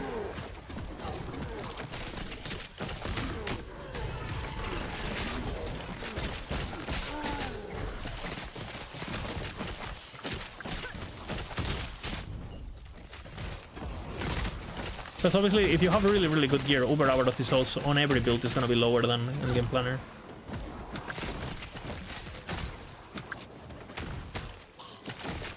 Yeah, on endgame planner, it should still be very easy to kill it, though, for sure.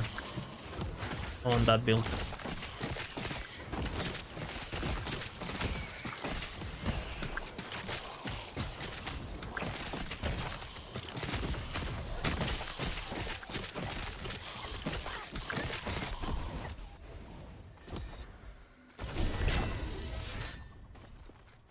Okay, login.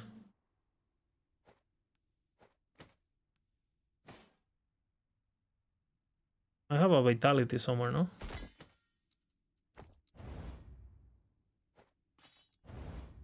Okay, let's get rid of all the caster bullshit that I'm not gonna use.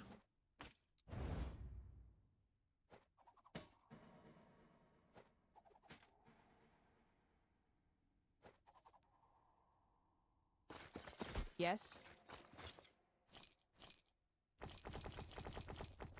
And we are gearing for harvest already.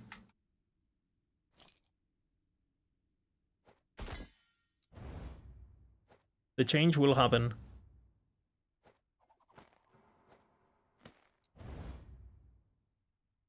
It's pretty good.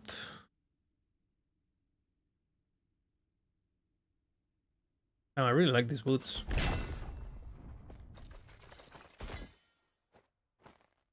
Okay, give me HP. What? Look. I told you it was gonna be HP, man. I don't have any hybrid health. Well, normal health it is.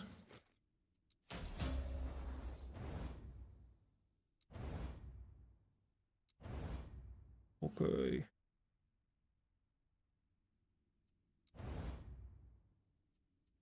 Nine.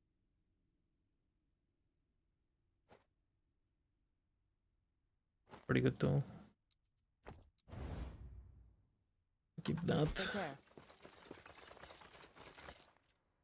Solves my res a lot.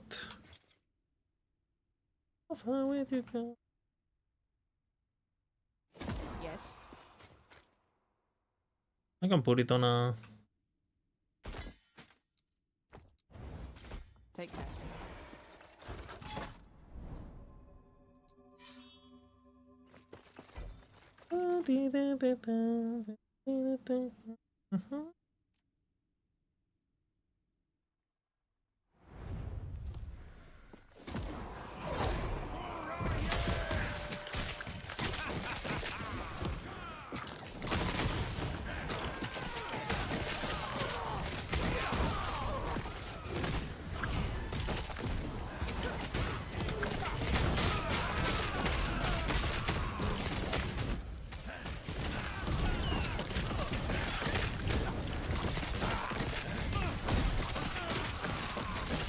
But I'm really tired of my build not working on white mobs.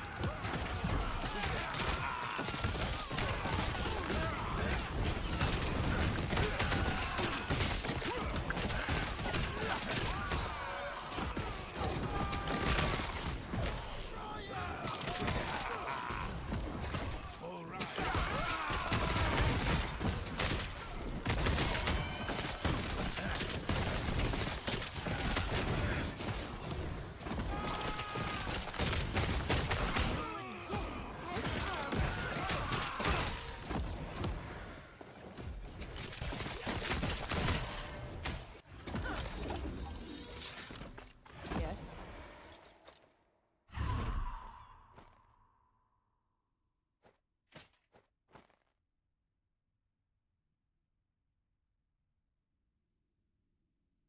All right. The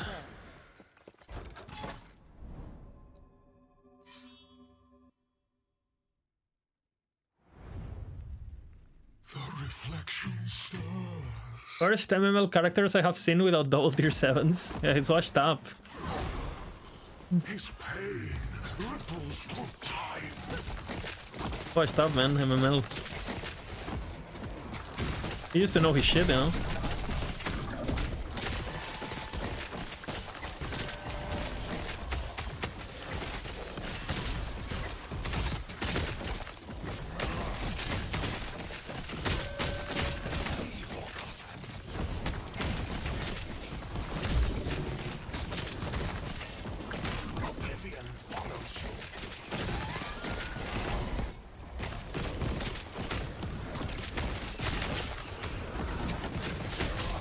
Been a login.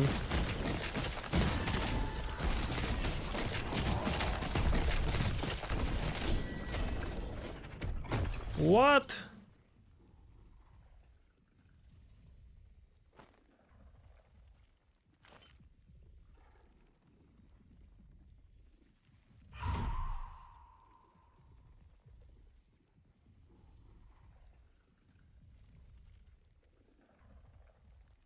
How can this be so bad?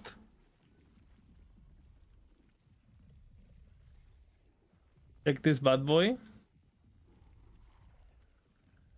Which one? That tier warpath. Holy. Holy, that tier 1 corruption is nice on the axe. Giga.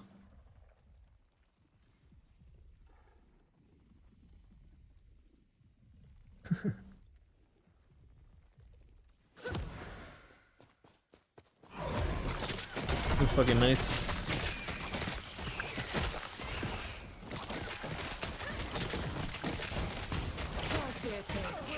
You have no chance.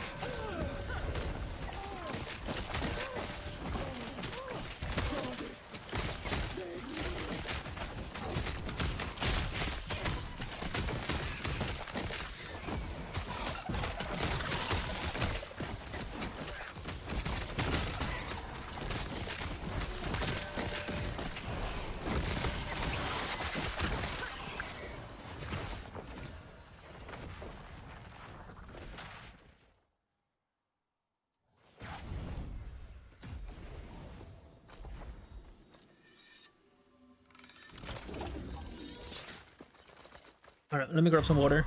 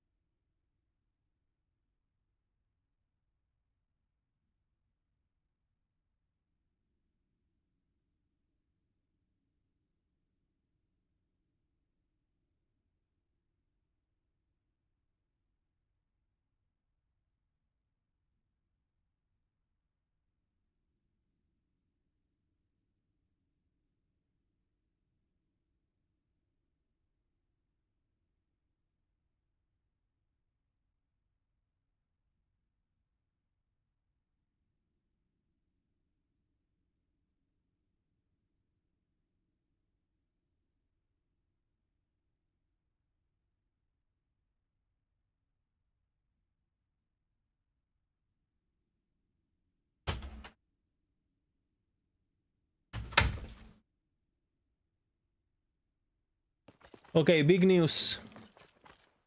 Yeah, I was babysitting my girlfriend. Yeah, she beat the water biome on her own. Insane. I'm proud of her. It's her first, like the only video games she's ever played are Stardew Valley, right? Like modern video games, right? Because she used to play a bit, you know, like fucking Dance Dance on the PlayStation 2 or whatever, right? But she's never played Pokemon. She's never played anything, right? So she's played Stardew Valley, which is she beat the game basically. It's like a sandbox, but she basically did the main quest and all the unlocks, and she's done everything. So God Gamer. That took her a while, took like a full year or whatever, but she did it. And then she has now played Zelda Breath of the Wild, but I've assisted her quite a bit, right? Because basically she was very lazy, and whenever there was some... Basically she just brute forced the game. She didn't learn anything, right? She would basically go if there was a boss fight that she didn't know what to do, instead of learning the mechanics, he would just go, spend a full week farming for cooking materials, cook like the best foods, and just go in, heal herself, take damage, heal herself, take damage, heal herself, take damage, heal herself, non-stop. Basically. So I mean, she did beat the game, but she didn't do a single mechanic, you know. So, but I mean, I guess she just she used the game's food system in her advantage, right? So now my plan, timer, thank you. My time is to get her to play Dark Souls eventually, right? So basically, we are basically trying to smooth the path towards Dark Souls, which I know this is a long-term commitment, right? So I know this might take... I don't think this is happening before 2 years minimum, right? But I'm committed. So what we're gonna do now she's gonna do Expedition 33. And the reason I chose Expedition 33 over Divinity, because we were thinking about Divinity, the reason I chose Expedition 33 is I think the themes of the game she's gonna enjoy, because, you know, it has a lot of themes about family and maternity, and she's interested in those in real life. And I think it's actually, a lot of the things are similar to Breath of the Wild, if you think about it, right? Because you have like a world map, and you have like a shrine mechanic, and like I think there's more simils to Expedition with Zelda than there is with Baldur's Gate.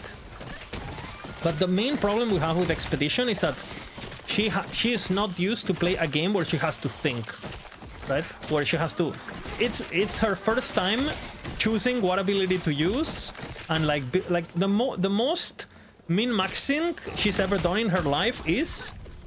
Okay, I got a better weapon on Stardew Valley, so I equip it, or I'm going to the desert biome in Zelda, so I'm equipping the desert clothes. That's the maximum she's ever done, right? So yeah, trying to explain her what Pictos and Luminas are, and like it was like talking to a toddler. It was yeah.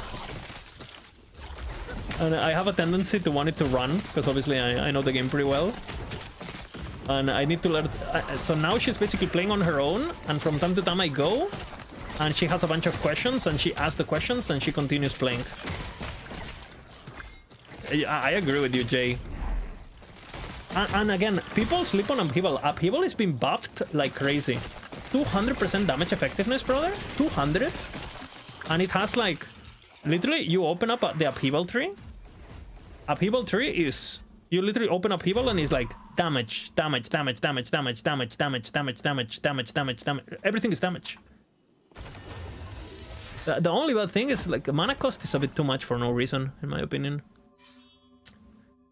And by the way, Jay, if you are not doing it, I highly recommend putting 1 point on Shockwave early game, because it makes the clearing super nice.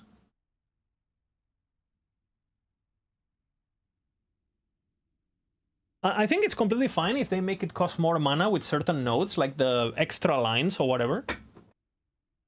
But I think by default, I don't know. By default, it's a bit too much in my opinion, for no reason really.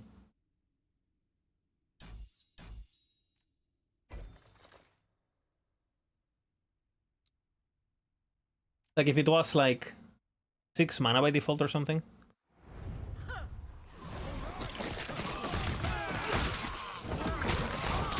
Even 8 would have been... 8 alone would be very noticeable early game.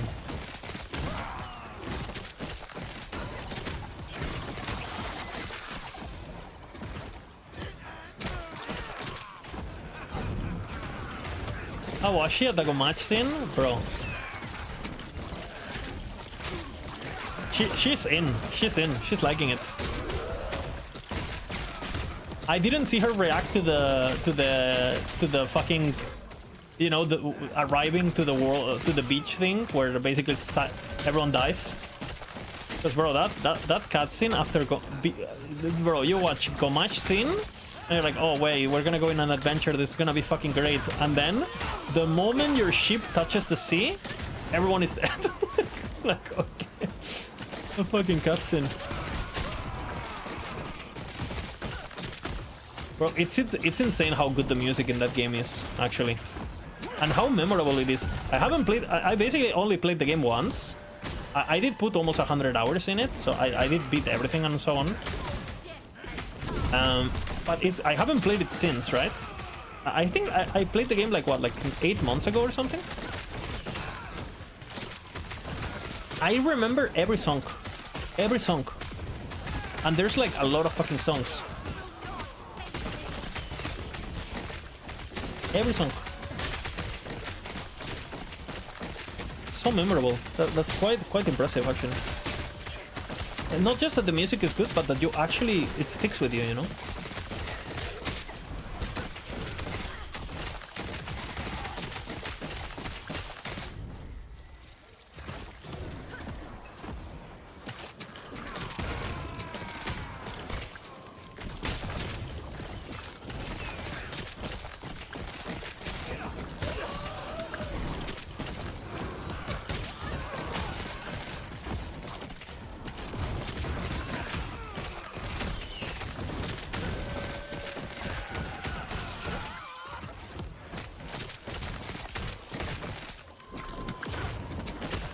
And then I was thinking, when we get to Dark Souls, what Dark Souls we do first, right?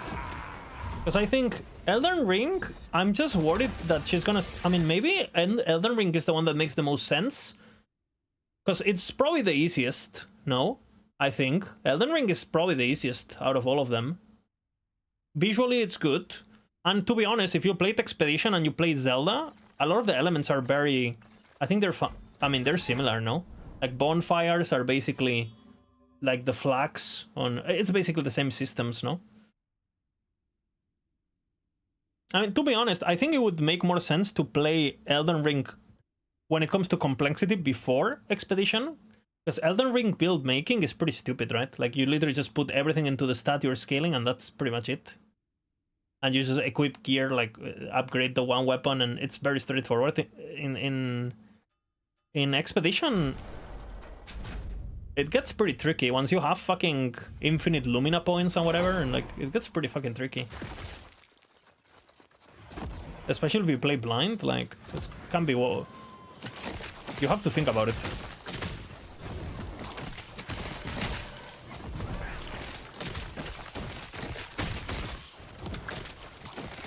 But you know what? She's actually a parry god. I'm impressed. I was really worried that she would struggle with parry. But I guess in the lower difficulties it's like pretty easy in comparison. Because when I played Expedition 33, I went straight to the hardest difficulty, blind. And I'm pretty sure I spent...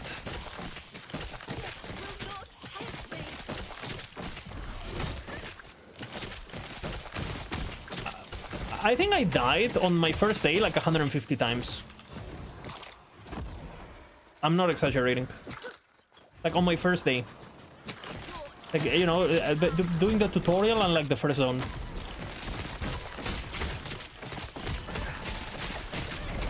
Like, I was so fucking bad, it was embarrassing.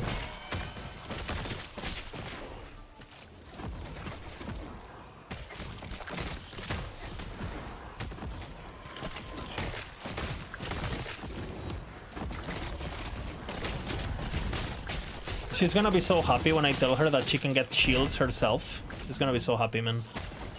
I'm trying to hold information so she doesn't get overwhelmed by data.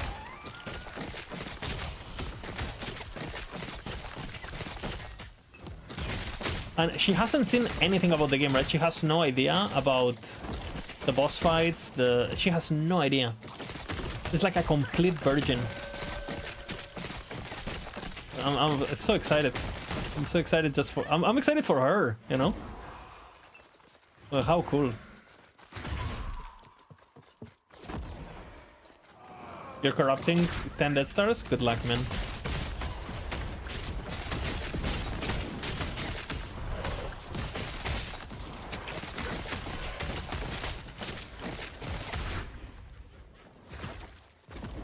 What brings you here? I wonder, what is my favorite boss on... You know what I think the boss that I remember the most on... Because obviously Simon and all that, like the final bosses are really cool. But I think my favorite boss of Expedition, the most memorable one, it's probably like, I don't even know what it's called. You know, there's like a guy who has like a bunch of swords and you fall into a pit of blood. It's called the Duelist or something, it's called.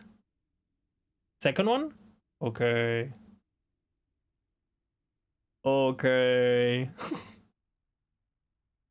Giga. You hit more frenzies on your Death Stars today than I've hit ever. MML on hardcore. Nice.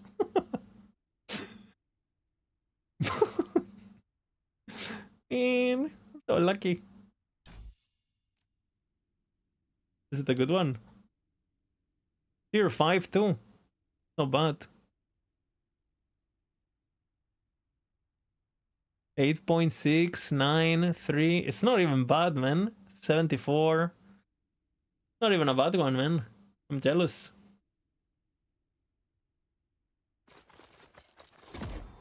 That's pretty good, man. I'll enjoy it. Hopefully this guy gets it. I'm pretty committed to this guy, we'll see.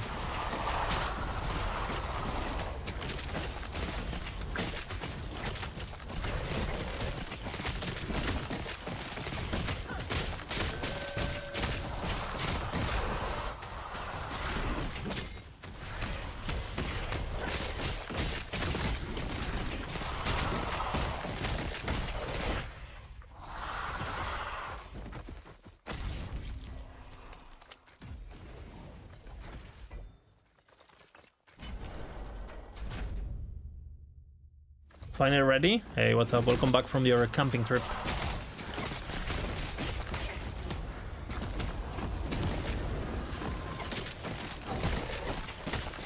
I can face tank that, by the way, with that Silva. Don't wanna die. I don't wanna kill another Lich. Enough is enough.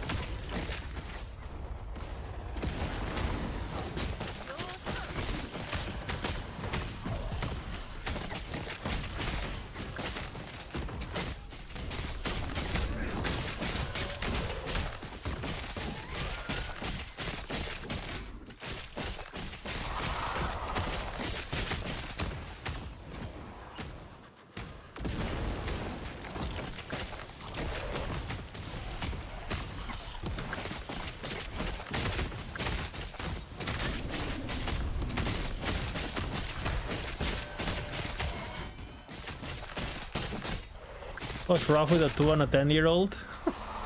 Okay, so it was vacation for them, not for you. I see. I see. You're at that stage. You gotta do what you gotta do, right? It's good memories for them. Think about the memories, you know.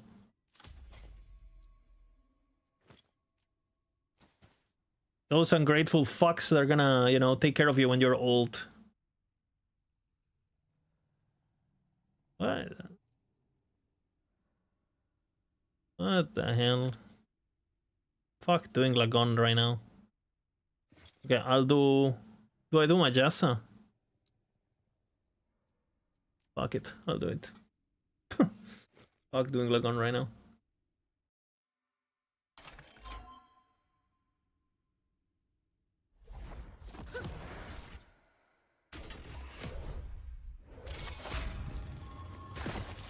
More rats come to gnaw at the edges of my sanctum.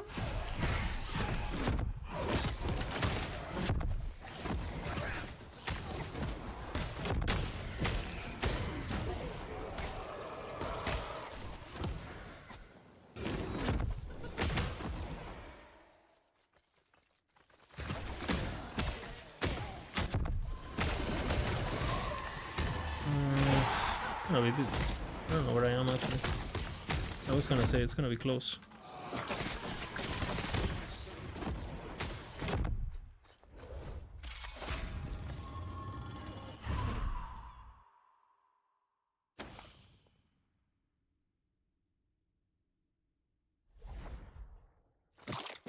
Just saw a post of Aura Battle in Arc de Triomphe. Manipulating time. Do I need to go one day to show these kids how it's done?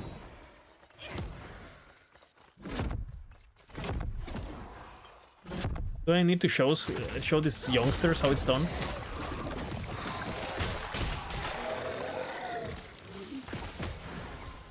I used to be the king of tectonic battles back in my youth, okay? The dance battles of the 2000s was a menace.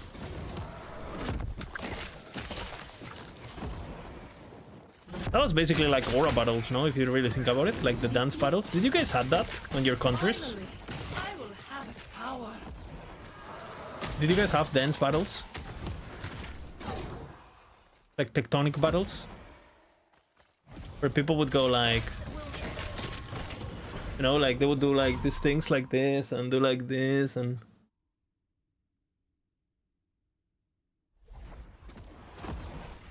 I mean, if I have to go and show them how it's done, I will, you know.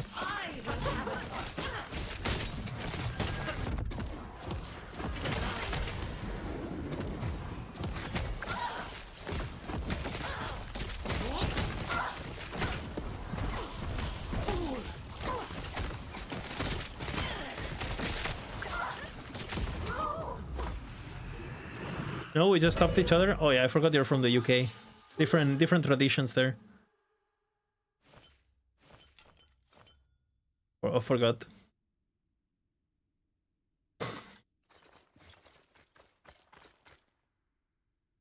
I understand. Pretty nice.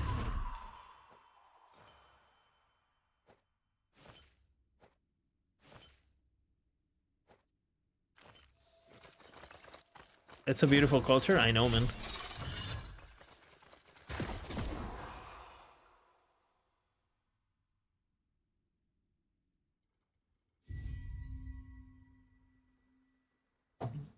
You gotta be careful too, because if you get stabbed, you can also get arrested for being stabbed. You gotta be careful with that.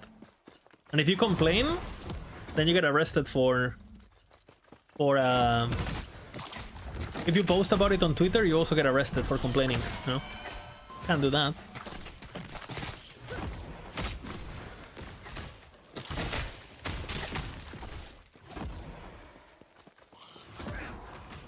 As a former UK inhabitant, what the fuck, man? What have you done to? What have you done? Thank you for that, but I can't complain about that. You ready? The scale bend were never meant to be covered. We need Mr. Rupert, but can he even change anything? Like, I don't know. I feel like all these guys they always talk so much, and it's like I would listen to this guy and a lot of the things he said, like, we'd agree, and then for every 3 things that I agree, then he says something stupid, you know? Like...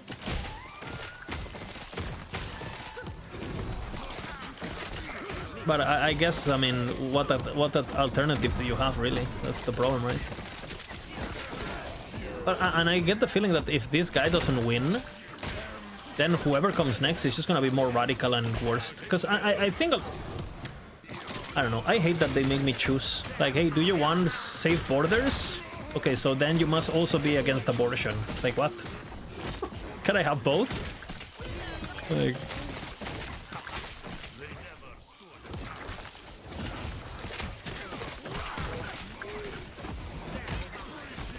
Which I think abortion should be controlled, don't get me wrong. I don't think like 16-year-old girls should be allowed to have abortions without their family's consent, you know what I'm saying?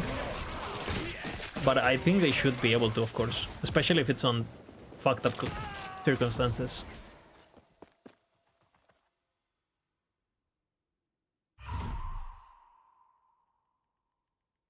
So yeah, I don't know. It's politics in general in the world that are kind of fucked, honestly. Spain is no different.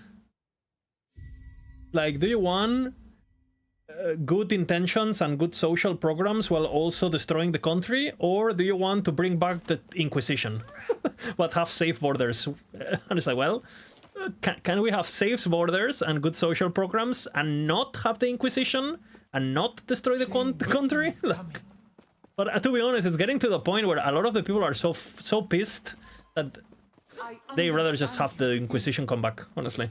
They're that pissed, you know? Like, unfortunately, as a lefty, the left is so fucking... Like, the left has fucked up so bad that it's... Dude, no, you can't even support the left as a lefty. It's, like, so ridiculous. Like...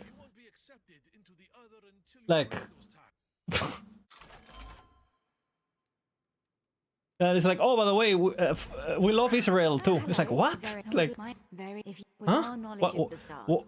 One might gain prophecies and use their guidance. Why is this in the program? Why are we? Others would find naught. Fucking hell. Do you wish to have fate on your it's I hate that.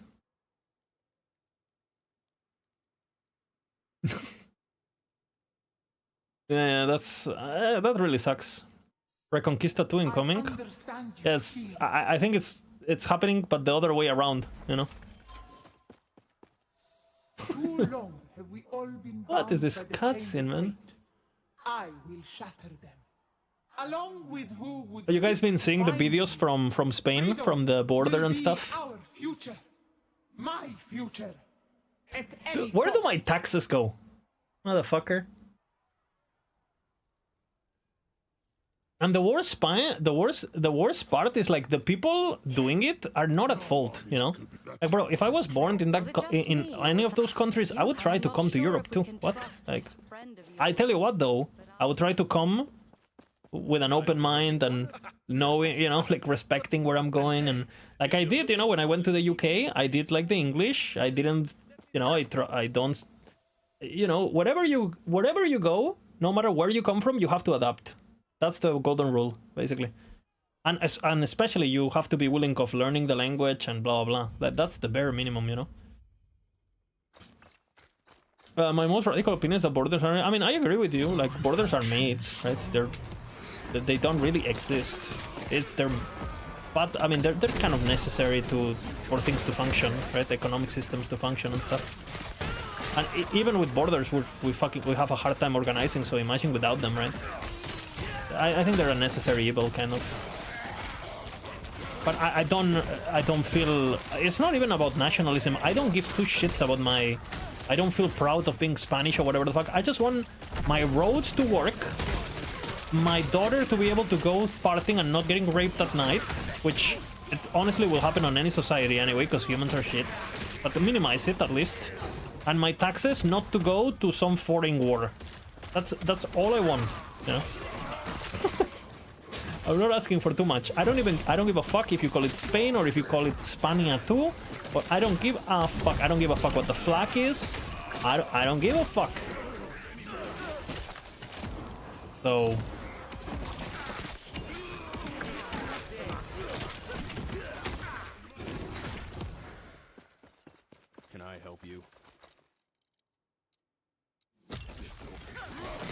But yeah, I think every country is kind of like this, no?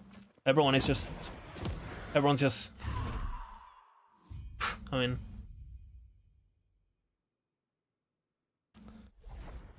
Like, for example, with the Spanish situation, it's like... I understand why we have these settlements in fucking Africa, right? I understand why. I tell you why, because we want to control the ports, the same as Gibraltar, you know?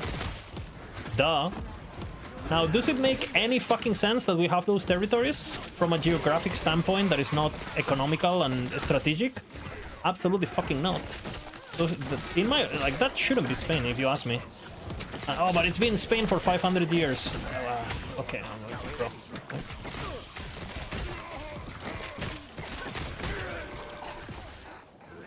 It's a fucking nightmare. But I guess we're getting more from it than we're losing, at least the people with money, so... I guess it's worth it, hee. It was promised 500 years ago, true. Don't get me started with the fucking... What the fuck? It's so disgusting.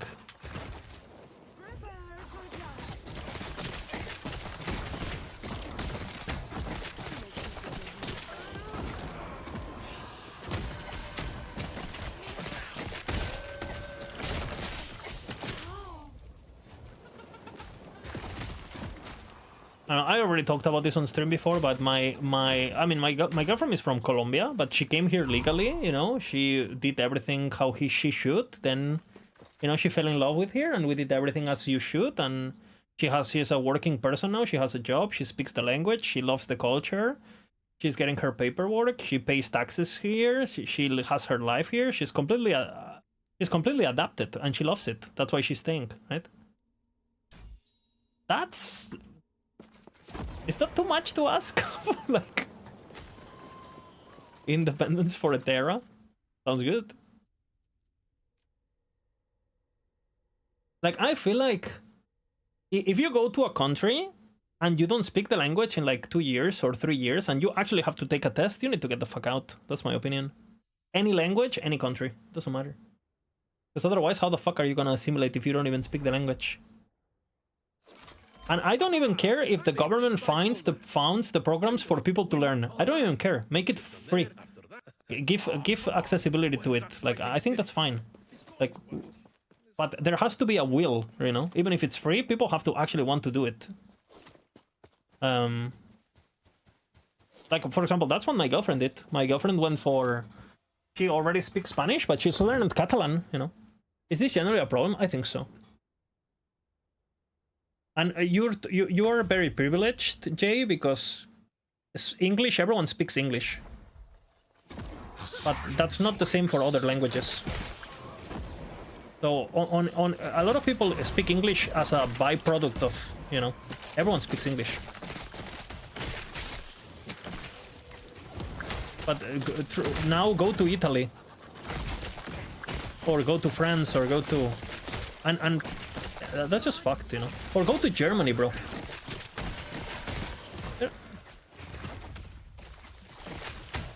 There isn't you are doing campaign run. No, it's just like I want an extra.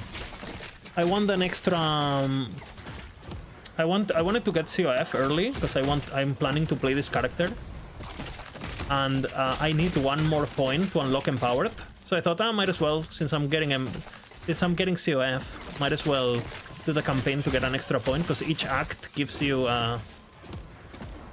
if I finish this act, I get a if I kill my the snake, I get a... It's like if I did Lagon, right? I think language is so fucking important for assimilation and integration. Bro, if you have if you don't speak, how do you speak to your neighbors? How do you speak to the... You're just asking for ghettos, you know? That's completely fucked. You're basically making... Like, language is it has to be... It's like religion and stuff, it doesn't fucking matter. You can believe in whatever you want. All of them are stupid anyway. As long as people are not dogmatic, that's another problem. Like, any religion, all religions should be completely out of politics and schools. All of them. Unless it's a private school and the parents are paying for it. But anything public should be completely... What do you mean a point? I'll show you 1 second. Anything public, religion should be out of it completely. Any religion. Doesn't matter if it's the local religion. All of them should be out. And they should for sure be out of politics. Like, fucking hell.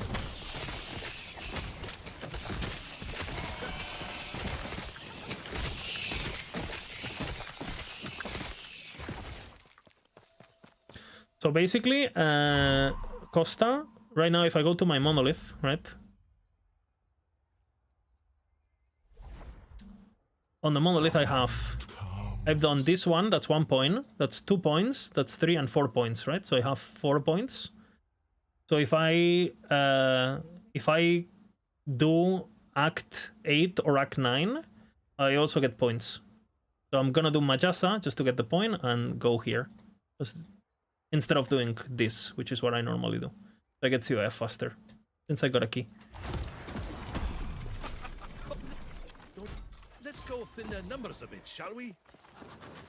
It's new this season, yeah. I agree, we are very bad with English. I think about... Yeah, I mean, bro, the Italians can barely speak English. Same with the Spanish. Like, you know...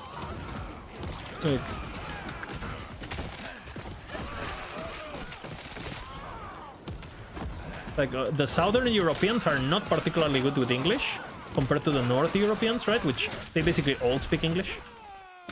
Yeah, and...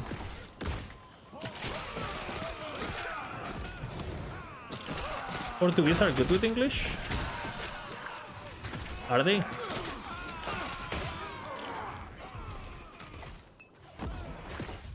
Compared to Denmark? I don't know. And I trust you, but... Try not to fall off.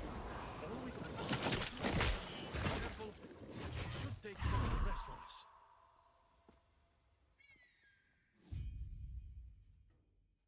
We did not dub the movies. That's a big thing too. In Spain and France, we have the dubbing since the fascism. Because dubbing back in the day was a tool of censorship, right? Like, let's just say you're watching an American movie and the character in the American movie says, "I can't wait to kiss you." Then in Spanish he would say, "I can't wait till we get married and form a family," right? So censorship was like basically used to, you know, make sure that everything was proper. And after the dictatorship finished, because all the people were already used to, well, to not reading subtitles, it just stayed, and we have, it's like a huge industry here. I fucking hate it. We understand Spanish. I mean, I understand Portuguese too. Like what? That goes, and Italian. That goes both ways, man. Eu falo português muito bem. Look at that accent, huh? Insane. With the terms translated into Italian, must be the same. Yeah. I mean, I'm pretty sure we copied the Italians. I mean... Arriba!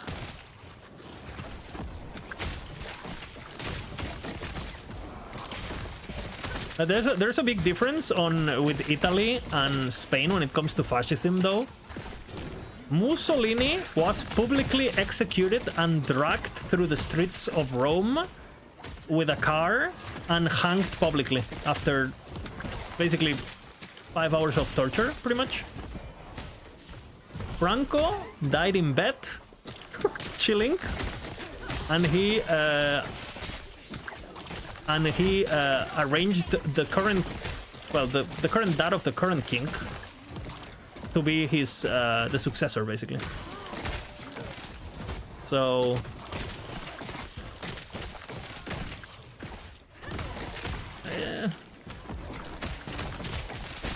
this is not of dubbing. Yeah, dubbing makes a huge difference. Dubbing makes a huge difference. It's the difference of, like, have you ever listened to English in your life, or have you literally never heard English? There's Spanish grandmas have never heard English in their life, even if they've seen every Hollywood movie. They haven't heard English in her life, not one word, unless they, I mean, I guess on songs, right? But that's it.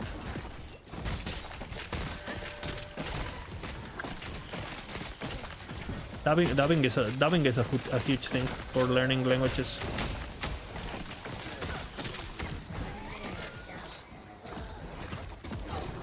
Like, I'm not saying Portuguese is not has more similarities with English phonetically or whatever, which is what you're saying. I'm sure that's true too.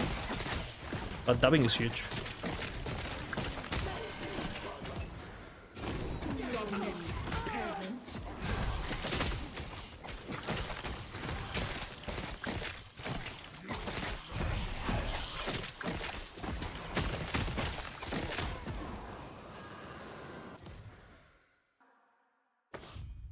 And not only that, but then on these countries, like for example, in like Italy and in like Spain, and there's so much like there's other languages too. There's local languages and dialects and that the people speak, you know. And like, if you're not willing to learn those and you move to a local place where they speak that, I think it's plain up disrespectful. I'm not saying that you should learn it as a priority, like, oh, ASAP must learn it, and as long as you learn the official language is fine.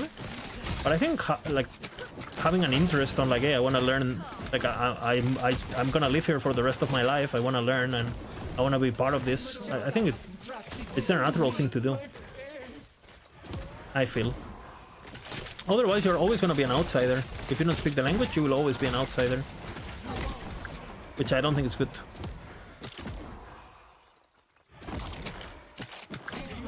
Burrico? Burrico in Catalan is burro, and asa in Catalan. But burrico is like a small donkey for us. And ventana we say finestra, and ventana, right? So it's like a in between.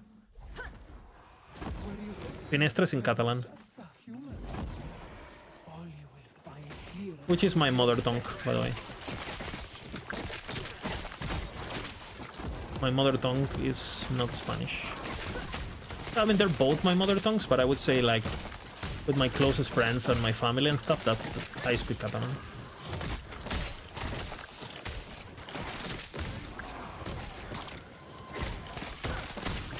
Not behind on time?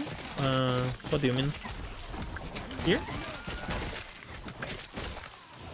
Well, I mean, I died and I started again, and I did a bit of Monolith, and now I'm doing this. I already did Emperor in Monolith, so I'm just playing Ripblood to speed up the leveling, because I died so much I'm being lazy. This will be Harvest still. I'm just being lazy. In Barcelona, you speak Spanish? Depends, you can speak Spanish, but the locals speak Catalan.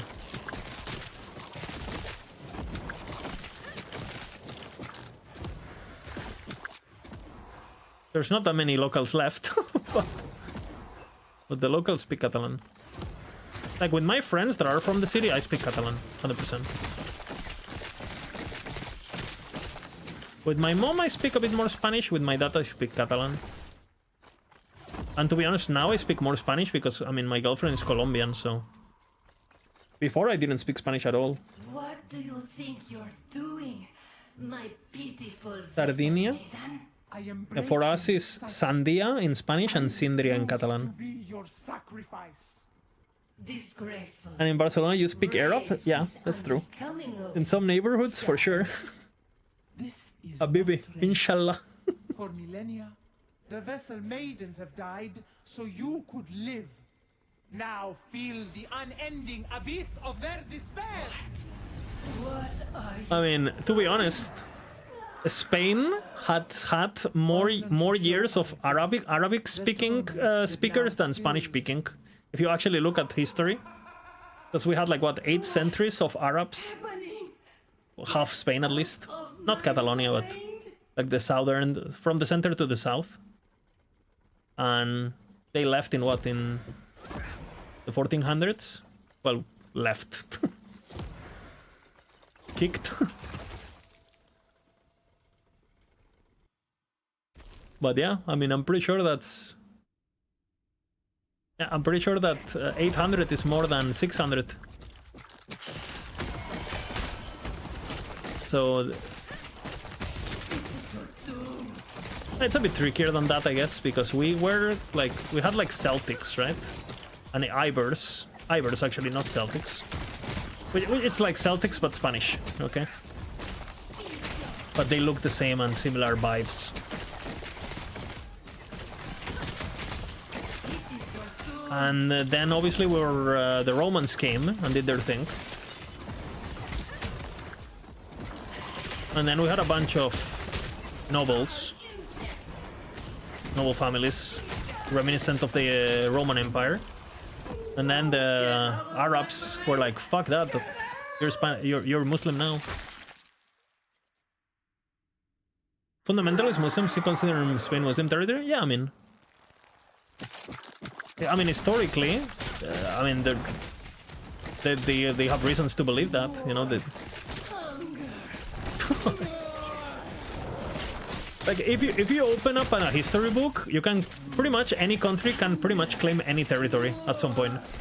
At some point, part of Italy was Catalan with the Almogavars. Like, the Catalans did a bunch of conquering in Italy. We just don't, you know, we moved past that. The rebellion is horribly messy. Did I get it? Let me show you how it is done. This would be I should get it, no? if you had died with her. It all belongs to England? Hey. You think this is what I need? Big true.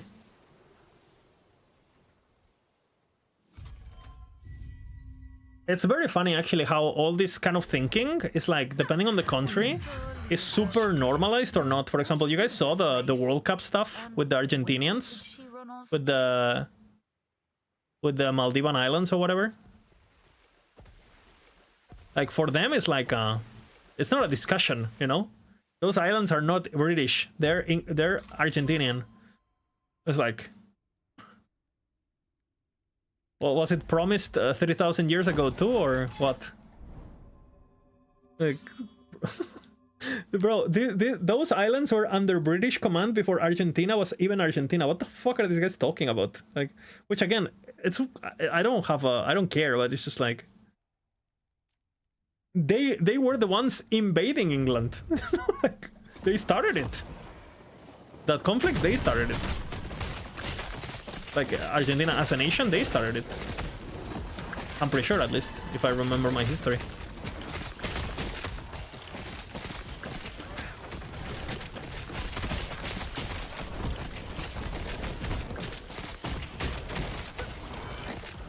And I'm pretty sure the reason they started it, I mean, I studied this years ago, but I'm pretty sure the reason they started it is because they had like a new guy in power, which, by the way, it was a dictatorship, I'm pretty sure. And basically the guy had a lot of, like, there was like a lot of unrest in the country, so he thought, oh, you know, like, England is so far away, we're gonna take this so easy, and this is gonna be a W for, you know, the people are gonna love me because I'm gonna make the country, you know, it's like a, you know, like a bellic victory that people could like use as propaganda and as to boost the morale of people and stuff, right? And apparently he was not expecting for England to send troops back because he thought there's no way they're gonna come back for this. This is like so far away, you know. When am I stopping the harvest? The moment I get a weapon. I'm already filtering only full harvest. But I don't want it to feel like absolute shit either. And basically England actually sent like fucking 40, I think it was 42 boats.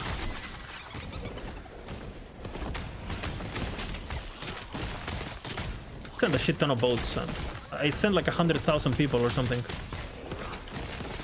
And they just basically obliterated the Argentinians. I'm gonna do a wilt, Jay.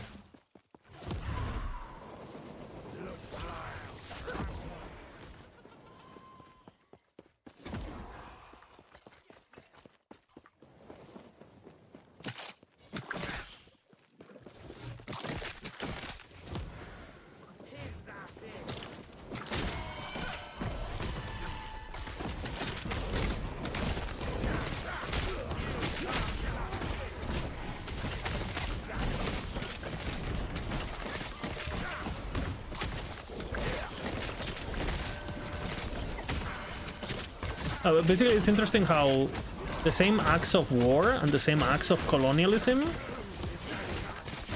some countries don't give a fuck, and some countries like really care about, and it's like part of their whole identity and shit, right?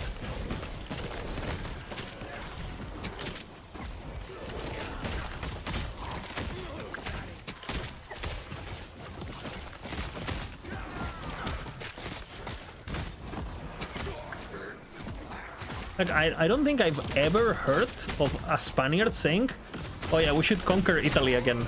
You know, because it used to be Italian, it used to be Spanish. Like, a part of it, by the way, very small part. And for a very brief period. Or like, oh, let's conquer parts of Germany, because it also used to be part of the Spanish with Charles V or whatever the fuck.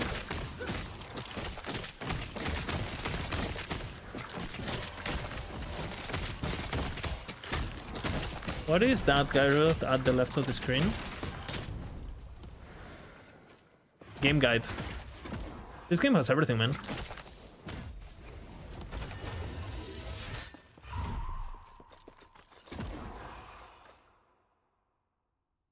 Yeah, or Italians going like, guys, you know what we should conquer? Egypt, you know? Like, that was Italian at some point, right? It was Roman. We should take... You know what? The pyramids... If you think about it, right? What is a pyramid? Think about it. What is a pyramid? This is a pyramid, yeah? Okay. What about this then? This is proof.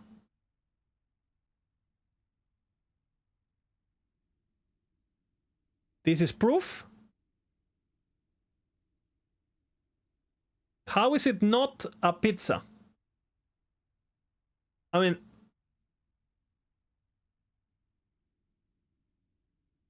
it's Italian. It was promised to us 6,000 years ago.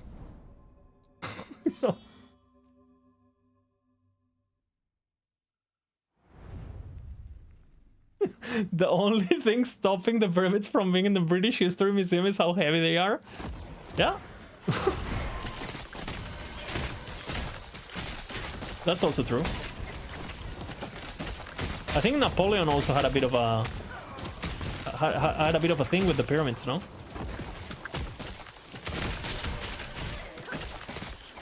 I recently saw them again, by the way. I've been there twice.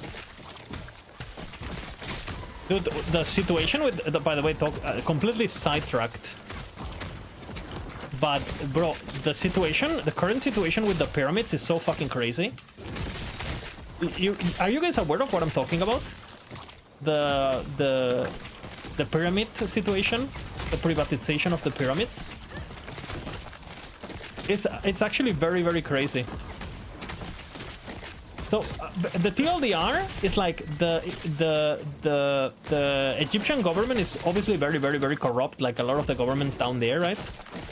And they thought, okay, we want money because we need money to buy nice cars. I'm joking here, right? But basically they wanted to get money, right? So okay, how can we make money? Well, on the long term, we can make money through tourism, right? But what happens if we just want to make money while we are in power, not when we are not in power? Okay, I have a great idea, right? What if we lease the pyramids to a private company? And they said, that's a great idea. So apparently there's like a businessman in Egypt who paid like $100 million, and he has basically a lease on the pyramids for 50 years. They're his property. It's not his property, but they're privately managed. So there's this businessman who basically now, in all, for the next 50 years, owns the pyramids, and all the money goes to his personal bank account, not the... They're basically privately maintained and privately managed and privately everything. Like it's a highway or some shit, right? And dude, the first time I went to the pyramids, which was like, I was like a teenager. I was like 16 or something. It's like I'm pretty sure he's not. He's I think he's the TB, like the TB oligarch of Egypt. So it's like some just multimillionaire Egypt guy. So basically, the first time I went to the pyramids are like this, right? And you know, basically the city is there. All of this is city. The city is there. Basically, the city is Cairo is so fucking big. It has basically built. The city is so big, it has basically surrounded. It's kind of like it has surrounded the city completely. But at least back in the day, there was like a good, like I don't know, like maybe like 20 kilometers or something, where there was only sand, right? So even though you could see some buildings in the background, they were basically in the middle of the desert still, right? And basically, there was like a very, very small road that would only allow like the people who were allowed, and you would drive here, like the bus will drop you here, and all of this you had to do by walking, right? And all of this was sand, and all of this was pretty good, right? So what this fucker did, right? What this fucker did, like the private guy on Egypt, is like he built a fucking Disneyland World looking thing around it. He has a big ass entrance that looks like it's literally like the entrance to Jurassic Park from the movies, with like literally 4 big ass entrances with highways, and he's built a road that goes around the pyramids, in between the pyramids, brother. Like a road that, like it's like some Disney. Do you know the little train that takes you through Disney World? So you can see all the little things. There is a fucking road between the pyramids. They built it. And basically, the reason they did that is because basically a lot of old people who have money wouldn't go to Egypt because it was like considered not a friendly destination for old people, right? So basically, they made it that even if you're in a wheelchair, you can come see this. But dude, to be honest, the pyramids are so fucking overwhelming in real life that you kind of like forget about this while you're there. But I couldn't believe it. I couldn't believe it. It was so bad. Like, they completely, like, insanity, corruption, insanity, greed, insanity, like, all the ink. I couldn't believe my eyes. Like,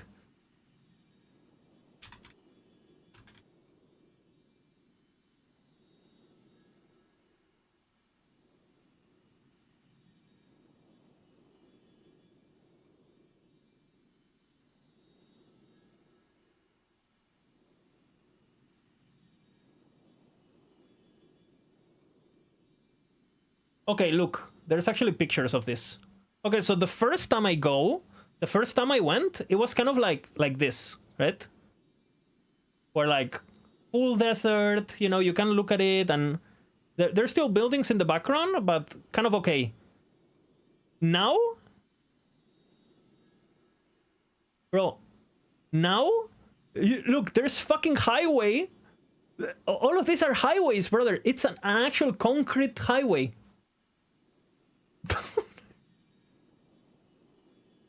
Well, this is like a before and after thingy. I couldn't believe it. They literally built a highway that goes. I don't know. I'm a bit of a history geek, and I think proper conservation of things is important. So imagine if they build a road that goes through the Colosseum. Like, what? Like, I don't know.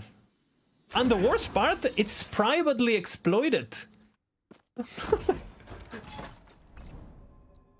Some politician, oops, my screen. Some politician was like, "I'll give you the pyramids if you give me $100 million. I'm not gonna be the president next year, but fuck it. No, the $100 million are mine." So crazy.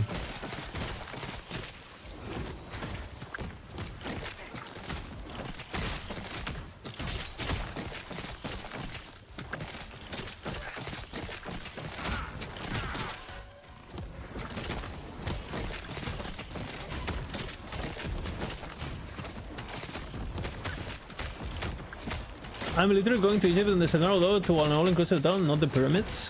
Are you going to the coast, Nick? I heard that the beach area next to basically the on the Red Sea, because of the conflicts in Israel, nobody wants to go there, and it's cheap as fuck.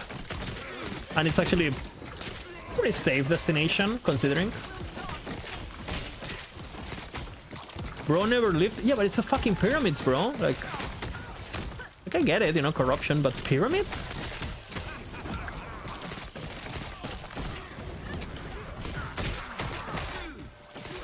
Yeah, one of my co-workers goes there because his wife is from Kuwait and the dad lives in Egypt, in that area. So every time they go on like a family vacation, they go to that area because it's really cheap and they can just rent a house and basically Punta Cana vibes.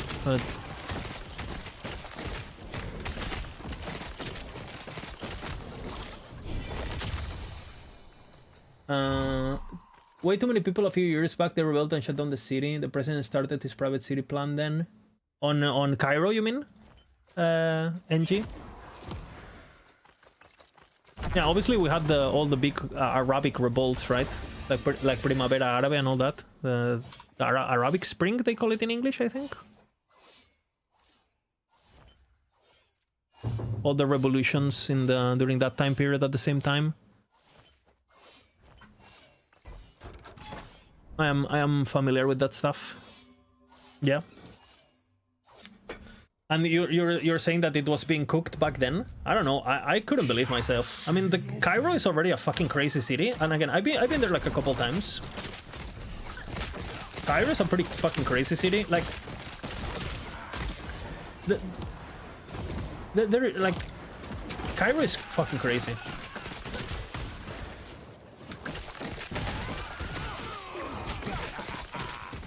It's so fucking big. It's like, what, 20-something million people or some shit? It's like insane. And not a single building is finished. I mean, I'm exaggerating, but...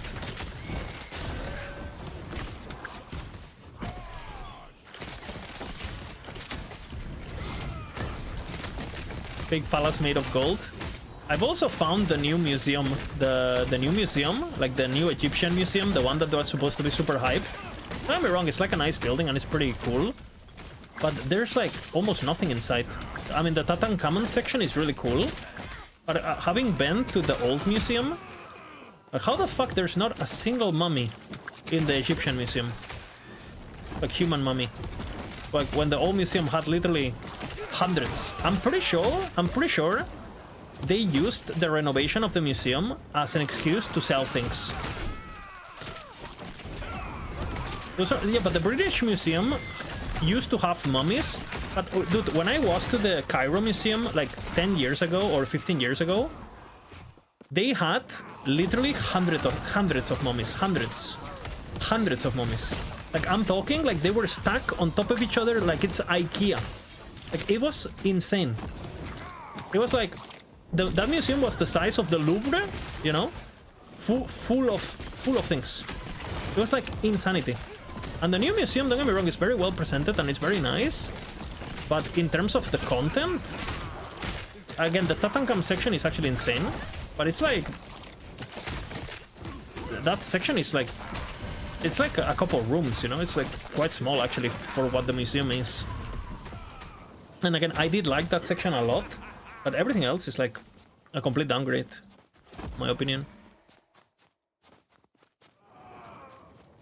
Yeah, but they're in England. I'm pretty sure they sold them. No, how did they end up in England? The ones that obviously a lot of them are in England from back in the day, but I'm talking about the ones that were in Egypt already in the 2000s.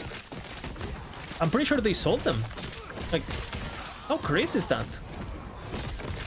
Like, the Egyptian government just goes and sells the entire legacy of a country when it comes to... That's just insane. How is that legal? How can, like, what? Like... to me that sounds insane. It's like fucking London sold the Big Ben to like Jose Mourinho or Ibrahimovic. You know? Oh, fuck it. You can take it. I don't know, to me it's just insanity, personally.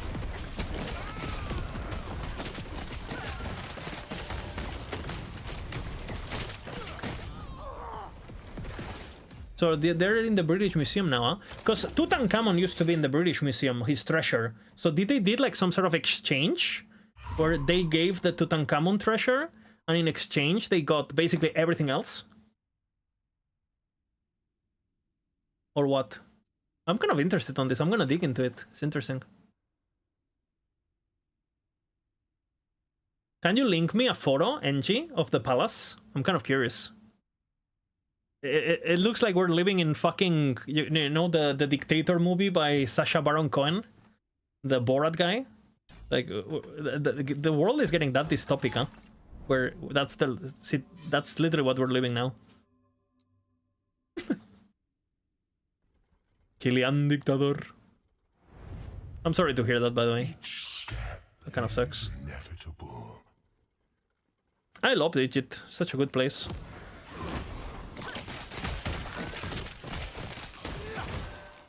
It's kind of sad to see how poorly it has been managed, because it's a rich land too. Because, for example, I know pretty much. I've been to a lot of Africa, luckily.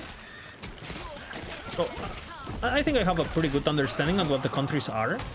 And for example, when you look at a country like all the countries in the Horn, like Somalia and a lot of these countries, you understand what there's nothing.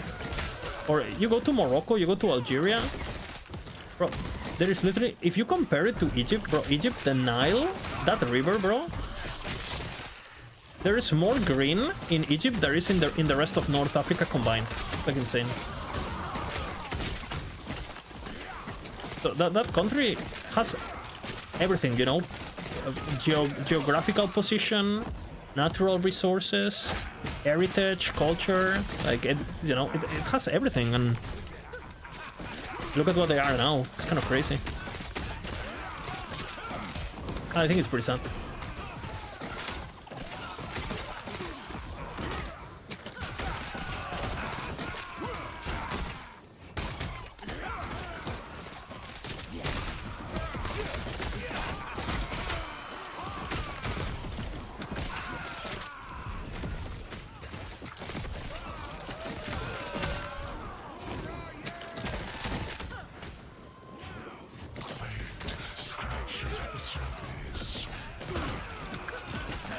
I'm gonna look into it. I'm interested now on the corruption between the mummy buying.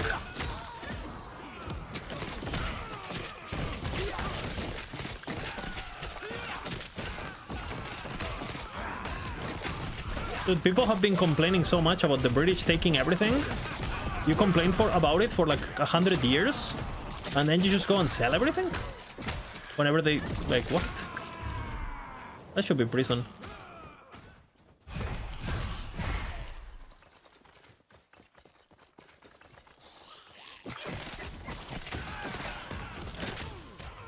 The obelisks have a fan. There one around. Yeah, but those are from back in the day, back from Napoleon days, right? And some of them are gifts between the countries as good gestures and stuff. Like there's obelisks everywhere in Europe, all around the world. I think there's some in America too, and I think that's kind of fine. The Egyptian president has built and wanted a bigger obelisk than the Washington Memorial in Washington, like the communists did with everything. Oh, just make it bigger to show that our way of life is superior. I had no idea about that. When you go to these countries, a lot of the locals are scared of talking about politics because they don't want reprehension. So even though they have their opinions, they won't tell you. Yeah, I'll watch that, NG. Interesting.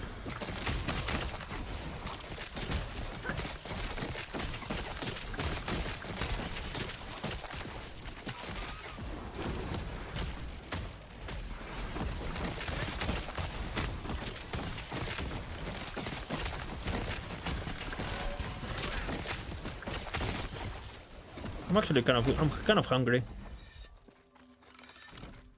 Let's watch. Oops.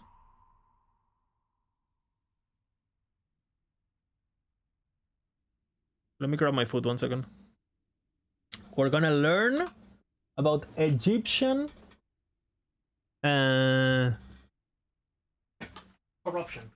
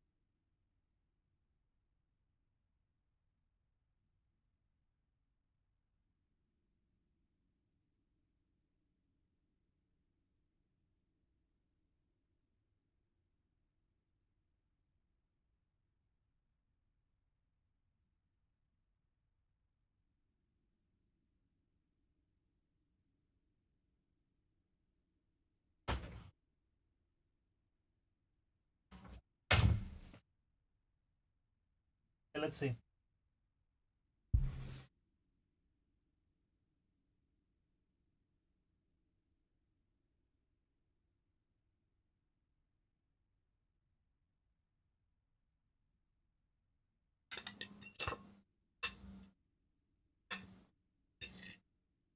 Yeah, Cairo is fucking crazy. You can't finish it.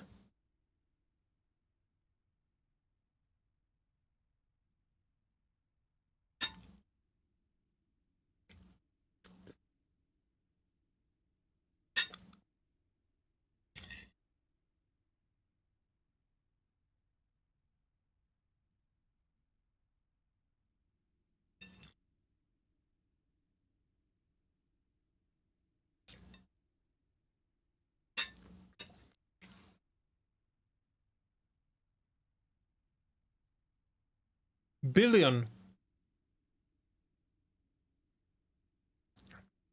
It's very low. I can't.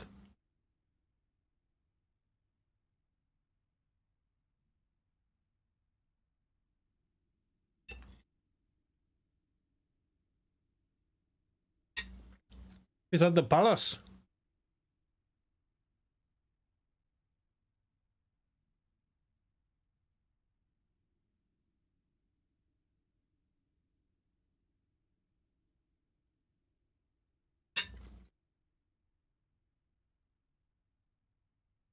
Eight times bigger than the White House. 8 times? Why?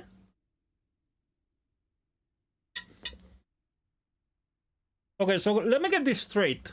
This fucker said, fuck Cairo, Cairo is fucked. So I'm just gonna build a brand new city for me and my people, and then I'm just gonna abandon Cairo? Or is it just gonna be for the poor people, or is that what I'm getting?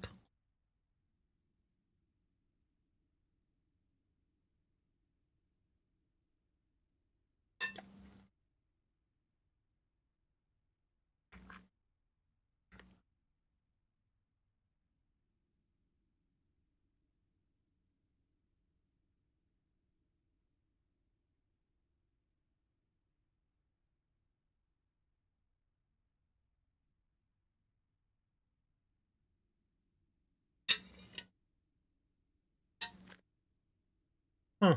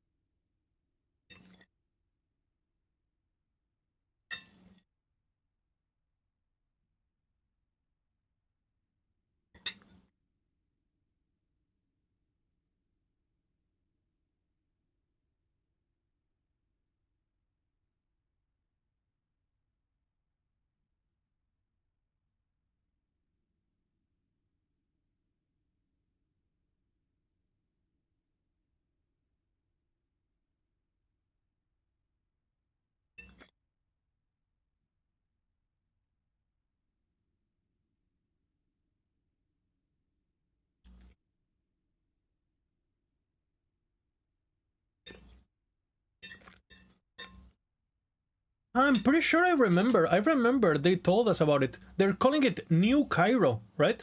And you see it even has like you see it in the city, you see the is it called literally New Cairo? And there is like I was wondering what it was, huh? It's this. When I asked the guide about it, he told me, because we had a guide, right? He told me it was just a new apartment complex that they were building for like rich people. And that's the explanation I got. And I said, oh, okay. So it's just I thought it was the name of a residential area, basically said. I'm pretty sure a lot of the, because the guides have to be approved by the government. I'm pretty sure they're basically, they have like, you can say this, you don't say that, blah, blah, blah. So I'm pretty sure he just lied to me, or he hid all of this. Interesting.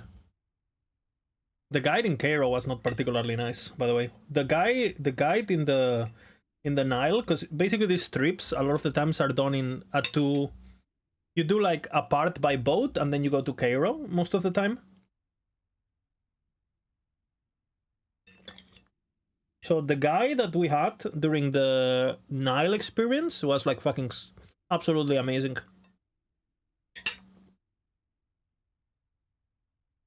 We played this song all the time.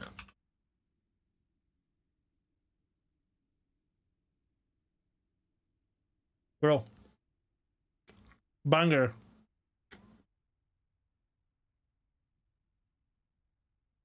Ooh, Satalana. Banger.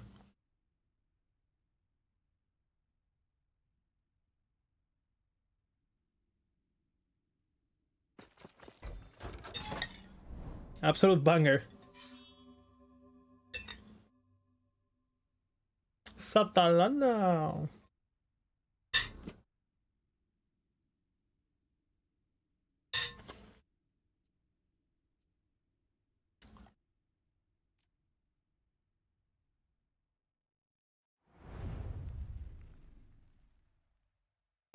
Banger, no?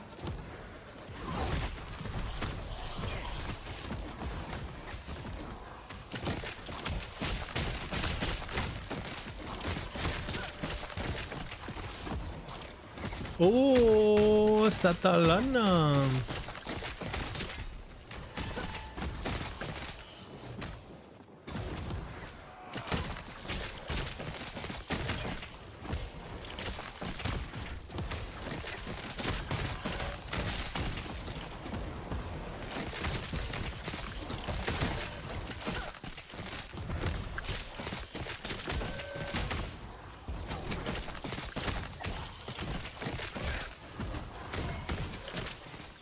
It's good, huh, Jay?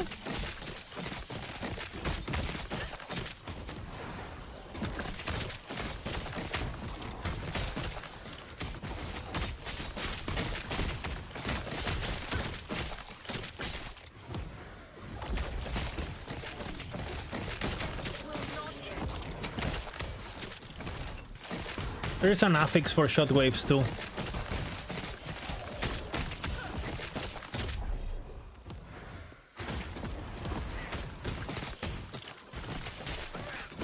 Oh, Satalana. Satalana.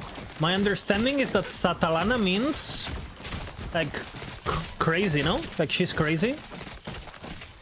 Like, or she's gonna mess with your head or something.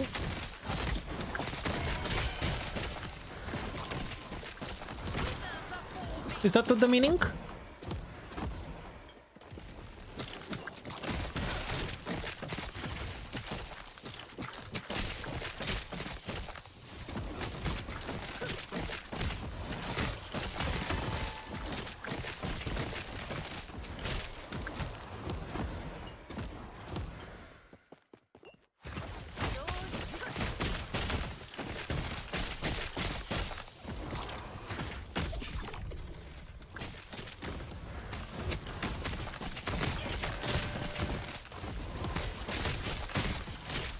Absolute banger.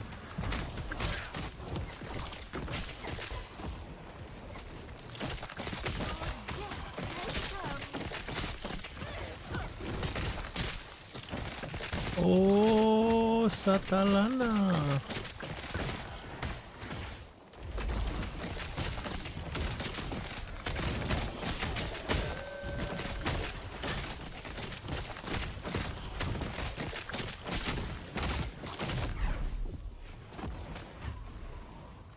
I unironically like that song.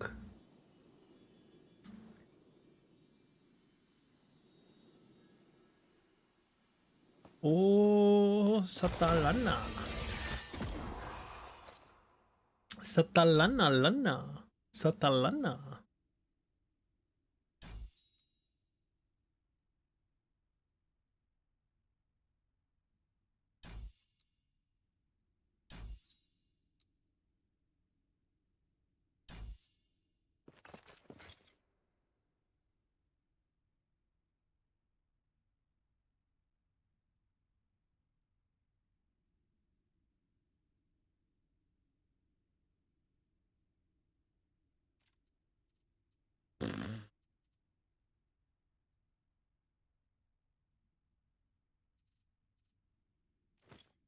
Oh, give me some loot, man. How the fuck I haven't dropped anything?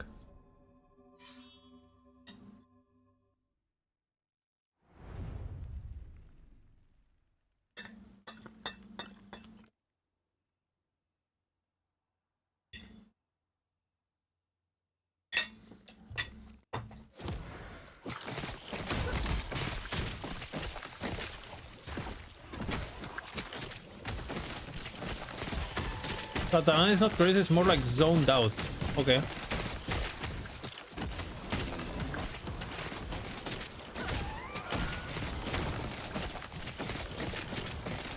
I just think Beastmaster needs a passive that minions can no longer do damage but cannot be damaged. And the name of the passive should be Pacifist Shepherd.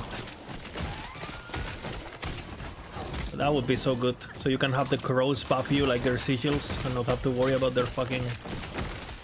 So true.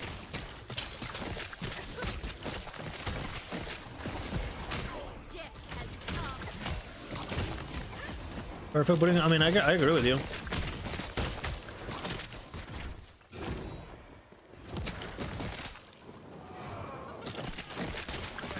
Your minions have been domesticated and no longer want to fight. Instead, they just want to provide care for their owner, you.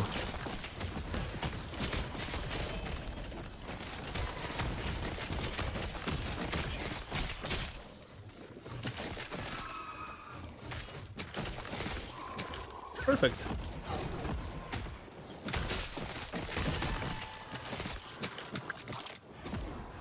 Give us 2 days and we fix the game.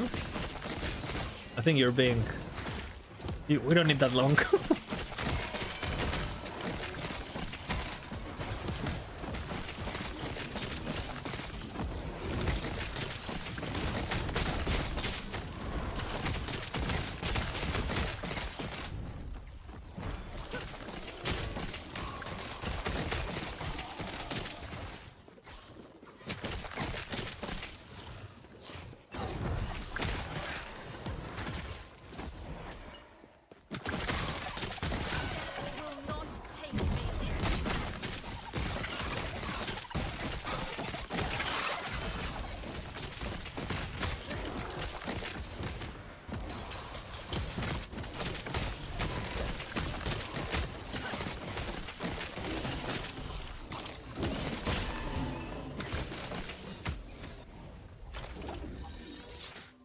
Bring back protections.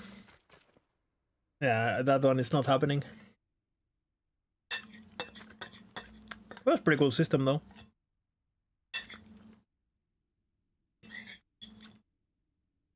At least now overcapping resistances does something on the most cases, right?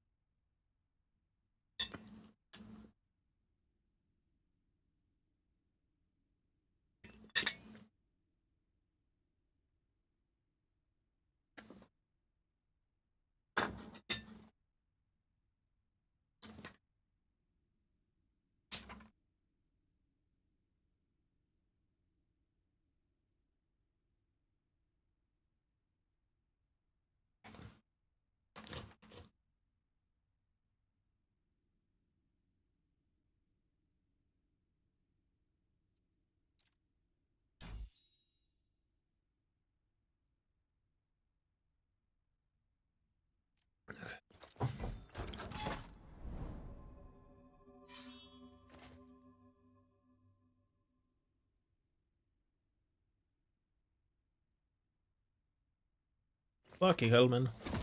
Yes.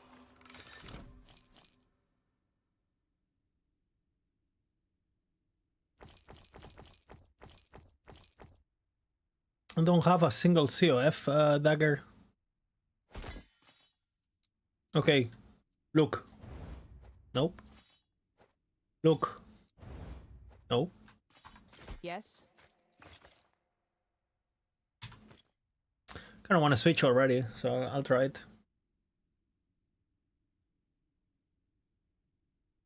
Max resist. Yeah, max resist would be... I mean... It's not as... It wouldn't be as strong as in other games, obviously, right? But it would definitely be something appealing, for sure. I think just visually, I think it's cool. Looking at this number being different, I think it's cool. These items might be your best. Like on Grim Dawn, you have it. And obviously it's OP in that game. But I just think progression-wise, it feels good, no?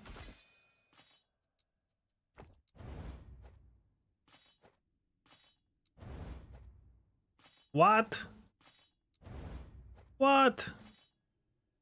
You may find a treasure, my friend. Man. Want to give it another shot? Watch. Are you watching? So think about luck, though. How is this possible?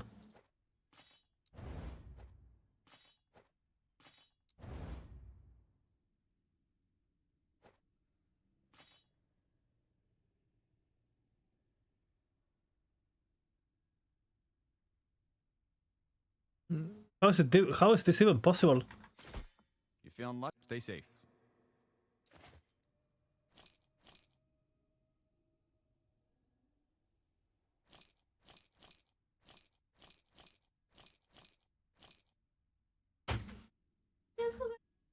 Sí, ya vengo, Vito. Vale, vengo.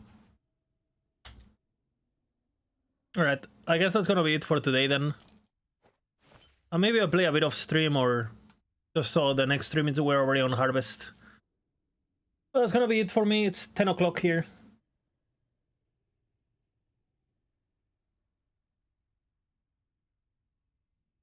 It would be a funny joke if you decided to release 5.5 on 28th of September. I'm saying, like, maybe EAG has inside information. That's why they felt confident dropping the date. But let me tell you, I mean, I don't understand. Mike was saying on stream. Mike was literally saying on stream, we are not gonna release our date until we know what the others are doing, and then out of nowhere, on a fucking post with a dog picture, they just drop the date like it's nothing.